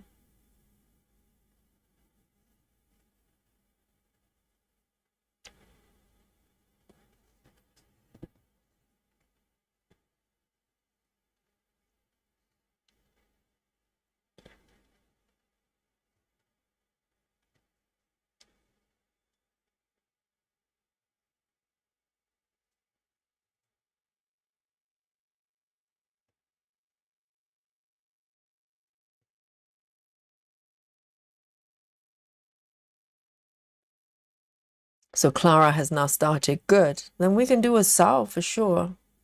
I just need to sort out my fabric.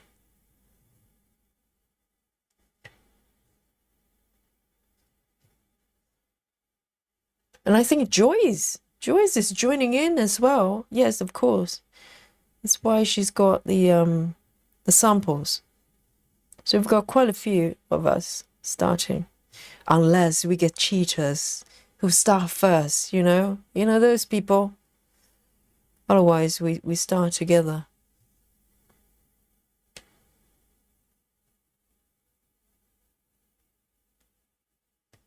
Okay, let me do this one. And I am going to end this thread.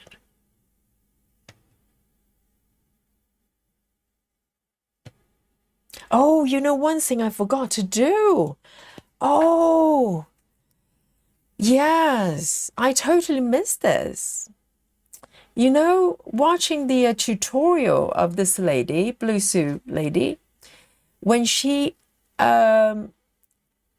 starts or end her thread, because she would do loop start if there's a loop, and after that she would do a kind of waist start or waist ending. But I forgot something. Anybody notice that she's doing, I'm not doing? Let's have a look. Let's see if anybody's paying attention, you know. There is something I forgot to do. Probably because I'm stitching on 25 counts. Then I kind of just didn't notice. So this lady, Blue Suit lady, when she starts and end and do, she actually starts with a pin, kind of, you know, piercing through the middle of the fabric. And this keeps the threads a little bit more stable. Whereas me, I'm actually coming up from the corners. And this is probably important because if it's in the corner, if I pull the thread through the corners, it probably creates more sort of issues when you are stitching around them, right? Grace says you're not parking like she does. Well, I kind of am. I'm still trying to explore how, well, I'm parking the same way. I'm doing a half stitch, 10 stitch first and pull the thread through, even though she is pulling her thread through a different corner because she stitched the first leg, the opposite order as me. She goes from this direction first and then this direction. Whereas I do this first from bottom to upper right or the other way, and then this one second leg. So it doesn't matter, but it's more of Laura says, I did say in the beginning that would be difficult on 25 count to go through the fabric. Oh, so you're referring to 101. Susan says you need to order 19 as well. Yes, I was in the sort of beginning, the process of doing that. But obviously, if I'm going to order number 19, I might as well order all the remaining threads and colors I need, right? And then I started to get into a slightly, probably overcomplicated process, trying to go through my list of the threads, the colors I need to top up. And then I just got stuck there because I wasn't sure how up to date my list was. So, because I don't want to just order one scan. I might as well just order all the colors I need. And yes, so I'll definitely do that. But so basically, Blue Suit lady, when she pulled the thread up to end the thread, she actually pierced through the middle of the thread. It's a lot easier to do on 14 counts, okay? I'm stitching 25. So, but it's doable. It's doable. It's like doing a pin. So I'm gonna start doing that from now. See if it makes any difference.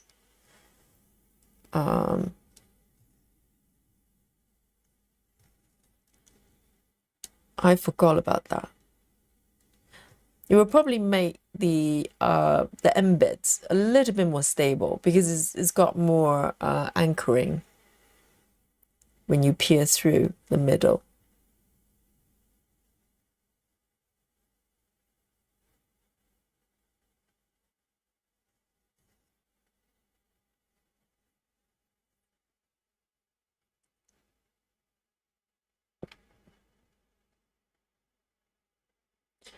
Amanda says, last night I watched Komari while she was using Google Translate. Oh, while using Google Translate. It was so fun to actually know what she was saying. Oh, so not live, is it? Like recorded, archived. Yes, the archive version, you can turn on the auto translation. I never tried to do that because, you know, normally I just watch what she's doing. I don't really really need to know what she's saying exactly. Where is this? Am I stitching in the right place? Oh, yeah. I am. I'm good. I'm just trying to figure out. Yes. So places like this, for instance, now I am going to just cut off this bit. It's embed.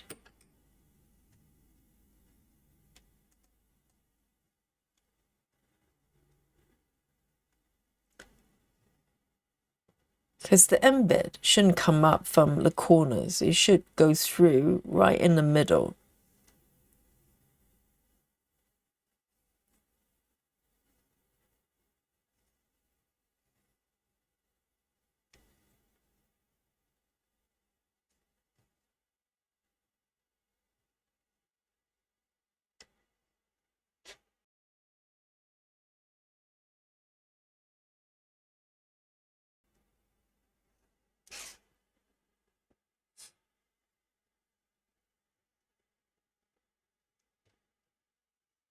Okay, let me mark these 3 here.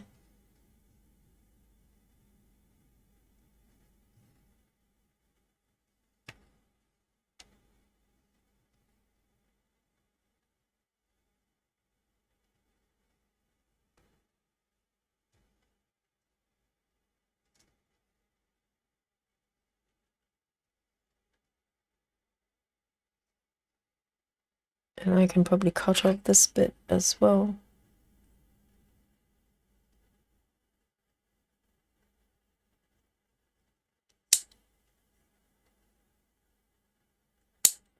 There you go. Weeding. Oh, Malin says it's marked as pass thread with symbol H. Symbol H. Hang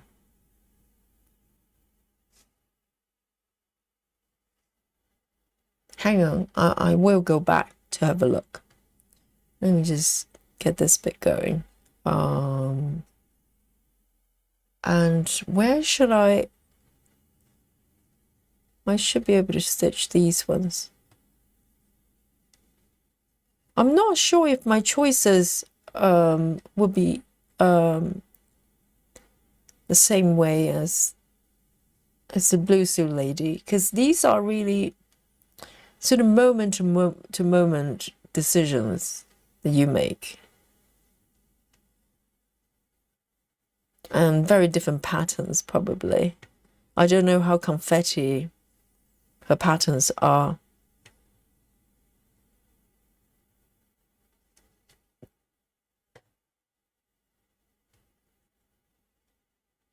Oh, what's up? The fire alarm is being raised.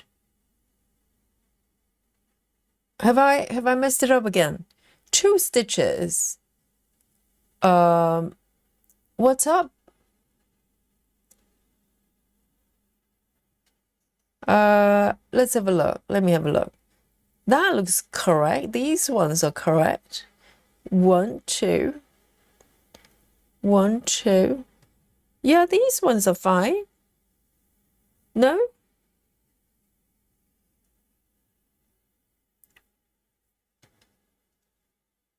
These ones are correct. No? I think they match. That bit. No? It looks correct to me.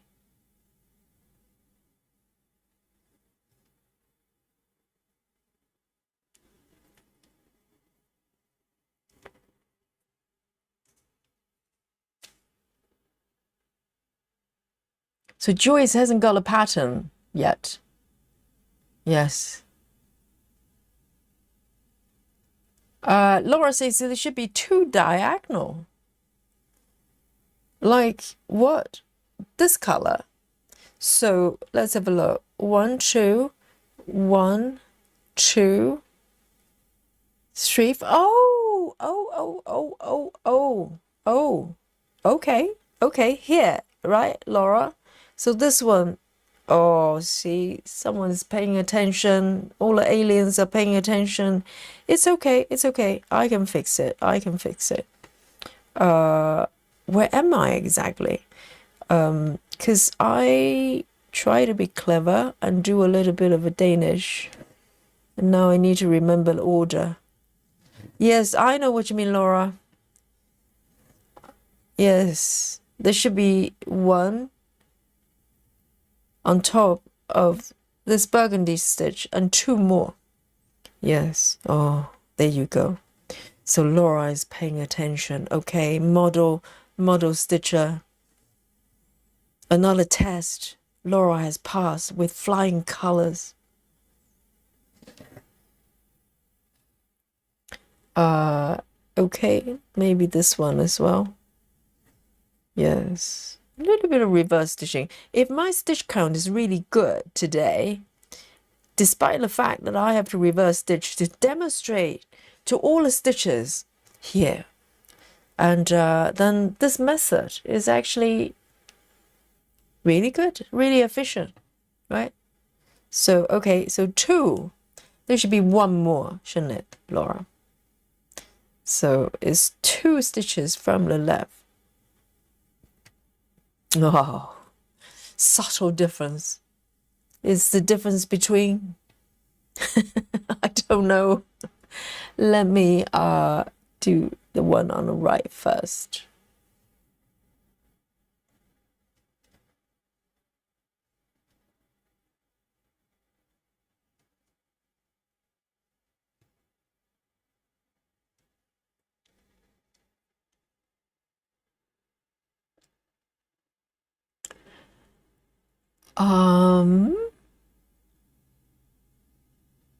Laura says the pin does at the beginning and end to go through the middle of the square would be difficult instead of coming out of corner. Yes, particularly for 25 counts.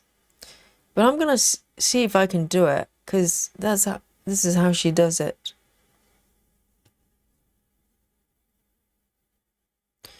And this one, 1, 2, 3, 4. We're good this time, aren't we?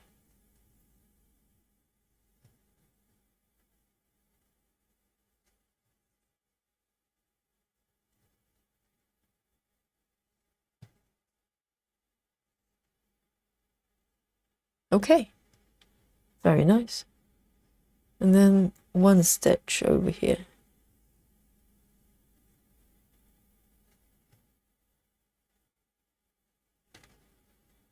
And I'm going to park here. I don't want to be too ambitious.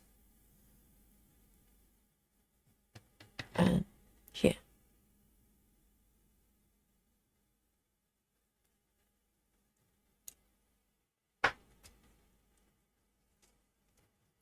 So Amanda was watching Kamari live. Oh, I didn't know there's live translation. That's good. So it's not just archived videos.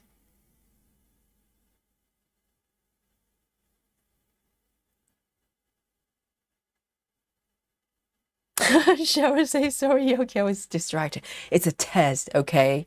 Just to check if you're paying attention at all. Laura is paying attention, okay? So 2 stars for Laura. 2 extra ones. All right, let's have a look. Should I maybe start filling this bit a little bit? So they're about 4 stitches. They're all different. I think I'm going to go and take care of those before I move forward. I'm not afraid of you, ninja stitches. I can do it. It's literally 1 stitch. 3, 3, 6, 3. I'm not afraid. 3, 3, 6, 3.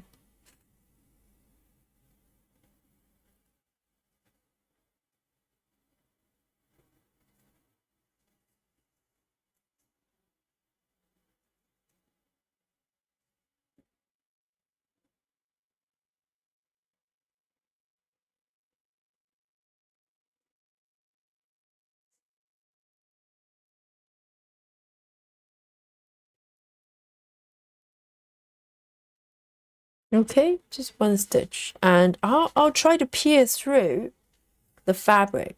It's not really that hard. It's just a bit of hassle that you do it, but I can do it. See, it's not that bad. I am going to. There's another part thread. It's ending.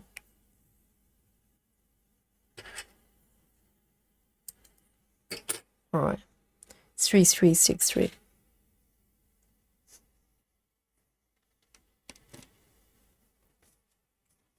I'll take a sip of my coffee.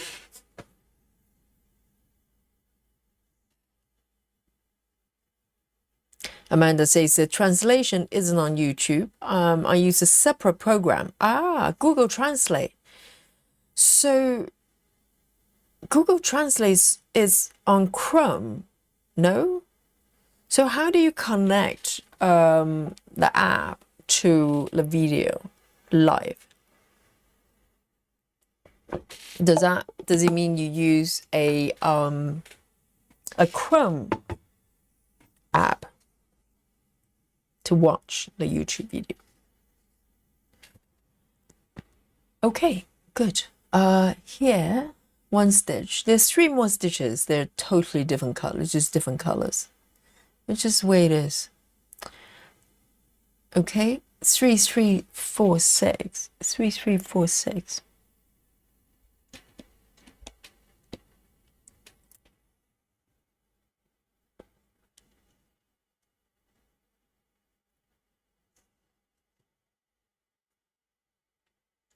I'm going to cut off the bit as well.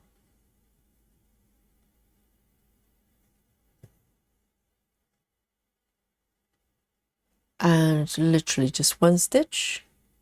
I'm going to pierce through this bit.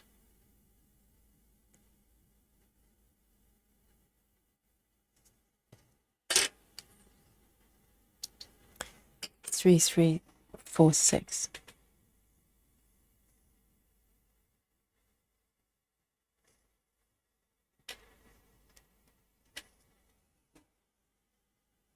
And I think I can clear off these 2.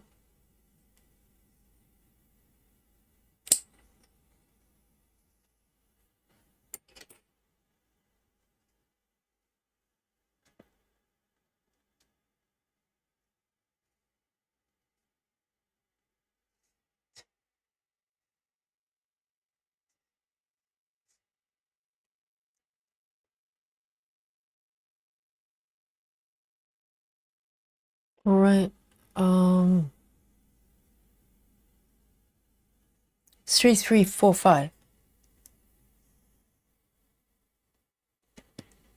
Luckily, I've got all these colors threaded already, ready for me. And this one, I'm going to try to pierce through. Oh, never mind. Let's see how it goes. It should be quite secure, even without piercing through the fabric.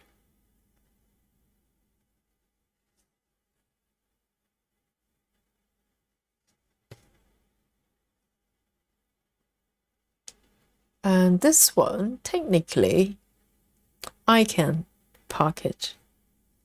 I might do that, actually. Let me just cut this bit off.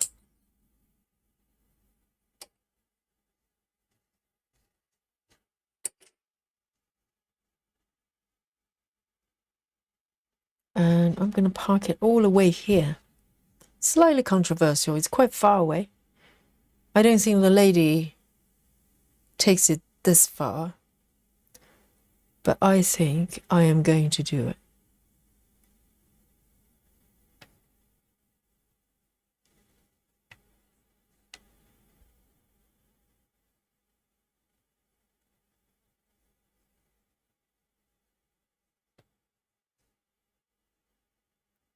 And one more here.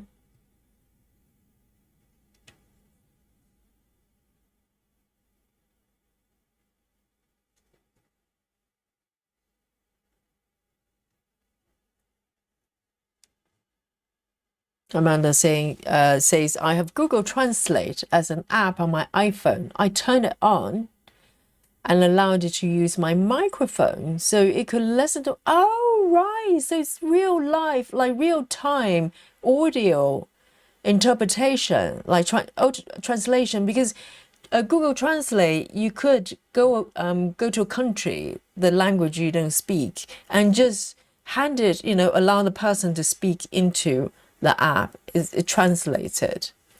Oh, that is so clever. But Amanda, that's a lot of work.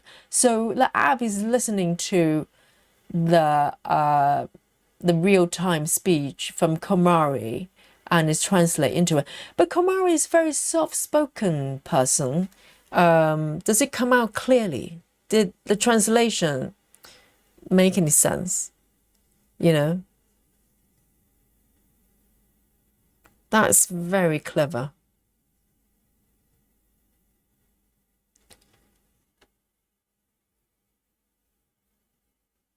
So you just allow the app to listen to the audio.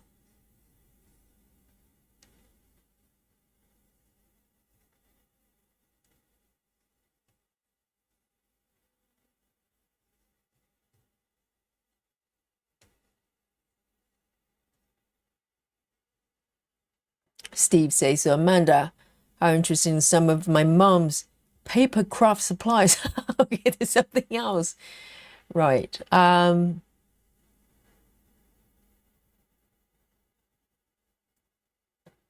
Interesting.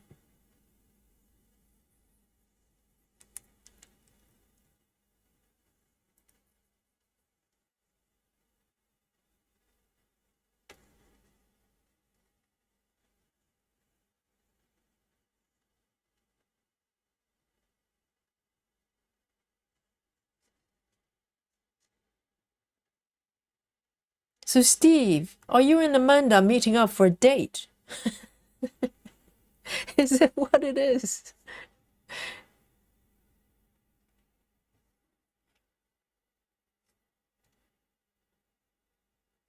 Okay, I should be able to park a little bit further there.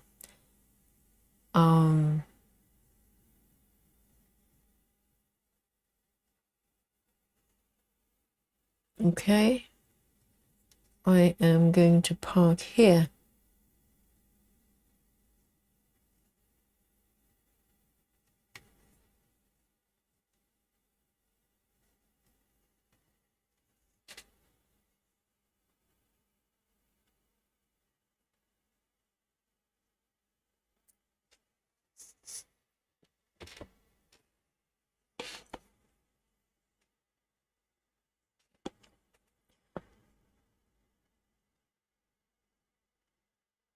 Oh, that's lovely, Amanda. So it's working out. So does that mean you have to hold your phone on the computer speaker? That's dedication. It means you really, really want to know what she's saying. And she talk about pineapples. You know, is that a theme on Kamari's live stream? I'm feeling a little bit competitive here, okay? I think pineapples should only be on Yogi's stream, okay? I don't think people can just talk about pineapples willy-nilly on their live stream.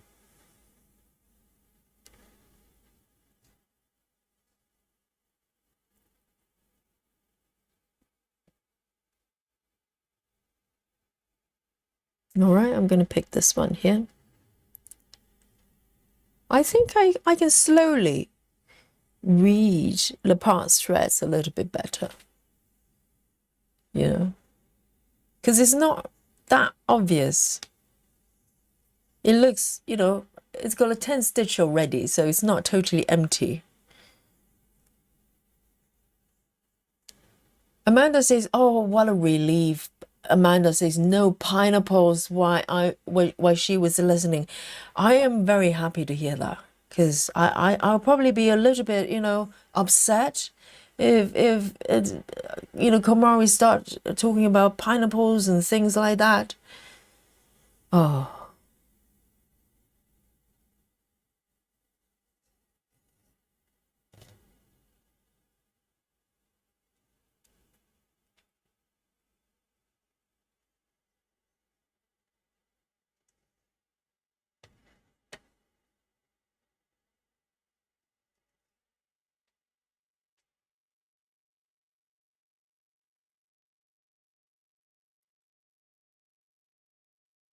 Janine says, and now you've done a lot. Did I hear pineapples? Yes, you have. I mentioned the P word, okay? Once again. I did it.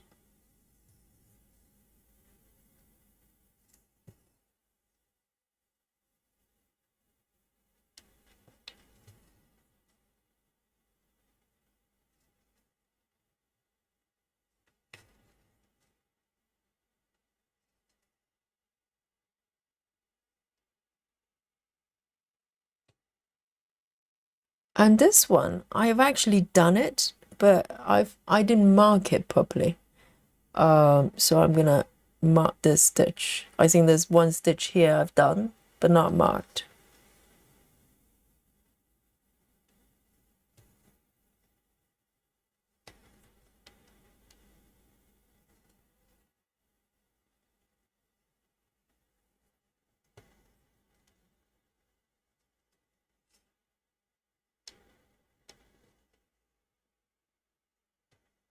Okay, I am going to park here. Or maybe I can stitch this one. Let's have a look. No, I'm gonna park.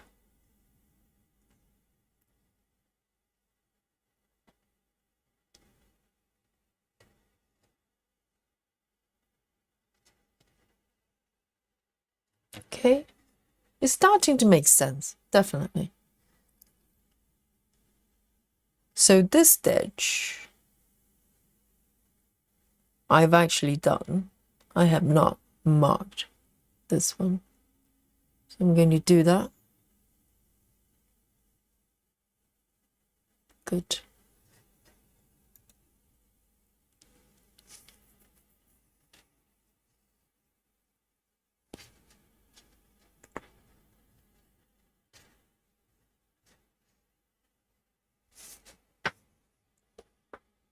Okay, so the next, oh, I've got one more ninja stitch to go. I missed this one. This little one has got just single stitch, 3051. 3051.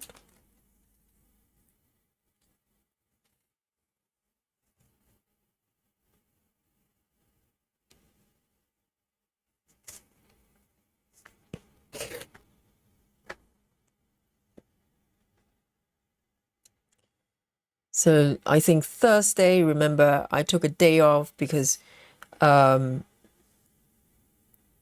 was literally inundated with requests for covers. I think Thursday last Thursday, for the past Thursday, for some reason, all the yoga teachers, they were dropping like flies. And literally, it was so weird because I started that day with a really early morning. I don't know whether you remember, I had to get up at 5:30 in the morning. So that was planned cover. Okay, I agreed to do that. There were 2 classes in the beginning. As I was doing those classes, I started to get messages, emails, and for the classes, either in the morning or afternoon, that needed covers. And so I couldn't do the morning ones because I was already, where I was teaching. And then I agreed to 2 classes in the afternoon. And then as I was teaching the 2 in the afternoon, I got more requests for the evening. I could have said no, to be honest. No one's forcing me of doing it. But I ended up doing 6 classes. I planned 3. I ended up doing double number of it, which is not a great idea because the following day yesterday I had 5 classes, which were regular classes. And I think that was probably a little bit too much. Oh, I can see the benefit of, putting needles through them in the middle of the square, because it's just a lot more stable. It's a lot more stable where they are, rather than coming up from the corners. And it's not hard to do with 25 counts. It's not too bad. 3051. So, that's why I'm really, really stiff today. And so it's lesson learned. I'll try not to do that again. Because, on Fridays, it's a planned thing. So I allow myself 1 day a week doing more classes than I normally do. 5, to be honest, a lot of teachers will frown and go, you shouldn't be doing that. I think my teachers from, they taught me, will probably go, no, you don't do that, Yogi. You're going to get really fatigued, and you're not going to teach well. I think that's the idea. But Fridays has been okay so far. I'll see how it goes. If it's getting too much, I'll probably try to hand over some classes. But normally, if you go through teacher training, they always tell you, do not teach more than 2 a day. But in reality, you can easily teach way more than that. But 2 days, 11 classes is probably not a good idea. Not a good idea. I'll try not to repeat that performance. But sometimes when teachers kind of come to you and go, particularly there was one teacher who was my teacher when I was practicing before I became a teacher. So with her classes, I do my best to help her out. And she's going through some tough time with her dad. I don't know the situation too much. I try not to pry into her privacy there.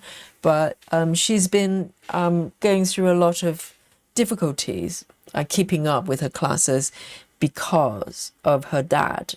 There's some emergency going on quite frequently. So I've been covering a lot of her classes. And so if she asked me to cover her classes, I always say yes, because she was my teacher. She still is.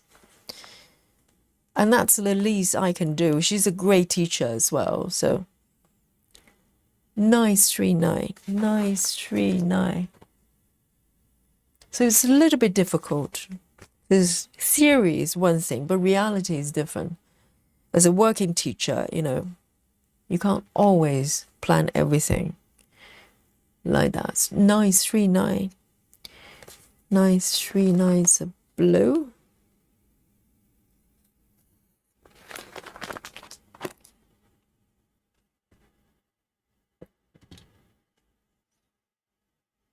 Ginny says, has the confetti been bad?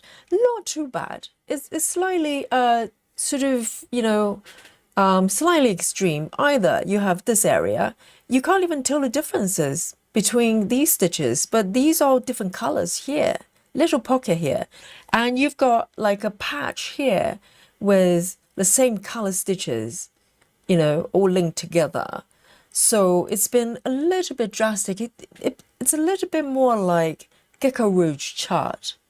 You know, heaven and earth charts tend to blend everything a little bit more. You rarely, you know, get like whole patch of the same color that frequently, particularly with max colors. But with this one, it's a little bit like, you know, quite extreme actually, but not too bad. It's not the worst. You know, it's not like little cake shop situation yet. 939. I just got the thread here. Oh, okay.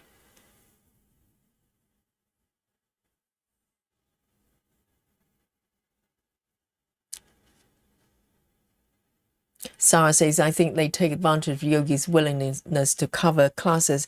Well, I have, you know, I can say no. I can say no. But sometimes when you, because I try to relate to their situation, no one is asking for covers if they can do the classes themselves. Because, you know, we if you want to teach, you teach for love.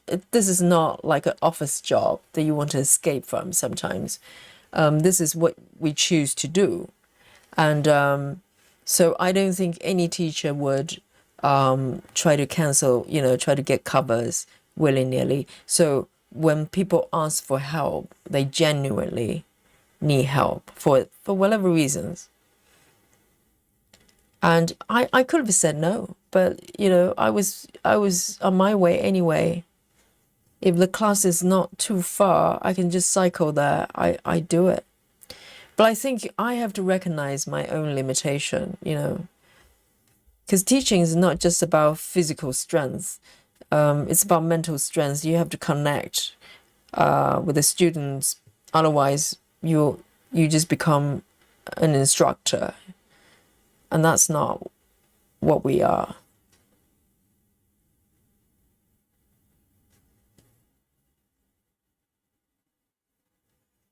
But that wasn't the best thing to do, I think.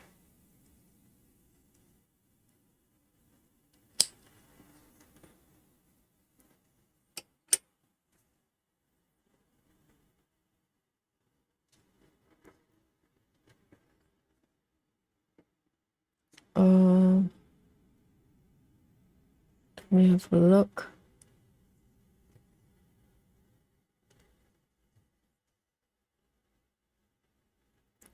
And also for yoga teachers, for most places we work, we have a record there. They probably track the number of classes you ask for covers. So it's not willy-nilly that people do. If you, as a teacher, if you need covers all the time, they're going to start to question, unless you have very good reasons, you know. Otherwise, they're going to start to question your commitment, and they may be less willing to give you classes. So there are consequences. You know, this is not just something that you do willy-nilly. And also it goes back to, you know, the Monday classes I've been covering. It started in the beginning of the year. I was, in March, I think, I was asked to cover Monday evening classes for 3 months. And so that's why we have not been able to have Monday classes. And I just found out, a couple of days ago, because I was going back to the manager, because technically it should end in May, end of May. And we're in the middle of May, right? So I went back to the manager and go, well, you know, the classes I'm covering for Monday, it's been 3 months, very close. What is the situation? Are we, you know, do you need me to continue to cover it? And I basically wanted to know if you want me to continue to cover it, for how long. I wanted like a clear period of time. so I can plan ahead. And it turned out the teacher I was covering, it's a guy, it's a teacher I know, because sometimes you could cover for teachers you don't know very well. But this teacher I knew, and all this time I thought he was abroad, because he's got, every year he would go, he's from Italy, so he would go back to Italy, and sometimes a lot of exotic places. He runs retreat a lot. You know, some teachers like to run retreats. And so I thought that was what he was doing. And I thought, well, that's getting a little bit longer, because normally in the past I have covered for him when he was running retreats, you know, abroad. But normally only for maybe a few weeks, you know, something like that. But this time it's 3 months. So I only heard from the manager a couple of days ago, because he felt like he had to tell me. Otherwise, I was going to think that, you know, the studio didn't even know what's happening, couldn't plan things. So they told me that this teacher actually is going through some health issues, and he was from Italy, so I think he felt more comfortable going back to his family in Italy, to try to sort out the medical condition. And obviously I did not ask what medical condition is. None of my business. It's private. But I realized it's actually a little bit more serious than I thought. And because of that, I agreed to continue to cover. And they promised me that, you know, if there's any changes, they will give me a lot of notice. So it's not gonna, they're not gonna just go, oh, the teacher's back and off you go. They will not do that. So it's kind of based on trust. So the Monday situation is gonna go on for now. So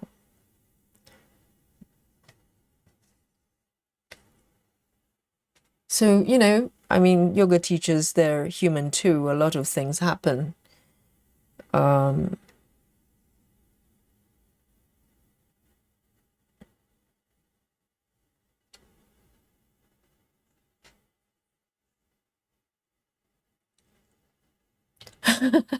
Janine says, now you're going to be sore from sitting all day.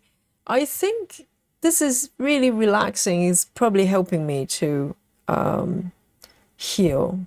I think my soreness is coming from cycling around more than teaching.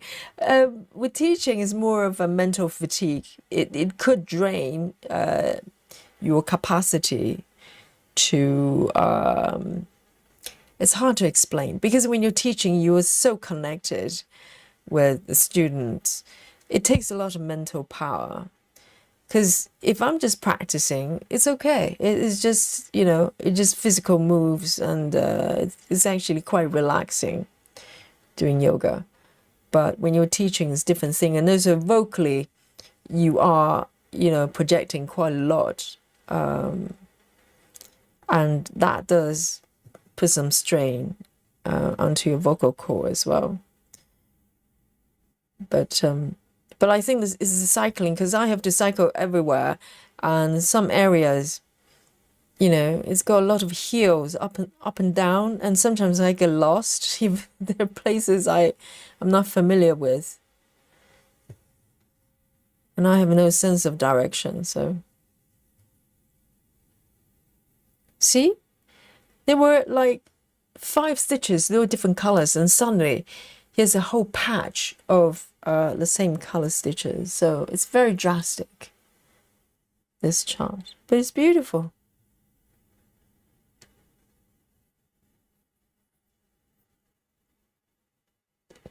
Jeanine says, how long are your classes, Yogi? An hour. I still have quite a few 1-hour classes, but there's a trend. I don't know whether you notice with your local studio. With yoga studio, they only do yoga. You probably have a combination of 60 minutes and some 45. There's a trend, not very good trend, I'm afraid. The classes are being converted. They have like 15 minutes slashed, so to 45. And it happens more and more.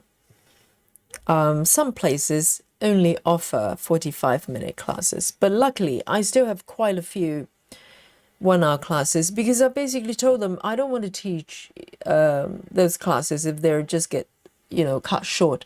I will only agree to teach 45-minute classes if they're back-to-back classes together, like double classes or triple classes. So the students can actually do two, or for the Friday morning triple classes, a lot of the students do all three.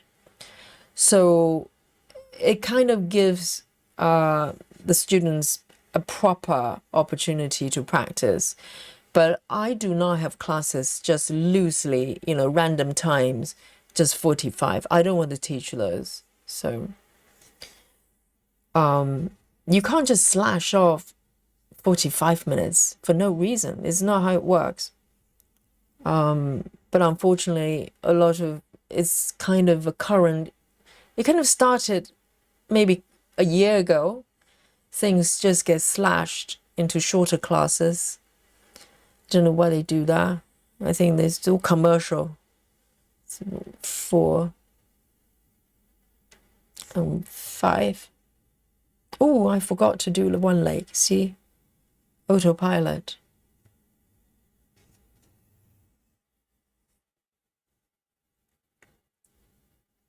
All the teacher training that I know of, everything's based on constructing a class revolving around minimum 60 minutes. So you have the warm-up, you build up to, sun salutation, you build up to the P poses, and you have time to cool down, and you have time for Shavasana. You cannot cut corners with any of them. But, when you teach 45 minutes, you kind of have to.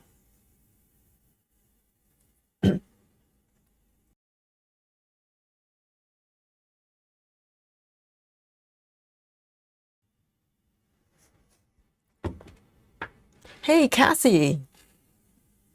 I say hello. I'm late to the party.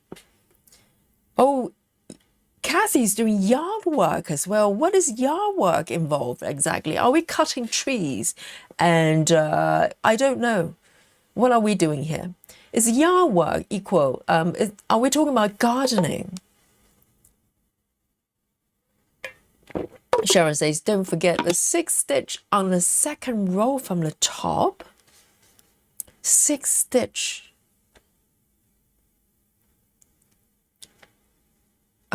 Which one are we talking about? From the top.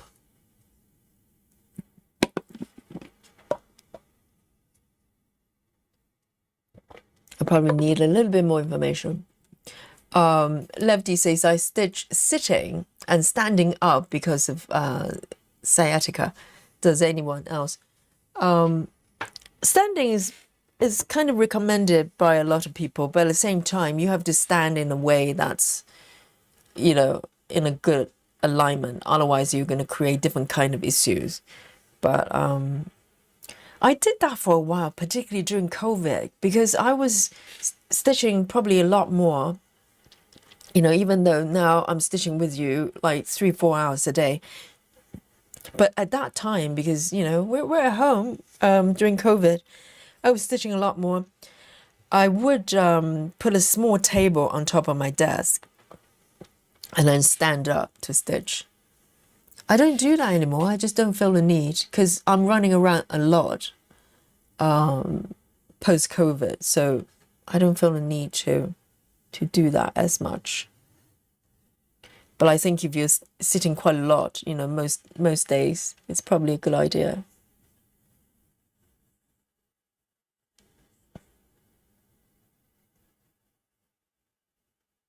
So is everything okay, Cheryl?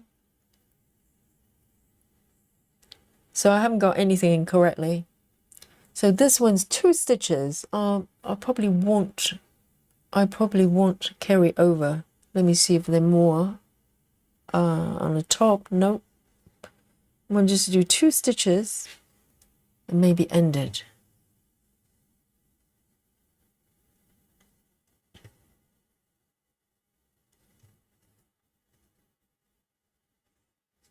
And 45 minutes is a strange direction to go, because why would you want your members to come in and do less? You know what I mean? Because most people probably would not complain about doing 1 hour of yoga. I think that's kind of the norm. But why would you want them to come all the way to the studio and do less? What will be the reasoning? That was so strange for me. 535.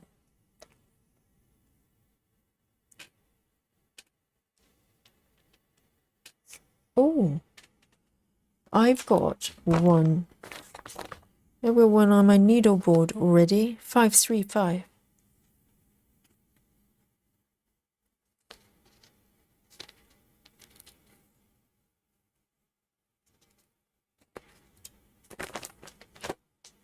It looks like some sort of forest, some wood.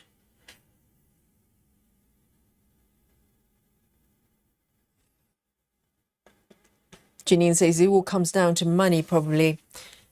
Yeah, definitely it's a commercial consideration, and they kind of just following the trend. If one major, studio or gym start doing it, they're trying to catch up, thinking that now that's what everybody's doing. But the thing is, you're just encouraging your members to become impatient, just thinking, oh, maybe 1 hour is too long. Is it really? Dedicating 1 hour a day for moving the body is too long for you? That's very strange. So it makes designing sequences for the classes a little bit trickier, because you want to strive for balance, but you don't want to cut corners. So the corners I don't cut is the warm-up. Human body does not change just because you slash 15 minutes off a class. You still need time to warm up, and also you need time for the shavasana, for the break, the end. I try to reserve at least 5 minutes for that. So we're talking about 5 to 10 minutes of warm up, 5 minutes of shavasana. So that's 15 minutes. We're talking about 30 minutes for the middle bit, whatever it is.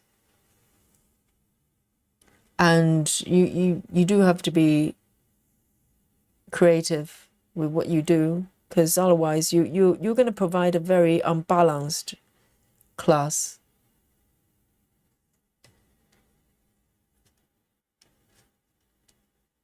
And even now, I've been teaching 45 classes for quite a while, maybe close to 2 years. I still find it so hard to time, because I just feel rushed still. Am I in the right place here? No, this is not the right stitch.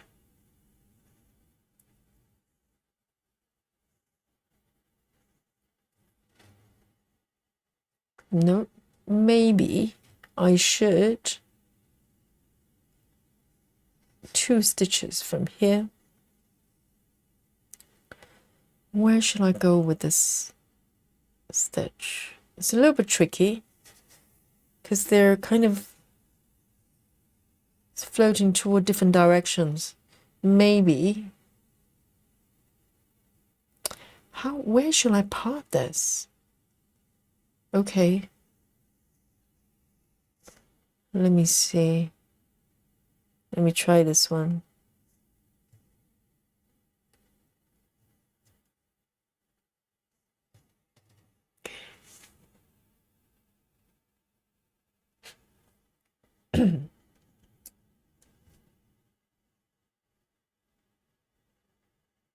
Shara says, you're good, Yogi. I miscounted a roll. You got us on. Excellent. Oh, what a relief. Yes, good.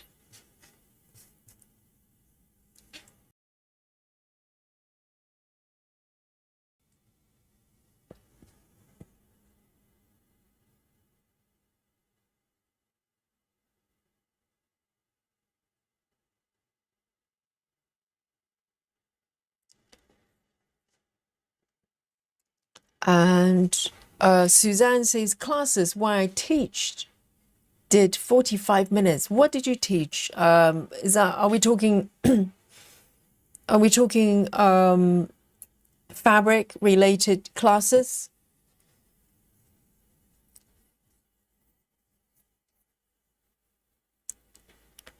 Yes, I just do not understand the trend. Other than the fact they can squeeze more classes in, hoping that perhaps people want to come to practice. If people cannot be bothered to spend an hour for their body, I mean, do you think they're going to come, more people going to come because it's a little bit shorter? That doesn't make any sense whatsoever. Weaving. So it's not just fitness classes, even weaving, they're cutting classes, time. Why do they do that? I think they're kind of, it's an insult to people because they're assuming that you're not patient enough to spend an hour to learn something, right? Why would you think that? Where did they get the idea? It's very insulting. And they're insulting themselves as well. They're thinking what they're offering is just, too much, too long for the students. They have very low opinion about themselves. Why would you think that?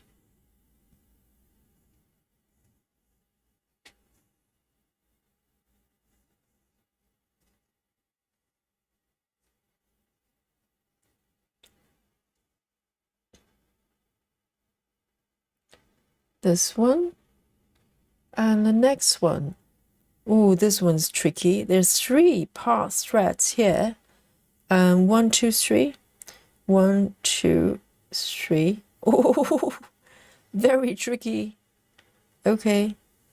Because I tend to start from the bottom left corner when I stitch. So this one is a little bit tricky.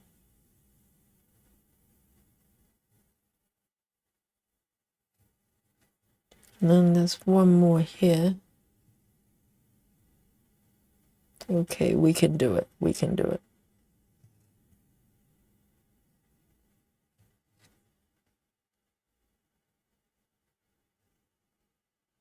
And there's one more.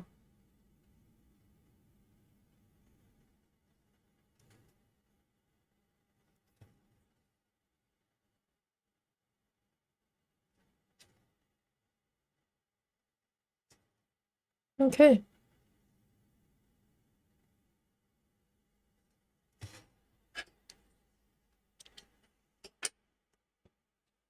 One, 5, 4.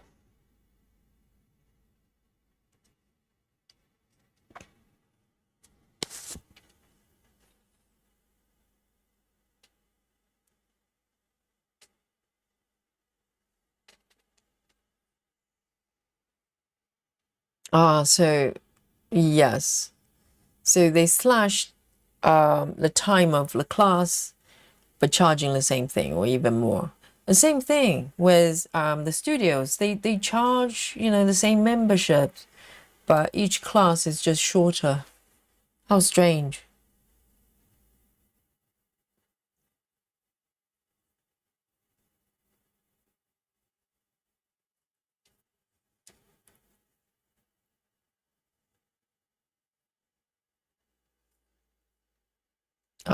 Okay.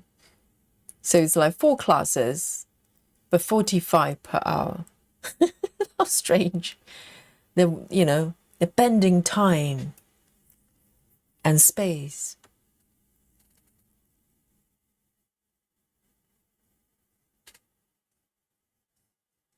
Okay, this one.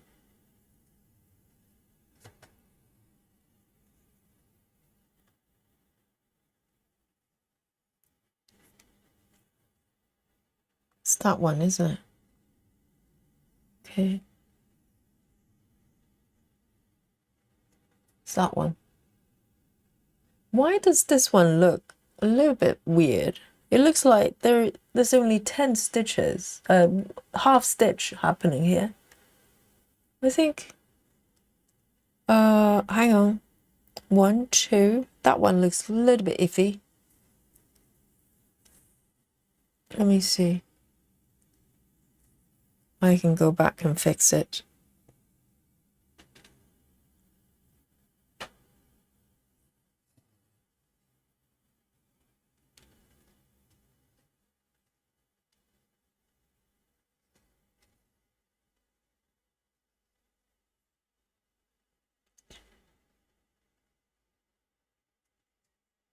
Janine says water aerobic classes resort used to be an hour. They turned it into 45 minutes, and now it's close to 35 to 40 minutes.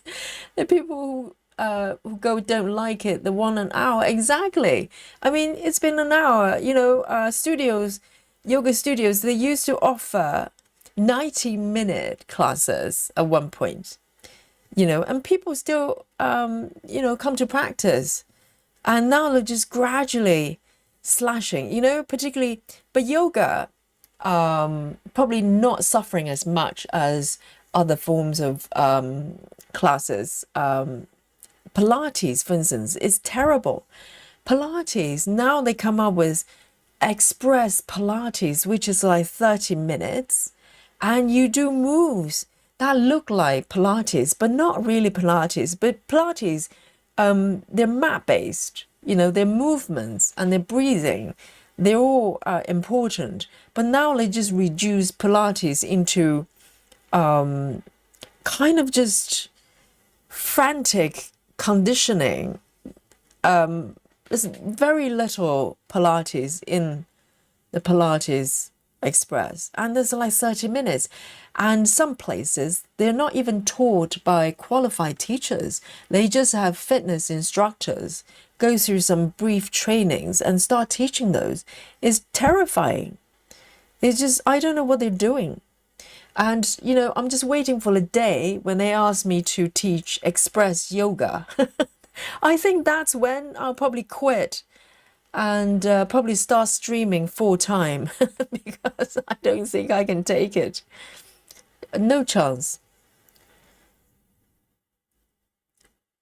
I'm waiting for the day when they ask me to teach express yoga. Done in 25 minutes.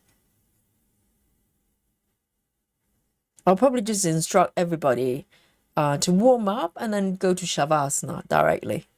Just don't be bothered, you know. Don't worry about the actual middle bit.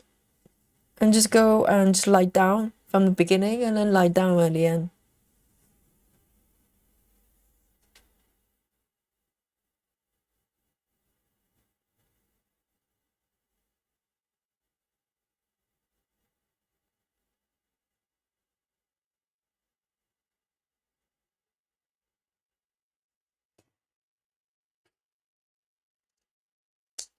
Okay, 3861. 3861.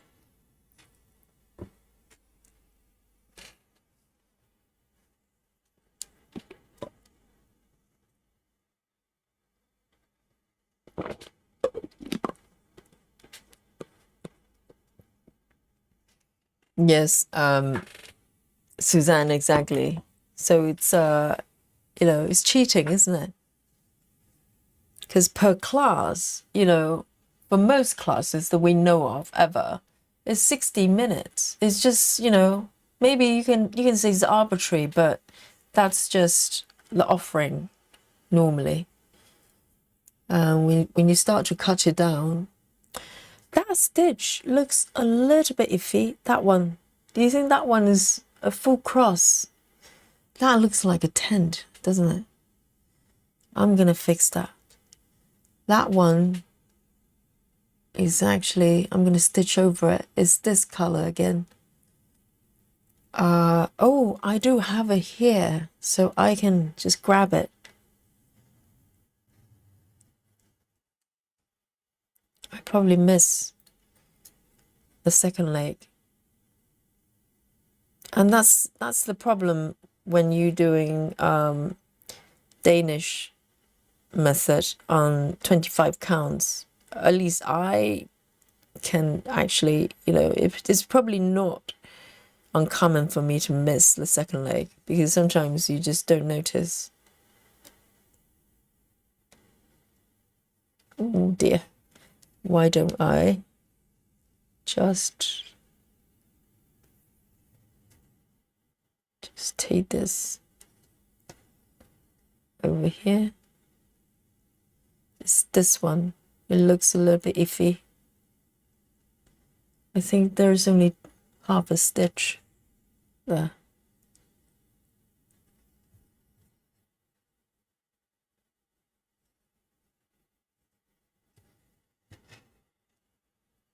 That's better.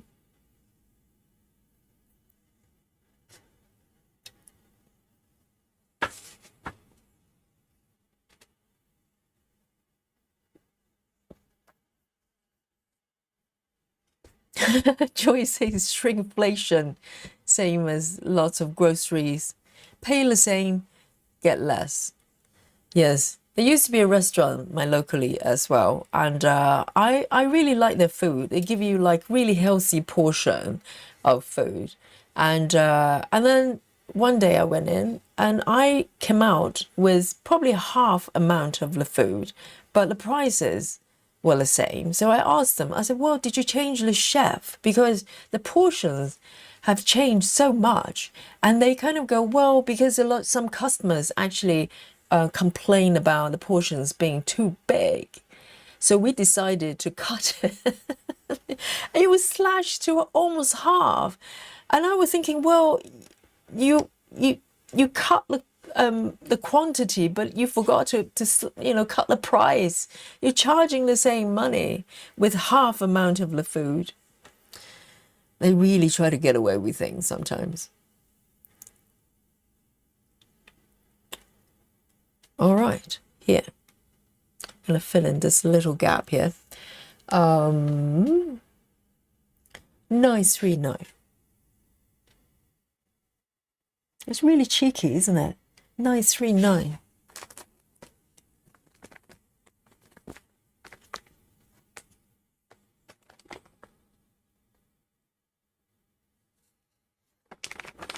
The thing is, if the paying customers are not complaining, they're going to continue to do it. Speak with your wallet and your voice.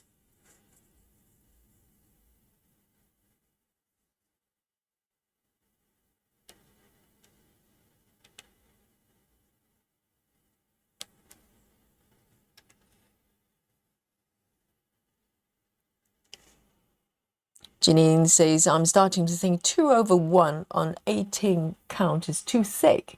It's just looking too full. That makes, if that makes sense. 2/1 on 18 is perfect because that's what I'm doing with Maggie. So what thread are you stitching? Are you stitching with DMC? It shouldn't be too full though. I think the coverage is really good, but it's not hard to stitch.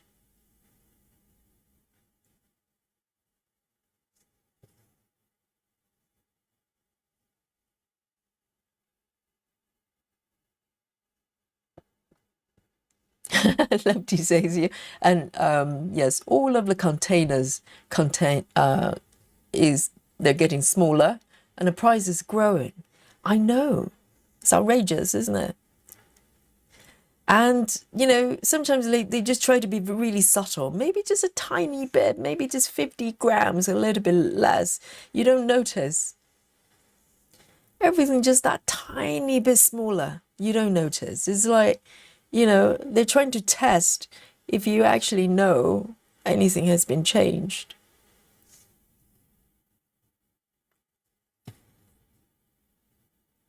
They're playing a mind game with you.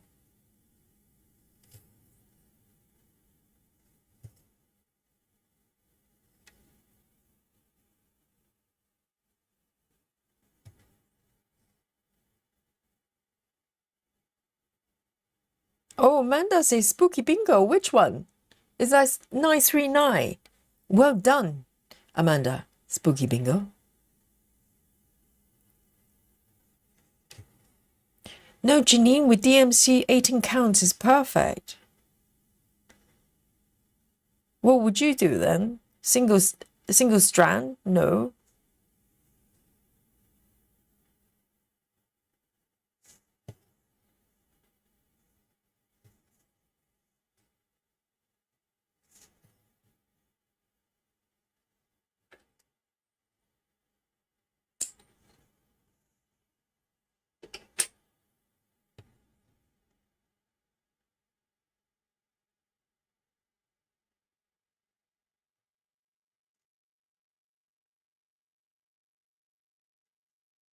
Is it fluffy? But you know, Janine, I don't know whether you've been watching my Maggie and also who's that? Who's that? Max. You know, the two projects I'm doing for the DMC patterns, not DMC pattern, the dimensions. They're both 18 counts, and some stitches they have 4 strands, 10 though. But we're talking about, you know, quite a lot of strands, and it's fine.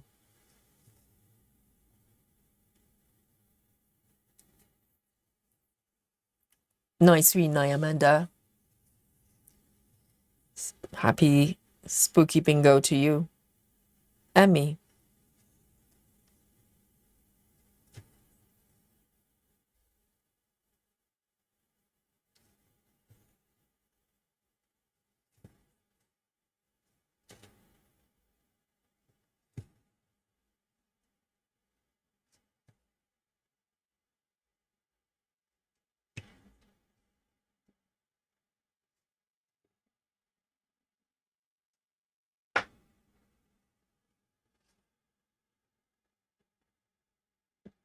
Janine says, I have done a test on my next. I have to do a test on my next 18 projects to find this one, to redo this one now. So it's just now you notice it's too full. I don't think it is though, because what's the alternative with 18 counts?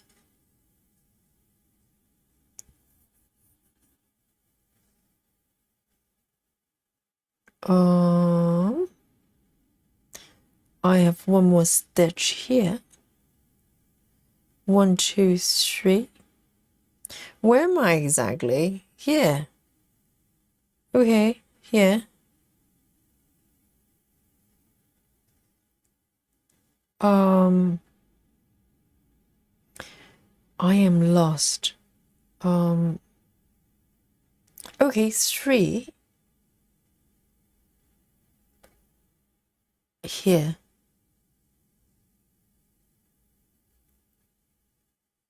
Got it, got it. I found it. It's really important to mark as you go, because otherwise it's really hard to match the pattern from the chart.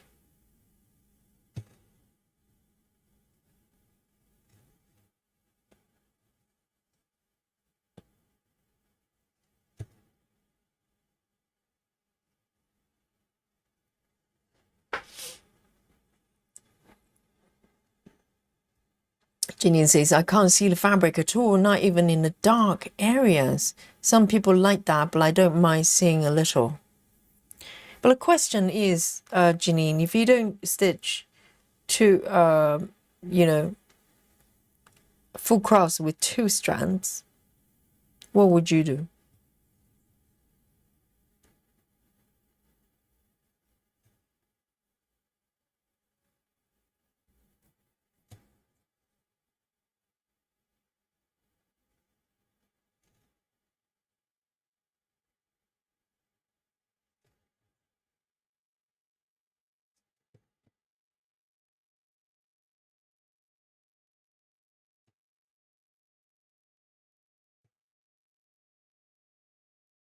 Three stitches here, and I am going to park it up here.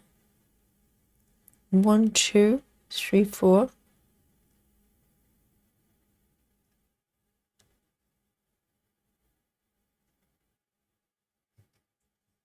The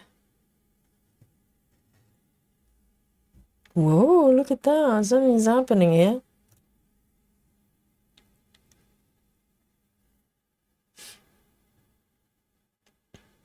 Sarah says, I'm doing 1/1 on 18. Really? Does it not feel a little bit sparse? Because I find 2/1 18 on 18 count is perfect. Just right amount of fabric, threads. Miriam says, I have a web on 18 count using 2 threads. I'm finding it too thick. I'm using DMC. I'm going to try a single thread. And if that doesn't work, I'm going to have to restart it. Really? But the thing is, DMC, they designed the chart on 18 counts with 2 strands. And I think it's working really well. That's interesting. I wonder why.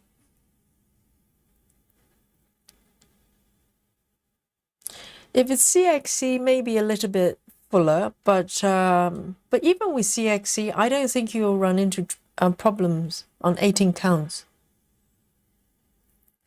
Suzanne says, I love 1/1 18. Really? I didn't know it was a thing. I thought you only go sort of transition into single strand, maybe 20 counts. Even 20 counts, I know people stitching 2 strands as well. Yeah, interesting.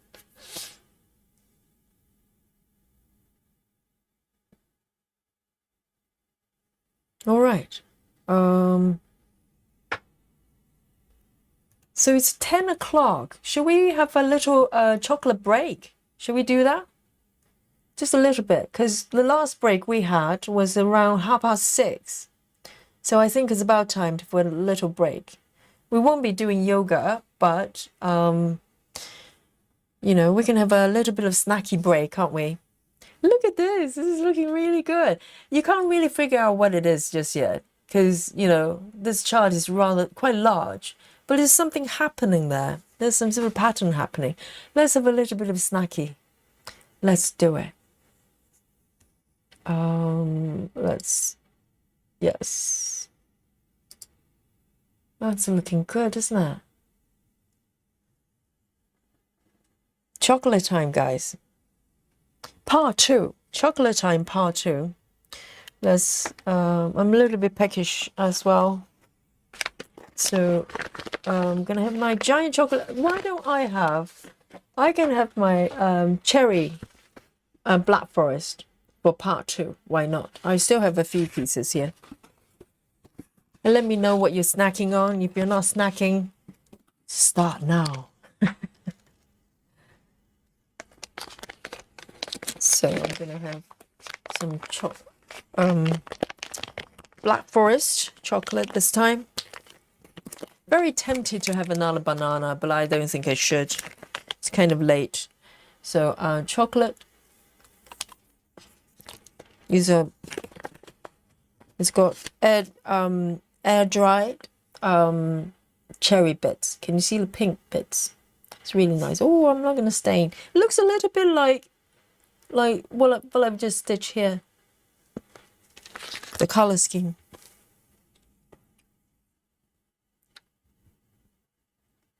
Oh, really, Sarah? Sarah's focus piece, Monarch, is 1/118. I couldn't tell. The coverage is really good. So DMC, interesting.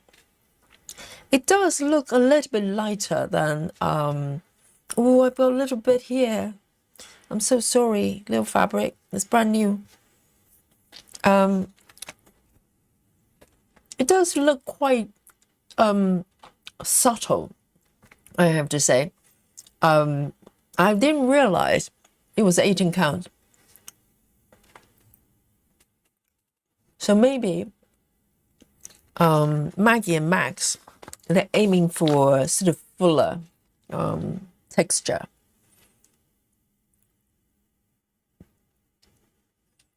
Joy says you could try 3 strand over 1/10 on 18 counts. Oh, that's an idea. So it's 1.5. You know, instead of 4 strands or 2, you have 3. But you do have to do 10 though.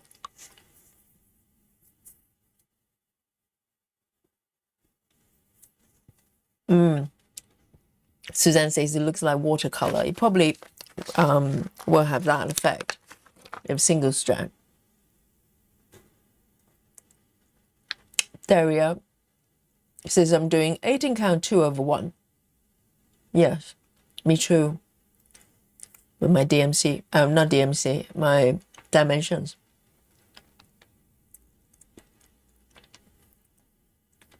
Steve says, can you zoom into the corner of the markup, Yogi? Yes, I can try.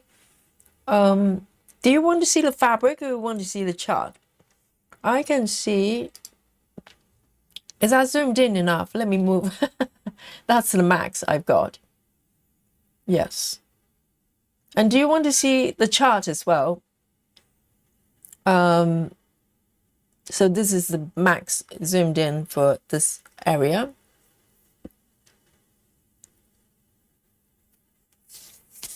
Janine says, hate calls for 2/1 on 25 counts. I think that's way too thick. Yes, 25 count, 2/1. No, not many people can manage.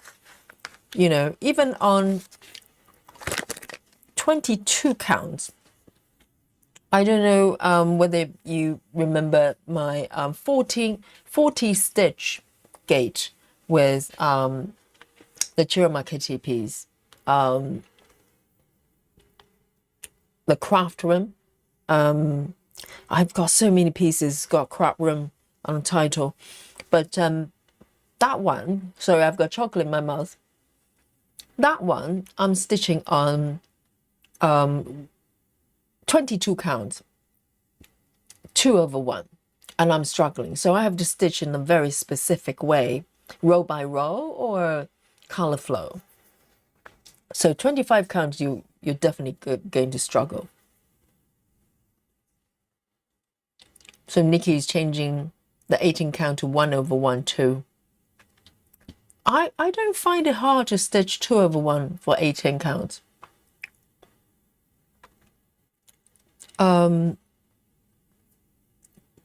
Chocolate time, love drunk. Oh, the picture of the mock-up. Okay. I don't know if I can zoom in, but I can use my app for that. Okay. Let me do this for Steve. How about this? Does it help? Let me turn off the past threads. How's that, Steve? So this is the bottom left corner. Does it match what's on my fabric? Let me switch back. Woo! Let me zoom in a little bit. Does it match? Does it? I'm starting to have doubts. Let me try again.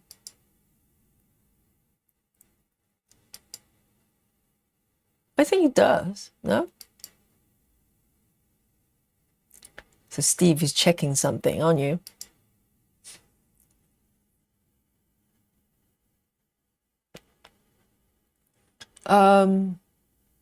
Andrea is having taco. And what's that drink? Is it some sort of tropical cocktail? That looks good. And Grace says, I stitch with 3 strands on 20 and 22 counts. I never thought about that option, actually, 3 strands. First leg, I do 2 strands. What? Hang on. So, Grace, are you saying on 20 count and 22 counts? Let me highlight this so you guys, you can get your head around maybe. Grace says, I stitch with 3 strands on 20 and 22 counts. First leg, I do 2 strands. Does that mean you cross over with single strand? How does that work? I didn't know you could do that, if that's what you're doing. I'm learning something every day. Steve, what are you trying to figure out. Is there anything like weird going on here? If you find something, that's weird, please don't tell me, because I've gone too far with this. I'd rather not know. Oh, Cheryl says, you'll be missing 4 stitches from your total stitch count. What? What? What airplane and 3 sideways?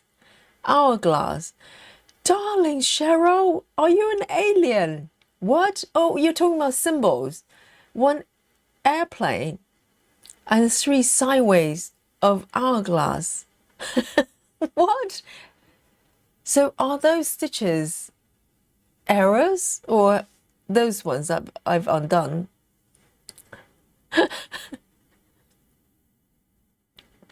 Grace says, I double up the bottom leg.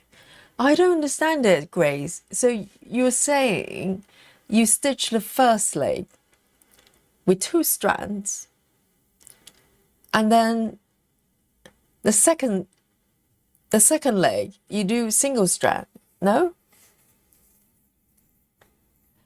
Steve says, not checking. I just can't see what you're stitching in that little picture very well. Me either, because I was quite expecting just run into flowers and stuff.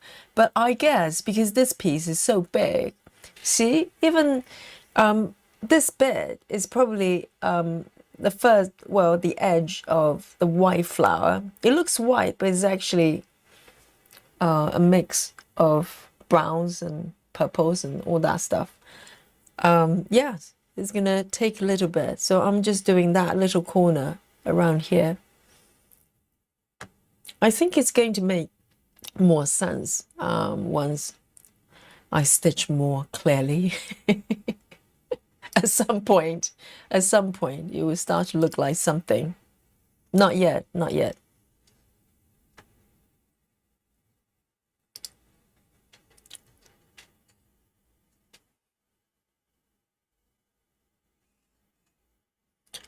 So Steve was going to say, actually, Yogi, you've stitched a completely different chart. This piece is actually Animal Kingdom, or something like that.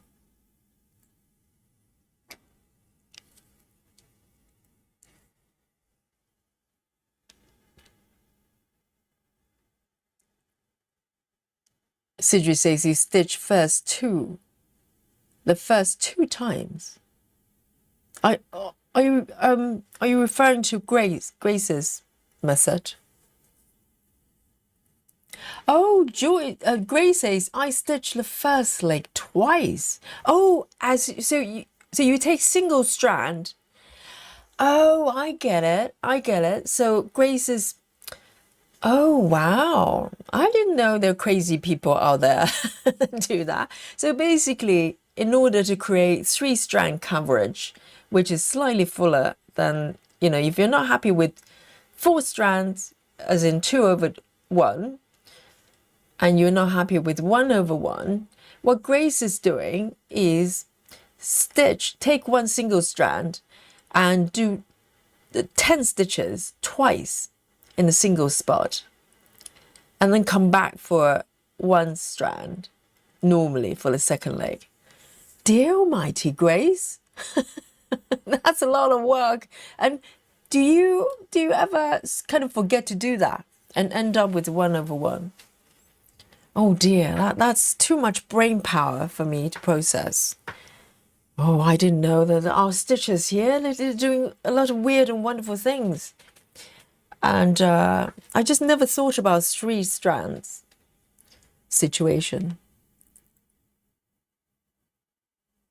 Oh, it's mighty scary.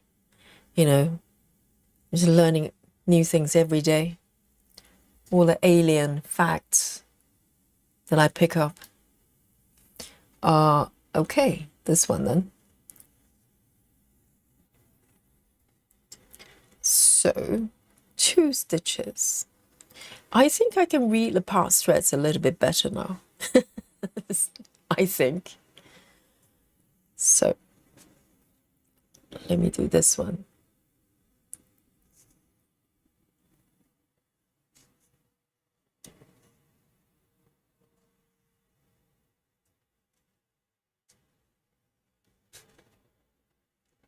I'll try not to tidy it too much.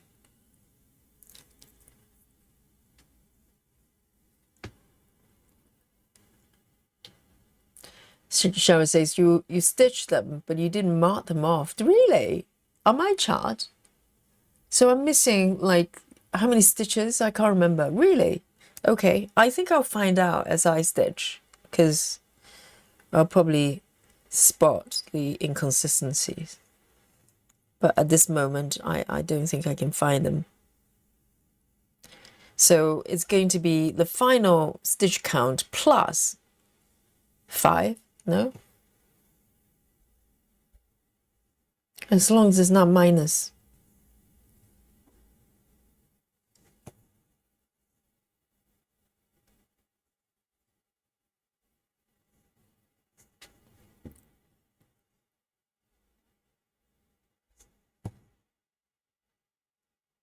Oh, this is supposed to be 2 stitches, but there's only 1 opening.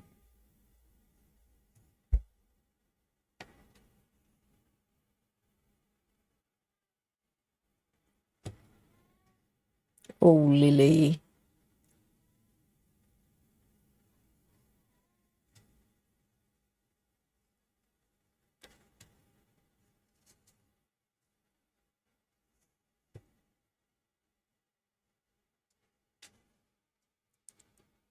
Hello, Dolly.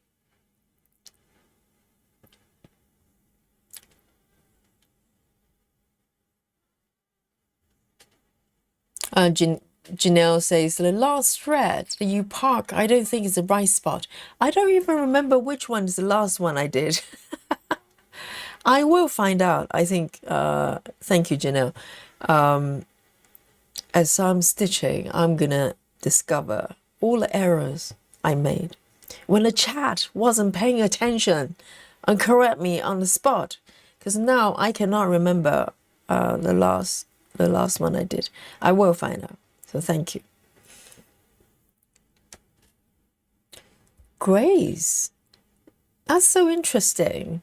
I never thought about doing 3 strands like that. I'll probably just forget and keep, doing different amount of strands. Over here, I can do this one. I can probably do all 3 here.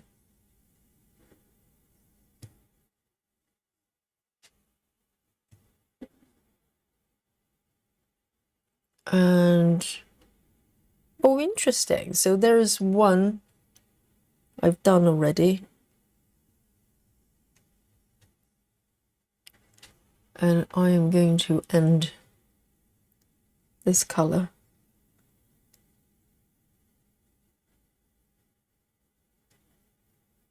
Trying to stab in the middle. Can take a few attempts.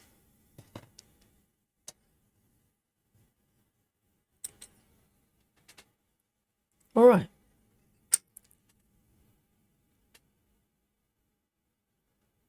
Oh, there's an airplane. Okay. But that one I haven't done yet. Right? So there's 3. Oh, that's not correct. Okay. I see what you mean now with airplane, because this one is not in the correct position. I'm trying to figure out what's happening there.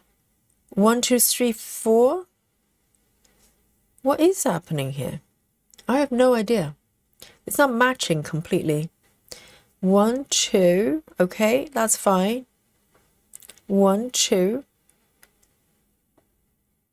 Oh. There's something weird going on there. Okay. I see what's happening. There's something weird going on there. There's not matching. It's okay. It's okay. I can fudge this, because this is one of those patterns. You can fudge a little bit. You won't see the difference. Fudging all the way. Jingle bell.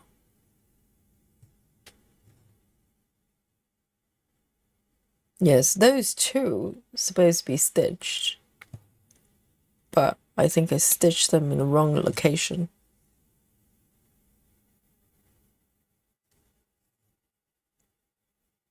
2.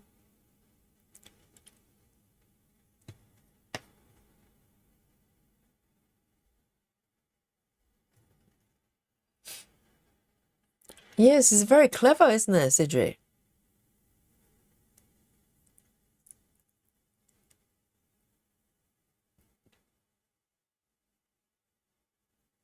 Oh, so great. Sometimes you miss the strands. Exactly. No one's looking. You probably can't tell the difference with a few stitches, you know, different. But that's dedication, isn't it? To commit to do all that. I'll probably just, so you're actually stitching one extra tent for each stitch, right? Oh, I am going to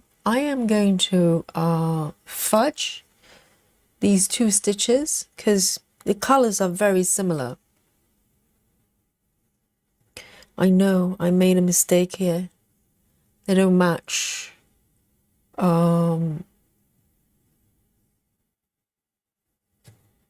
Just 2 stitches, very similar color.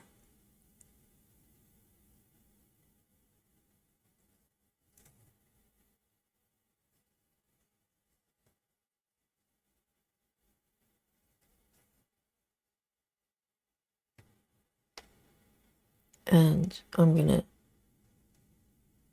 take this thread over here.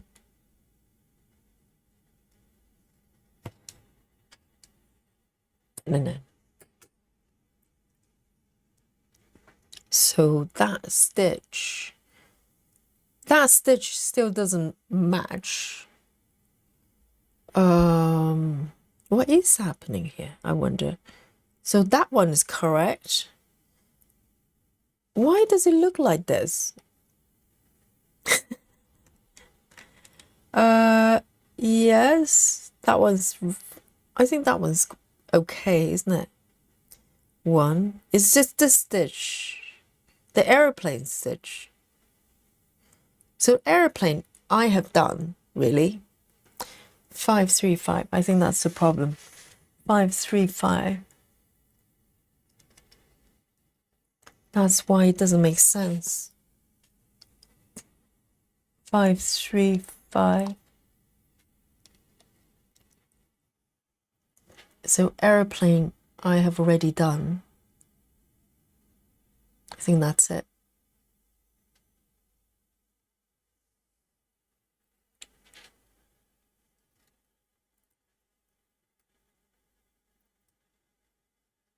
Chibis says, might be a dumb question, but what is one strand for in 2 over 1 or 1 over 1? Yes, the first number is the number of strands. The second number is the number of stitches. So 1 grid. So if you look at the fabric here, Chibis, normally by default, you stitch 1 stitch over 1 grid, right? So within the block, there's 10 by 10, 100 stitches. But the thing is, if you do 1 over 1, this block will have 100 stitches. But if you do 1 over 2, it will have half amount, like 50 stitches. Am I correct? My math is not great. So you basically take up 2 grids for a single stitch. And so it's 1 over 2. But if you go 2 over 1, it means 2 strands. The first number is the number of strands. 1 strand or 2 strands or 3. Or maybe 4. I don't know. But first number of strands. Second number, the number of grids that it takes up a single stitch to go over. So normally, I don't think anybody will ever do 1 over 3, right? Is it a thing? I don't think it's a thing. So maybe 1 over 1 or 1 over 2.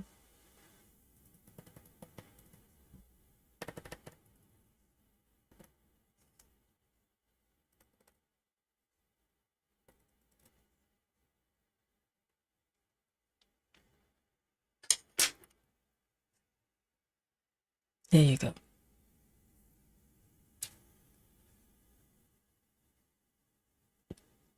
Sidri says, with the 3-leg stitching, you can enjoy your project longer.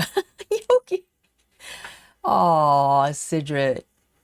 Top form, Sidri. Yes, I do want my projects to last longer, okay? I don't want them to end. If I love a project, I just want to keep going. So what's the point of stitching so fast that you just end it in a few years, right? Just keep it going. Exactly. So maybe I should do 2/1. So, but taking one single strand and do it 2 times one leg and 2 times the other leg. So I literally just double the amount of stitching that I need to do. So I can enjoy the project more, Sidri. What do you think? Yes, I think it's really clever to do 3 like Grace did. It requires dedication though. You have to commit to doing that. So that's the problem, I think, for me. I'll probably regret at some point and start sobbing. 9, 3, 4. 9, 3, 4.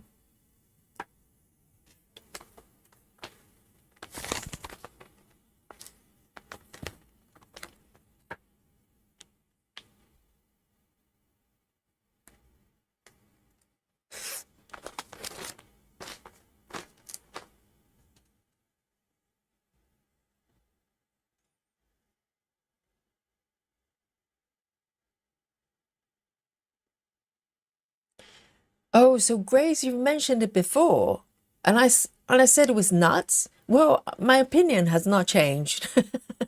It's clever and nuts at the same time, because you might come up that idea as a concept, but when you think about actually doing it, you probably go, nah, not doing that. So it takes a nutter, okay, like Grace, to do it. So in a very nice kind of way, okay? A beautiful nut. Grace. So,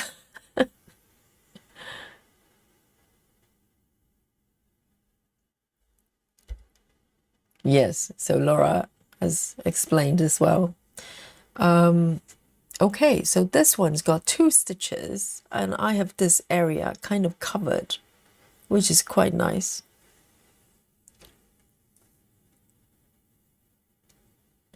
It feels nice to fill up these type of stitches, right? It just felt like, oh, it looks completed, a lot more completed.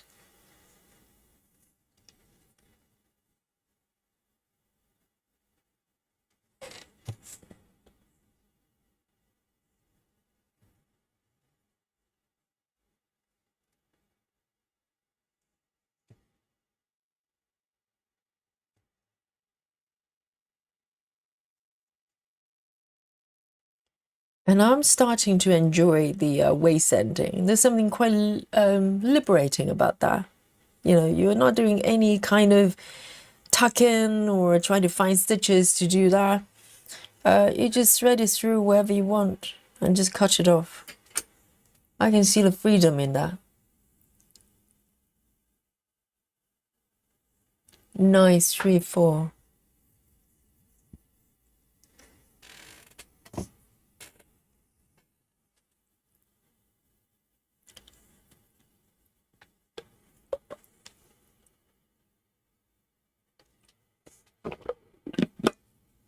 So does anybody ever do 1/3 or 1/4? I think it has to be even numbers, right? You probably wouldn't, but technically you could. If you just want sort of the size of the stitches somewhere in between. Let's say if you're crazy enough to do 56 counts and you just want the size of stitches to be a very specific size, you could do 1/3, but counting is going to be a nightmare. Can you do 1/3? Can you do odd numbers? I don't know. It's going to break something.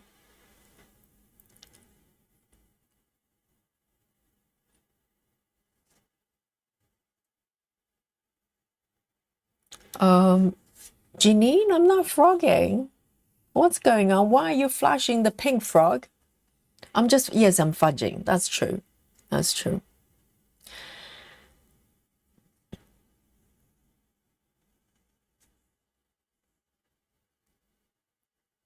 Lefty says, I use one strand in half on everything. Oh, as in half stitches, 10 stitches on everything, because more threads feels too thick and bulky to me. Depending on, probably depending on the fabric count, don't you?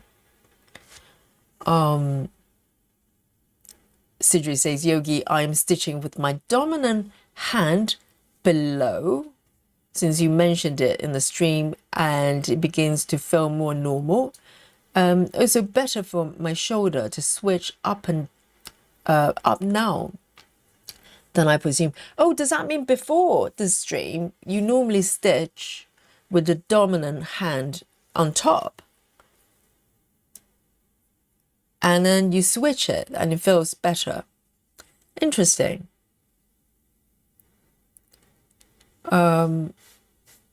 Interesting. This is something that I do so intuitively. Now you talk about it, it kind of, I have to think about it.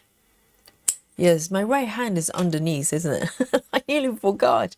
Yes, indeed. Because with the dominant hand, you just have more control. So I tried the other hand to go under with my left hand, and I couldn't even find the holes. It's like some sort of game that you just try to stab the needle through until you find the right corner. Okay, so I'm going to go for this one. And it's got quite a few stitches here, so it's quite nice. It's like a reward when you come across a color that's got a lot more stitches. Okay, 1, 2, 3, 4, 5.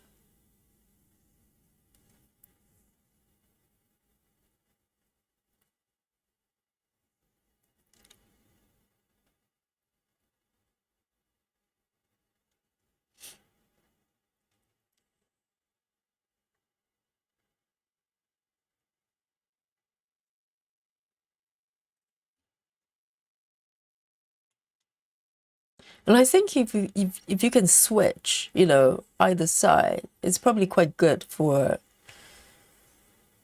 the hands as well. So, you know, you don't do the same thing all the time. But to be honest, I don't know in terms of the amount I'm stitching, whether I'm stitching a lot comparing to you guys or not, but I do not have issues with my wrist or my shoulders when I'm stitching.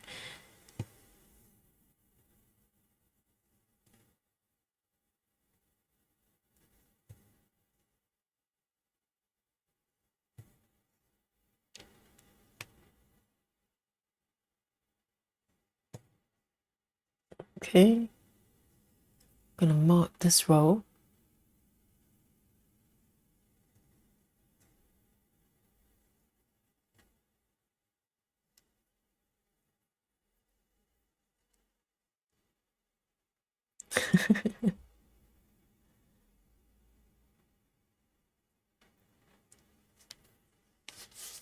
Amanda says, I have some older patterns that you have to stitch one leg with a different number of strands.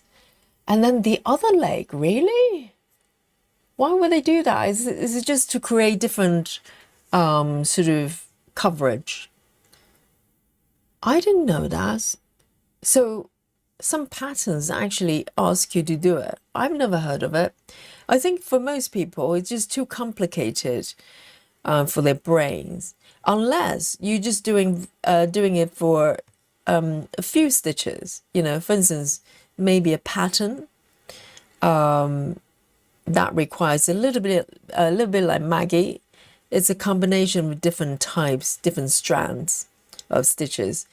I can see that happening, but for the full coverage, for someone to do the entire piece that way is probably not that really not that common, because these projects are big.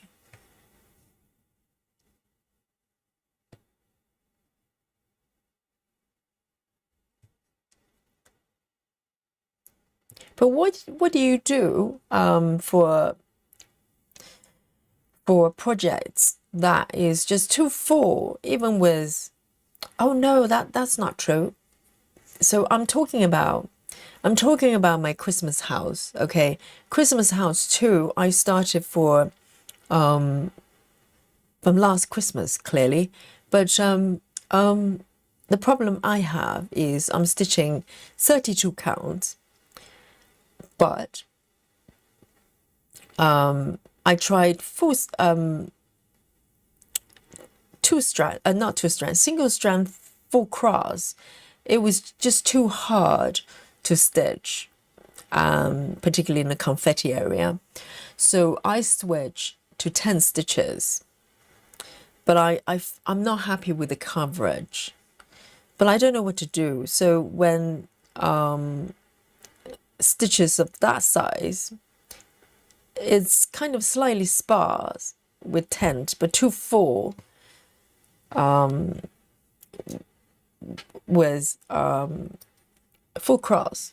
What would you do? Is there a middle ground there?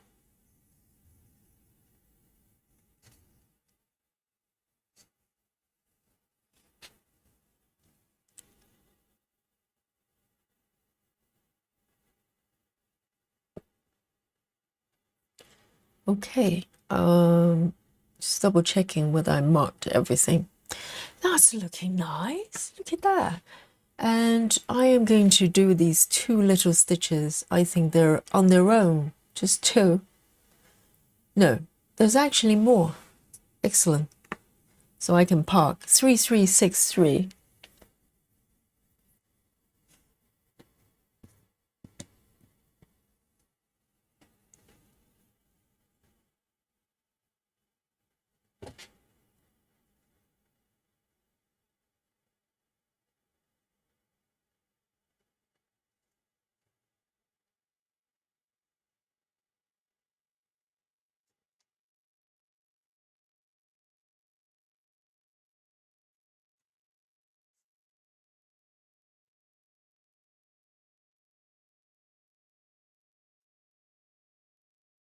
Two stitches here, but I can park further down.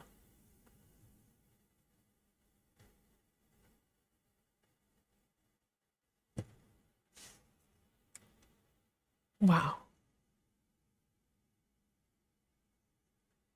Okay, 1, 2. So it's 4 stitches from the left. 1, 2, 3, 4, 5. I can probably do this one.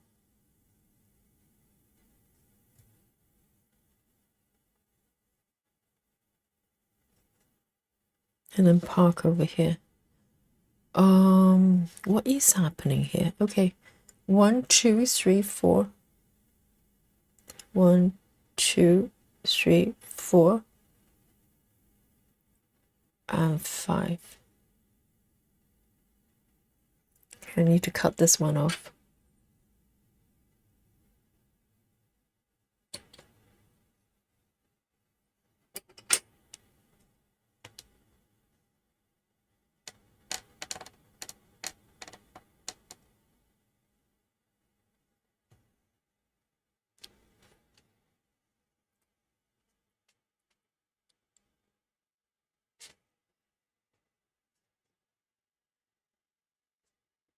Amanda says 1/3 or 4 exists in some samplers and other partial coverage pieces. Oh.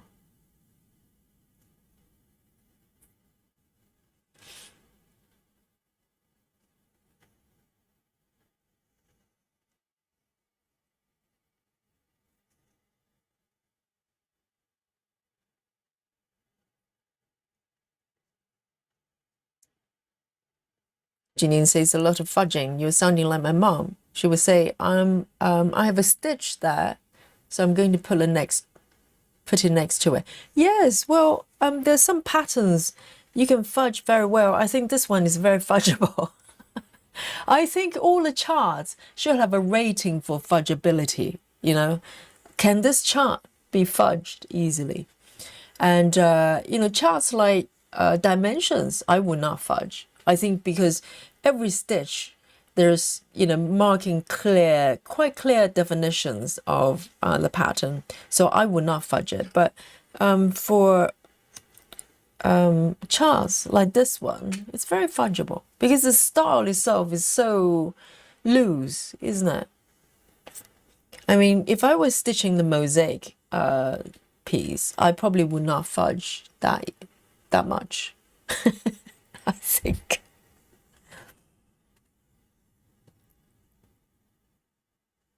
All right, so here, I think there's one stitch off, but that's okay. I can fix that. The fudging continues. Okay, this one, 29. I do have 29. 29.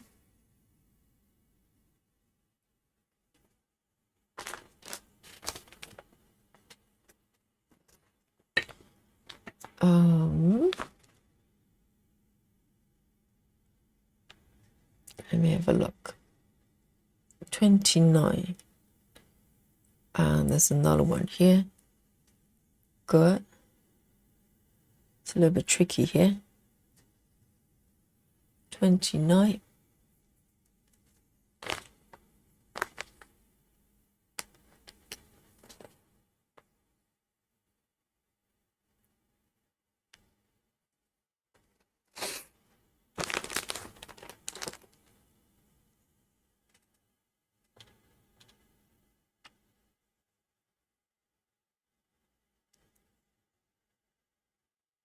Sarah says, hubby said he would take care of dinner, so I don't have to cook. Oh, what is he cooking then?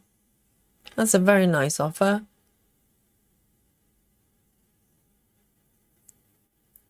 And to be honest, he should be doing this every day, shouldn't he? Because Sarah is doing everything else.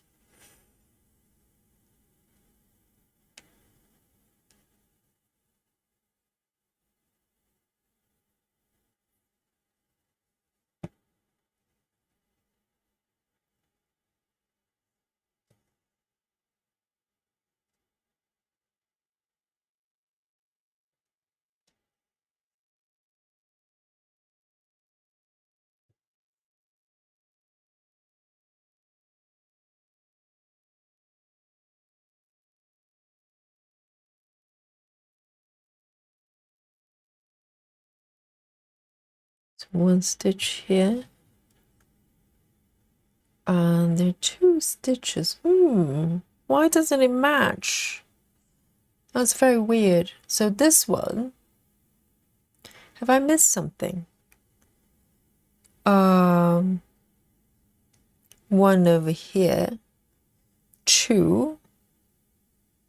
I think there's some discrepancy between these stitches. So one over here, I think that's correct. Two from the left, okay. Again, this is a very fudgeable pattern, okay? I will fudge.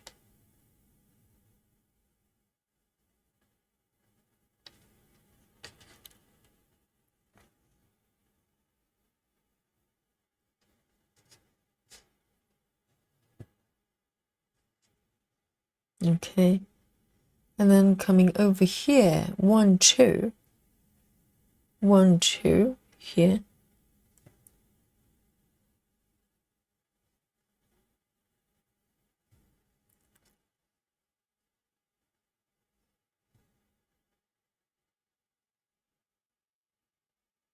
Oh, there's another thread part. I didn't know that.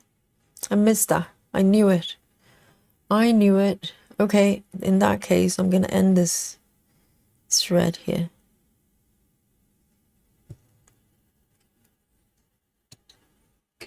$29.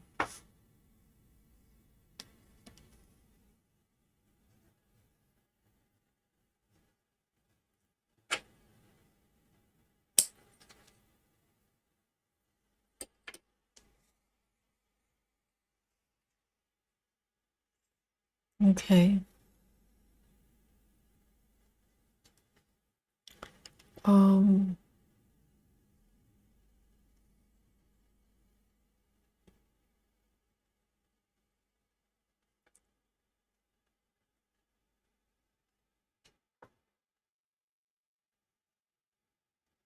Sidri says, I have problems with my joints, tendons, and muscles. Being able to switch is a game changer. Right. Just by switching hands from top to bottom to the other side, you find a lot of relief, do you, Ellen? And it's great that you can, if you're comfortable doing both equally, that means you can switch back and forth, so you're not putting too much, pressure and strain on one side, which is probably a good thing.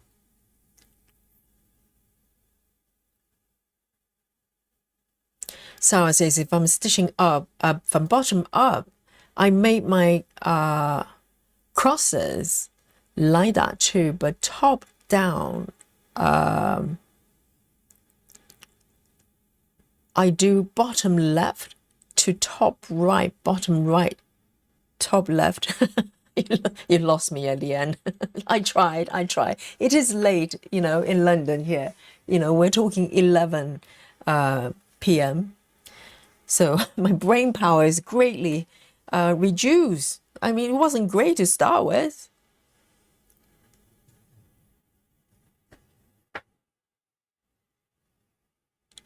Okay, so I am going to maybe start doing these ones.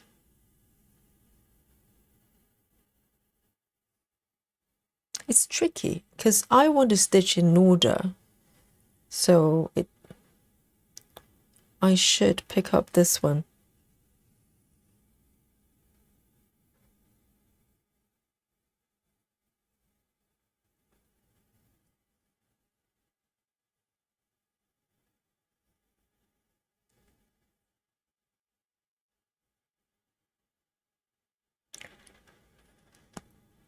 Sidri says, I saw Stitchy Witch on her YouTube stitch tent 2/1, also doing twice the same leg with one strand. She did it because otherwise her part threads were too bulky. Right, so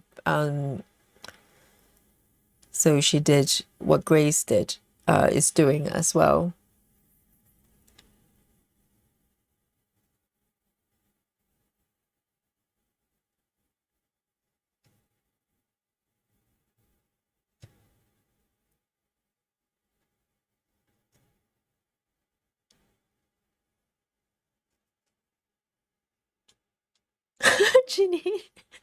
Ginny is like a cheerleader for fudging.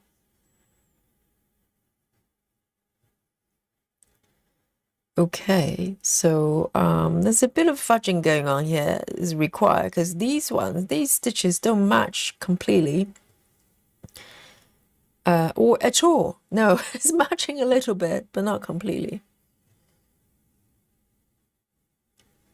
I will fix it. You won't tell the difference. I promise.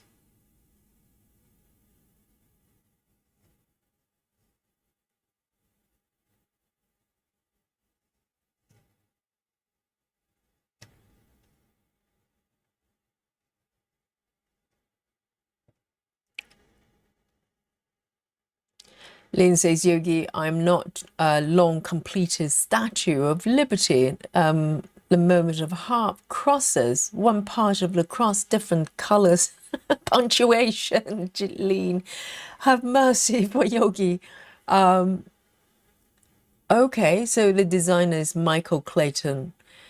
I have the London project as well. So you're stitching Statue of Liberty, are you?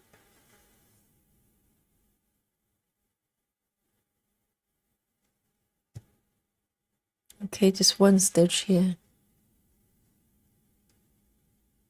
I think the only topic I can handle right now is either pineapples or bananas. That's about the intellectual level that I'm capable of handling. Anything more complicated than that, my brain starts to fry.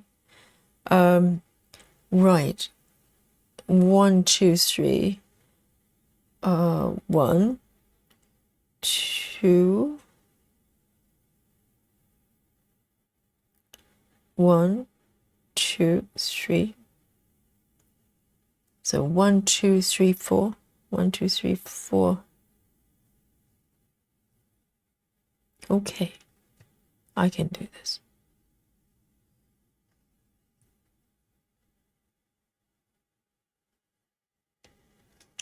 Ginny says my hobby is snoring, not because of Yogi. Okay, please tell me so, Janine.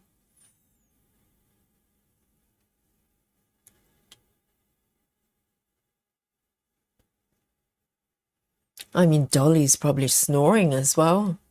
And Lily, oh.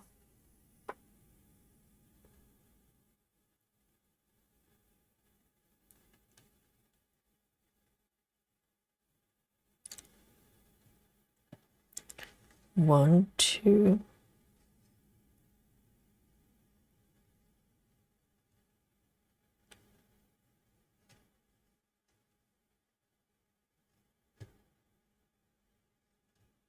And 3. And I'm going to cut off this bit. And maybe these 2 as well. Weeding, okay? A bit of gardening.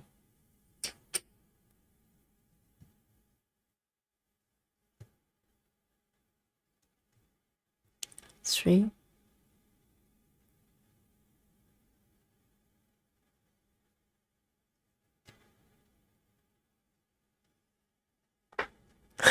Thank you, Ginny.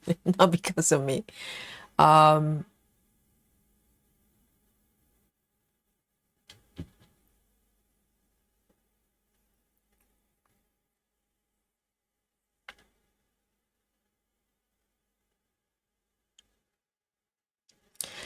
Rachel says, Yogi, I went to take the trash outside and there was a snake by the trash can. What? Rachel says, I nearly jumped out of my skin and the snake lunged towards me. What? This just happened, Rachel. And I ran back in the house in a garter snake. Guys, Rachel has survived an attack from a snake live on Yogi's stream. My goodness. I'm so happy Rachel is still alive and kicking. Are you sure you're not getting bitten? Just now. So, does it happen frequently? Do you have snakes in the area? Or is it some sort of escaped pet by somebody? Dear, oh dear, do you know what kind of snake is that?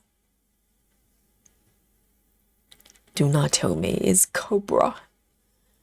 It's poisonous. And not Laura, yes. Rachel could have got taken by a snake. Oh dear, live here on Yogi stream. It's great for views though, if that happens, but not on your expenses. Rachel, I'm glad you survived.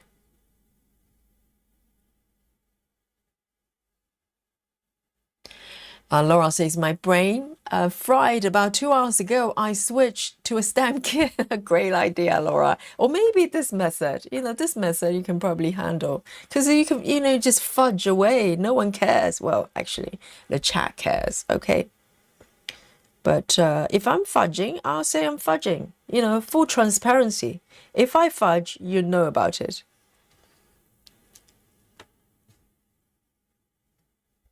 I do not lie to you when it comes to fudging. I might lie about other things, but not fudging. Full transparency.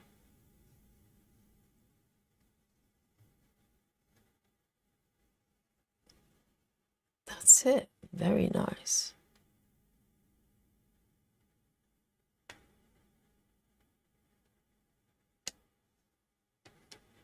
Whoops. I just lost that thread completely.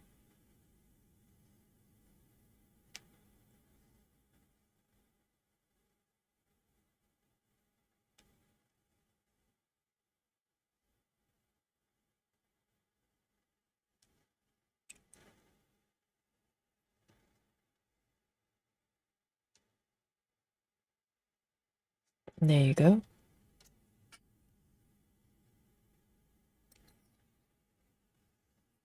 Look at that. All right.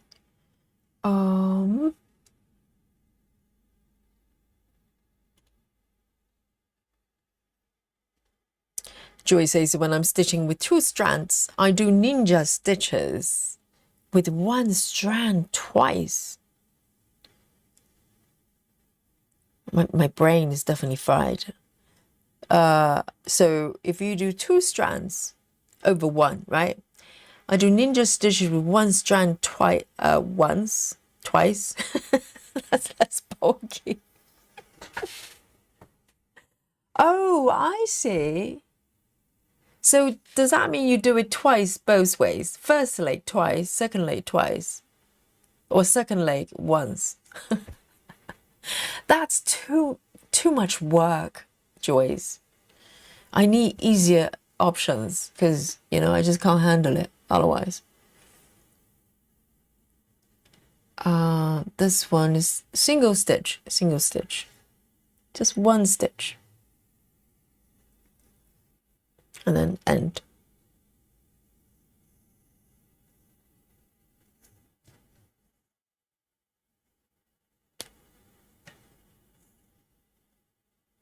And that's it.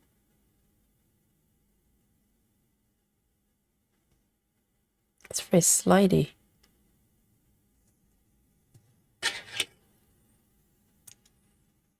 A98. A98.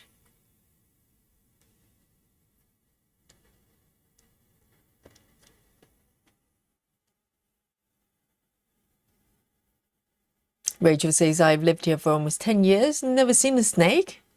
Now I'm going to be watching every time I go outside. At least it's not poisonous. How do you know it's not poisonous? Do you know what snake that is?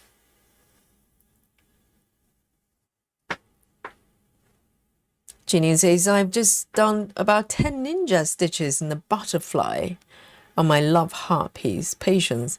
Wow.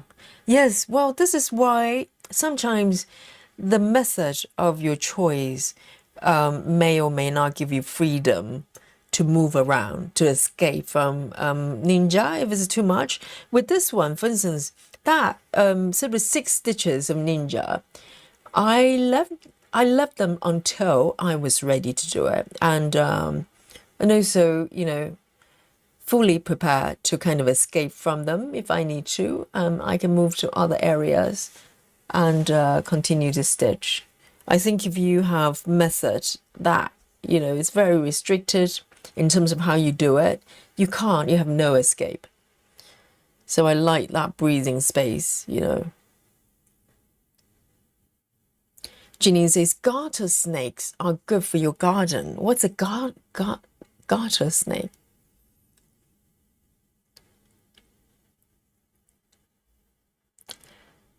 Sybil, hello, says, are you doing more a blue zoom method? What do you think? It's a signature, flow. Yes, I am.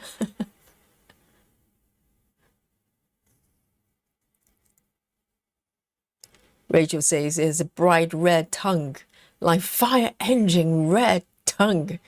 It's about 2 feet long. What? Rachel, I was picturing like a tiny little thing, like slightly bigger than those worms. 2 feet long? Oh no, I can't. Ginny, well, Rachel, move, okay? Move house. Move somewhere else. I think that's the only solution. Oh dear. Okay. See what I'm talking about? Because this part is starting to get... Oh, actually, it's not bad. There are quite a lot of symbol T I can do. Why don't I do that? Yes, I was about to say that I could, move to another area if I wanted to. But this one looks quite nice. This one, it's got tons of stitches. And that's what I'm going to do. 3835. 3835.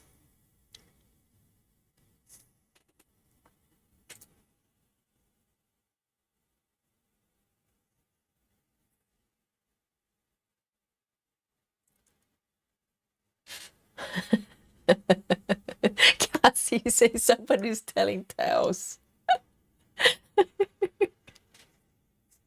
It's like a dragon.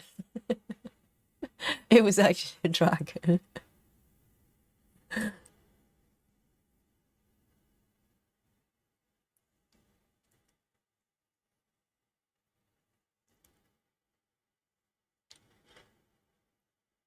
All right, let's start here then.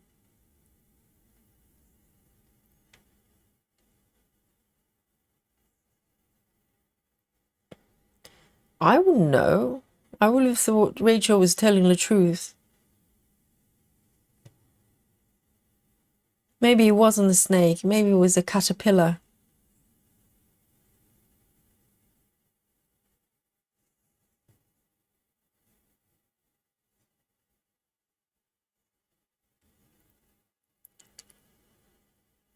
Lady Hawk says, I've been known to do that as well. Both lakes twice? Oh, instead of 2/1. But what's the difference? You still end up with 4 strands. And interesting. Wow, that's a lot of work.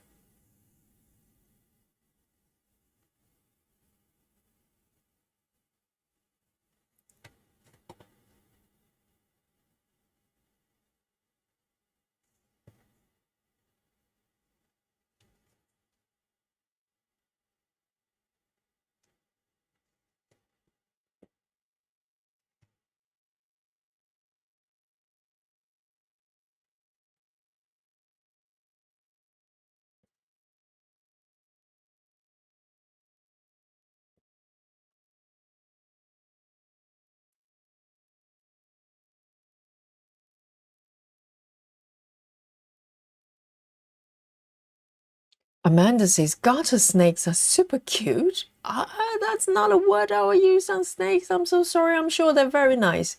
Amanda says they aren't dangerous. You can pick them up and lots of places. Well, have you guys seen those jumping spiders videos? They look really cute, but yeah, they're spiders, okay? They just have a cute face, like big eyes.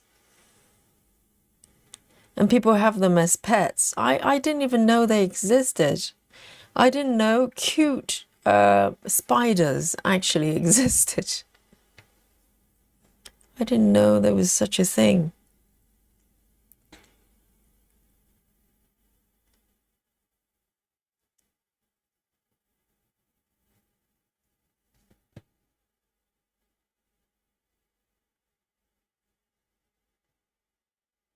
Um,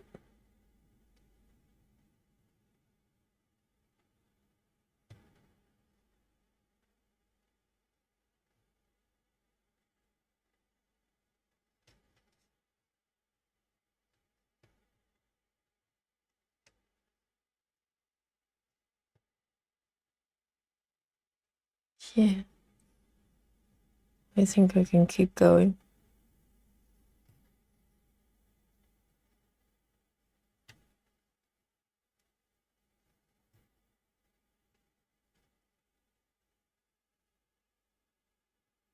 Oh no, Rachel, you posted a picture of snakes.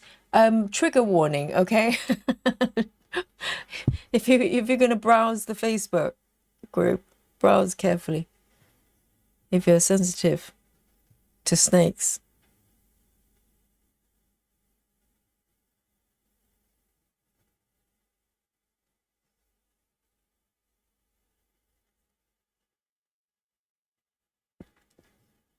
Sidri is snoring. But I bet Sidri, is falling asleep. As soon as I make a mistake, she's gonna just jump up and correct me. For sure. Maybe I'll just do that deliberately to keep her awake. I'm gonna just stitch randomly.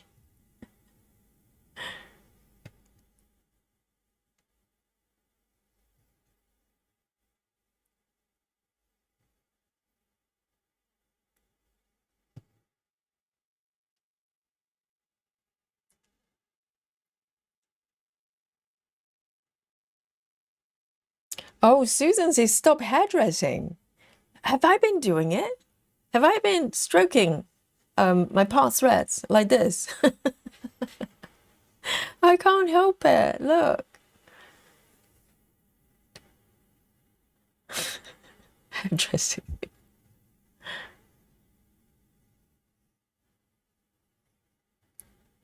All right. I try not to touch them. I'm giving it a parting. Yes. Yes, middle split, side split. You know, this is like side split. That's nice. Side parting. I know. They're different styles. Oh, Susan, you don't understand, you know. Michelle says we have bull snakes. That sounds scary. And they're scary looking, but they will fight rattlesnakes and keep them away. Really? So you have rattlesnakes as well. I mean, it's a dangerous place you're living, Michelle. Take care, please.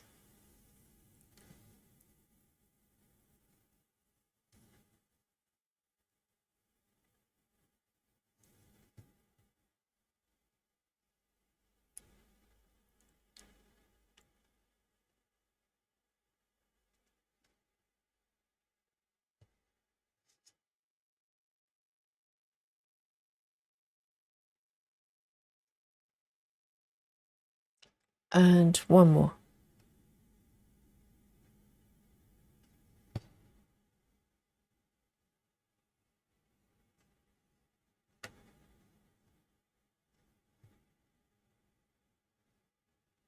Here we go.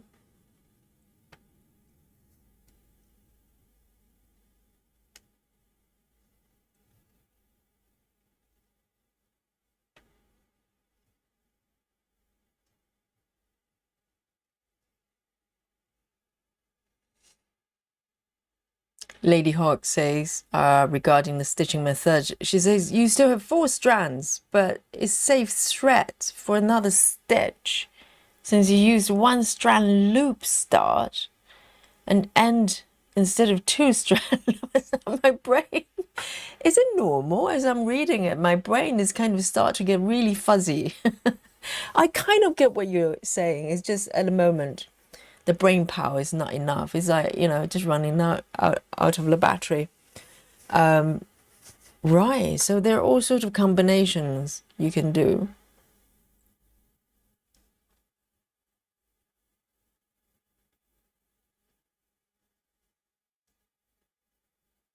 Where am I exactly? 1, 2.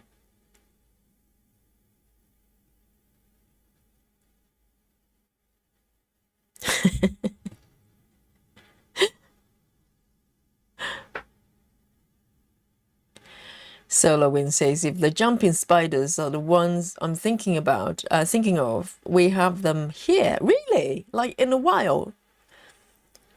They look cute though. They look like sort of cartoon spiders. They're cute, short legs, round bodies, and they just hop around. Yes, exactly. That's the videos I saw, and I think a lot of people keep them as pets because they're cute and they jump as well, and they recognize people. Apparently, they recognize owners, so they can bond with you. Which is, I don't know whether normal spiders can do that. Do they actually recognize people? I have doubts.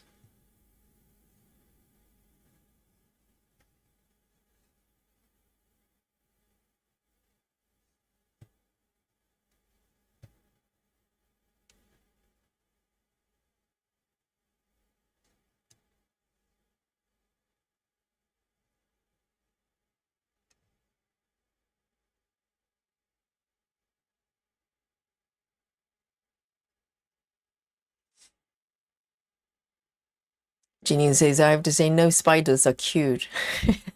But if you look at the pictures of jumping spiders close up, they're actually quite cute. They look like the cartoon version of the spiders, but it doesn't mean I would I would have them as my pets. I don't think so. Because ultimately, they're spiders. with a cute face.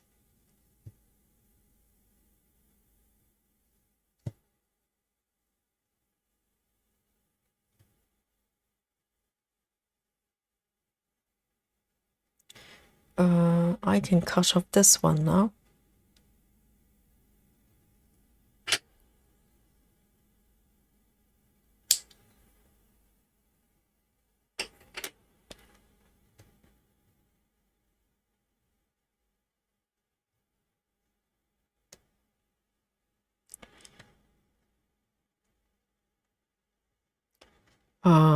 So the only thing that I'm deviating from the Blue Suit Ladies method is currently I'm not really trying too hard to do Danish method, because I think I keep missing the second leg with some of the stitches. So, you know, unless I'm fairly confident that I can read the stitches properly, I'll probably just do full crosses. It's a little bit simpler. I can just focus on one stitch at a time.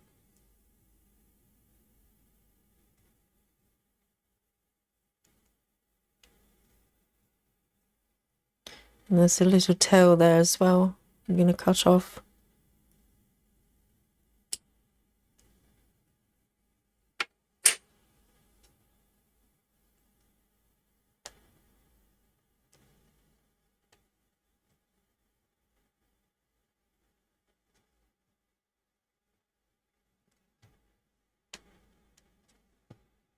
And then one more stitch here.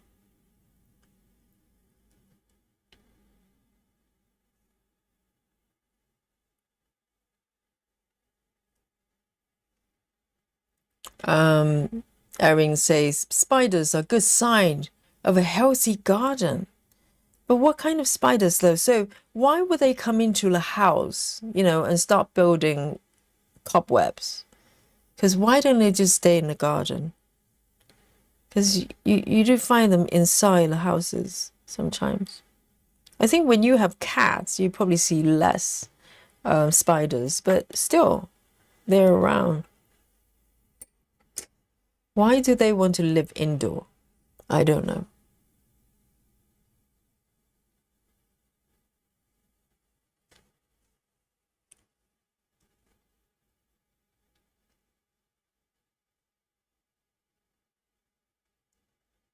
Okay, just one stitch of 315.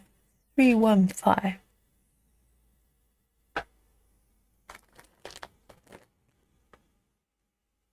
315.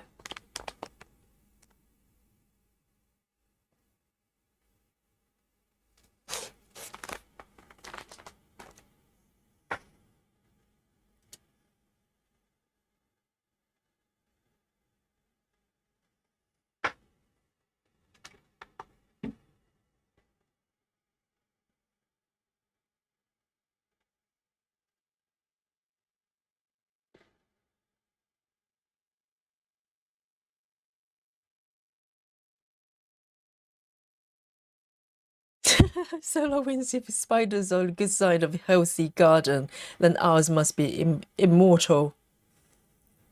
Maybe you've got like some of the giant spider, you know, nest underground.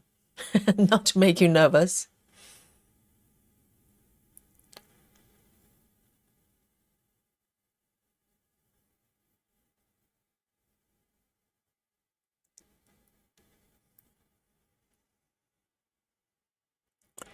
Let me do just one single stitch here.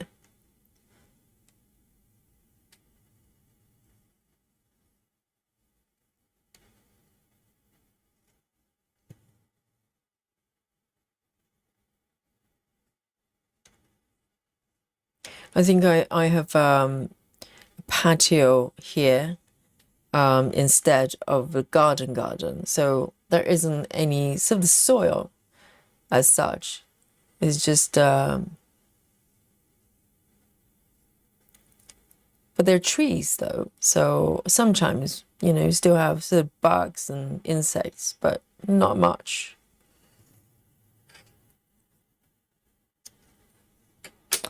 Okay, 315. 315.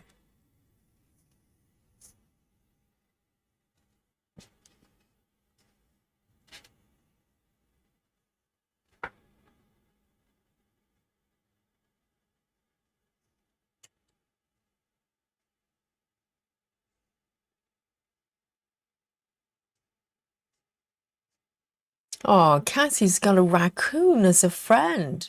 They're so cute, aren't they? Are they close to people? Can you bond with them?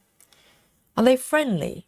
Raccoons are so cute. Those you know, dark circles.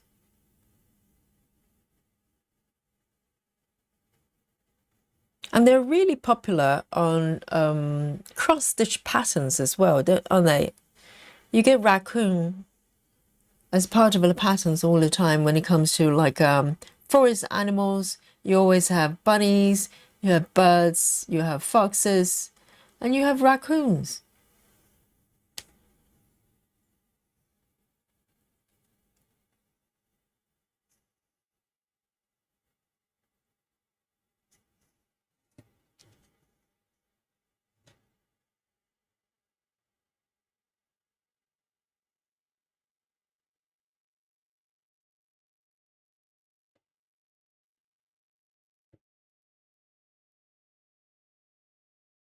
Karen says, I got my walk in this morning, have to get in steps so I can stitch. And before the sun is horrible. Yes, definitely. It's all about balance, isn't it?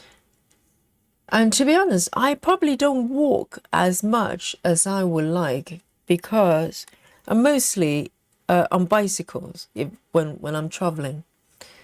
So I actually don't actually walk that much. So either I'm in the studio, which is, I work out obviously, but I don't walk that much. Either that or I'm on bicycles. Okay, so this one I might just end because I do have another thread. What shall I do? I can just, no, I might end it actually to keep things simple.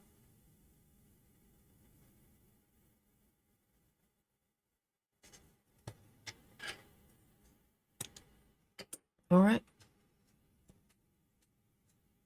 Oops. 3371.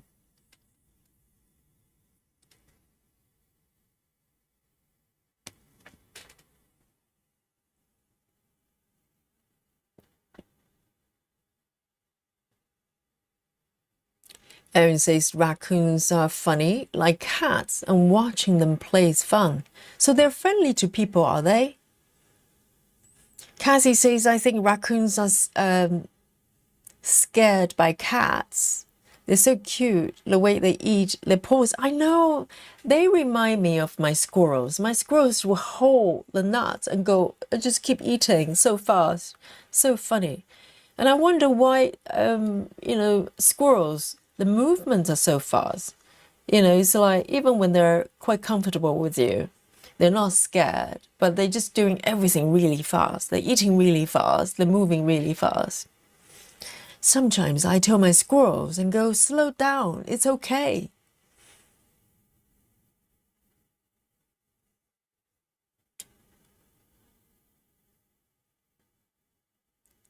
All right, I'm going to go for this one.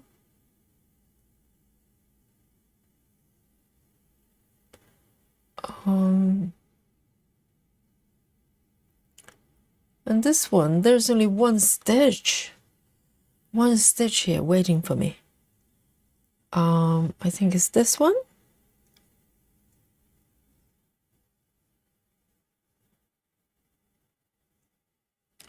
And it's quite funny when you park a stitch, there's only one stitch left. Literally just do the second half. It's quite strange to do that. All right then. There you go. There's a little bush being formed here. There's a little situation, a little party going on there. And I'm going to do this one here.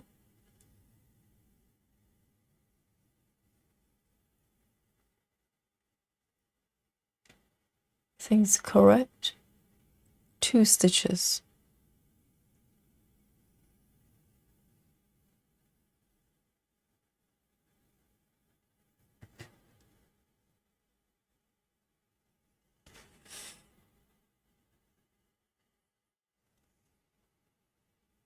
Janine says we have all those things, including big black bears who love our bird feeders and trash cans. Is that what they eat, bears? Do they not eat people on a regular basis? Wouldn't that be more delicious than bins?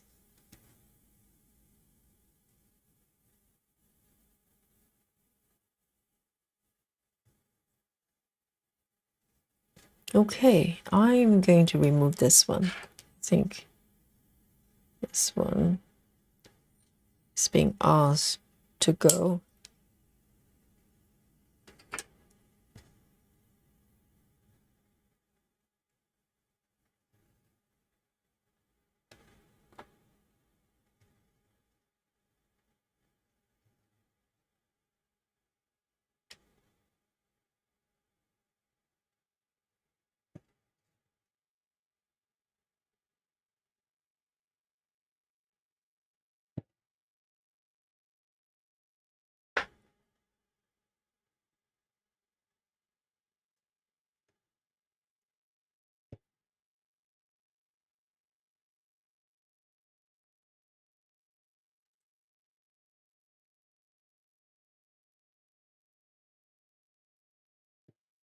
And I think in Australia, they've got so many really, really cute creatures. They're rarely seen anywhere else. I think they're probably exclusive. I remember there's not koala. There's one that's even cuter than koala. I can't remember what it's called. It's called the name is a little bit similar, but it's so cute. And they eat leaves as a diet, green leaves. You guys probably know which one I'm talking about. I can't remember the name now. They're so adorable. And they look like they're smiling as well.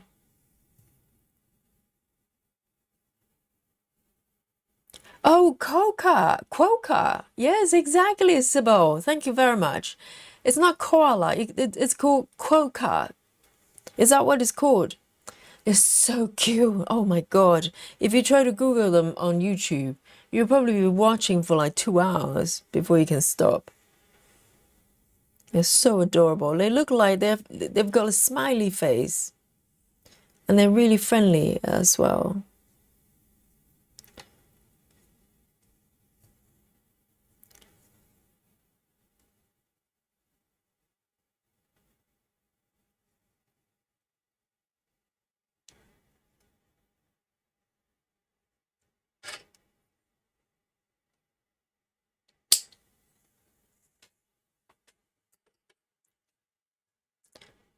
Panda bear. Panda is quite cute as well. Panda literally just doesn't look real. It looks like, there's someone wearing a suit. Cosplay. Because no real creatures will look like that.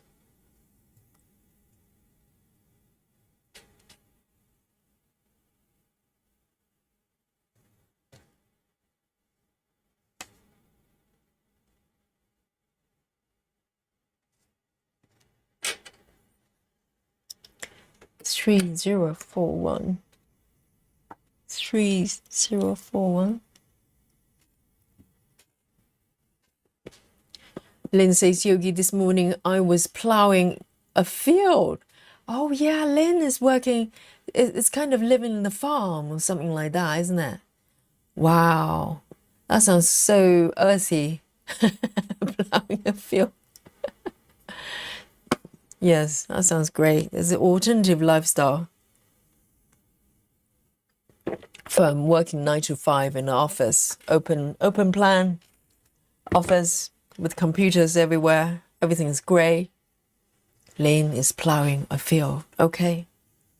Life is all about options, and choose wisely. You know, I remember when I was working in a corporate environment for years and years, thinking that was the only way to live, because I was thinking, how else am I going to live if I don't work in a 9 to, not quite 9 to 5, but even longer. I worked in IT, in a corporate. And I remember I was working in the city at that time, and I was invited to go and watch a band. So in London, there's one area that's near Hackney. I don't know if you know London, you probably know which area I'm talking about. It's kind of quite hippie, new age, not new age, but a lot of people, a lot of sort of independent pubs with musicians playing every night, and a lot of really sort of kind of quite unique places. Completely opposite from corporate, completely opposite from chains, that kind of stuff, or big corporate, places, commercial places. They're independent places run by people who love what they do. They love music, so they create like a pub, a bar, restaurant. They have jazz musicians playing every night, that kind of stuff. So a friend of mine, whose friend was one of the musicians in the jazz band, and I was invited to go with him to support his friend. And we went there. I had an epiphany that night, because I was so entrenched in the corporate world, battling with some psychopaths, colleagues, and some, crazy bosses. And I thought it was normal. I was thinking why I was feeling so empty every day, even though I was making a lot of money. But I was thinking, why does it feel painful every time I go to work? And even though I love what I did, love design, that was my passion, but the setting where I was doing my design, I had to cope with so many different things that was just totally feeling just not what I wanted to do. But I didn't know, I couldn't see a way out. And I remember going to this club, and I was watching, it's beautiful music. It was jazz. They were jamming, or whatever they call it in the trade. And I was just standing there having a drink and watching these people. And I looked at my watch.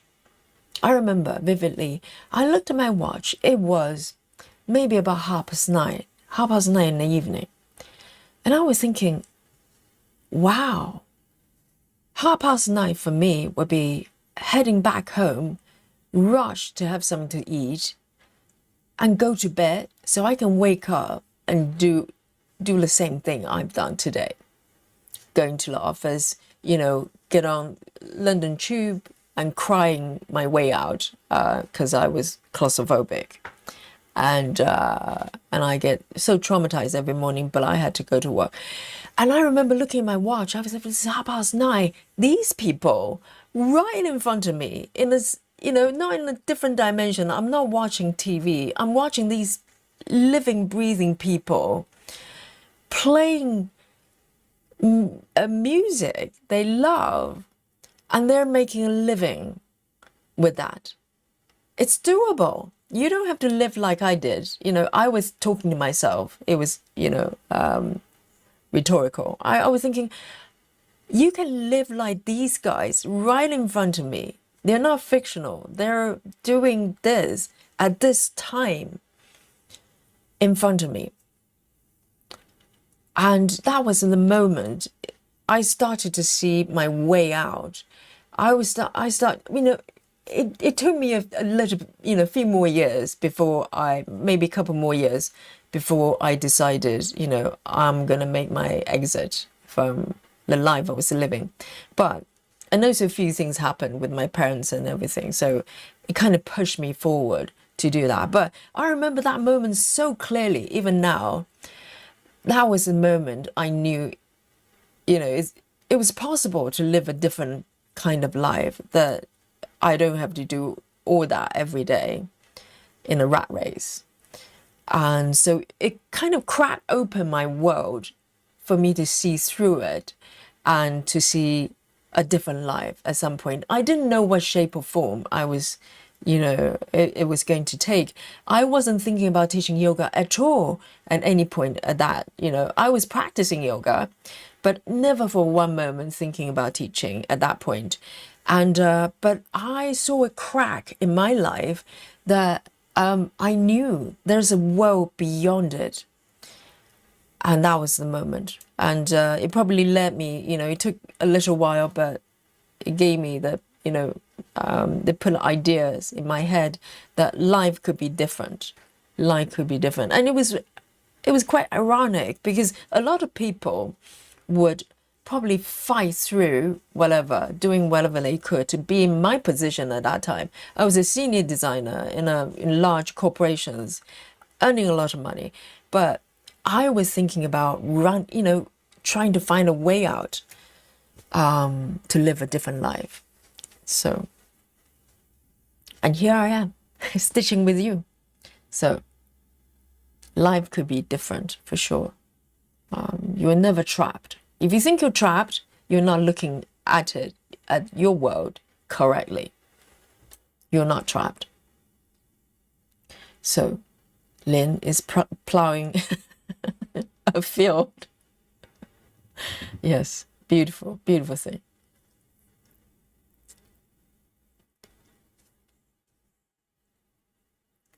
And see you later, Sybil. Great to see you.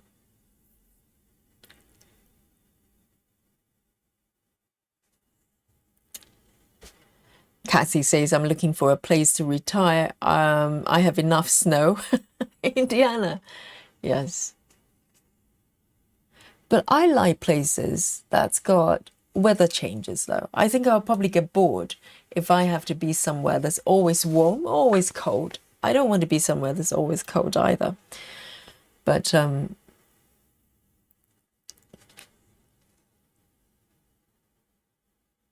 I like varieties. Oh, this bit, I really need to fudge, because this bit, I don't know what's going on here. It doesn't match my chart at all. 1, 2. Okay, these two are here. 1 stitch below. I think I've done these 3 stitches without marking them. I think that's what happened here. Because, yes, I probably forgot to mark them.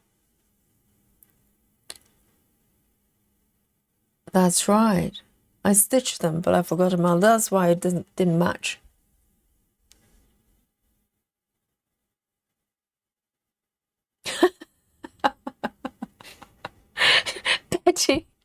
Betty says, oh dear. Betty Hankins says, Yogi, your stitching looks nothing like the picture. I need to zoom in. That's what Steve said. That's what Steve was looking at while I'm stitching here, and kind of go, can you zoom in? Because zoom into the markup. I know, I totally didn't expect this color scheme, these colors happening here. I was expecting bright yellow, bright red, and pink. But let me prove it to you. I am stitching the correct chart, okay? This is not, this is not a glitch. Let me show you right here, Betty, to remove any doubt you have. So let me turn on the markup here. Can you see it? This is what I'm doing here. Let me switch back. Okay, this is my markup. And let me switch back to what I'm doing here. Can you see that? The colors seem to be slightly darker, but these are the colors specified by the chart. Let me switch back. It does look a little bit different. I don't know why. I'm following the chart. The colors look a little bit darker, don't they? Do you think there's something up? I think the thread colors are correct. It does look much brighter on the markup, but it could be just the expression on the chart. Everybody's having that. On the mock-up, these pinks colors look brighter, don't they? But these are correct colors. I hope. I hope.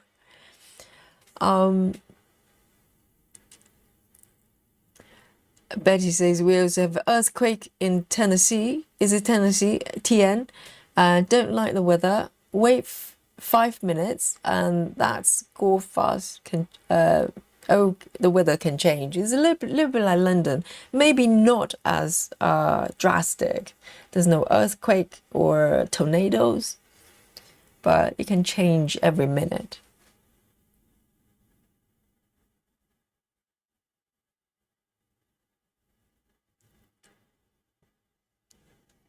So, Betty, are you convinced that I'm actually stitching the right chart?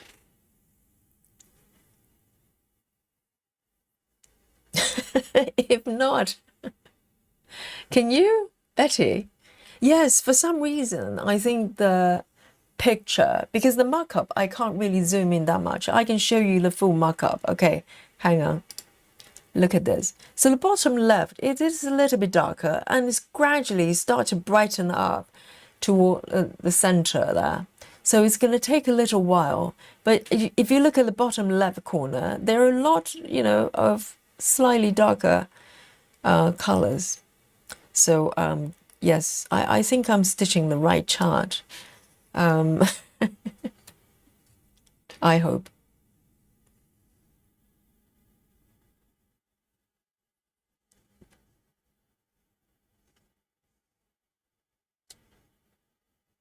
All right then. Let me pick the next one here.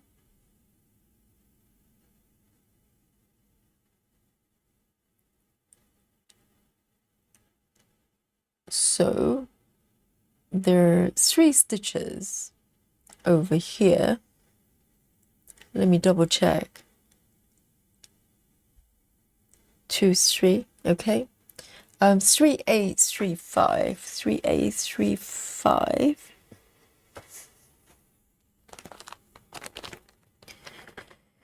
Three A, 3, 5.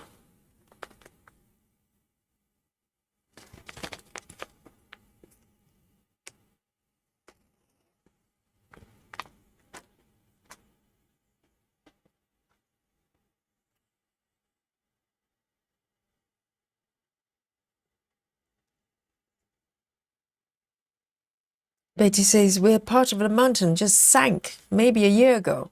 No explanations for it. Is it like a sinkhole? Because sinkholes are caused by sort of water underground. I think sometimes they do something. I can't remember. They suck up the water or something. And then the ground just starts to weaken.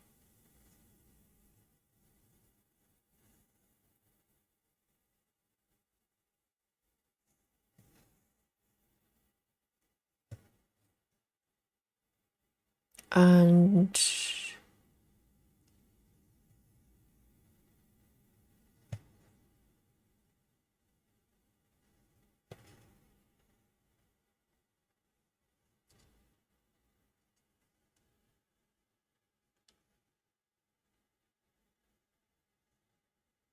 Sarah says, I think you've had a great start today. I hope so. I hope so. It's not bad looking, is it?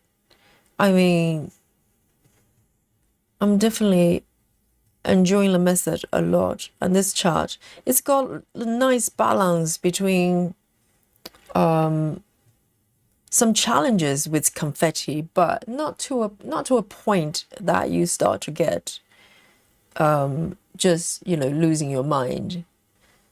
And I think this method it gives me some breathing space between areas because I can literally move to left to right. If I want to, I can keep extending this line. If I get fed up, with this area for whatever reason, I can just move to the right. Nothing's stopping me from doing that or moving upwards. Just picking the area I like.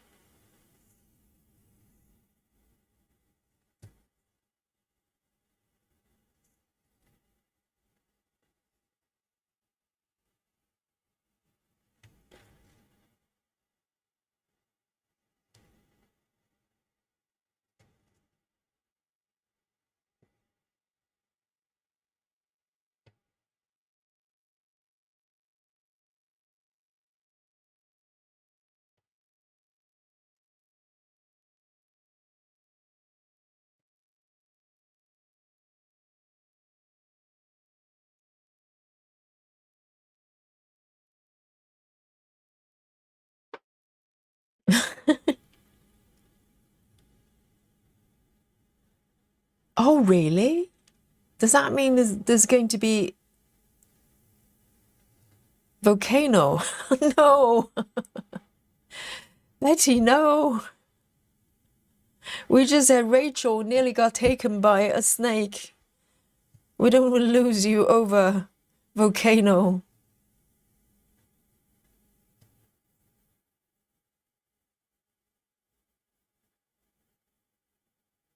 A giant snake with red tongue, spitting fire.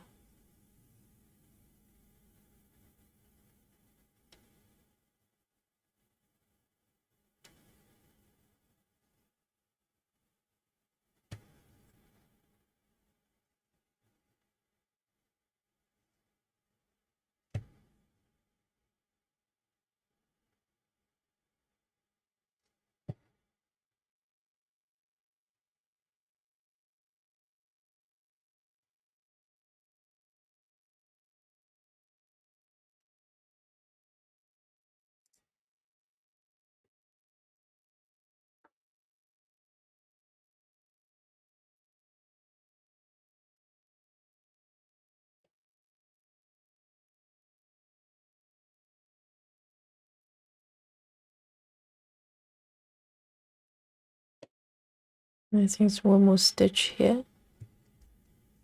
And I can remove this one as well. Yes, it's very easy to tell which thread is a sort of thread and, sort of ending bits versus past threads. It's very, very clear. It's very clever. 1, 2, 3.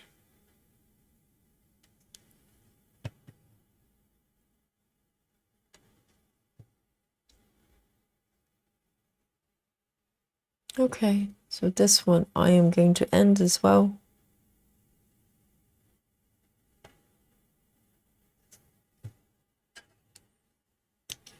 3, 8, 3, 5.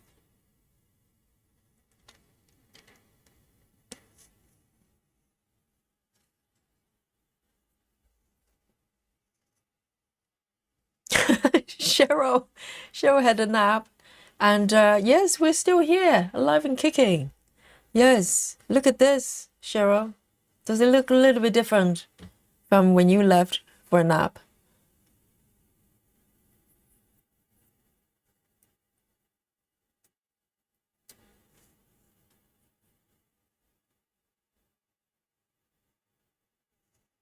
See you later, Valerie.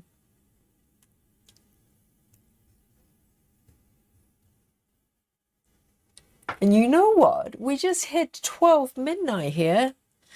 So we're going to go on for another few minutes. We've done 10 hours, or I did. Okay, I don't know about you. Some of you were taking naps and eating, 3 suppers, 3 meals already. And who knows? But I've been here. I've been here for 10 hours, almost. Let's have a look. These two, between these 2 stitches. It just, time flies, doesn't it? It didn't feel like that. This one, I am going to stitch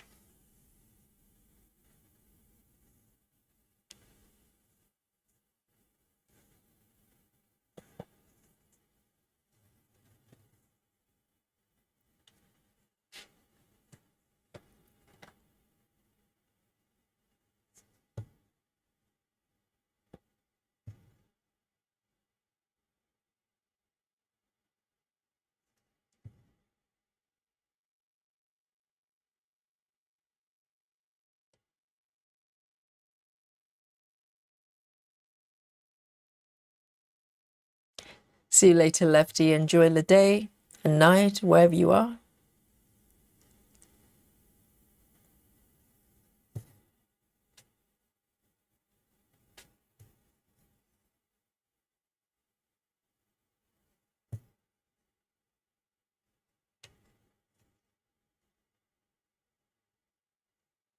One, two.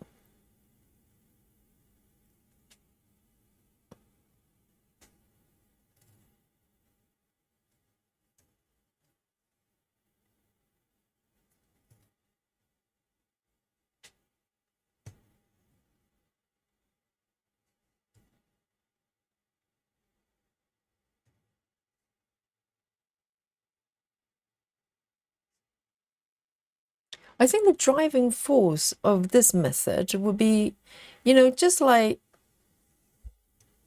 it's interesting because even though you are allowed to leave stitches closed in like this, unlike color flow, but the driving force would be constantly trying to get back to fill in these stitches. So there's a kind of, you know, a push for you to come back to fix these stitches, but as you're doing so, you're creating more stitches forward.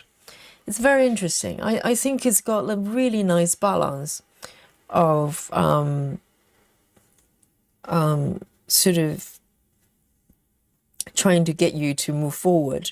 Because sometimes if you do block by block, for instance, the objective is very, very fixed. You know, you fill in that block before you move forward and so on. Or if you do a strip, you fill in that strip, do a color completion. Whereas this one is more nuanced.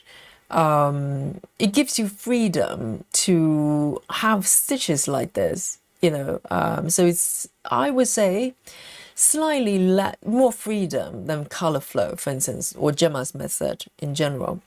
But it doesn't create too much problem. As you can see, I'm kind of just naturally fill in this area. There isn't too much to fix in terms of loose stitches going forward.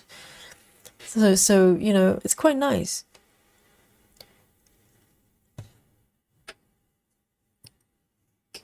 There. And I think this method is good for my mind because if I'm, by default, I'm allowed to be a little bit messy, then, you know, I'm more relaxed, I think. So this one is 29. 29.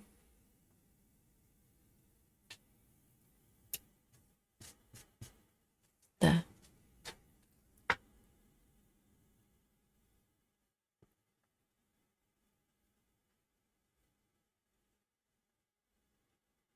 Oh, Shara says, it looks like you found all 4 stitches. I told you, yes, because if you told me where they were at that time, I'd probably just lose my mind and couldn't find them.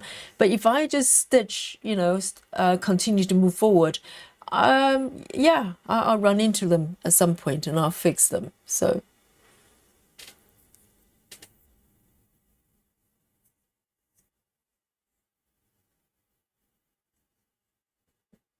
And Chaotic says, I really enjoy this long stream. It was fun. Yes, it doesn't feel like 10 hours. I know we've gone cross because I think we started a few minutes into it. Yes, we are firmly in a 10-hour zone. So anything I do now is bonus time. And I might just do 1 or 2 more colors, depending on how many stitches. I want to fit in these 2. They're just calling for me to fill in these 2 little pesky stitches. So this one's 3799, and you know, I'm gonna check something before I go off. Hang on, 3799. Of course, I'm going to share with you my stitch count, okay? And I'm very curious to know. 3799.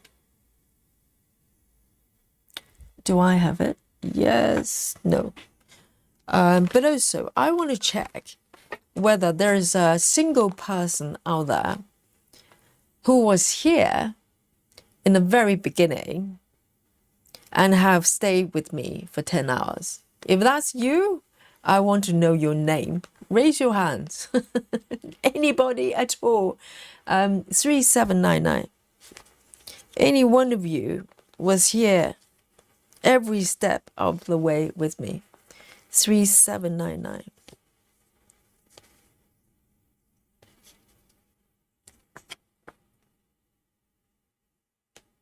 Because I know I've been here for 10 hours, but have you?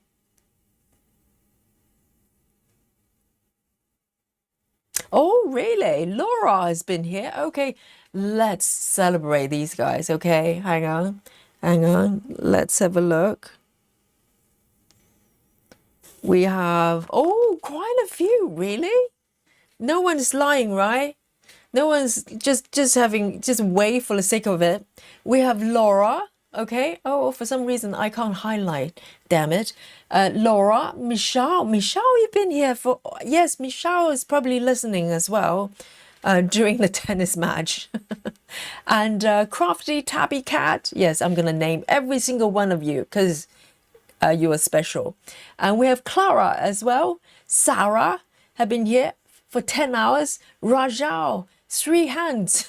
That's special. Susan is here as well. Oh, my darling. And Mirin as well. Really 10 hours. And Suki as well. You are all special. And Love Drunk.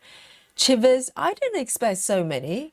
I didn't expect. I expected maybe 1 or 2 hands. I am so impressed by you.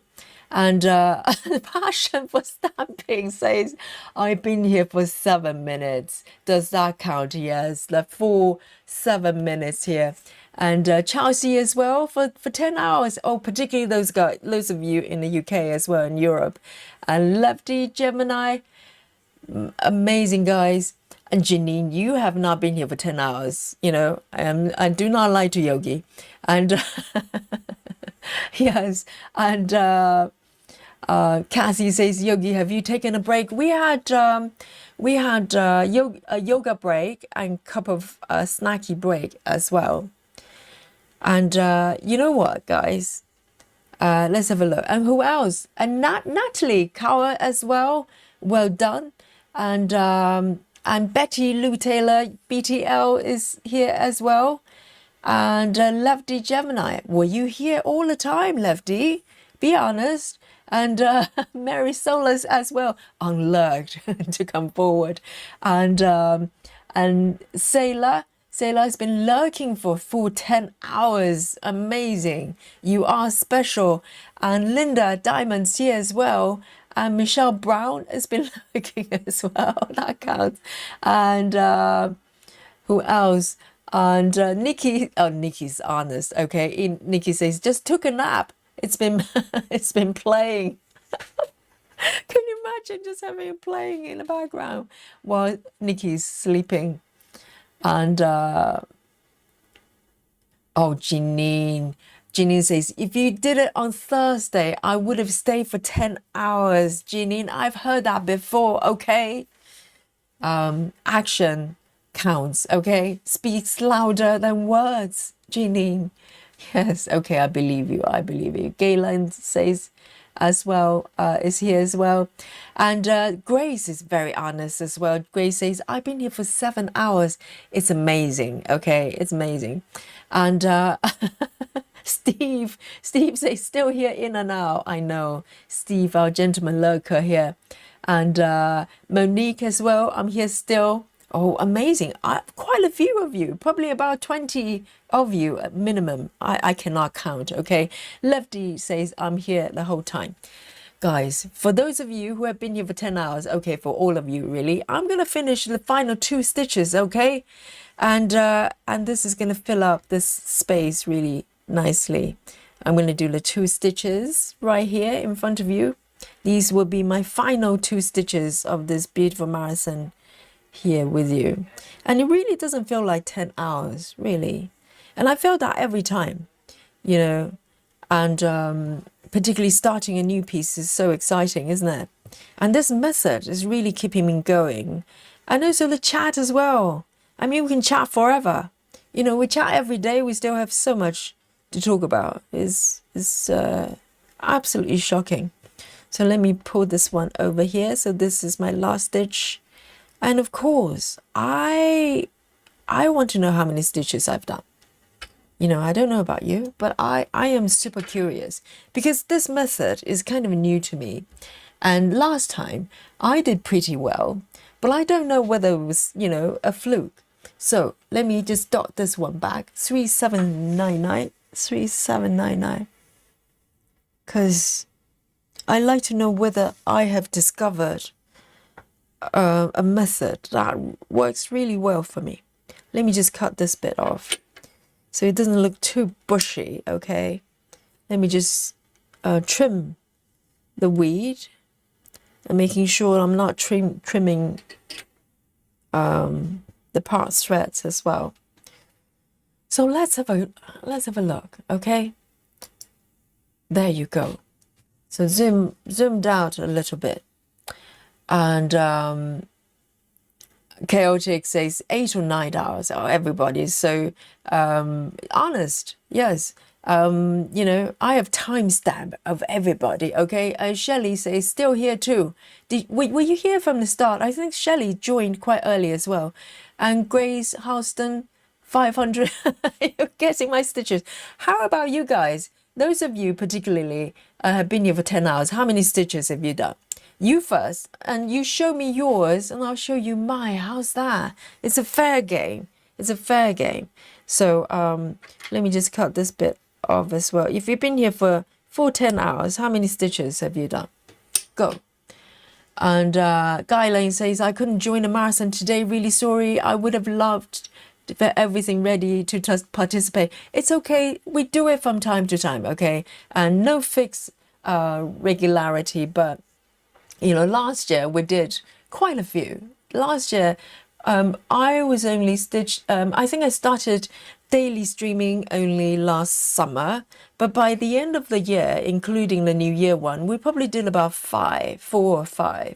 So this year we have a slow start because we have a lot going on here, but you know, we might do more. Why not? This is fun, and we're going to have some more new starts. So, you know, it would be very good excuses to do more. And, oh my goodness, everyone. So those are not my stitches, okay? Are you guessing mine or is that yours? Shelley says, 1200. Shelley, you're going to make Yogi look really bad. And Cassie says, I've done 74. I think I can beat that one. Rachel says, oh, 502 as in my stitches. Okay, I love drunk. How about your stitches? I want to know. Clara says, I did 315 for 10 hours, Clara. And Susan says 450. Tremendous. And Allison's, I got 861. And Rajal did 500. Oh, amazing. I'm under pressure here, okay? Now these numbers, now I regret it that I even asked that you submit your stitch count. Laura says I did 887 and stitches beautiful, so beautiful. And some of the stamp kits, yes, when Laura lost the brain power, she turned to a stamp kit. Great strategy, great strategy. Tracy has done 773. Michelle 359 stitches plus second place tennis tournament. Yeah, I mean did you play tennis or someone else did? Your son. Chelsea says, I've lost count as I started doing color flow and no digital patterns. So I'll give it a 9,000, Chelsea. From me to you, it's over 800, but I'll give you 9,000 because, you know, you can't prove it one way or the other. It's a little bit like, you know, ghosts. And Crafty Tabby 551, amazing. And Michelle says, I can't count my paper pattern, 9,000. If you can't count, if you don't know your stitch count, you automatically get 9,000, okay? And Chivers, 1,153 Chivers. Oh, I'm under pressure. Guys, you're doing so well. So now it's my turn, okay? I'm going to show you my. It's, it's that kind of deal. So let's have a look. Let me just zoom out a little bit. I know it doesn't look like the pattern, does it? But this is, you know, really a little tiny corner, the tip of the corner, really. So it looks slightly different. And gradually I'll move into more color, more colorful areas. But I love the tone of the whole thing. It's beautifully charted by Stitches So Beautiful. So now, my turn. Let's have a look. So this is where I am today. Okay, tiny little corner. Guys, have a look. Have a look. This is what we're talking about. Okay, 600 by 600.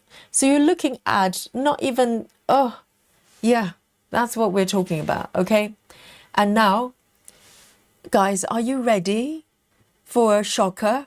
Yes, let's find out if this method was for me. Okay, it's meant to be. Maybe I found my, this is my destiny, a life of messiness and happy stitching.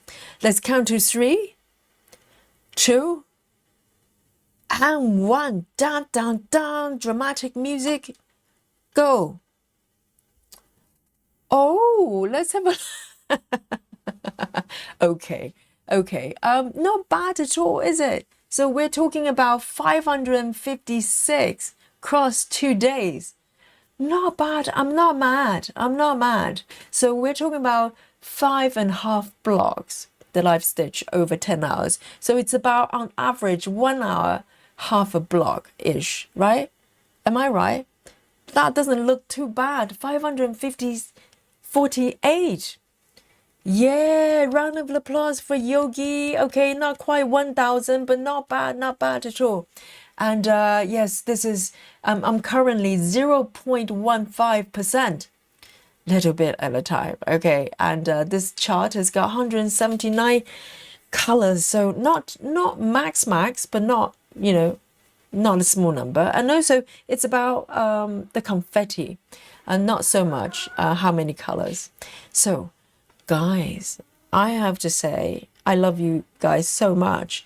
And thank you for being such great spirit and great athletes of stitching. Round of applause to all of you. And particularly those that stay with me for 10 hours, even for 7 minutes, you count. I see you. I see you. So from here, it's 19 minutes past 12 in London town, okay, and Yogi's going to sign out, okay, and I cannot believe I stitched 10 hours with you. It really flew by so fast. And yes, give yourself a round of applause and maybe some emoji buffet right there, and give me some love, dolly love, and a 99 for all of us going to bed after the stream. So thank you so much. And tomorrow, if we're all nice and fit and not too achy, we can come back for another round for our Sunday stitching. It's going to be nice and easy. Tomorrow, I only have a couple of classes in the morning, so I should be, good to go in the afternoon by the evening. So from me to you, with love, true love. Okay, guys, and I'll see you tomorrow. Night night, everyone. Well done, everyone. And bye-bye. Night night.